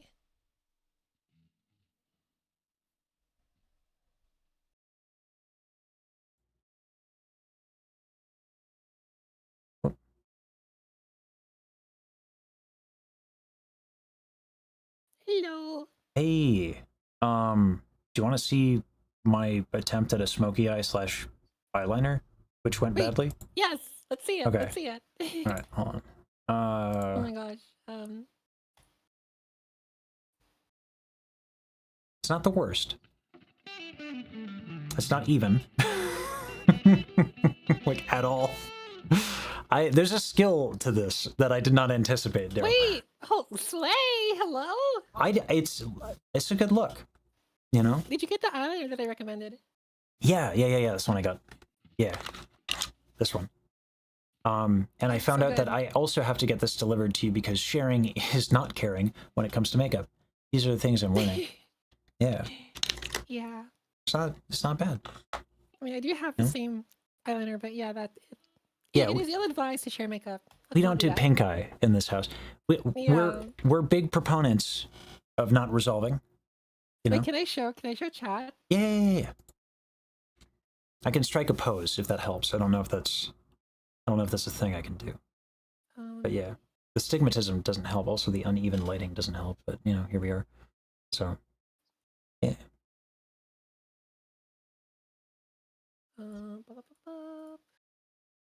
I'm just like pretending.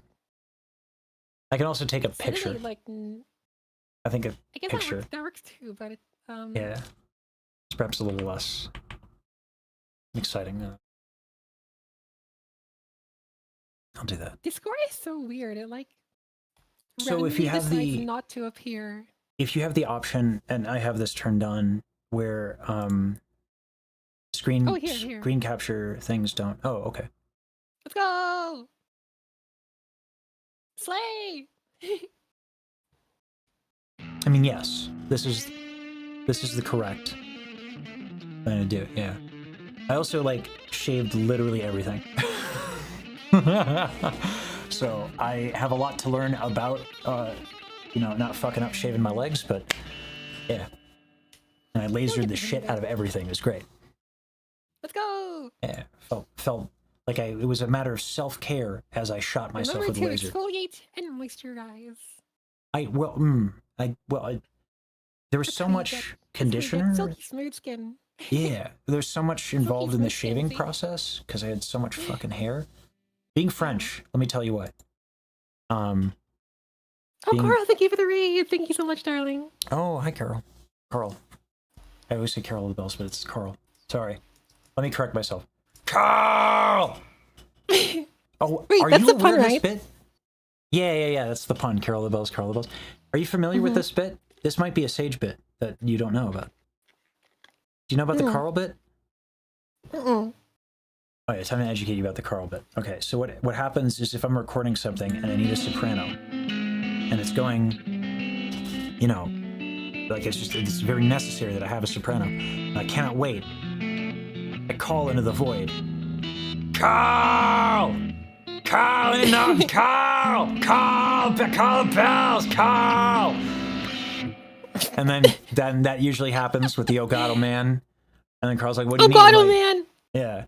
Yeah. And I said, Carl, any notes? Carl! And then... Ogato man! Ogato man! Okay, all right. Getting a little training from Riku, I see. All right. That's very convincing. That's very Somebody convincing. get me a bottle of water! I'm quite thirsty in it! Is that how hydration works in the UK? Is that what they do? Yeah, you have to declare that you have to declare that you want a bottle of water. Bottle of water. A bottle of water. I don't think I got it down. A bottle of water. Oh my! I feel like I'm Julia Childing it though. Is that? Yes, a bottle of water. I feel like I just offended my ancestors. I don't know. Wait, no. My ancestors are French. They're totally down. I think it's all the British rock I'm playing today. Oh, is that okay? Oh, we're a little British. I'm turning invasion. British. All right, okay. All right, little Eric Clapton. Mate. Okay, I'll stop. No, I'm having a good time.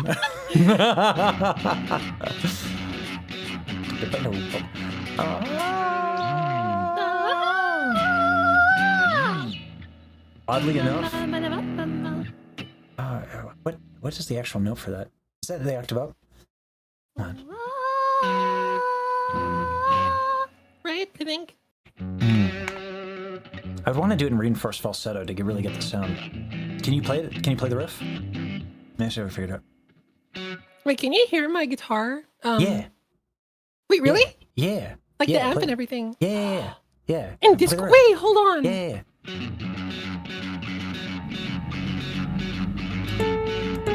What key are we in? F sharp minor. Oh, okay. Wow. Okay.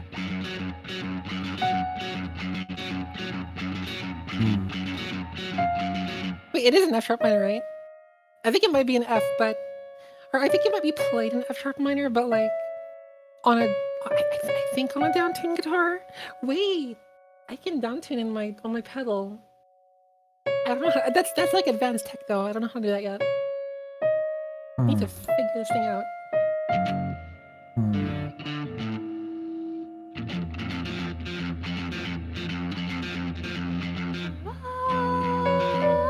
Pretty sure that's it. Yeah. Oh, are we doing share chat? Okay, I can do it with the Tito, and yeah, we can just share chat.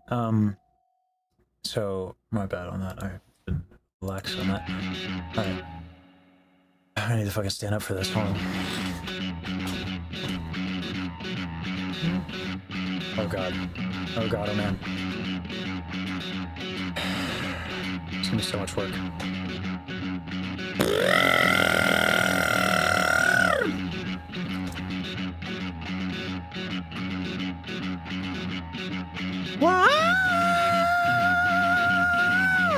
Yeah, I'm gonna have to work on that one. Did Rico ever tell you about how he about how Robert Plant hit on his mom? Yeah. There was that. I love that story. Yeah. That was when they were talking about the Jeff Buckley album. Oh, that's right. Yeah. That's right. I was there for that stream. That's a great story. Oh boy. Oh, I'm cracking all over this. I made a workout video for Baji. I was trying to make I wanted to make a workout video for students for singing. Problem: if you haven't worked out in a bit, you get real stiff. So my high notes are really weak right now. I was like, oh, my voice is still not rested. Nope, I'm just really tight. It doesn't help that I got elastic bands for my intercostal muscles. So I'm doing this. Yeah, I'm really stiff too. Yeah. So I did my entire workout. This shit wrapped on my intercostal muscles, so they don't expand. I get like a good workout, so I'm like sore and stiff and in pain, but it's glorious. So the super high notes are tough because I'm stiff, but the middle is like going really well. Like if I sing Mozart. Die Spältnis ist bezaubern schön, wie noch ein Auge je gesehen. Ich fühle es, wie dies Götterbild mein Herz mit neuer Regung füllt. Mein Herz. Yeah, if I have to go up. Mein Herz, that's right. Mein Herz mit neuer Regung füllt. So yeah, like I'm like way stronger, but to get to like the absolute extremes, if I wanted to do my B flat, no,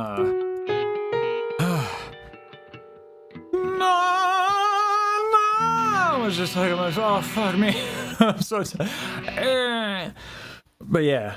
It's working. I'm like fucking. I'm getting ready. I'm getting ready for Fantastic Reality. It's gonna be so fucking good. This is gonna be good voice. I should probably practice our song. You should probably practice the song. Daryl, you haven't been playing your notes. Why would you play the objectively inferior notes that are other people's notes when you have your notes? Daryl, start like Daryl. Why not play your notes?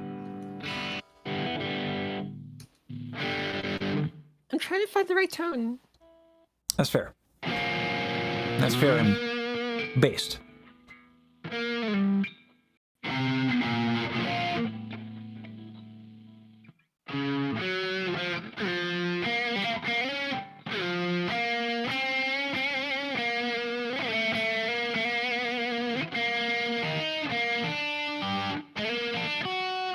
How did I play Is it that again? a single coil? I did it in one take and I just kind of like called it a day.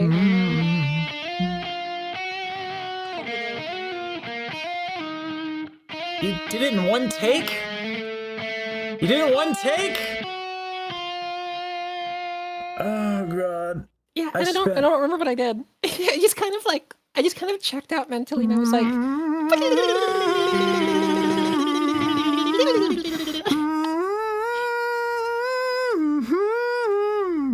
Yeah. Oh. I'm gonna play it on the Baji guitar. Okay. Have I showed you the Baji guitar? No, you haven't. Okay. I'm That gonna is- show you the Baji guitar. Possum has it. I love how all of Lesag's memes are just me screaming people's names. Yep. I've been found out. Yeah, I'm not good with words. I just use my voice for shit. That works out. Honestly, with this, like, the eyeliner kind of, listen, I'm feeling pretty zesty, pretty spicy, and then I'm wearing a Trader Joe's shirt and it all falls apart. It's like there's something cooking here. There's something working. This can almost work, but another shave and then not this shirt, and I think it would go a lot better for me. But here we are. Trader emos, acceptable actually. Trader emos. Trader emos. What did I come back to? Trader is. I was saying What on my earth shirt. did My shirt isn't working out for the look, for the fit. Uh-huh. You know. Because I like there's see. something going on here. Like there's something that could work. This shirt, That feel not it. that feel when you're a Trader Joe's employee, but you also got a sleigh. That's right. That's right. Okay, so this is the actual guitar that I used for the recording of Finis Etati Stelate Movement 3. And it just so happens to be Baji colored, kind of. It's like the same color as her ukulele. Ooh. Okay. So yeah. So it's got humbucker in the back, 2 single coils. Okay. Yeah. Oh, 7 And- string with 7 a string, yeah. Floyd Rose. It's a, I forget the brand, but it's like a non-locking Okay. like floaty bridge, which is great because I don't have the I don't have the patience for Floyd Rose. Yeah, I have a Floyd Rose. I haven't changed the strings in eternity because it's a Floyd Rose. Yeah. Yep, that's a mood. Yeah.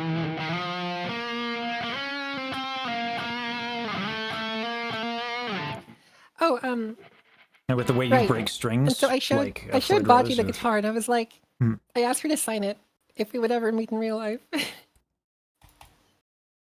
I would. That would be a good time.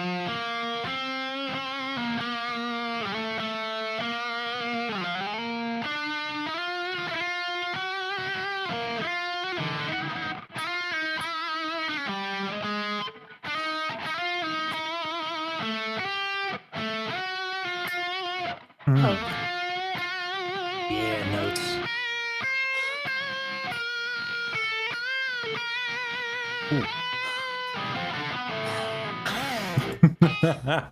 Something like that. I mean, good? Okay, he's good. I need a guitar. I have a good. Oh no, you meant that Daryl needs a Lesage guitar. I don't think anyone needs a Lesage guitar. It's fine. I'll get a Jeff Loomis 7-string. So much cooler. Oh my god, so much more based. Yes.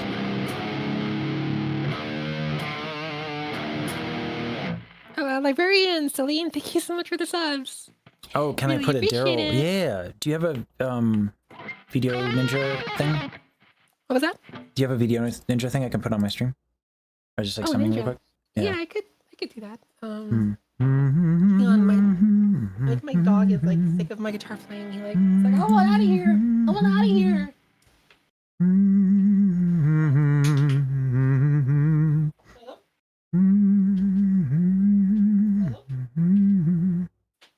Oh, Unreal 5.8 looks to have like upgraded motion tracking.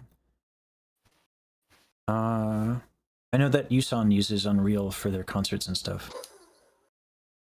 Your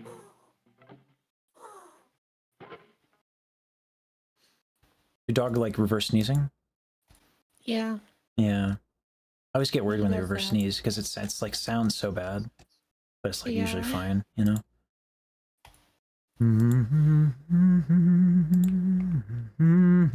Let's see here. Yeah. Let me get you the ninja.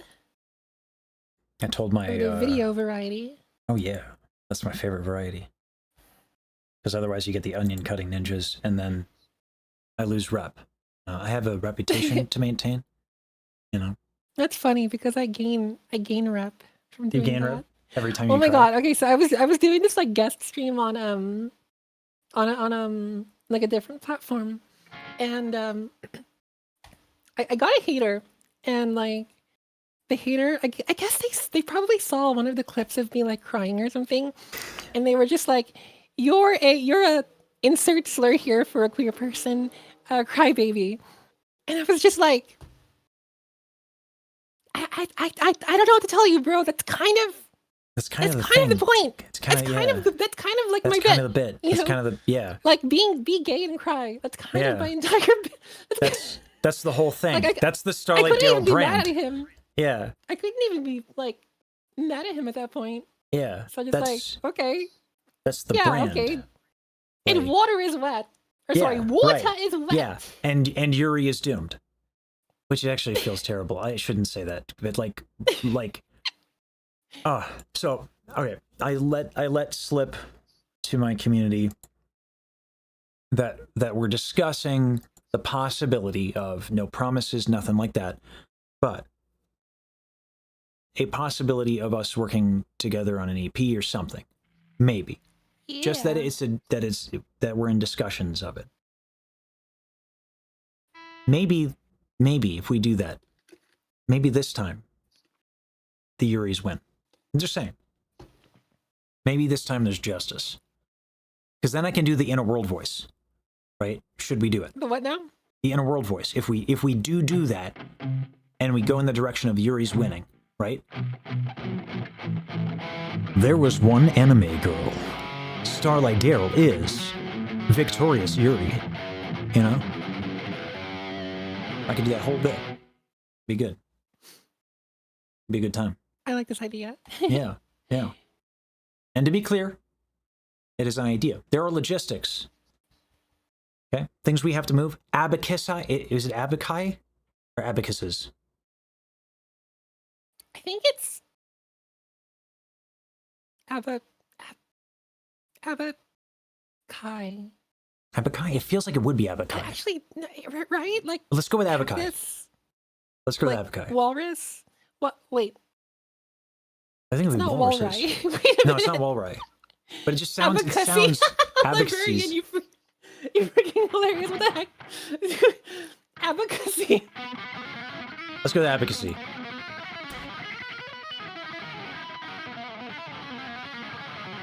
So yeah, before we do anything like that, whether it's, you know, no decision can be made without consulting the abacacy. Weird. Yes, the abakai. Avocados. That's fair. No! No.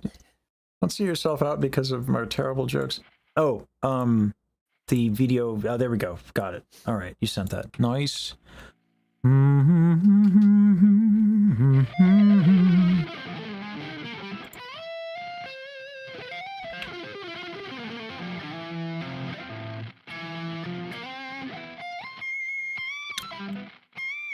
Okay, pinch harmonic.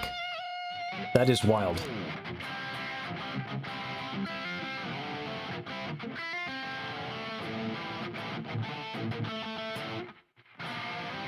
Oh, I'm out of tune. I don't care. Those were amazing notes. Those were notes that were noting. Why did you stop the notes? So instead of Numi reaching out to Daryl, wait, Baji, wait a minute, hold on, stop. Where is this coming from? Oh boy, no comment. First of all, it's not Numi. Hashtag not Numi. It's not Michi either. Stop making me out to be this like playgirl, okay? Like, y'all are gonna get Daryl in trouble one of these days with this stuff. Like, Numi's gonna be like, is it me on the album? And yeah, then what is like? Do you have a response prepared if Numi asks that question? Because your audience just keeps with the bit. Like, are you prepared, Daryl? I'm not prepared. Okay. Yeah, you might want to be also, prepared. like, it's kind of a funny bit, though. It is funny. It is a funny bit. And Yeah. I think she would get that it's a bit. Oh yeah. Numi might know a thing or two about this space. I don't know. I'm just gonna guess. You know, so that's fair.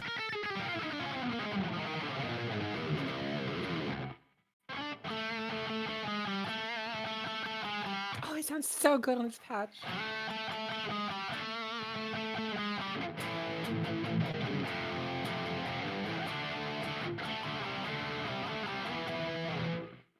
I gotta say, I can't believe Stank it's all Face, coming from one pedal. that one pedal, damn.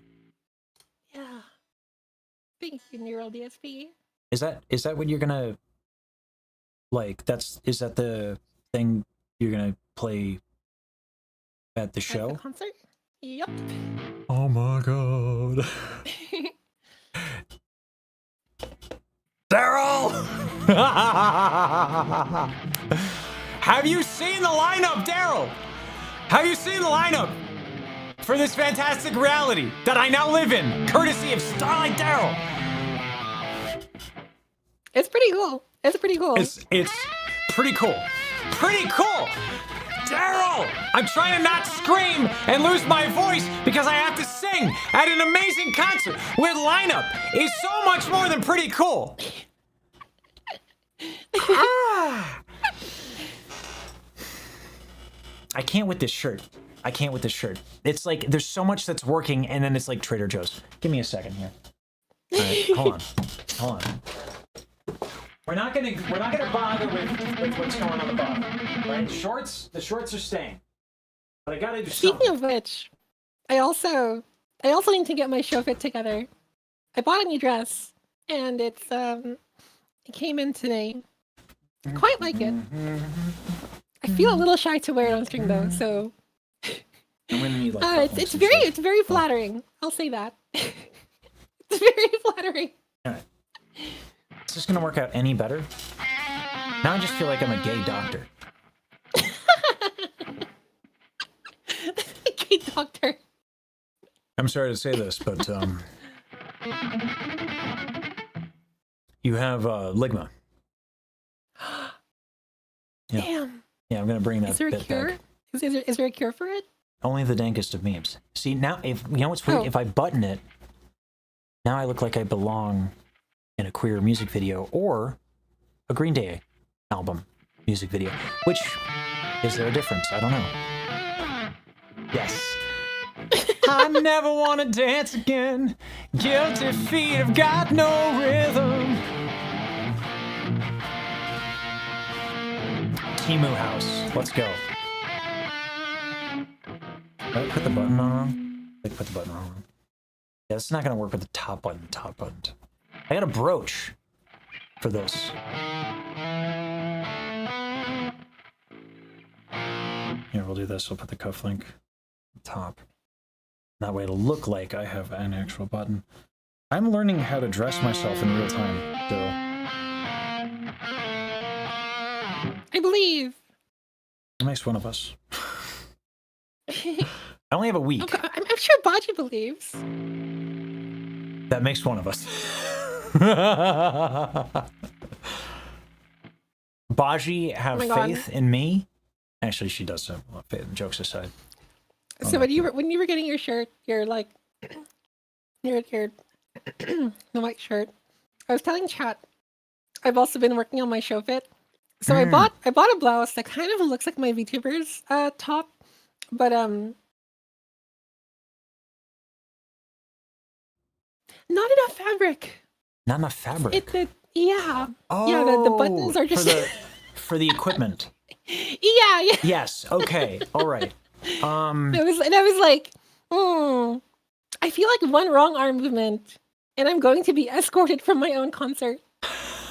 I'll be like, ma'am, you are not dressed appropriately for this venue. Please see yourself out. And I'm like, no, you don't get it. You don't get it. I compose music box of fate. You can't do this to me. I have the notes. Ask this guy. Ask the tenor. Okay, but if you're looking for me to bail you out of the situation, and you're looking for like either credibility or like sanity, I don't pass either of those checks. You do realize that, right? Like if you're looking for me to bail you out, like that's when you get like Riku, who can be like eloquent with like words.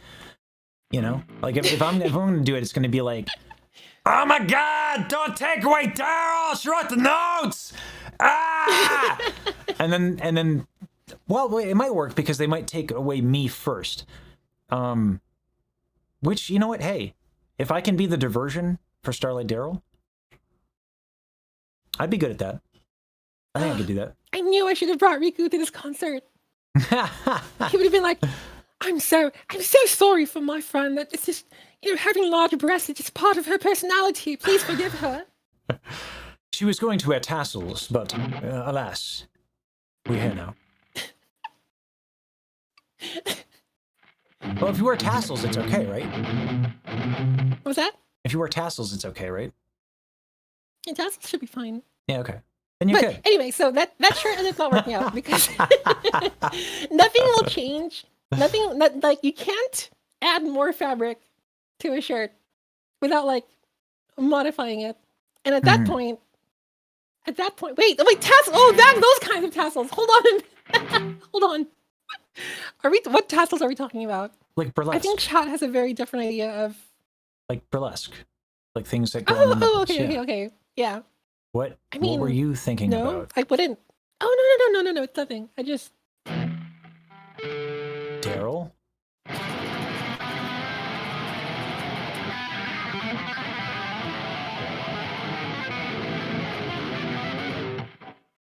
If you just did a bunch of shredding, thinking that I would forget the question and move on, it worked. Actually, it worked very well. I feel manipulated. But Hi also... everybody! Welcome to the stream. It's Starlight Carol. Oh my gosh! With my friend Lesage singing. Yes, everyone say hi, Lesage. Hi. Oh my gosh, today we are checking out the Neural DSP Quad Cortex. Oh my god, look at this thing. Look at this thing. Wow. Whoa, it's warm.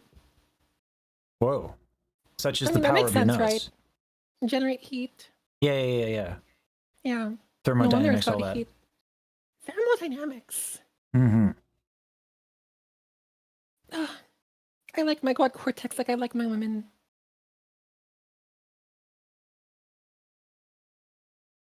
Do I Damn. ask for you to elaborate on that? Is that going to be a No, thing? no, maybe not. No? Maybe not. Oh, I can't restart stream twice in one go.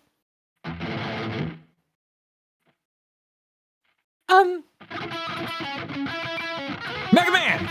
It's the Mega Man! She's playing the Mega. I don't even know what we were talking about before. It doesn't even matter. It's the Mega Man. Fuck yeah!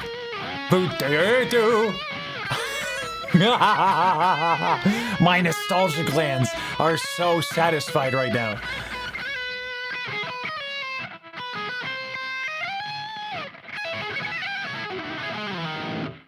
Do you remember the time? 3 months ago. Almost 4 now. Jeez. That's wild. Yeah, it is wild. It feels like it hasn't been that long, but also that it's been way longer, you know? Like, simultaneously, like, it is kind of crazy. But yeah, like, yeah, we did a collab thing, and then you played the Mega Man on the stream, and then the notes, and then friendship. Yeah. But not Super Saiyan Friendship, because that came later. That was crazy. Like I thought I was ill in the head, you know? Like that's where I was at, where I was like, I have all of these feelings about these people that like I really kind of just met. And there's no way that it's shared. It's got to be me. Like I should go to therapy. I should really examine like what is wrong with me. And then in one night it was like, oh, we all feel this way. That was kind of a surprise a little bit. But it was also awesome. Yeah. I really like that stream. That stream felt like a canon event for all of us. Yeah. I've watched it a few times. As well as like I've gone back and I've watched the interviews that I had with Baji and then you. And it's funny, like actually not much has changed in terms of the way that we talk with one another. You laugh a lot more. Do I? Yeah, you're happier, which is cool.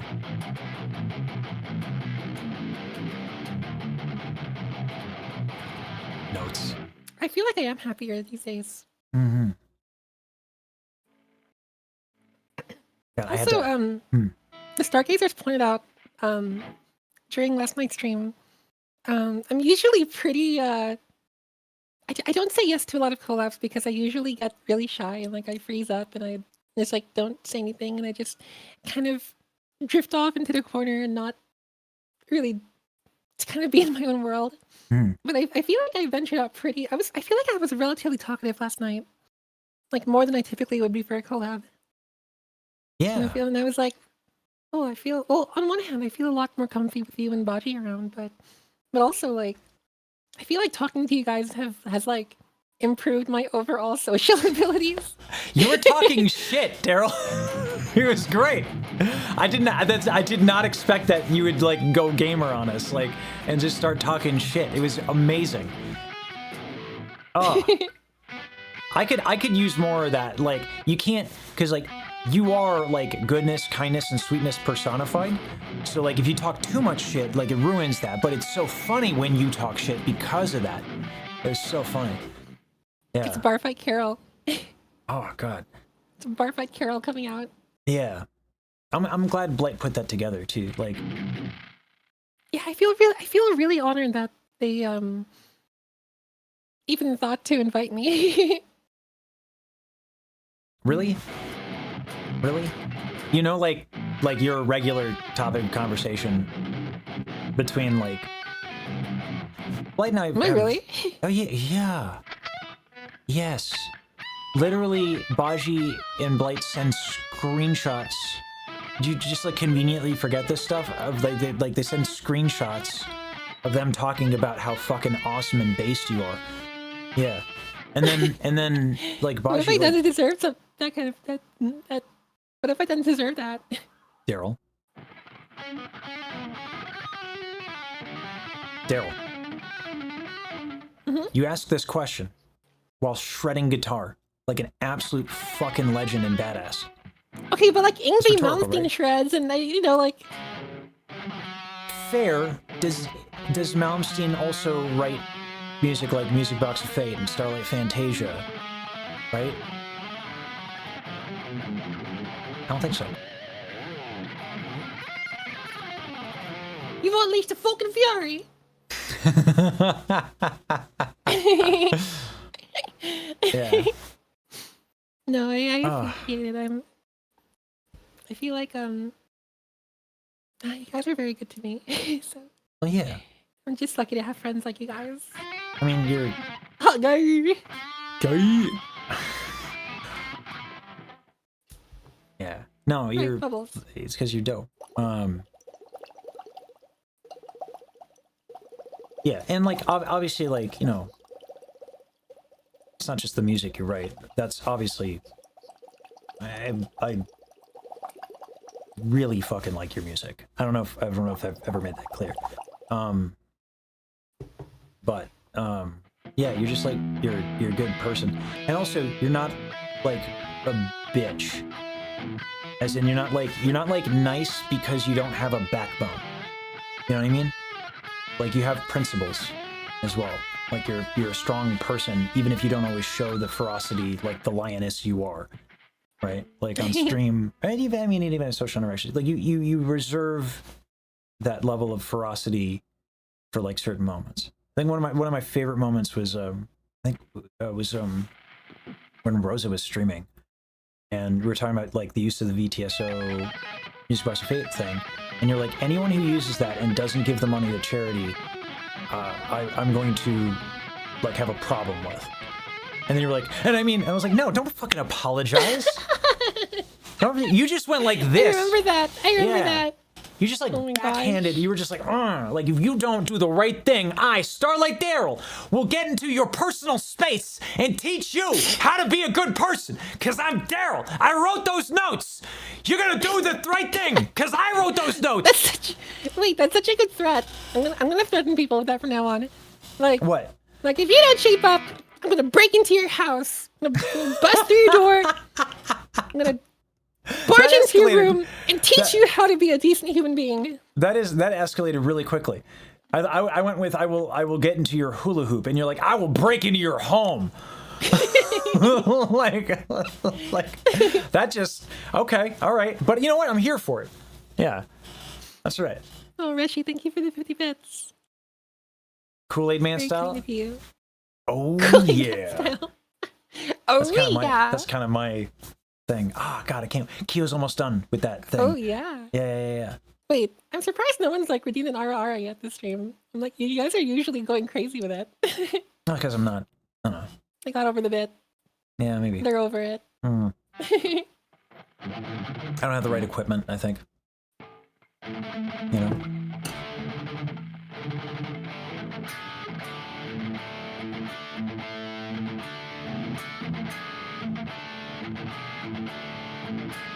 What's that?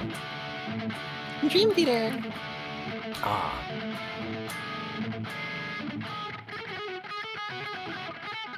Oh, it's because you disabled the redeem. Oh, I disabled it. Oh my god, have you... Okay. Because, like, you kind of fuck with Dream Theater a little bit, right? I mean, yeah, the singer, I'm still not used to the tone quality of that singer. It's very strident because a lot of AES contraction. It is idiomatic of that style. It's just a little much for me, so I don't always listen to it. But I mean, John Petrucci, I fuck with John Petrucci like crazy. But yeah, Okay, no, Dream Theater's great. I don't know if you've seen this meme before, but I'm gonna send it to you in Discord.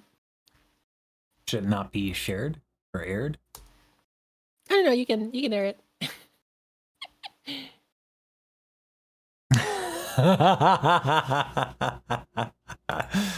Yeah, that's fair. I'll show you guys too. That's fair. Yeah, he is kind of like the like- Rachmaninoff of guitar. His fingers are nuts. Yeah. I'll put this up. Yeah, because he had this like a guitar instructional DVD that like all the prog metal kids used to It was turned into a giant like watch meme, back right? in the day. It was like, Yeah, it was like, and basically and it then- was like That's real easy. All you have to do is and then you're good. Like, yeah, it was one of those, right? yeah, like it's so easy. Just play it. Do you ever watch the Michelangelo Badio one? I love that guy. Oh, it's so fun. I'm gonna give you the keys to the Lamborghini.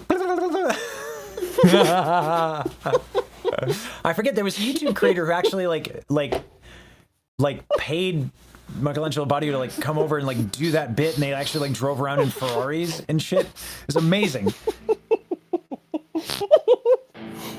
Do you not know about this? I can't tell what you're saying, Daryl. I can't. Are you chewing on something?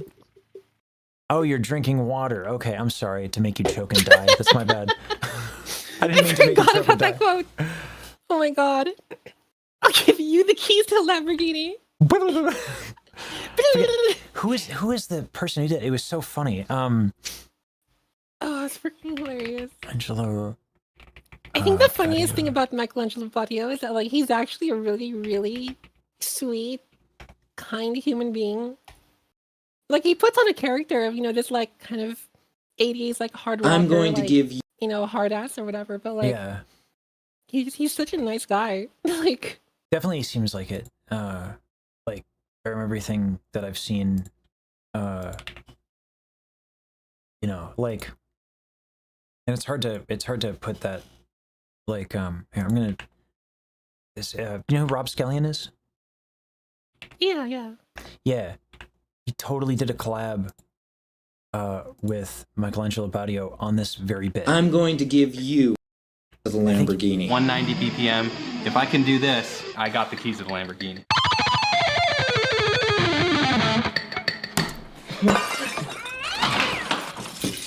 Rob! Are you Michelangelo Badio? Yep. Did you just break into my house? No way! Wait!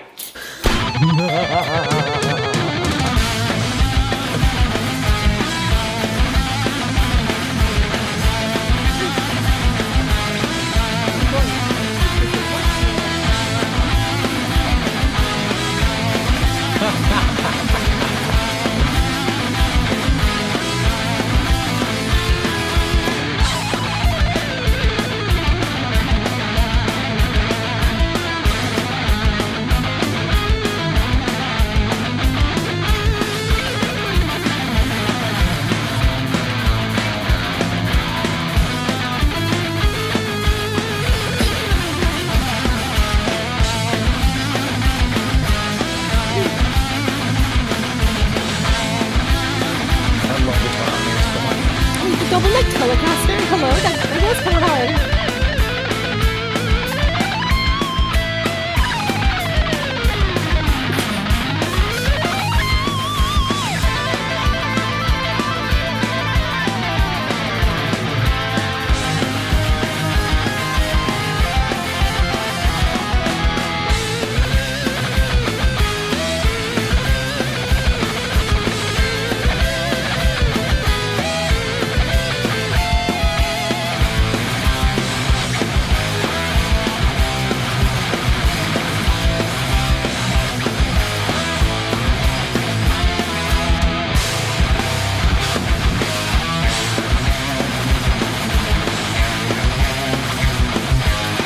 Oh my god, this is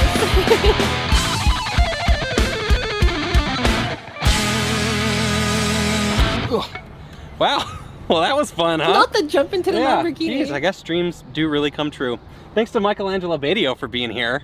It's my pleasure. Thanks for Rob. the car. Is it Do I Badio? actually get to keep? I don't know, but I guess maybe it is now. I don't know. Also, Almanax, to answer your potential criticism,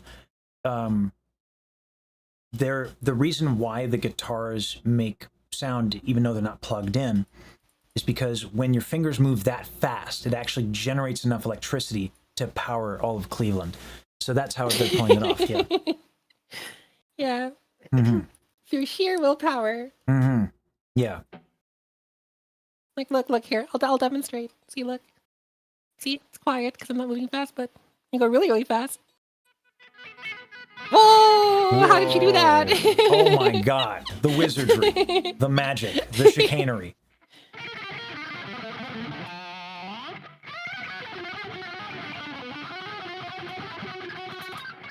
I'm really sloppy today.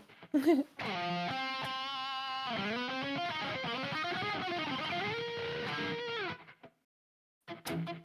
okay. I'll warm up.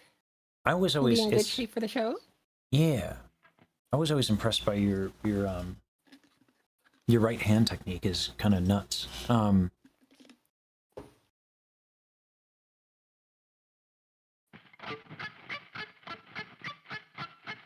much alternate picking do you use? A lot. I'm not very good at economy picking. Like if I was to do That's actually funny. like that's actually like Wait.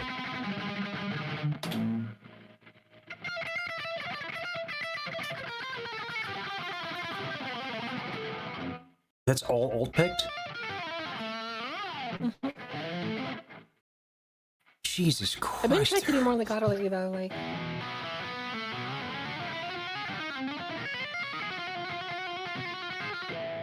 like the old Joe Satriani, like Oh yeah. God, I really, you know what's funny is I thought the lawsuit initially with Coldplay was like, oh, whatever, like, you know, all this, and then I listened to it, I was like, oh no, that's the same thing.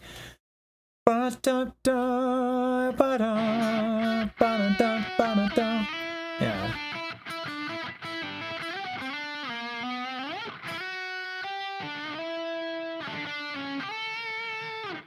Yeah. That track is so good though. Jesus. Satriani can get it. Oh man.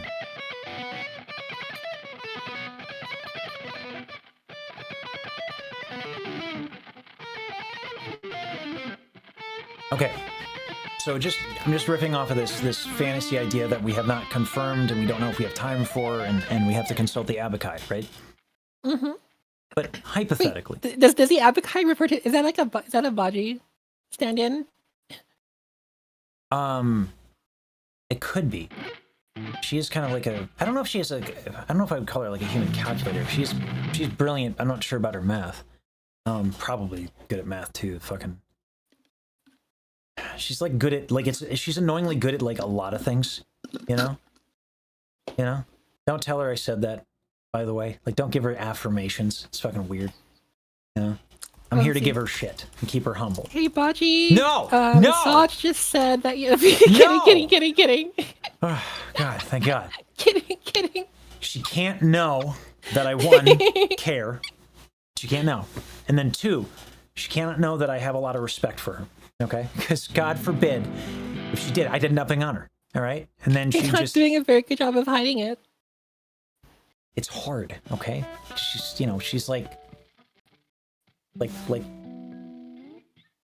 she's like a cute and sweet creature, you know? It's like why she gotta be that way and smart and talented? Fuck, you know? She sucks at numbers? Good. Not that I have anything on her, because I suck at numbers too. But at least it's nice to know that she sucks at something. Anyway. Oh, God, my fragile ego feels so much warm and fuzzy. I think it's the shirt. No, don't clip it! No! So, the thing I was saying. If this hypothetical thing becomes reality, can we get, like, all of the guitar solos? Actually, can you just make an album that is you guitar soloing forever? Yeah, here you go. I got you, baby girl. Mm. Oh, we're just gonna do the lick. Okay. All right. All right. Mm. Mm. Mm. All right. Okay. Yeah, I don't know how I'm gonna sing opera over that, but it doesn't matter. We don't need me. Not when we have the What notes. if we make it like really expressive? Like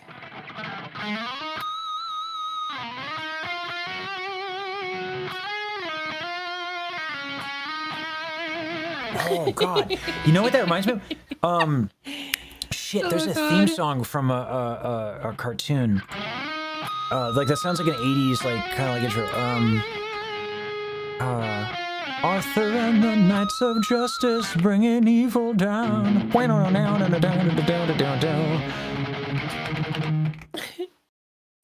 This thing is so sick and so metal, and it's cartoons almost. used to have really metal like opening songs. Fuck yeah. And just like the most outrageous shit ever. It's great. This thing is so based. And then, from the field of the future, a new king will come to save the world of the past. Wait, this goes hard. What the heck? Yeah, right?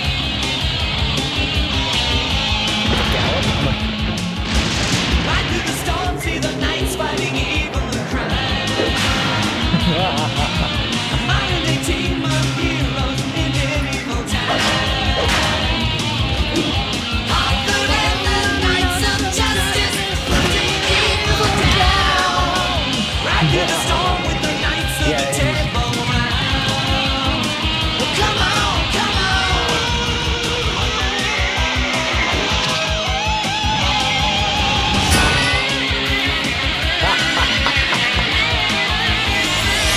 King of the Rag. Oh. Yeah. Oh God, I love '80s cartoon intros. They're so good. Was it Clawbots? Is another one. It's just like, it's insane too because they try to introduce the plot like by talking about it, it's going to make sense.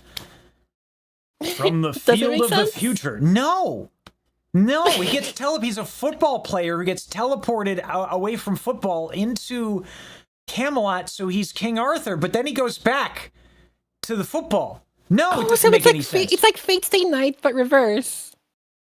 Yes, actually. Was it like a Clawbot? It's just like insane. And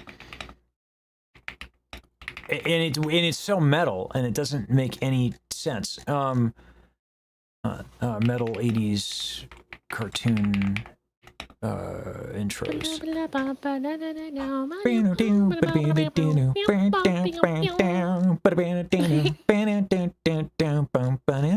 I threw a triplet in there for no reason. That's Transformers. I got. There's one that's just absolutely insane.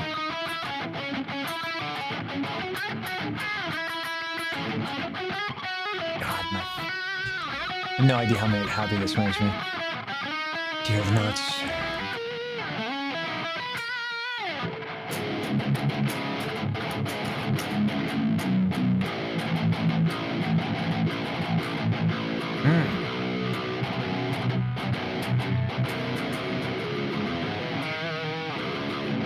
Ooh, you know, SWAT Cats actually went hard too.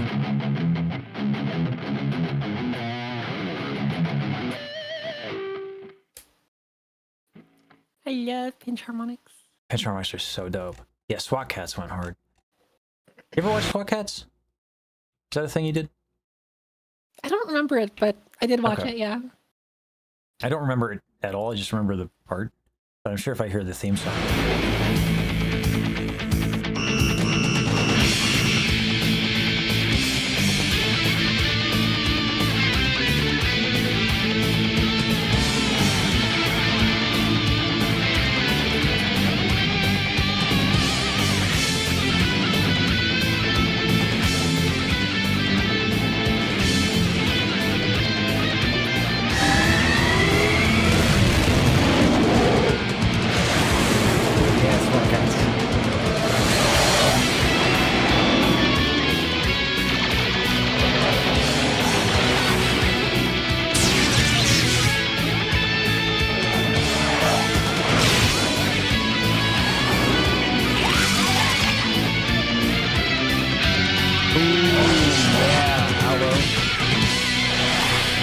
I agree. Oh, Daryl shredding the Power Rangers theme song would be so dope.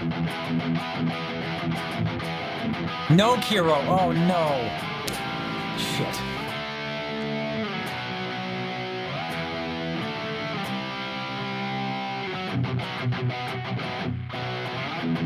Go, go, Power Rangers! Go, go, Power Rangers! Go, go, Power Rangers! I don't even know what the key is. Oh, that's high. Oh my god. Oh, that's really high. What is that?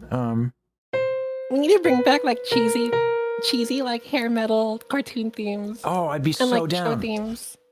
I'd be so down. Oh, that was such a good era of TV. Yeah. Oh god, yeah. Oh god, oh man. Oh god, oh man. Oh god, oh man. Oh, you know what I'm gonna do? I'm gonna get my VTuber model out so I can actually spin around and do a god, oh man.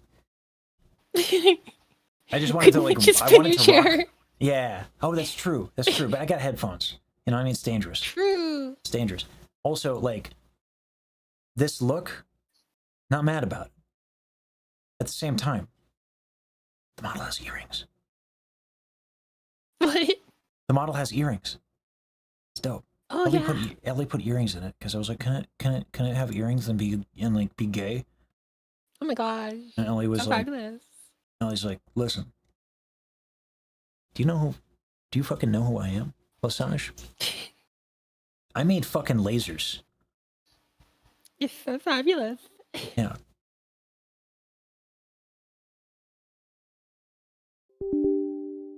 She made Ellie with her friends made like a hair removal laser thing, like made it.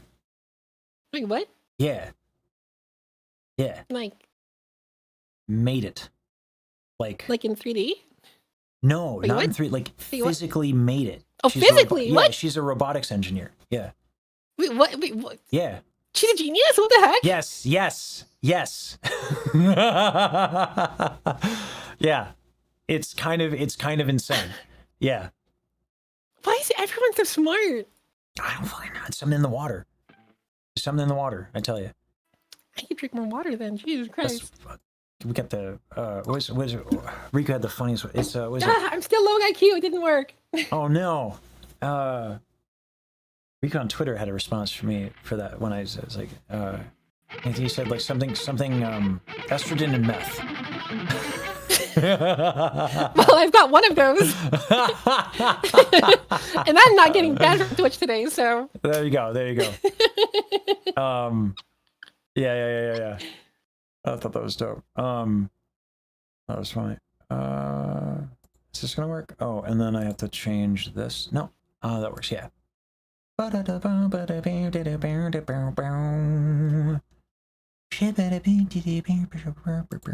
wait, so she made it in college, and she used it on her own body.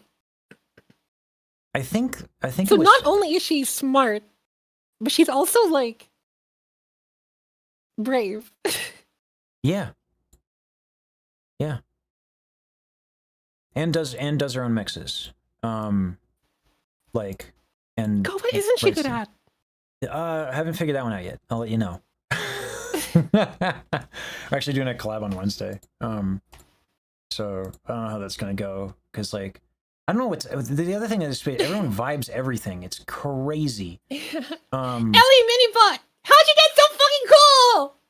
I gotta figure out another bit. I was actually writing a tune for her. I don't know her well enough yet to know the effective bit. Because the thing with you, it was really easy because I could just shout at you and it worked, right? But for some reason, like it just like lost its effectiveness on Baji. I actually don't think it was ever that effective.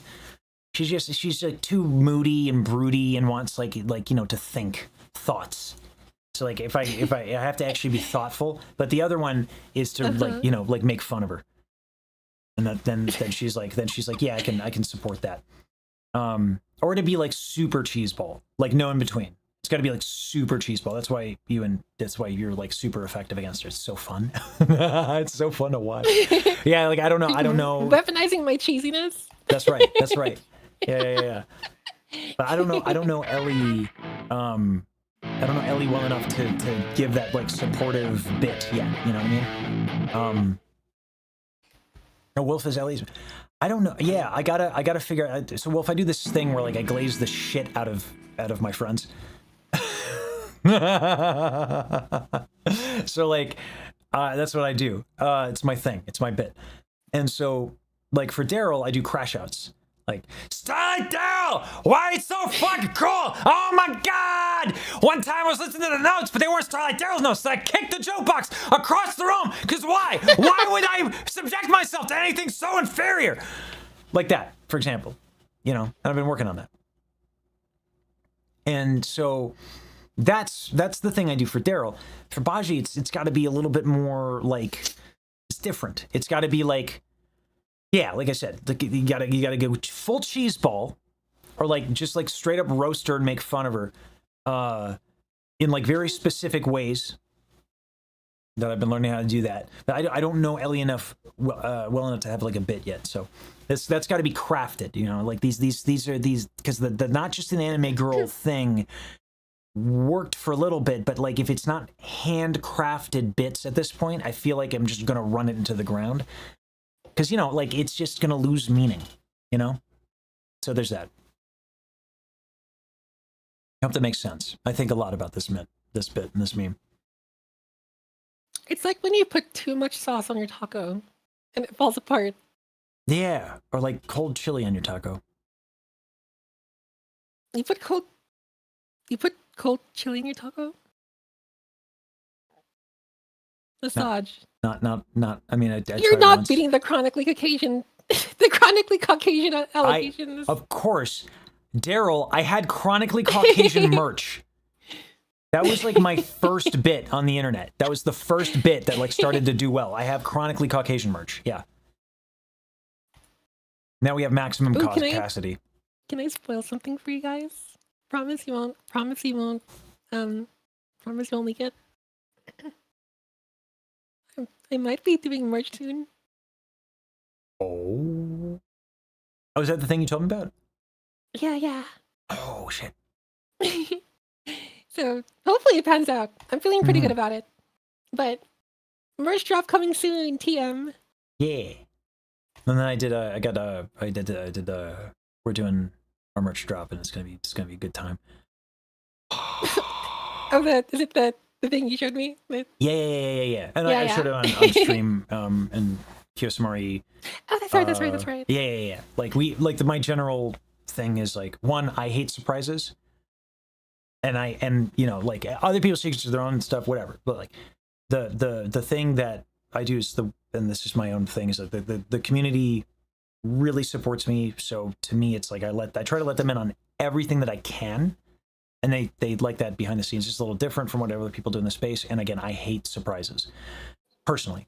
So like that's how we do it. So I usually show whatever I'm working on, as long as it, you know, everyone involved is okay with me showing it, right? So, but yeah. Anyway, so I showed them that. It's also good. It was good. I liked it a lot. Yeah, I think we're gonna do some not boob shirt options. I like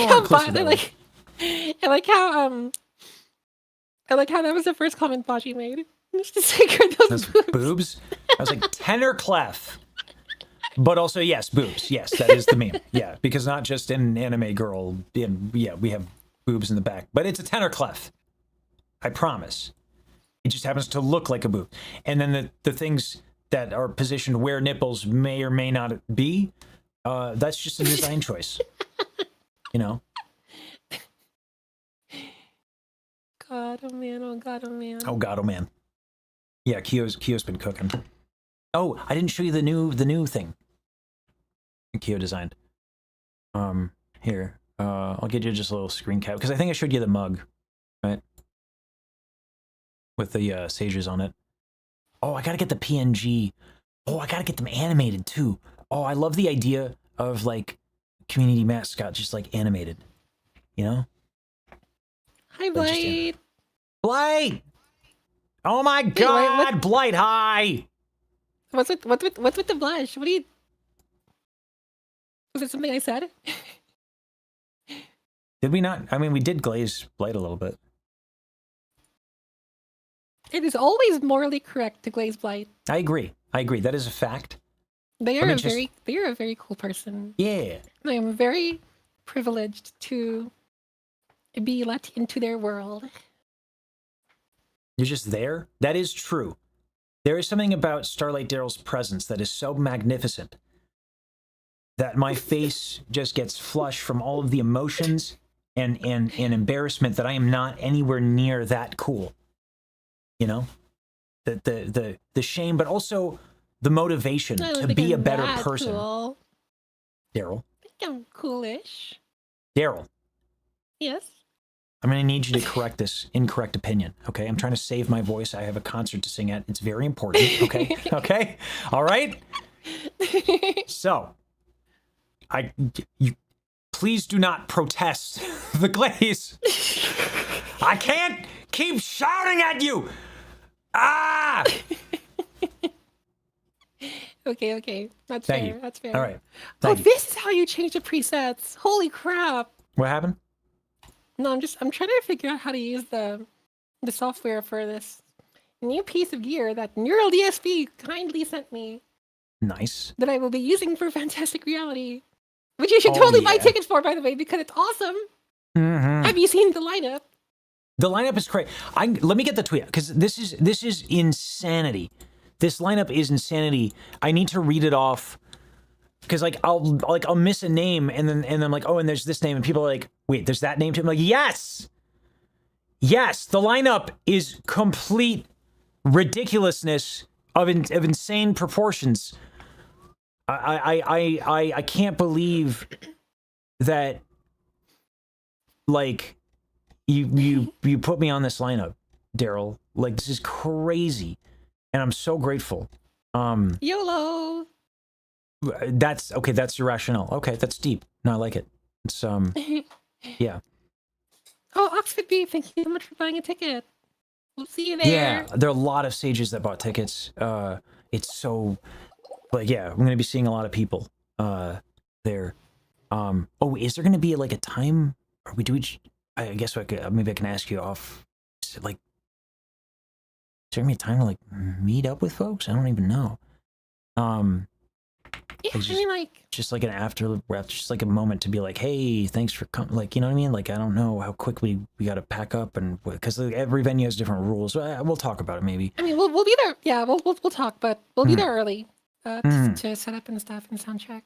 And then conceptually, because my rig will be so light, there's not a whole lot to unpack. Oh, but I really want to bring my amp just because it's cool. Oh just my god, yes. Oh, but it's so impractical, but it's so cool. Just having like a 4x12 guitar amp behind me makes me look so much cooler than it does look pretty fucking cool when you have like a half stack or a full stack or a 4x. Just God. I could bring it and not use it and just have it for like decoration.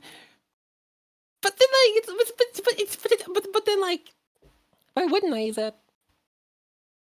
I have a hard time arguing with your logic. I just think it's so messed up that I have to choose one. Actually, you know what? No, fuck that. I'm choosing both. I'll figure out a way to use both. I'm trying really hard to find the lineup here. Oh wow. Oh god. Oh man. The tweet of our announcement got a lot of impressions. That's dope. Yeah, it's like people want us to fucking make music together. That's dope and very exciting and very cool and based, and I can't believe this is my reality. One might say it is a fantastic reality. I see what's there. Oh, okay. Thank you. I was hoping you were gonna pick up what I was putting down.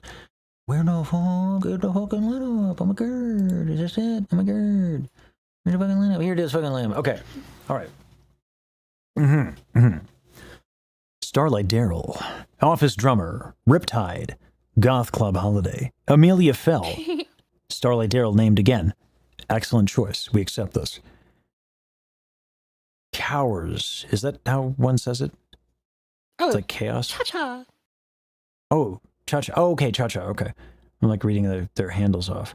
Yeah. We got Cocono. She's the other guitar player in Virtual Signal. Oh, that was you showed me that. Mhm. Yeah. Then Henya. I do know Henya. Then Setsu, so Mint's gonna be there. Zentreya, okay. Komaria. Baji. Some asshole named Lesage, don't know. Bao. Numi. Suko. Michi. Tomalek Tomato. That's a crazy ass lineup. That's basically every like big indie, well, obviously mouse aside. Like that's a giant, that's a lineup. That's a lineup. Yeah. How do you have the power to summon? Like we like the diss track was like we were saying that's the event. This is the Avengers. This is the VTube Avengers. The diss track was great. Was dope. Stoperino. Based even. But this shit is crazy. How did you do you just like do you have everybody on speed dial? Are you just like that cool and this is all a bit? They're just sort of my friends. I mean, yeah, I mean, well, I mean, most of them. Like, I'm not friends with like Henya. Like, we've, been in the same circle. Worked together a little bit, but for the most part, it was mostly just like, hey, want to be in this concert? They're like, yeah. So I'm shocked also that you didn't cram me because we're not done. That's not even the mail Matara, Kason, and Lily Pichu. I love them. That's true, Vrontis. I can't insult these people who are showing up at Fantastic Reality because it's going to be fantastic. So whoever this Lesage character is, okay, maybe they're not bad. Maybe they can pull off eyeliner on the day. I don't know. Eyeliner in a corset. I decided against the corset. It's probably for the better. I know, but it was painful. It was a painful decision. It's very expensive on my soul. Just wear it off, Kai. Maybe. Yeah. I'm getting like boots. I don't know if they'll make it in time. My backup is like dress shirt, but for the concert or? Yeah. I'm gonna have them delivered to your place. Figure that out. Yeah. But like, yeah, I don't know if they'll be there in time. But I'm taking a chance. I believe. Wait, is that from a musical? Yeah. Oh, that's from. Shit, I forget. Book of Mormon. Yeah. Gonna be hard to sing in a corset. Depends.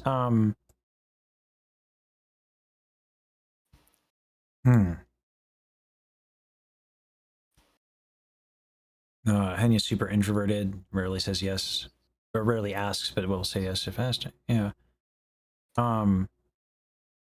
Yeah. Is the pre-show part of the stream? I believe it is not. Yes, the openers will not be streamed, unfortunately. Yeah.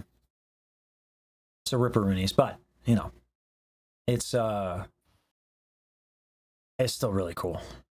Will the openers be filmed for a later date? Do we know that?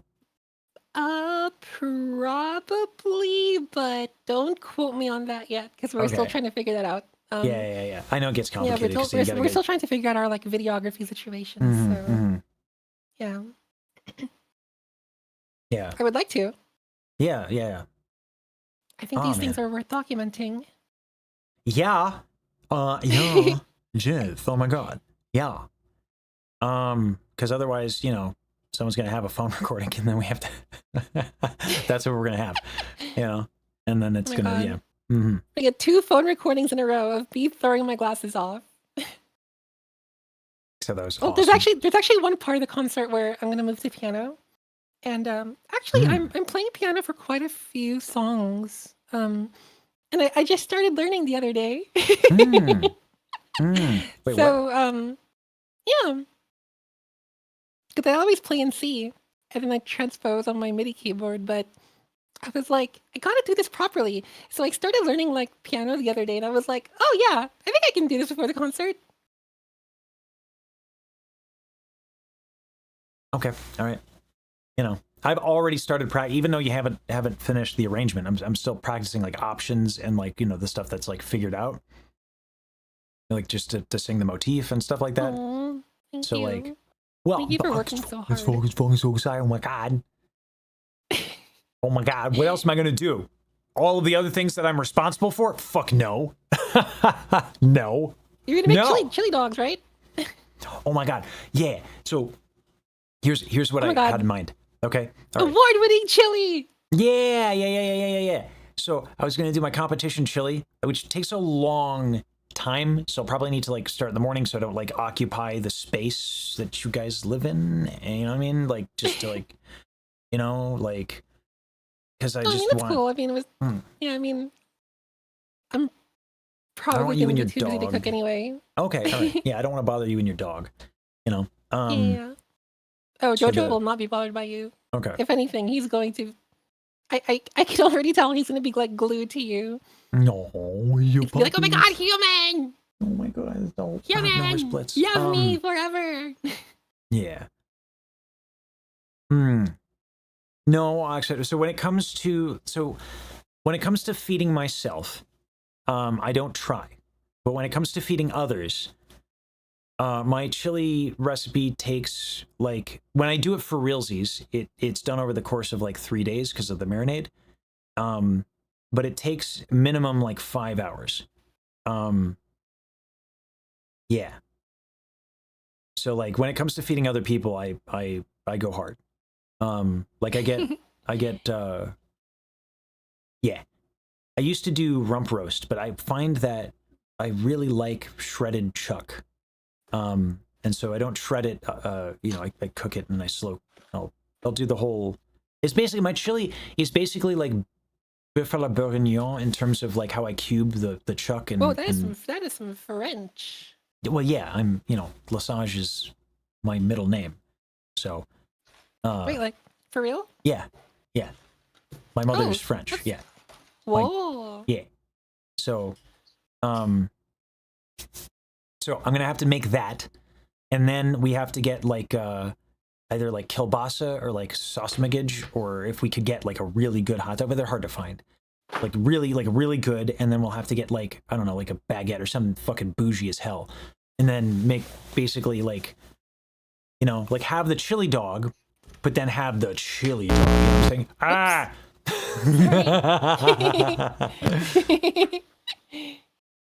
Mm-hmm.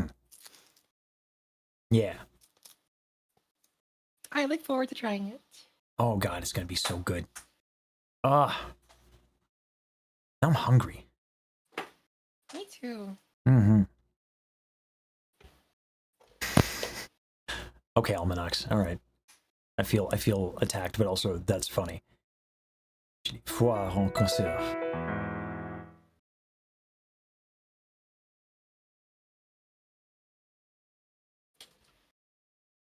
Wait, do you have the piano like right next to you? Is that what that was? Yeah.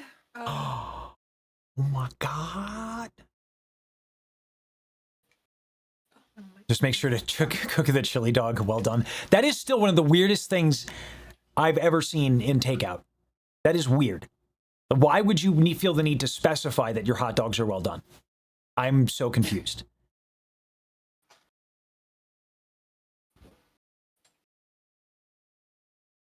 Wait, Okay, I Alex, think you my also camera know cable's French not and long enough. Japanese? Well, Hmm.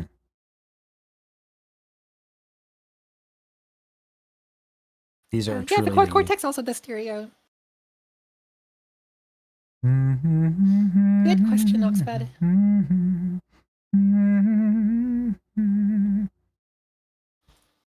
How do you feel about that motif? Was that motif enjoyable for you? Which one? Is it?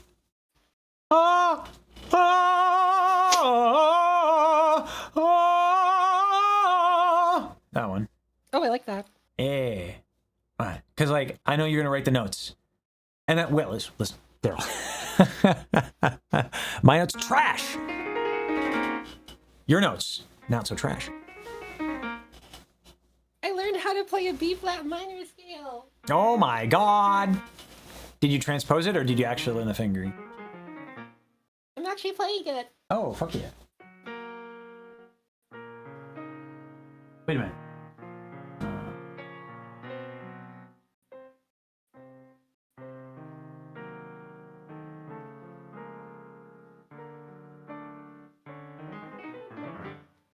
I'll figure it out eventually. Isn't it just 3 1 2 3 1 4?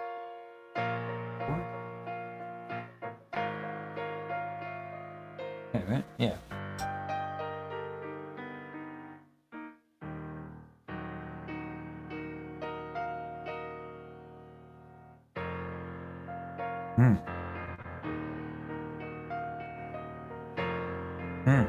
Okay. Oh, ooh. Ooh.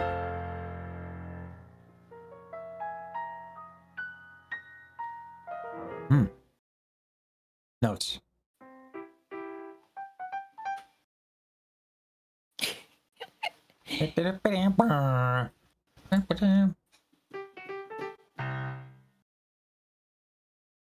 Oh, I gotta change my chroma key to. Oh, you changed. Did you change it to magenta so that it was easier to collab with Baji? Oh yeah, I guess so. Yeah. Yeah. Same. Yeah. Everything I do for you guys is now. Otherwise, that poor girl will just disappear. Yeah. I'm glad I went with my brand colors of purple. Because that won't make that difficult at all. I mean, magenta is like pretty far away from purple, actually.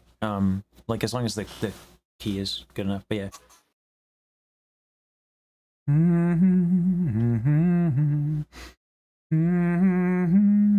Oh god, I'm so fucking excited. Oh my god. Oh god, oh man. Oh god, oh man. No, oh god, oh man. Daryl, this is gonna be so fucking cool. Oh god, oh man, oh god, oh man, oh god, oh man, oh god, oh god, oh man. Yeah.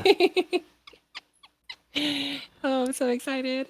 Oh, my ribcage weren't so. I'm really glad that you and Baji were able to be a part of it. Oh, God. I know it hasn't happened yet, but you know, yeah. Not counting the chickens before they hatch, but of course. You know, you never know if I'm gonna get run over or something, but barring that, and barring I don't know, COVID or something, okay, you know what? Now I'm knock on wood. Where's the wood? There we go. All right. Knocked on the wood. Where is Blitz? He's usually bothering me by now. Give me 1 second. Usually comes with the Starlight Dale crash outs. ¿Dónde está Blitz? ¿Dónde está Blitz? My boy. Where's the boy?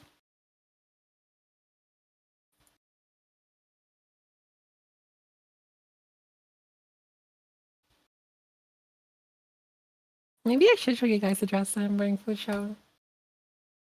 I think I need to reset my camera because it's not positioned in... He's in bed because I rejected him. Oh, baby. During my lessons, he tried to get on my lap a bunch. Precious child.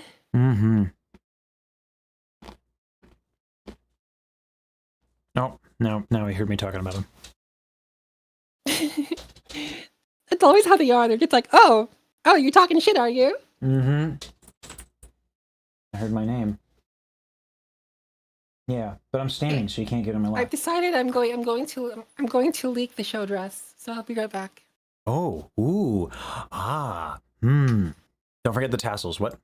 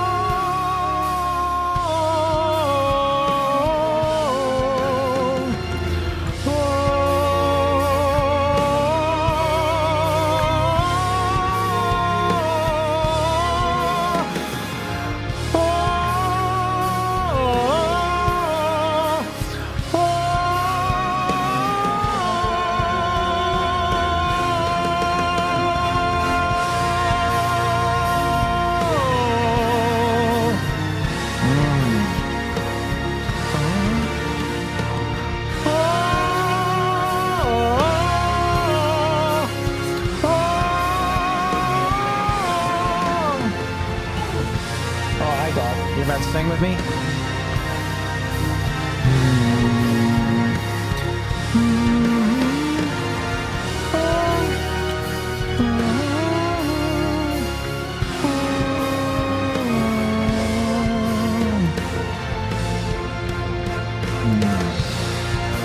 Oh, we're gonna go back to the sing face?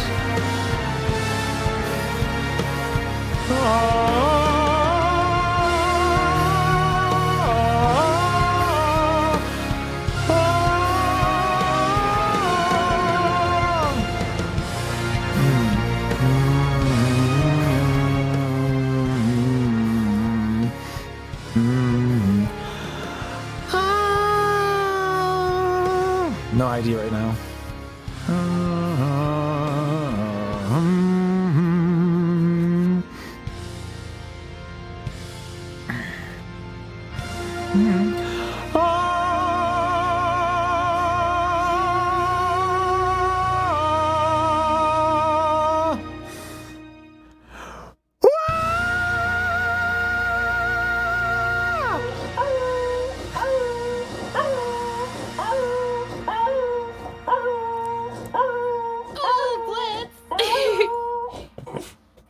Good doggers. Can I blitz on Oh, this? darling little potato.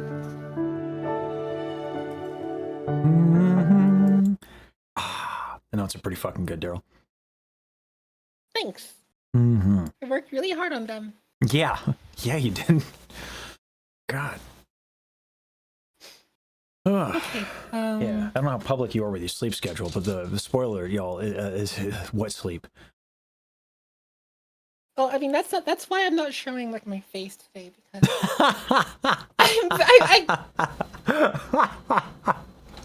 the eye bags are not a good look. They're not it? Okay. Yeah, but That's funny. Okay, let me see if I can. Oh God, why am I doing this?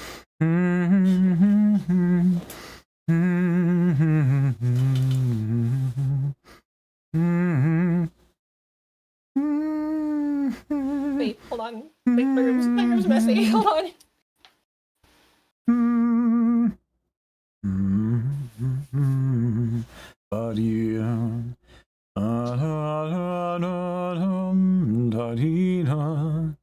Oh. Oh. No, my God. Yeah, my God. Oh, the notes. Yeah, that's right. We got Psyduck. Okay. Okay. Okay.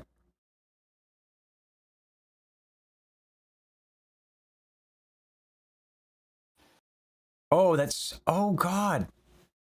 And that's the one with not enough fabric? Yeah. No. This one has enough fabric. But Okay. yeah. This is great. Look at that. I love that. Yes. Oh, God. Yes. Can we... Oh, yes. Yes. I love this aesthetic. Absolutely. Yay. Okay, that's all you get. Ah! I'm gonna wear like a cropped leather jacket to go with it, and then like after like the third song, I'm gonna dramatically throw it off and look like super badass, cool. Alright. But no one knows that I'm really a potato. I got my that I was gonna do with this, and I was gonna have my cravat and like a purple vest. Wait, that's so sick. All right. Like with the, I need to get my. I look like. I'm not gonna say it because like it might be the wrong thing to say, and it might not be woke to say that shit. But like, yeah. So like, yeah, with the purple vest and the cravat, and then I'm gonna have these boots. If they get there in time, I really hope they do. And I'll show you, so you can I trust. see the vision. I'm gonna look for my jacket real quick. Okay.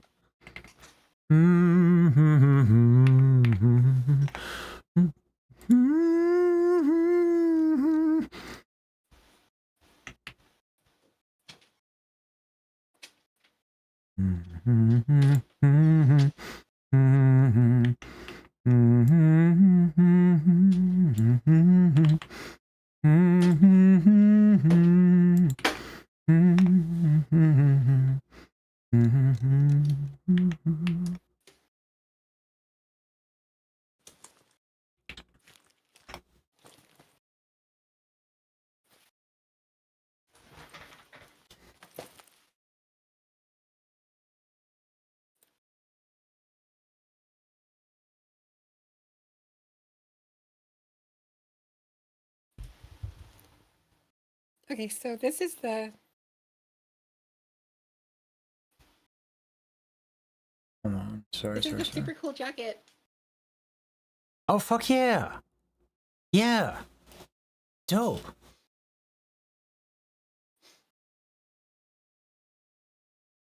And like, there's like a song. One of the girls sings like a classic emo song. So like before that one, I'm gonna be like, take it off and like throw it off to the side, like I'm so much cooler than I really am. Okay, hold on. Wait, so much cooler than you. You are absolutely the coolest. Starlight Daryl. The most fabulous. The most extraordinary. The noter of notes. Did you not listen to the short of my glazing you? By the way, for everybody, we are aware that my short game has been short of expectations. So we worked on it. And so we did a short.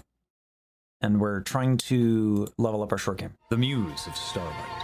The Princess of Potatoes. The Noter of Notes. The Herald of Harmonies. The Grand Arbiter of Notes. Are you gonna wear that for the magic? For Offkai also? Some variant of it. Yeah. Yeah. I might get horns. Ooh. Yeah. Accurate cosplay. Yeah. We'll see. I like the idea of the brooch. I'm gonna put this in the watch together. Am I still in the watch together? I think I closed the fucking thing. Oh my gosh. So... Can you invite me to the watch together? I'm so Yoshi says, practice throwing off the jacket. Do not try to figure it out in the moment. That is very good advice because, so a long time ago, I played guitar in a band and the singer did that and he threw his jacket, he accidentally like threw it onto me and like the jacket just kind of enveloped my entire head. And I was like desperately trying to like figure out like where I was. And I was like, oh my God, like I can't see anything. This jacket is very opaque. It's a leather jacket. And I ended up tripping over my pedal board. Oh God. It was so embarrassing. Oh man. Oh God, oh man. The here, but this is why it's not gonna happen, Daryl. Here. You got the watch together open. I'm gonna play this. Starlight. Oh yeah. The Princess of Potatoes, the Noter of Notes, the Herald of Harmony, the Grand Arbiter of Noteness, the Magi of Music, the Sovereign of Bubbles, so the Choral Master of the Galaxy, the cosmic conductor, the void voyager, treasure hunter of the universe, where the only true treasure are her notes, the shredder of riffs, the monarch of the stars, the most not just an anime girl, the one who composes at the end of time, the only salvation for doomed Yuri, the lady of darlings, the melter of faces, the giver of happiness, the inventor of Taco Bell music, but not on Tuesdays, the captain of the treble clef, the minister of the bass clef, the interdimensional lady of Yuri, the guru of guitars, the finder of lost notes, the one, the only, the motherfucking Starlight Berry. That slow pen at the end really sells it. Yeah. So we had that was too boring as a little final touch to that. So we've been what we've been trying to do to kind of make our shorts better is that on the second channel we take clips and just like either from an SRT file that we just parse to the SRT file, we cut with FFmpeg, and we just kind of throw it up on the second channel. Whatever it tends to do well, we grab, and then we actually do like light edits like that, and put it on the main channel. So, yeah. So like we're playing with a bunch of stuff, and by we I mean I'm actually not involved. It's crazy. That's all like Monocork, Schuster, Too Boring, Obsidian, and Katie are all. Your crew is so unbelievably like cracked. Schuster and Monocork. I mean, like I trained Too Boring and Obsidian myself for like a year, but like there's a difference between like, hey, I'm going to teach you how to do these tasks, and like now I need you to manage the YouTube channel. So like handing all of that off has been challenging. But like I built all of the workflows with Schuster. Like we coded all of them. Like Schuster very much understands my workflow and That's my wild. You philosophy guys on content. Yeah. coded it yourself. Yeah. So we have a bunch of, I mean, FFmpeg is like, yeah. And now like, yeah, Monocork has been doing some code in Obsidian. I taught Obsidian, no, I taught Too Boring to code. Obsidian kind of came in a little bit more prepared, and so learned from Schuster. Schuster taught Obsidian code, and Schuster taught me to code as well. Cool. Yeah. Schuster is like That's so wholesome. Yeah. I met Schuster on Mixer. So like that's What's how Mixer? Mixer was of all things Microsoft's live streaming platform before it got nuked. Yeah. I didn't know they had that. Yeah. It was I think it was called Beam at first or something like that. It's like this was like 6 years ago or something like that. And it's like a while ago. So yeah, she's trying to go way back. Ooh. And we haven't even touched, we have all these music video like scripts that we do for like the video and video acapella stuff. Yeah, Lesage clothing reveal when I get all of them. Did you check on the Oh the yeah, Discord? I saw it. Oh my god. Yeah. Those boots, right? It's so good. I hope they fit. I hope they fit so badly. Because that would be so nice as opposed to normal dress shoes. Yeah. Anyway. I think the cravat is a must-have. Oh god. Good Oh, choice. God, yeah. Good choice. Oh yeah. Because otherwise I gotta Oh, do also, the if you tie. guys want to clip the dress thing, I don't mind. Just I don't mind. Just don't be weird about it. Just don't be worried about it. Yeah. Asking the internet not to be weird. Our communities have been really nice actually about that stuff. About They boundaries have. They and- have. Yeah. Yeah. It's been really nice to see. Like there was, I think, like one or two jokes when I first met Baji, or one or two jokes, and I was like, "Don't, never again, ever, not even in jest or in passing," which has been great because like sibling energy is the vibe, and like that can get so weird so quickly with someone who at the time, for anyone who knew, like, you know, or who didn't know, which is very few people, that I was like mask presenting and stuff, and that can always get weird. So yeah, everyone's been really good about that, and I'm glad because God, yeah, we have a lot to. So I was saying the you know, it was that Power Friendship stream. Jesus, that was a lot, and great. It was great. It was dope. It was so good. But it was like, you know, yeah. I'm glad the sentiment was shared that we all needed to talk. like figure shit out. Yeah. Because like, yeah. And everyone's It really was kind of like an anime, because whenever that kind of episode appears in an anime, it usually signifies that it's either going to get really, really, really good, or it's going to like completely tank after that episode. Yeah. Yeah. And I'm glad that it didn't tank for us. I'm glad that like I tried going through every possible like way that it could go badly.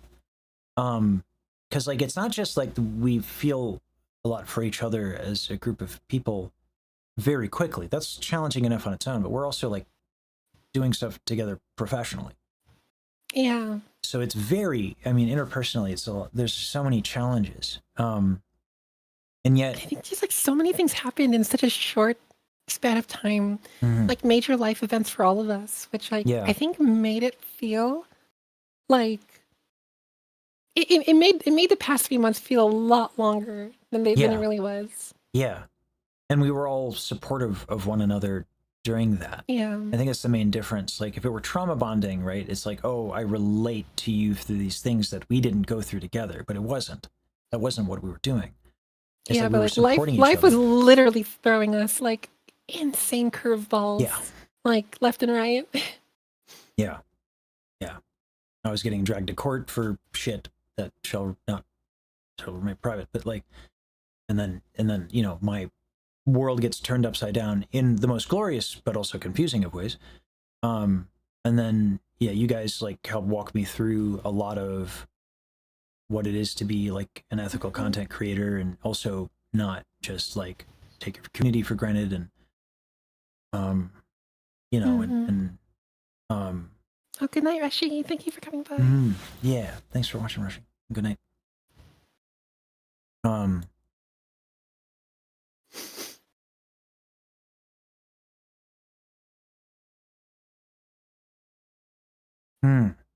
Holy shit, did you see Almanax's message? Yeah. I like that a lot.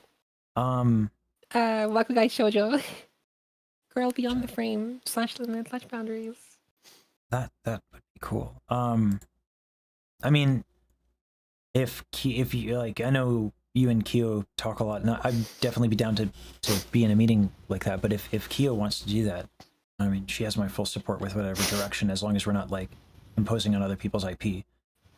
That's about it. Like, other than like legal shenanigans, I don't really have an opinion. It's because like, what am I going to say, right? Oh, my opinion as a visual artist. So if that's something that she wants to do, that's dope. I think it's a good idea. When you find your family, the stream, yeah.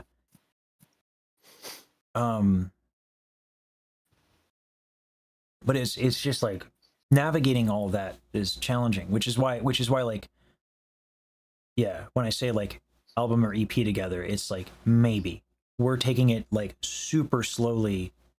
We're trying to talk about literally fucking everything and be really careful, because like you guys are like a treasure to me. That's weird. I'm acting like I'm Smog over here with my fucking lack of cravat. I need a cravat before I go full Smog. But like, yeah, you guys are like, do your best Benedict Cucumber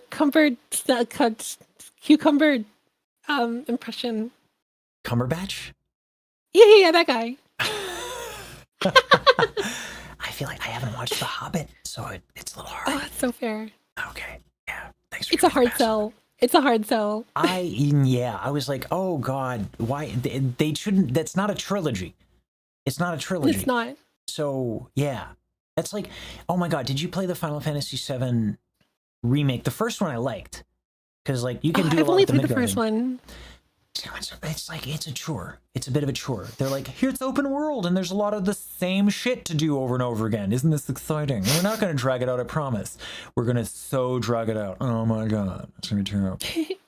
That's what it was. And it's hard. I've almost beaten it, and I can't give a fuck. It's very challenging. The amount of filler. It's like playing Naruto. If Naruto were a game, and actually Final Fantasy VII. See, it's weird because like I think the filler is good. I think it's all perfectly good content, but it's just very like it is a lot. It is a lot to get through. It's a lot to invest in, and like I get very emotionally invested when I play games, especially RPGs. So it's like, you know, it's sort of I get overstimulated. Yeah. I enjoy it. I enjoyed it. I don't like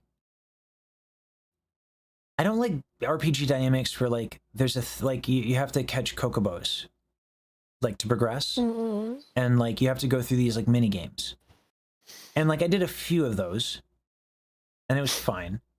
And now it's like I don't care about your mini games. I want to beat the game. Stop. Just let me finish. Stop teasing me. Just let me face off with Sephiroth. Yeah. So like, yeah. So that Cloud and Sephiroth can just make out already. You might be onto something, Daryl. I'm new to this. I didn't know that this was a thing. Is this a thing? It's like yaoi. I didn't know. FF7 had yaoi stuff. Well, I mean, it doesn't have yaoi. Just, I mean, the fandom kind of. Well, yeah, no, inserted... I know that. Yeah. Yeah. I know that Square would not be so bold. Yeah.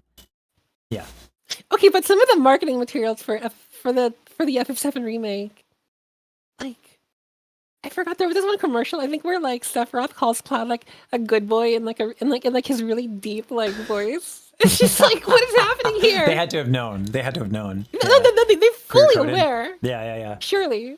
Yeah. I mean, it's the same thing with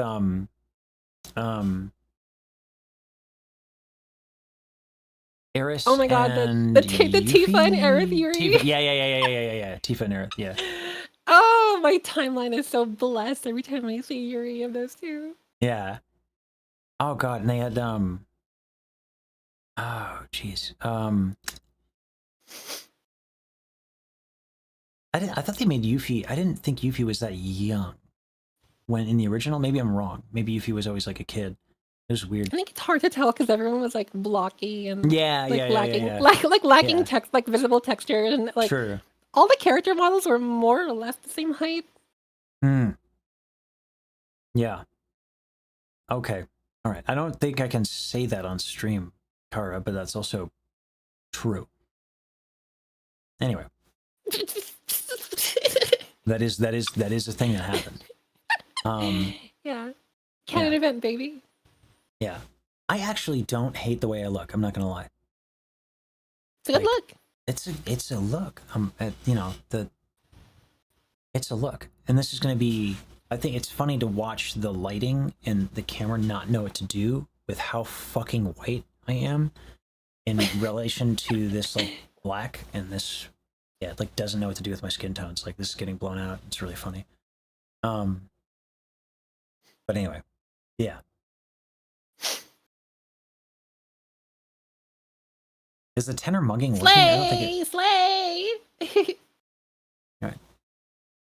I had, oh god, I'll take that one image from a group chat with the Brobigon. A Brebigon.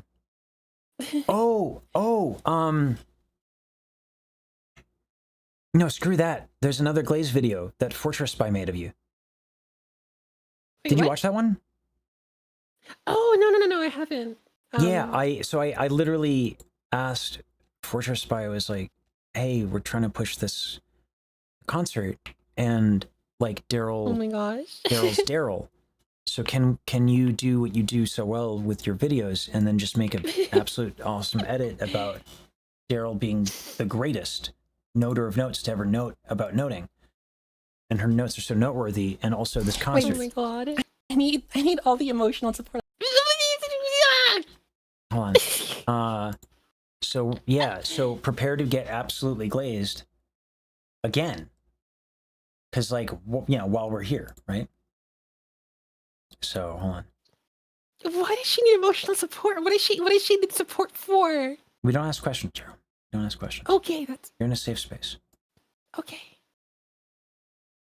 I question how quickly you trust me, but okay. Thank you.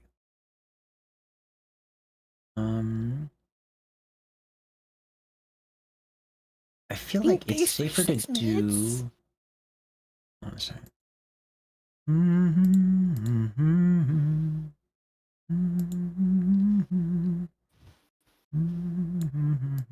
Sorry, I'm just setting up my thing so we can do a proper react. No? And we're gonna put that behind us.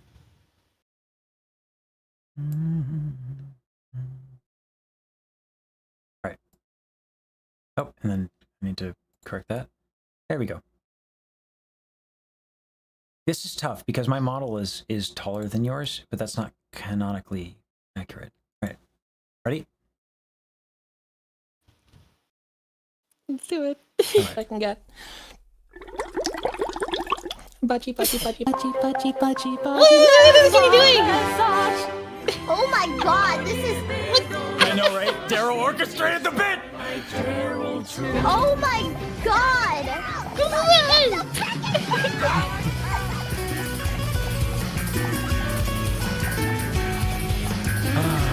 Precious battery.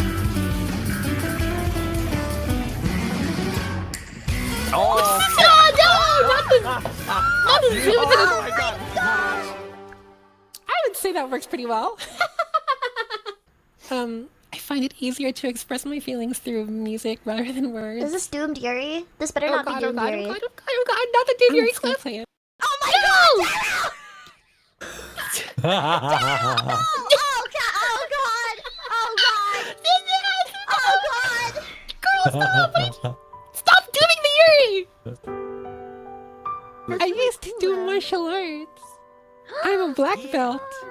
Yeah, two different martial arts. Yeah. Like two different ones. Yeah. Yeah. Oh my god, you're so cool. Don't pick a fight with me. You won't win because I'll start crying. You'll feel sorry for me. So true, so true. So very true. What sort of silly things do you fancy? Chat getting thrown into a pit of lava. I think that would be really funny to like watch them writhe and squirm beneath me. Actually, the more scientifically accurate version of this is that they would spontaneously combust upon contact with the top layer of magma. You're such a loser, what? You're so cool. No! Monty, stop! Get higher standards! Get higher standards! Wait, she was really cute there. Well, wait, I regret yelling. Stop. What do you mean about the next one? I wrote it about my dog. Okay,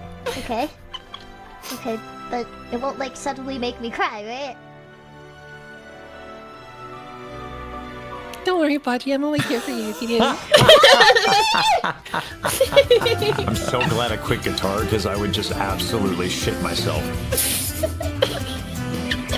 Like, I don't have to have any hard feelings. I can just enjoy it. Whereas if I played guitar and I watched this, I'd light my guitar on fire and then urinate on it and go cry in the corner until I went to sleep. God, I love overdosing on Daryl's notes. God, it's so good. No such thing as a vocal warm-up that makes you sound cool. So, I'm gonna go quiet for a second, okay? I forgot to mute! No! No! Oh god, that's so embarrassing! Oh, can we link this video in chat, please? Love my mouse. This is from Fortress 5. Oh yeah. It puts so I have much a hard work time in this. seeing it if it's too small.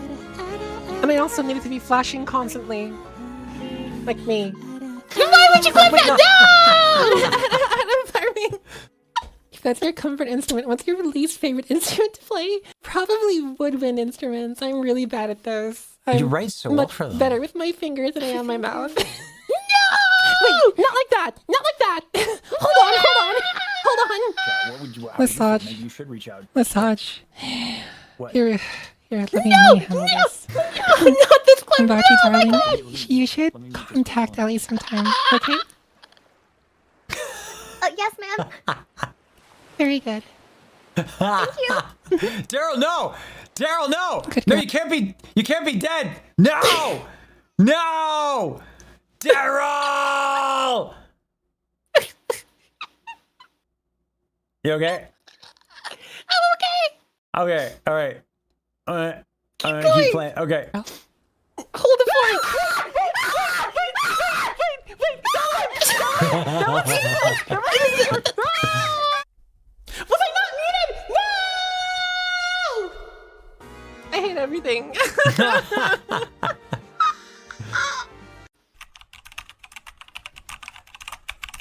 Oh, there's one more.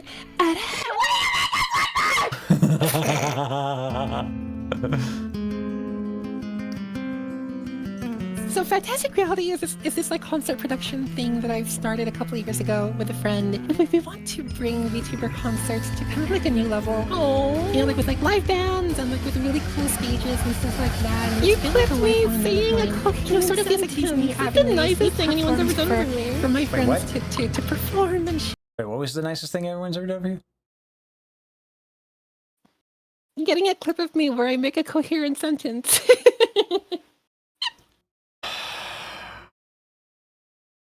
Try not to yell, Daryl. Really, you know. Keep playing! Hear their music and their talents and, you know, their passions with the world. Because you're introducing Iron Mouse, so you're playing for fucking intro. Oh, you're so smart. Starlight Daryl. Starlight Daryl. Why are you so fucking cool? Provision for this, right? Like, this is not, she doesn't want this to be a one-off. She wants this to be a thing that happens on the regular as a way to promote folks, as a way to get people out there. This, the first live concert stuff, that's not like for no reason. It's really hard to do live events as a VTuber. It takes a lot of weird kind of particular skill set. It's not like for me where I can just hire an accompanist and go to the place, and as long as the acoustics are good, I'm set. Daryl doesn't need to be doing a concert series. Daryl doesn't need to do half of the shit that she's trying to do. But because she's absolutely based and prioritizes community, she does. Now, who's ready for more?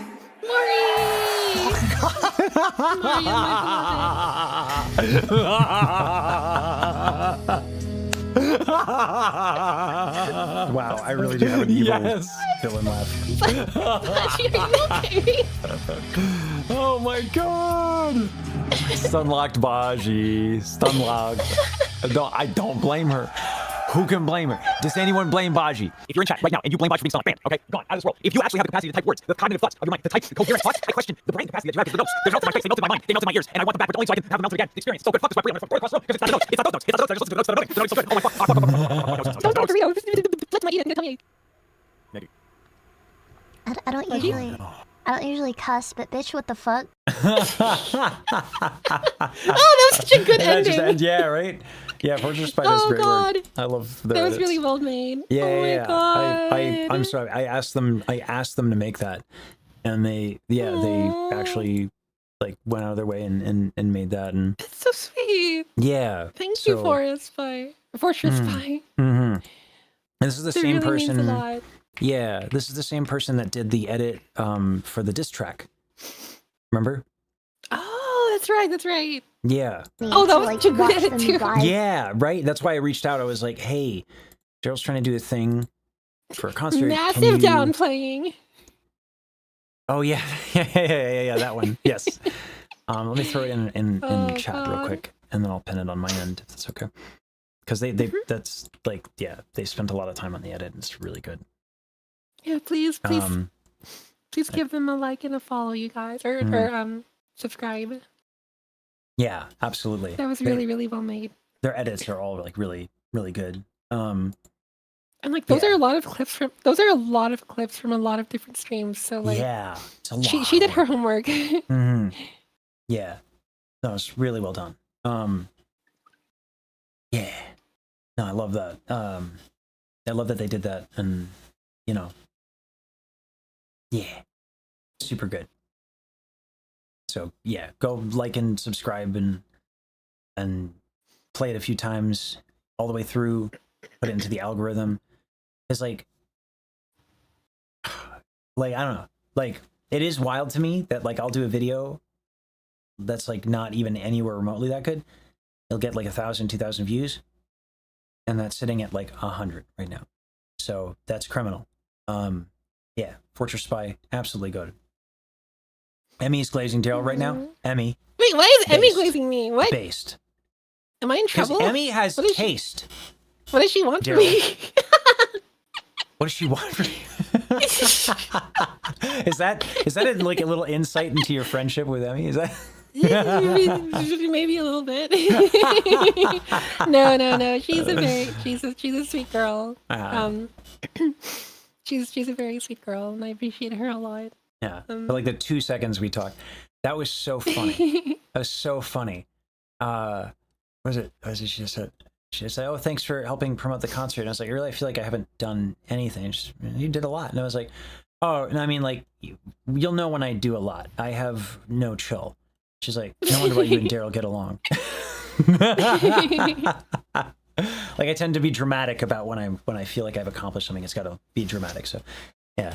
I mean, seems I think it was the only time we've chatted. It was like that passing moment, but she seems dope. Amelia Fell? Yeah, Amelia Fell. Yeah. Co-producer of Fantastic Reality. Lead singer of Virtual Signal, for which I am the one of the guitar players on. Mm-hmm. Yeah, you've spoken to me about Faithful, Kiro, but like, there's always a difference between like interacting with a person, right? Beru. Yeah. That's her like call sign. What like is? Her greeting. What Beru. is? Feru? Feru is Oh. like Amelia Fell's like Okay. greeting. So Feru, and then you have Bubbles. I And- have. Well, I mean, I don't have like a greeting per se. I should probably think of one. Bubbles. That's a lot of effort.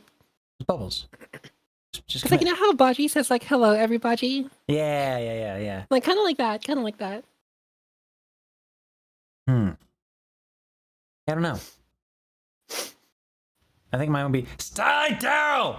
Yeah. It kind of is though. Yeah, I know, right? Isn't it? Oh gosh. And then I guess the other one would be Bow Wow. Bow Wow. I'm out of practice with my vibration bass. Just vibe the vibrations.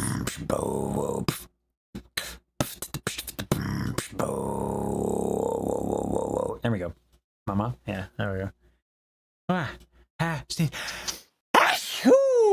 Excuse me. Bless you. Oh my god, you sneezed your headphones off. I know. Yeah, it was very dramatic. Anyway. God, I look pretty. What? Sorry. You should try like a really epic side part. I feel like that would go good with like your makeup and like fit. You think like how I would do it with the gel historically, or? Oh, is that what you usually do? Yeah, usually like have it like back, like. Oh. Yeah. Not like totally pompadour status, but yeah. Yeah. I look like I belong in a 2000s music video. Yeah. Like. I mean, that's in right now. You know, it's like what is it? Y2K. Yeah. The Y2K aesthetic.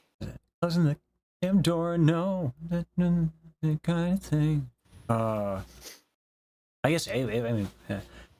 When I was a young boy, my father took me into the city, demonetized as fuck.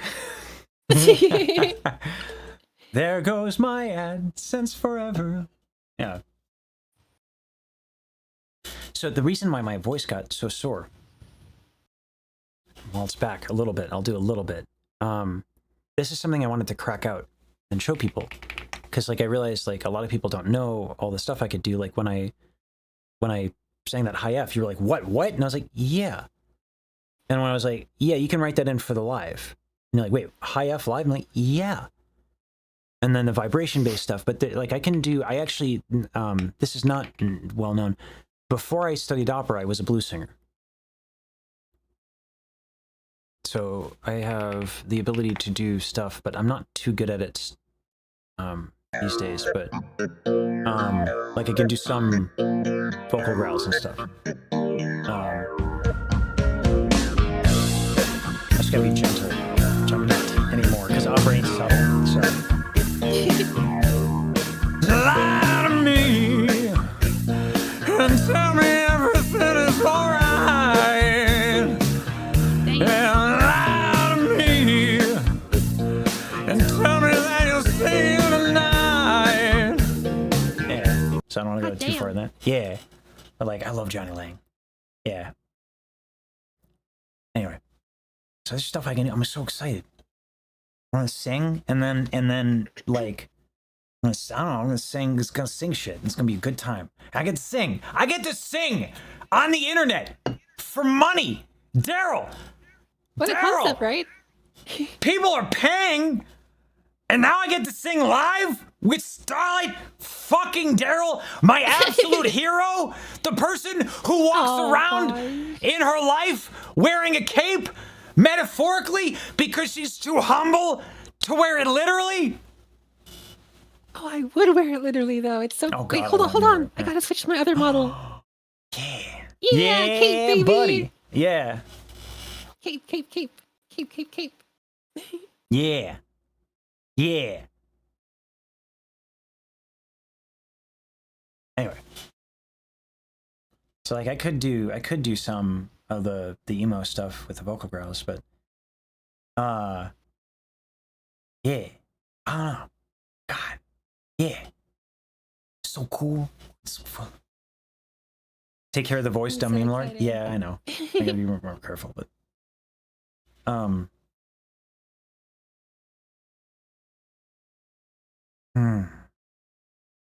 I just, man.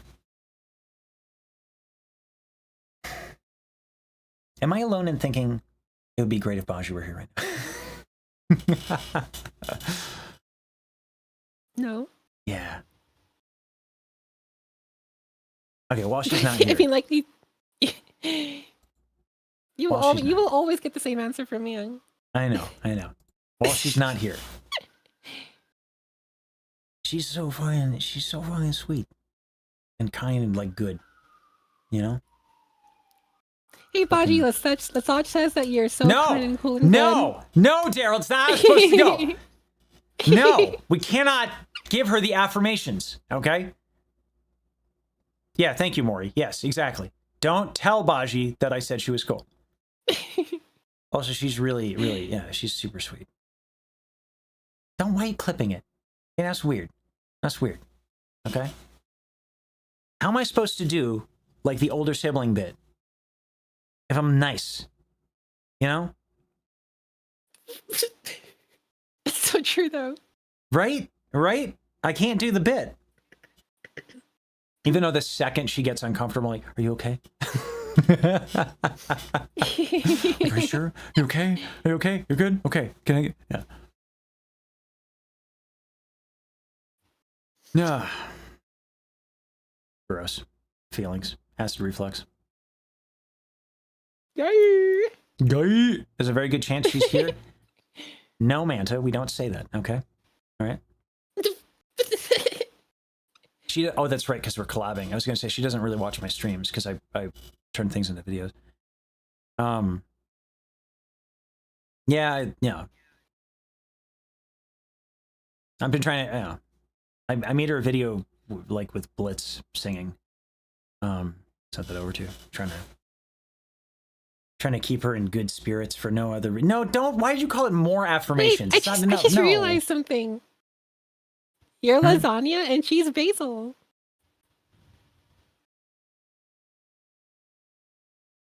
We're so Italian in here. I hate that works. I despise that works.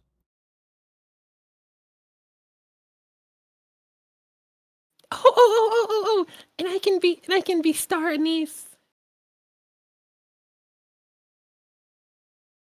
Not Italian anymore. Yeah, I was gonna say I was like, know, yeah, no, like how about this?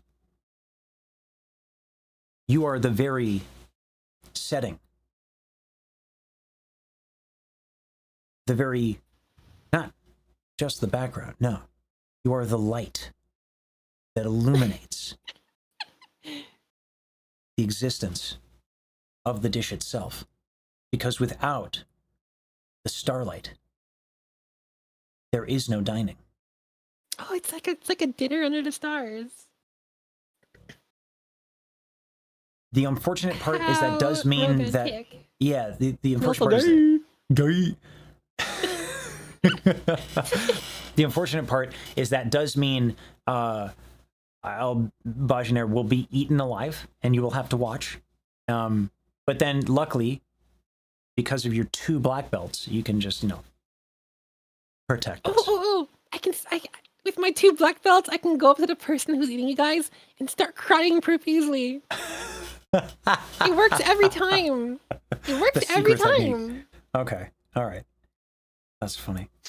She's the table. That's so messed up. Why would you say that?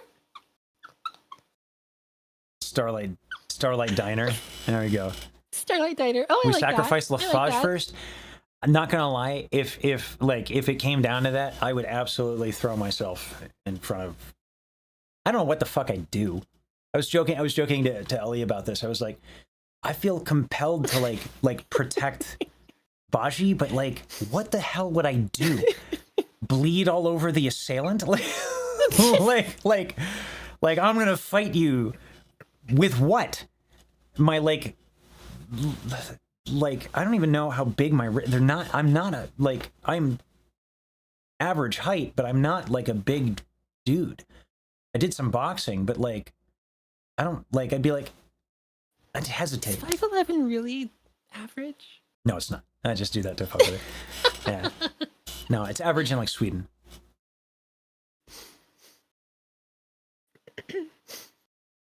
Yeah, I guess all the Swedish people I know are pretty tall. Massage was meant for the VTuber life? Maybe. Oh, this was good. Sage and basil in the beginning with some sort of starfruit. Ooh. Sage and basil. It's like we're rewriting Scarborough Fair. Are you going to Scarborough Fair? Basil, sage, and starfruit. Oh God. Oh God, we could totally, like, right now, do the fucking satire lyrics for You Raise Me Up. Oh my God. Oh God. Have you told your community about that bit? I've not. Okay. God. So I was thinking about, like, I'm not good with the lyrics and words. Like, as I'm trying to write this song for Ellie, I'm just like, oh, I'm bad at this. And I don't really care to get much better at it, other than to finish the song. So what I've been doing is I've been thinking about parodies. And I was like, what do I sing for, like, the not just an anime girl thing, right? And so, I think it was like Daryl and I do a duet, and she starts. And she goes, when I am down and oh my soul so weary, you shout at me, and like some whatever. You raise me up with your loud obnoxious tenor. Baji's live, and you posted the other clip. Why would you send her positive things?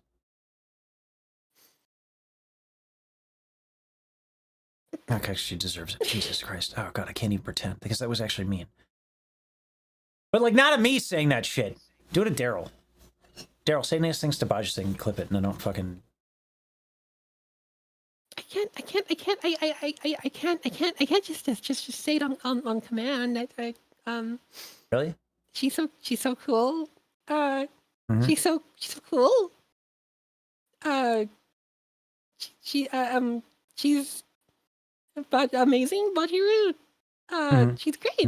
Yeah, I love her. Awesome. Very cool. Very cool Baji. I can't tell if either I'm really talented at glazing or if you're just really bad. A little bit of both. Okay, all right. I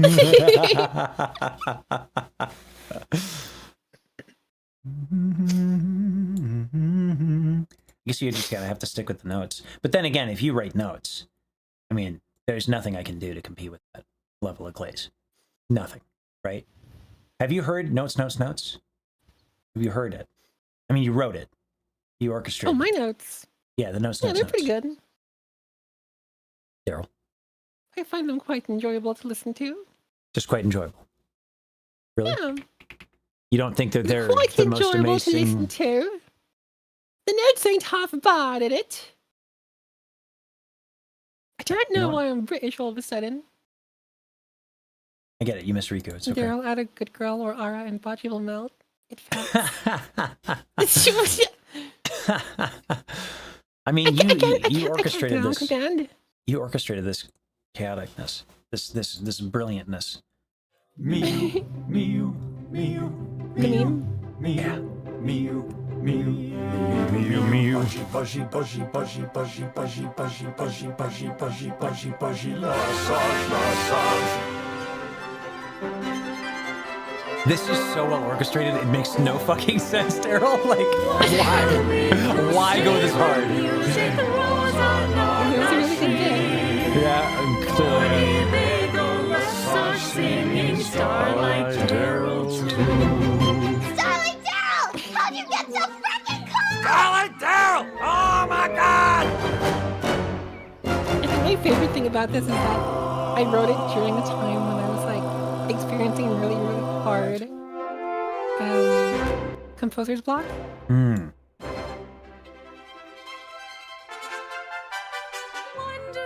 And I was just like, you know what? I need to do the musical equivalent, the composer equivalent of like running around with scissors. And then this orchestration happened. It's so good. It's so good. Oh wow. It is. Yeah. That's insanely good. Yeah, we do some high effort memes around here. Yeah. Oh man. Yeah. My best thing that I could try to do was the fitness video. Like, I don't know. Oh, are you guys getting your Baji figures? I'm not jelly, I swear to God. I'm not jelly. I wish. I am not bemoaning the fact that I discovered her literal weeks too late to pre-order a Baji figure. I had the opportunity, and then I didn't because I didn't want her to think like I was weird for doing that. Because like my whole like fucking obsession with making sure everyone's comfortable and all the time. Like, oh God, obsessed over for no fucking. So I didn't do it, and then finally when I had the guts to ask her, I think I said it facetiously, and then she saw like right through my facetious bullshit, and she's like, "No, you could have gotten one, and I wouldn't have been bothered." I was like, "Are there any left?" She's like, "Nope." I'm like, "Oh." They're fucking cool, man. They're like well made and shit. Like, I don't even know what I'd do for a figure. Like she's been doing this for so long that like she really has a lot of her brand and stuff figured out. I think it helps. Like she can draw, like so she has an idea of like a visual aesthetic, whereas like I have to like get people for that shit. So I don't have. We're glazing her again, aren't we? Shit. We're glazing her as we should. Yeah. Okay. Fine. Fair enough. She is a hero to me. There are a lot of things.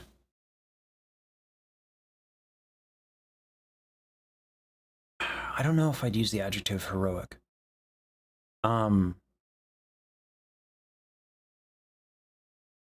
But definitely admirable. I think I would use it in the same way that she actually, I don't know if you were here for this one because I think you might have stepped out of the stream, but she called me like an angel, I guess. And then I was like, "Oh, that's a very flattering, a very flattering title to give me. Why is that?"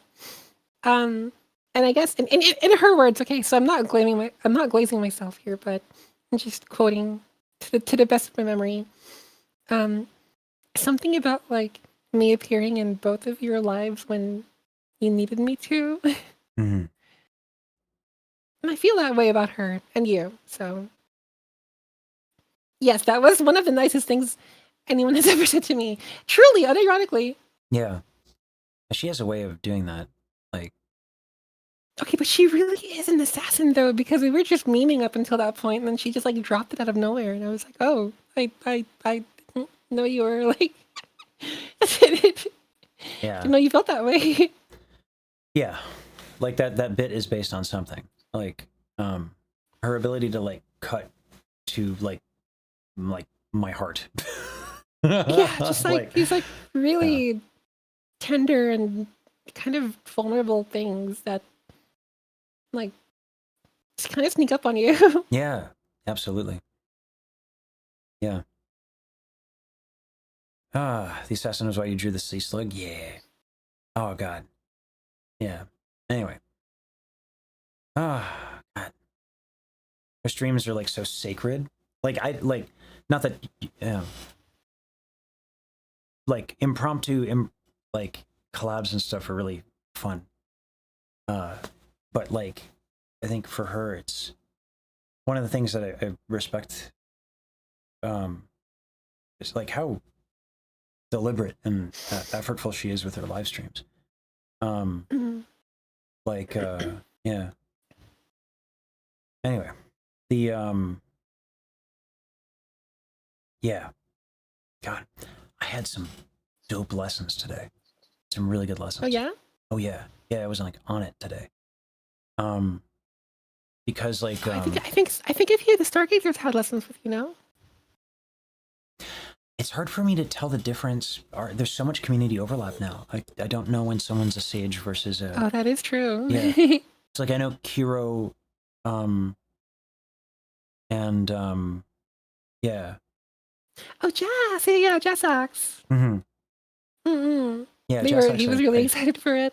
Yeah, I see Jassex in my stream so often. I don't. Yeah, we have. This is a crazy stat. I think I told you this stat. We have 54% overlap in viewership, which is crazy. We have a lot of overlap. Wild. Yeah. I think Bajiru and I have like 34%, which is kind of nuts. So yeah. That should have been 67%.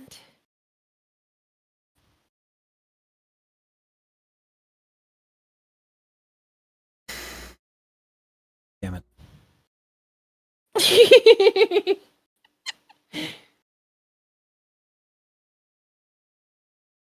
Your Oshi's brain rotted. I know. You know what? But we just accept the Kamiyoshi. This is the composer of Music Box of Fate, by the way. You guys think she's like this, like super, I don't know, like intelligent, well-traveled. Hey, Fortress Spy, and that is the correct decision. Yes, we removed the glazed video after that 6-7 nonsense. Yes, agreed. The correct response.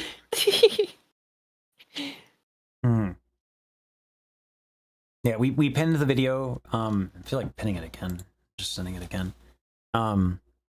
Did I see the newest GIF?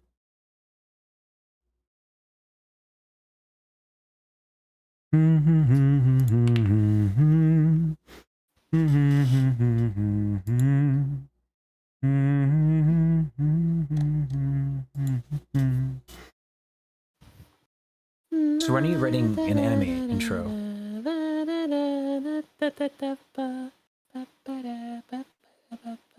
Sorry, what was that? When are you writing an anime intro? I don't know. When an anime hires me to write one, I guess. Rephrase. Whatever that may be. Let me rephrase. So I know we're talking about possibly, maybe, if it's the right thing to do, making an album. What if instead, fuck that. What if that's for bitches? Oh dear. And we just make a fucking anime. What would the anime be about? Like it could be like an idol anime, but like it's the three of us. Oh, that'd be kind of cute. Mm-hmm. No, Doomed Yuri, stop! Yeah, we can't do Doomed Yuri. Not if it's us calling a shot. Yeah, it'd have to be just like unapologetically gay as fuck Yuri. That would be the play. Enough of this doomed nonsense. I'm tired of like, oh, they almost kissed season 1 over up. Goodbye. Like, no, none of that. No. Not in the Starlight Daryl anime. It's going to be full on. Wait a minute, wrong. I feel like there are implications here that I'm not quite friend of. I'm gonna walk that back a little bit. I didn't think about it, and then I opened my mouth. Well, that's the thing. I think chat did think about it, before opening their mouth. Oh. Oh. Let's go with the idol thing. Yeah. Yeah, just Let's go with that one. idols. Let's You do know, it being idols. silly Yeah, yeah, and whimsy yeah. and making Yeah. out sometimes. Yeah. And wait, what? Yeah. Yeah. Happy Pride Month. Happy Pride Month. Oh God, oh man. Oh God, oh man. Oh wait, I have my VTuber model. I can do this. Oh wait. As a thing. Okay. Oh God, why are you doing oh, it that man. way? Oh God, oh man, oh God, oh, because you're 2D. Oh God.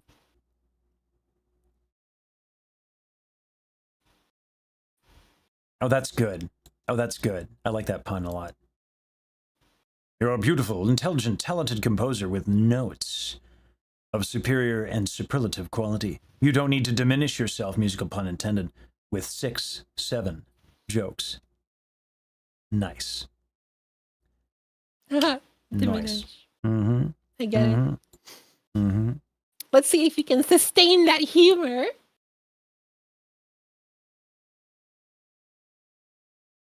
Come on, come on, come on. At least pretend I'm funny. I that's right. You don't have video, and I did my model off screen. Yeah, because I can't make up my mind between VTubing and this look. This is a look. It's working. It's not done, but it's promising. You are slowly turning into a 2.5D person like me. Yeah. Where like the offline or like the IRL component is like becomes increasingly like the model. Yeah. Well, I mean, I think like yeah, I mean, folks are saying like one of the reasons why they felt like they could trust me in this space because I didn't start as a VTuber. So like my interactions and my desire to interact with people was not like ambition. So being the outsider was what allowed me, ironically, made people comfortable enough to, you know, to talk to me, work with me, all that stuff. And then as far as the model, like the idea was to use it as a way to experiment of what my comfort levels are. But as everything has been this last few months, in no small part thanks to you and Baji, like I feel way more comfortable already. So I don't need to have the model for necessarily that reason. I'm happy to experiment more. Like even this, I feel way more comfortable. Like even shaved, like that's good. Yeah, like shaved and lasered, I feel a little bit more comfortable as well. So yeah, that shit. I hope you find like stings. I hope you find even more comfort, Lesage. Yeah, well, you know, I just need to find someone. I'm not even going to do the joke. I'll type it out. I'll type it out. I'll type it out.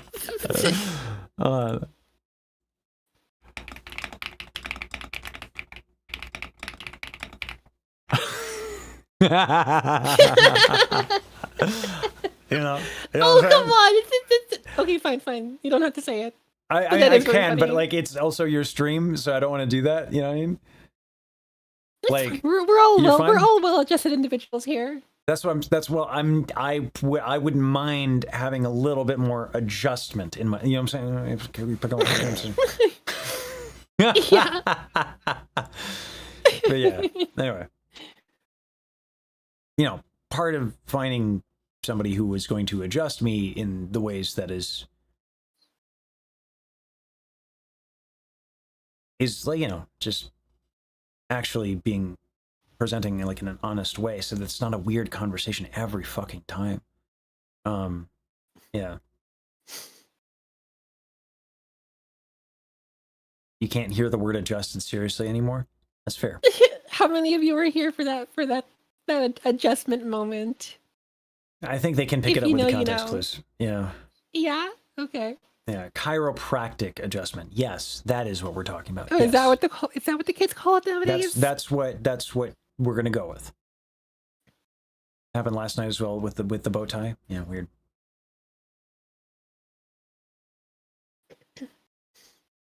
Some of us are more well-adjusted than others. So if you don't actually know like what the joke is, I highly recommend you hold off on joining in. Because you don't this is a bit of a Pandora's box. This is a bit foul. Yeah. So not that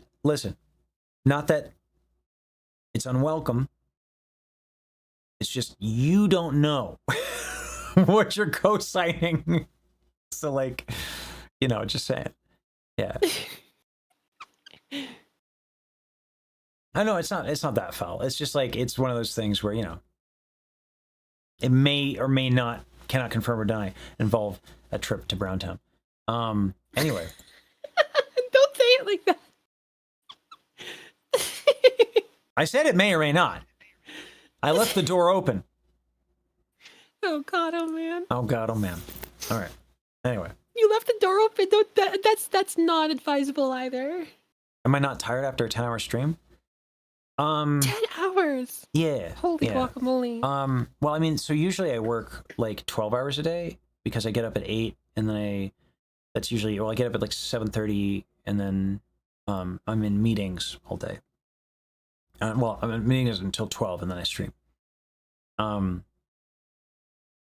But so many of the meetings were about stuff that like people are taking on my behalf.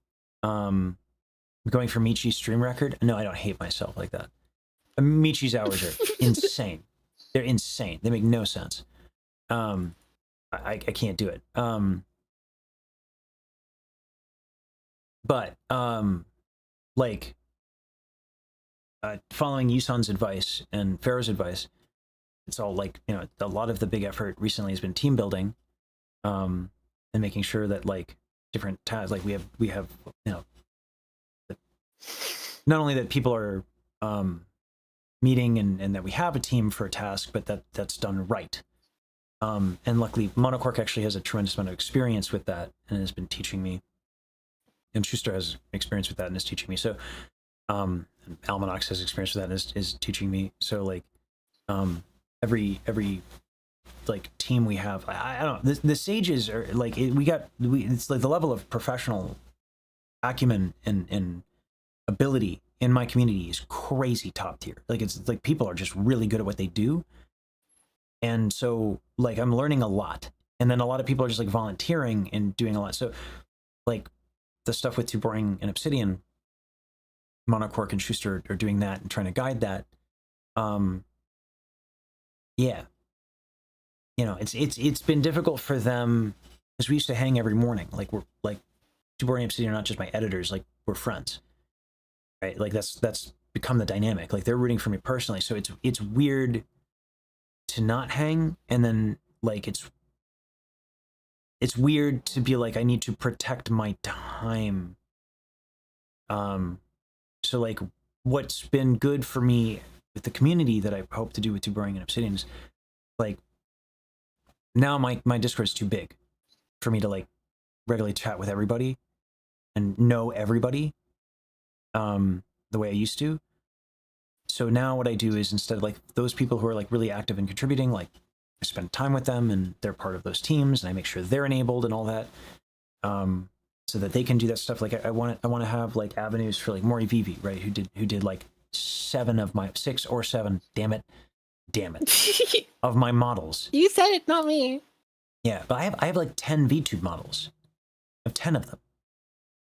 Maury made 7, Reinhardt made 2, and then Ellie made 1. So I have 10 VTube models, and like we haven't shown them. 67 models. Yeah, soon.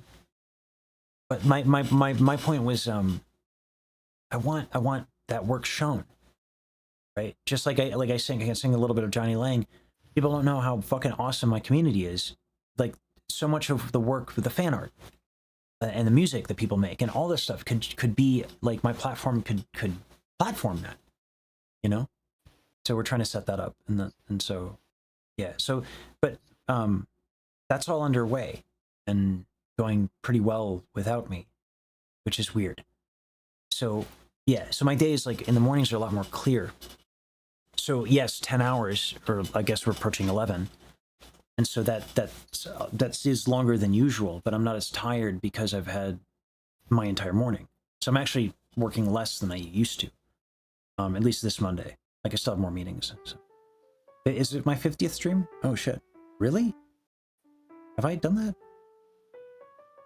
The fan art stuff is so cool, Kiro. It's still like some of the coolest stuff. Is like looking like the first time I got fan art. Like I cried when Reinhardt showed me how much work they put into the model.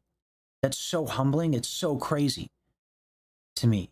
I don't know if you still feel that way, Daryl, when like people make fan art. If that just like Baji assassins your heart. It just I don't know. It's a privilege that never gets old. Yeah, right. God, I never want to. Oh God, that's the thing. That's the thing. That with you and Baji is like, for all of your success and accolades and stuff, you guys are still humble and still understand how lucky we are. And how amazing this is. I'm extremely lucky. Yeah. I'm extremely, extremely, extremely lucky. Like, to be like a composer, like full-time is already, like that in of itself is already like nearly impossible to do full-time. And then you add the twist that like I'm a VTuber. Yeah. Like it's a very weird combination that I'm very lucky to be able to do full-time. Yeah. I don't know. I don't feel like I can ever like thank my community enough. So it's like, yeah. Thank you guys. Yeah. You guys are the dope arenas. These naneries? Yeah.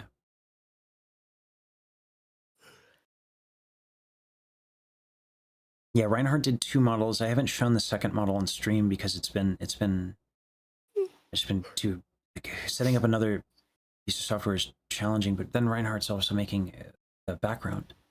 So I don't have to use your ship all the time, which I hope that's okay, by the way, that I've just totally hijacked your ship for my VTube shit. It does say I do put your credit. I say Daryl's ship. You're part of the crew. I gave Baji the ship too. Nice. Yeah, I have Daryl's ship in the corner. Oh, I didn't eat. Are you eating? No, I actually have not eaten dinner yet. I should probably do that soon. Actually, I should probably wrap up soon because I do have You haven't fucking eaten? Daryl! Well, I had lunch. I haven't had dinner. It's still okay, that's better. I thought you hadn't like eaten. But okay. How about we raid Baji? I mean, more importantly, I have a long day tomorrow because tomorrow is the first day of band practice for the concert. Okay, yeah.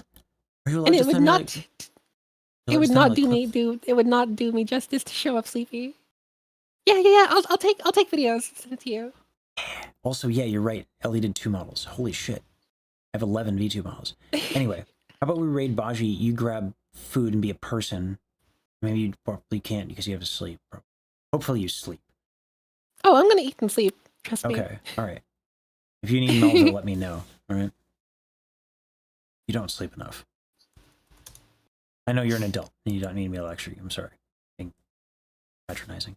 No, it helps to have people remind me because I truly, sometimes I truly just legitimately forget. Yeah. Yeah. I don't know how you operate on the little sleep you do. It scares me sometimes. You work so fucking hard. I'm glad you're taking time off after Fantastic Reality. Sorry again, I don't mean to be patronizing. It's just... I'm gonna go disappear to the beach for like 5 days. Oh yeah. Come back with a tan and crabs and what else do they have at the beach?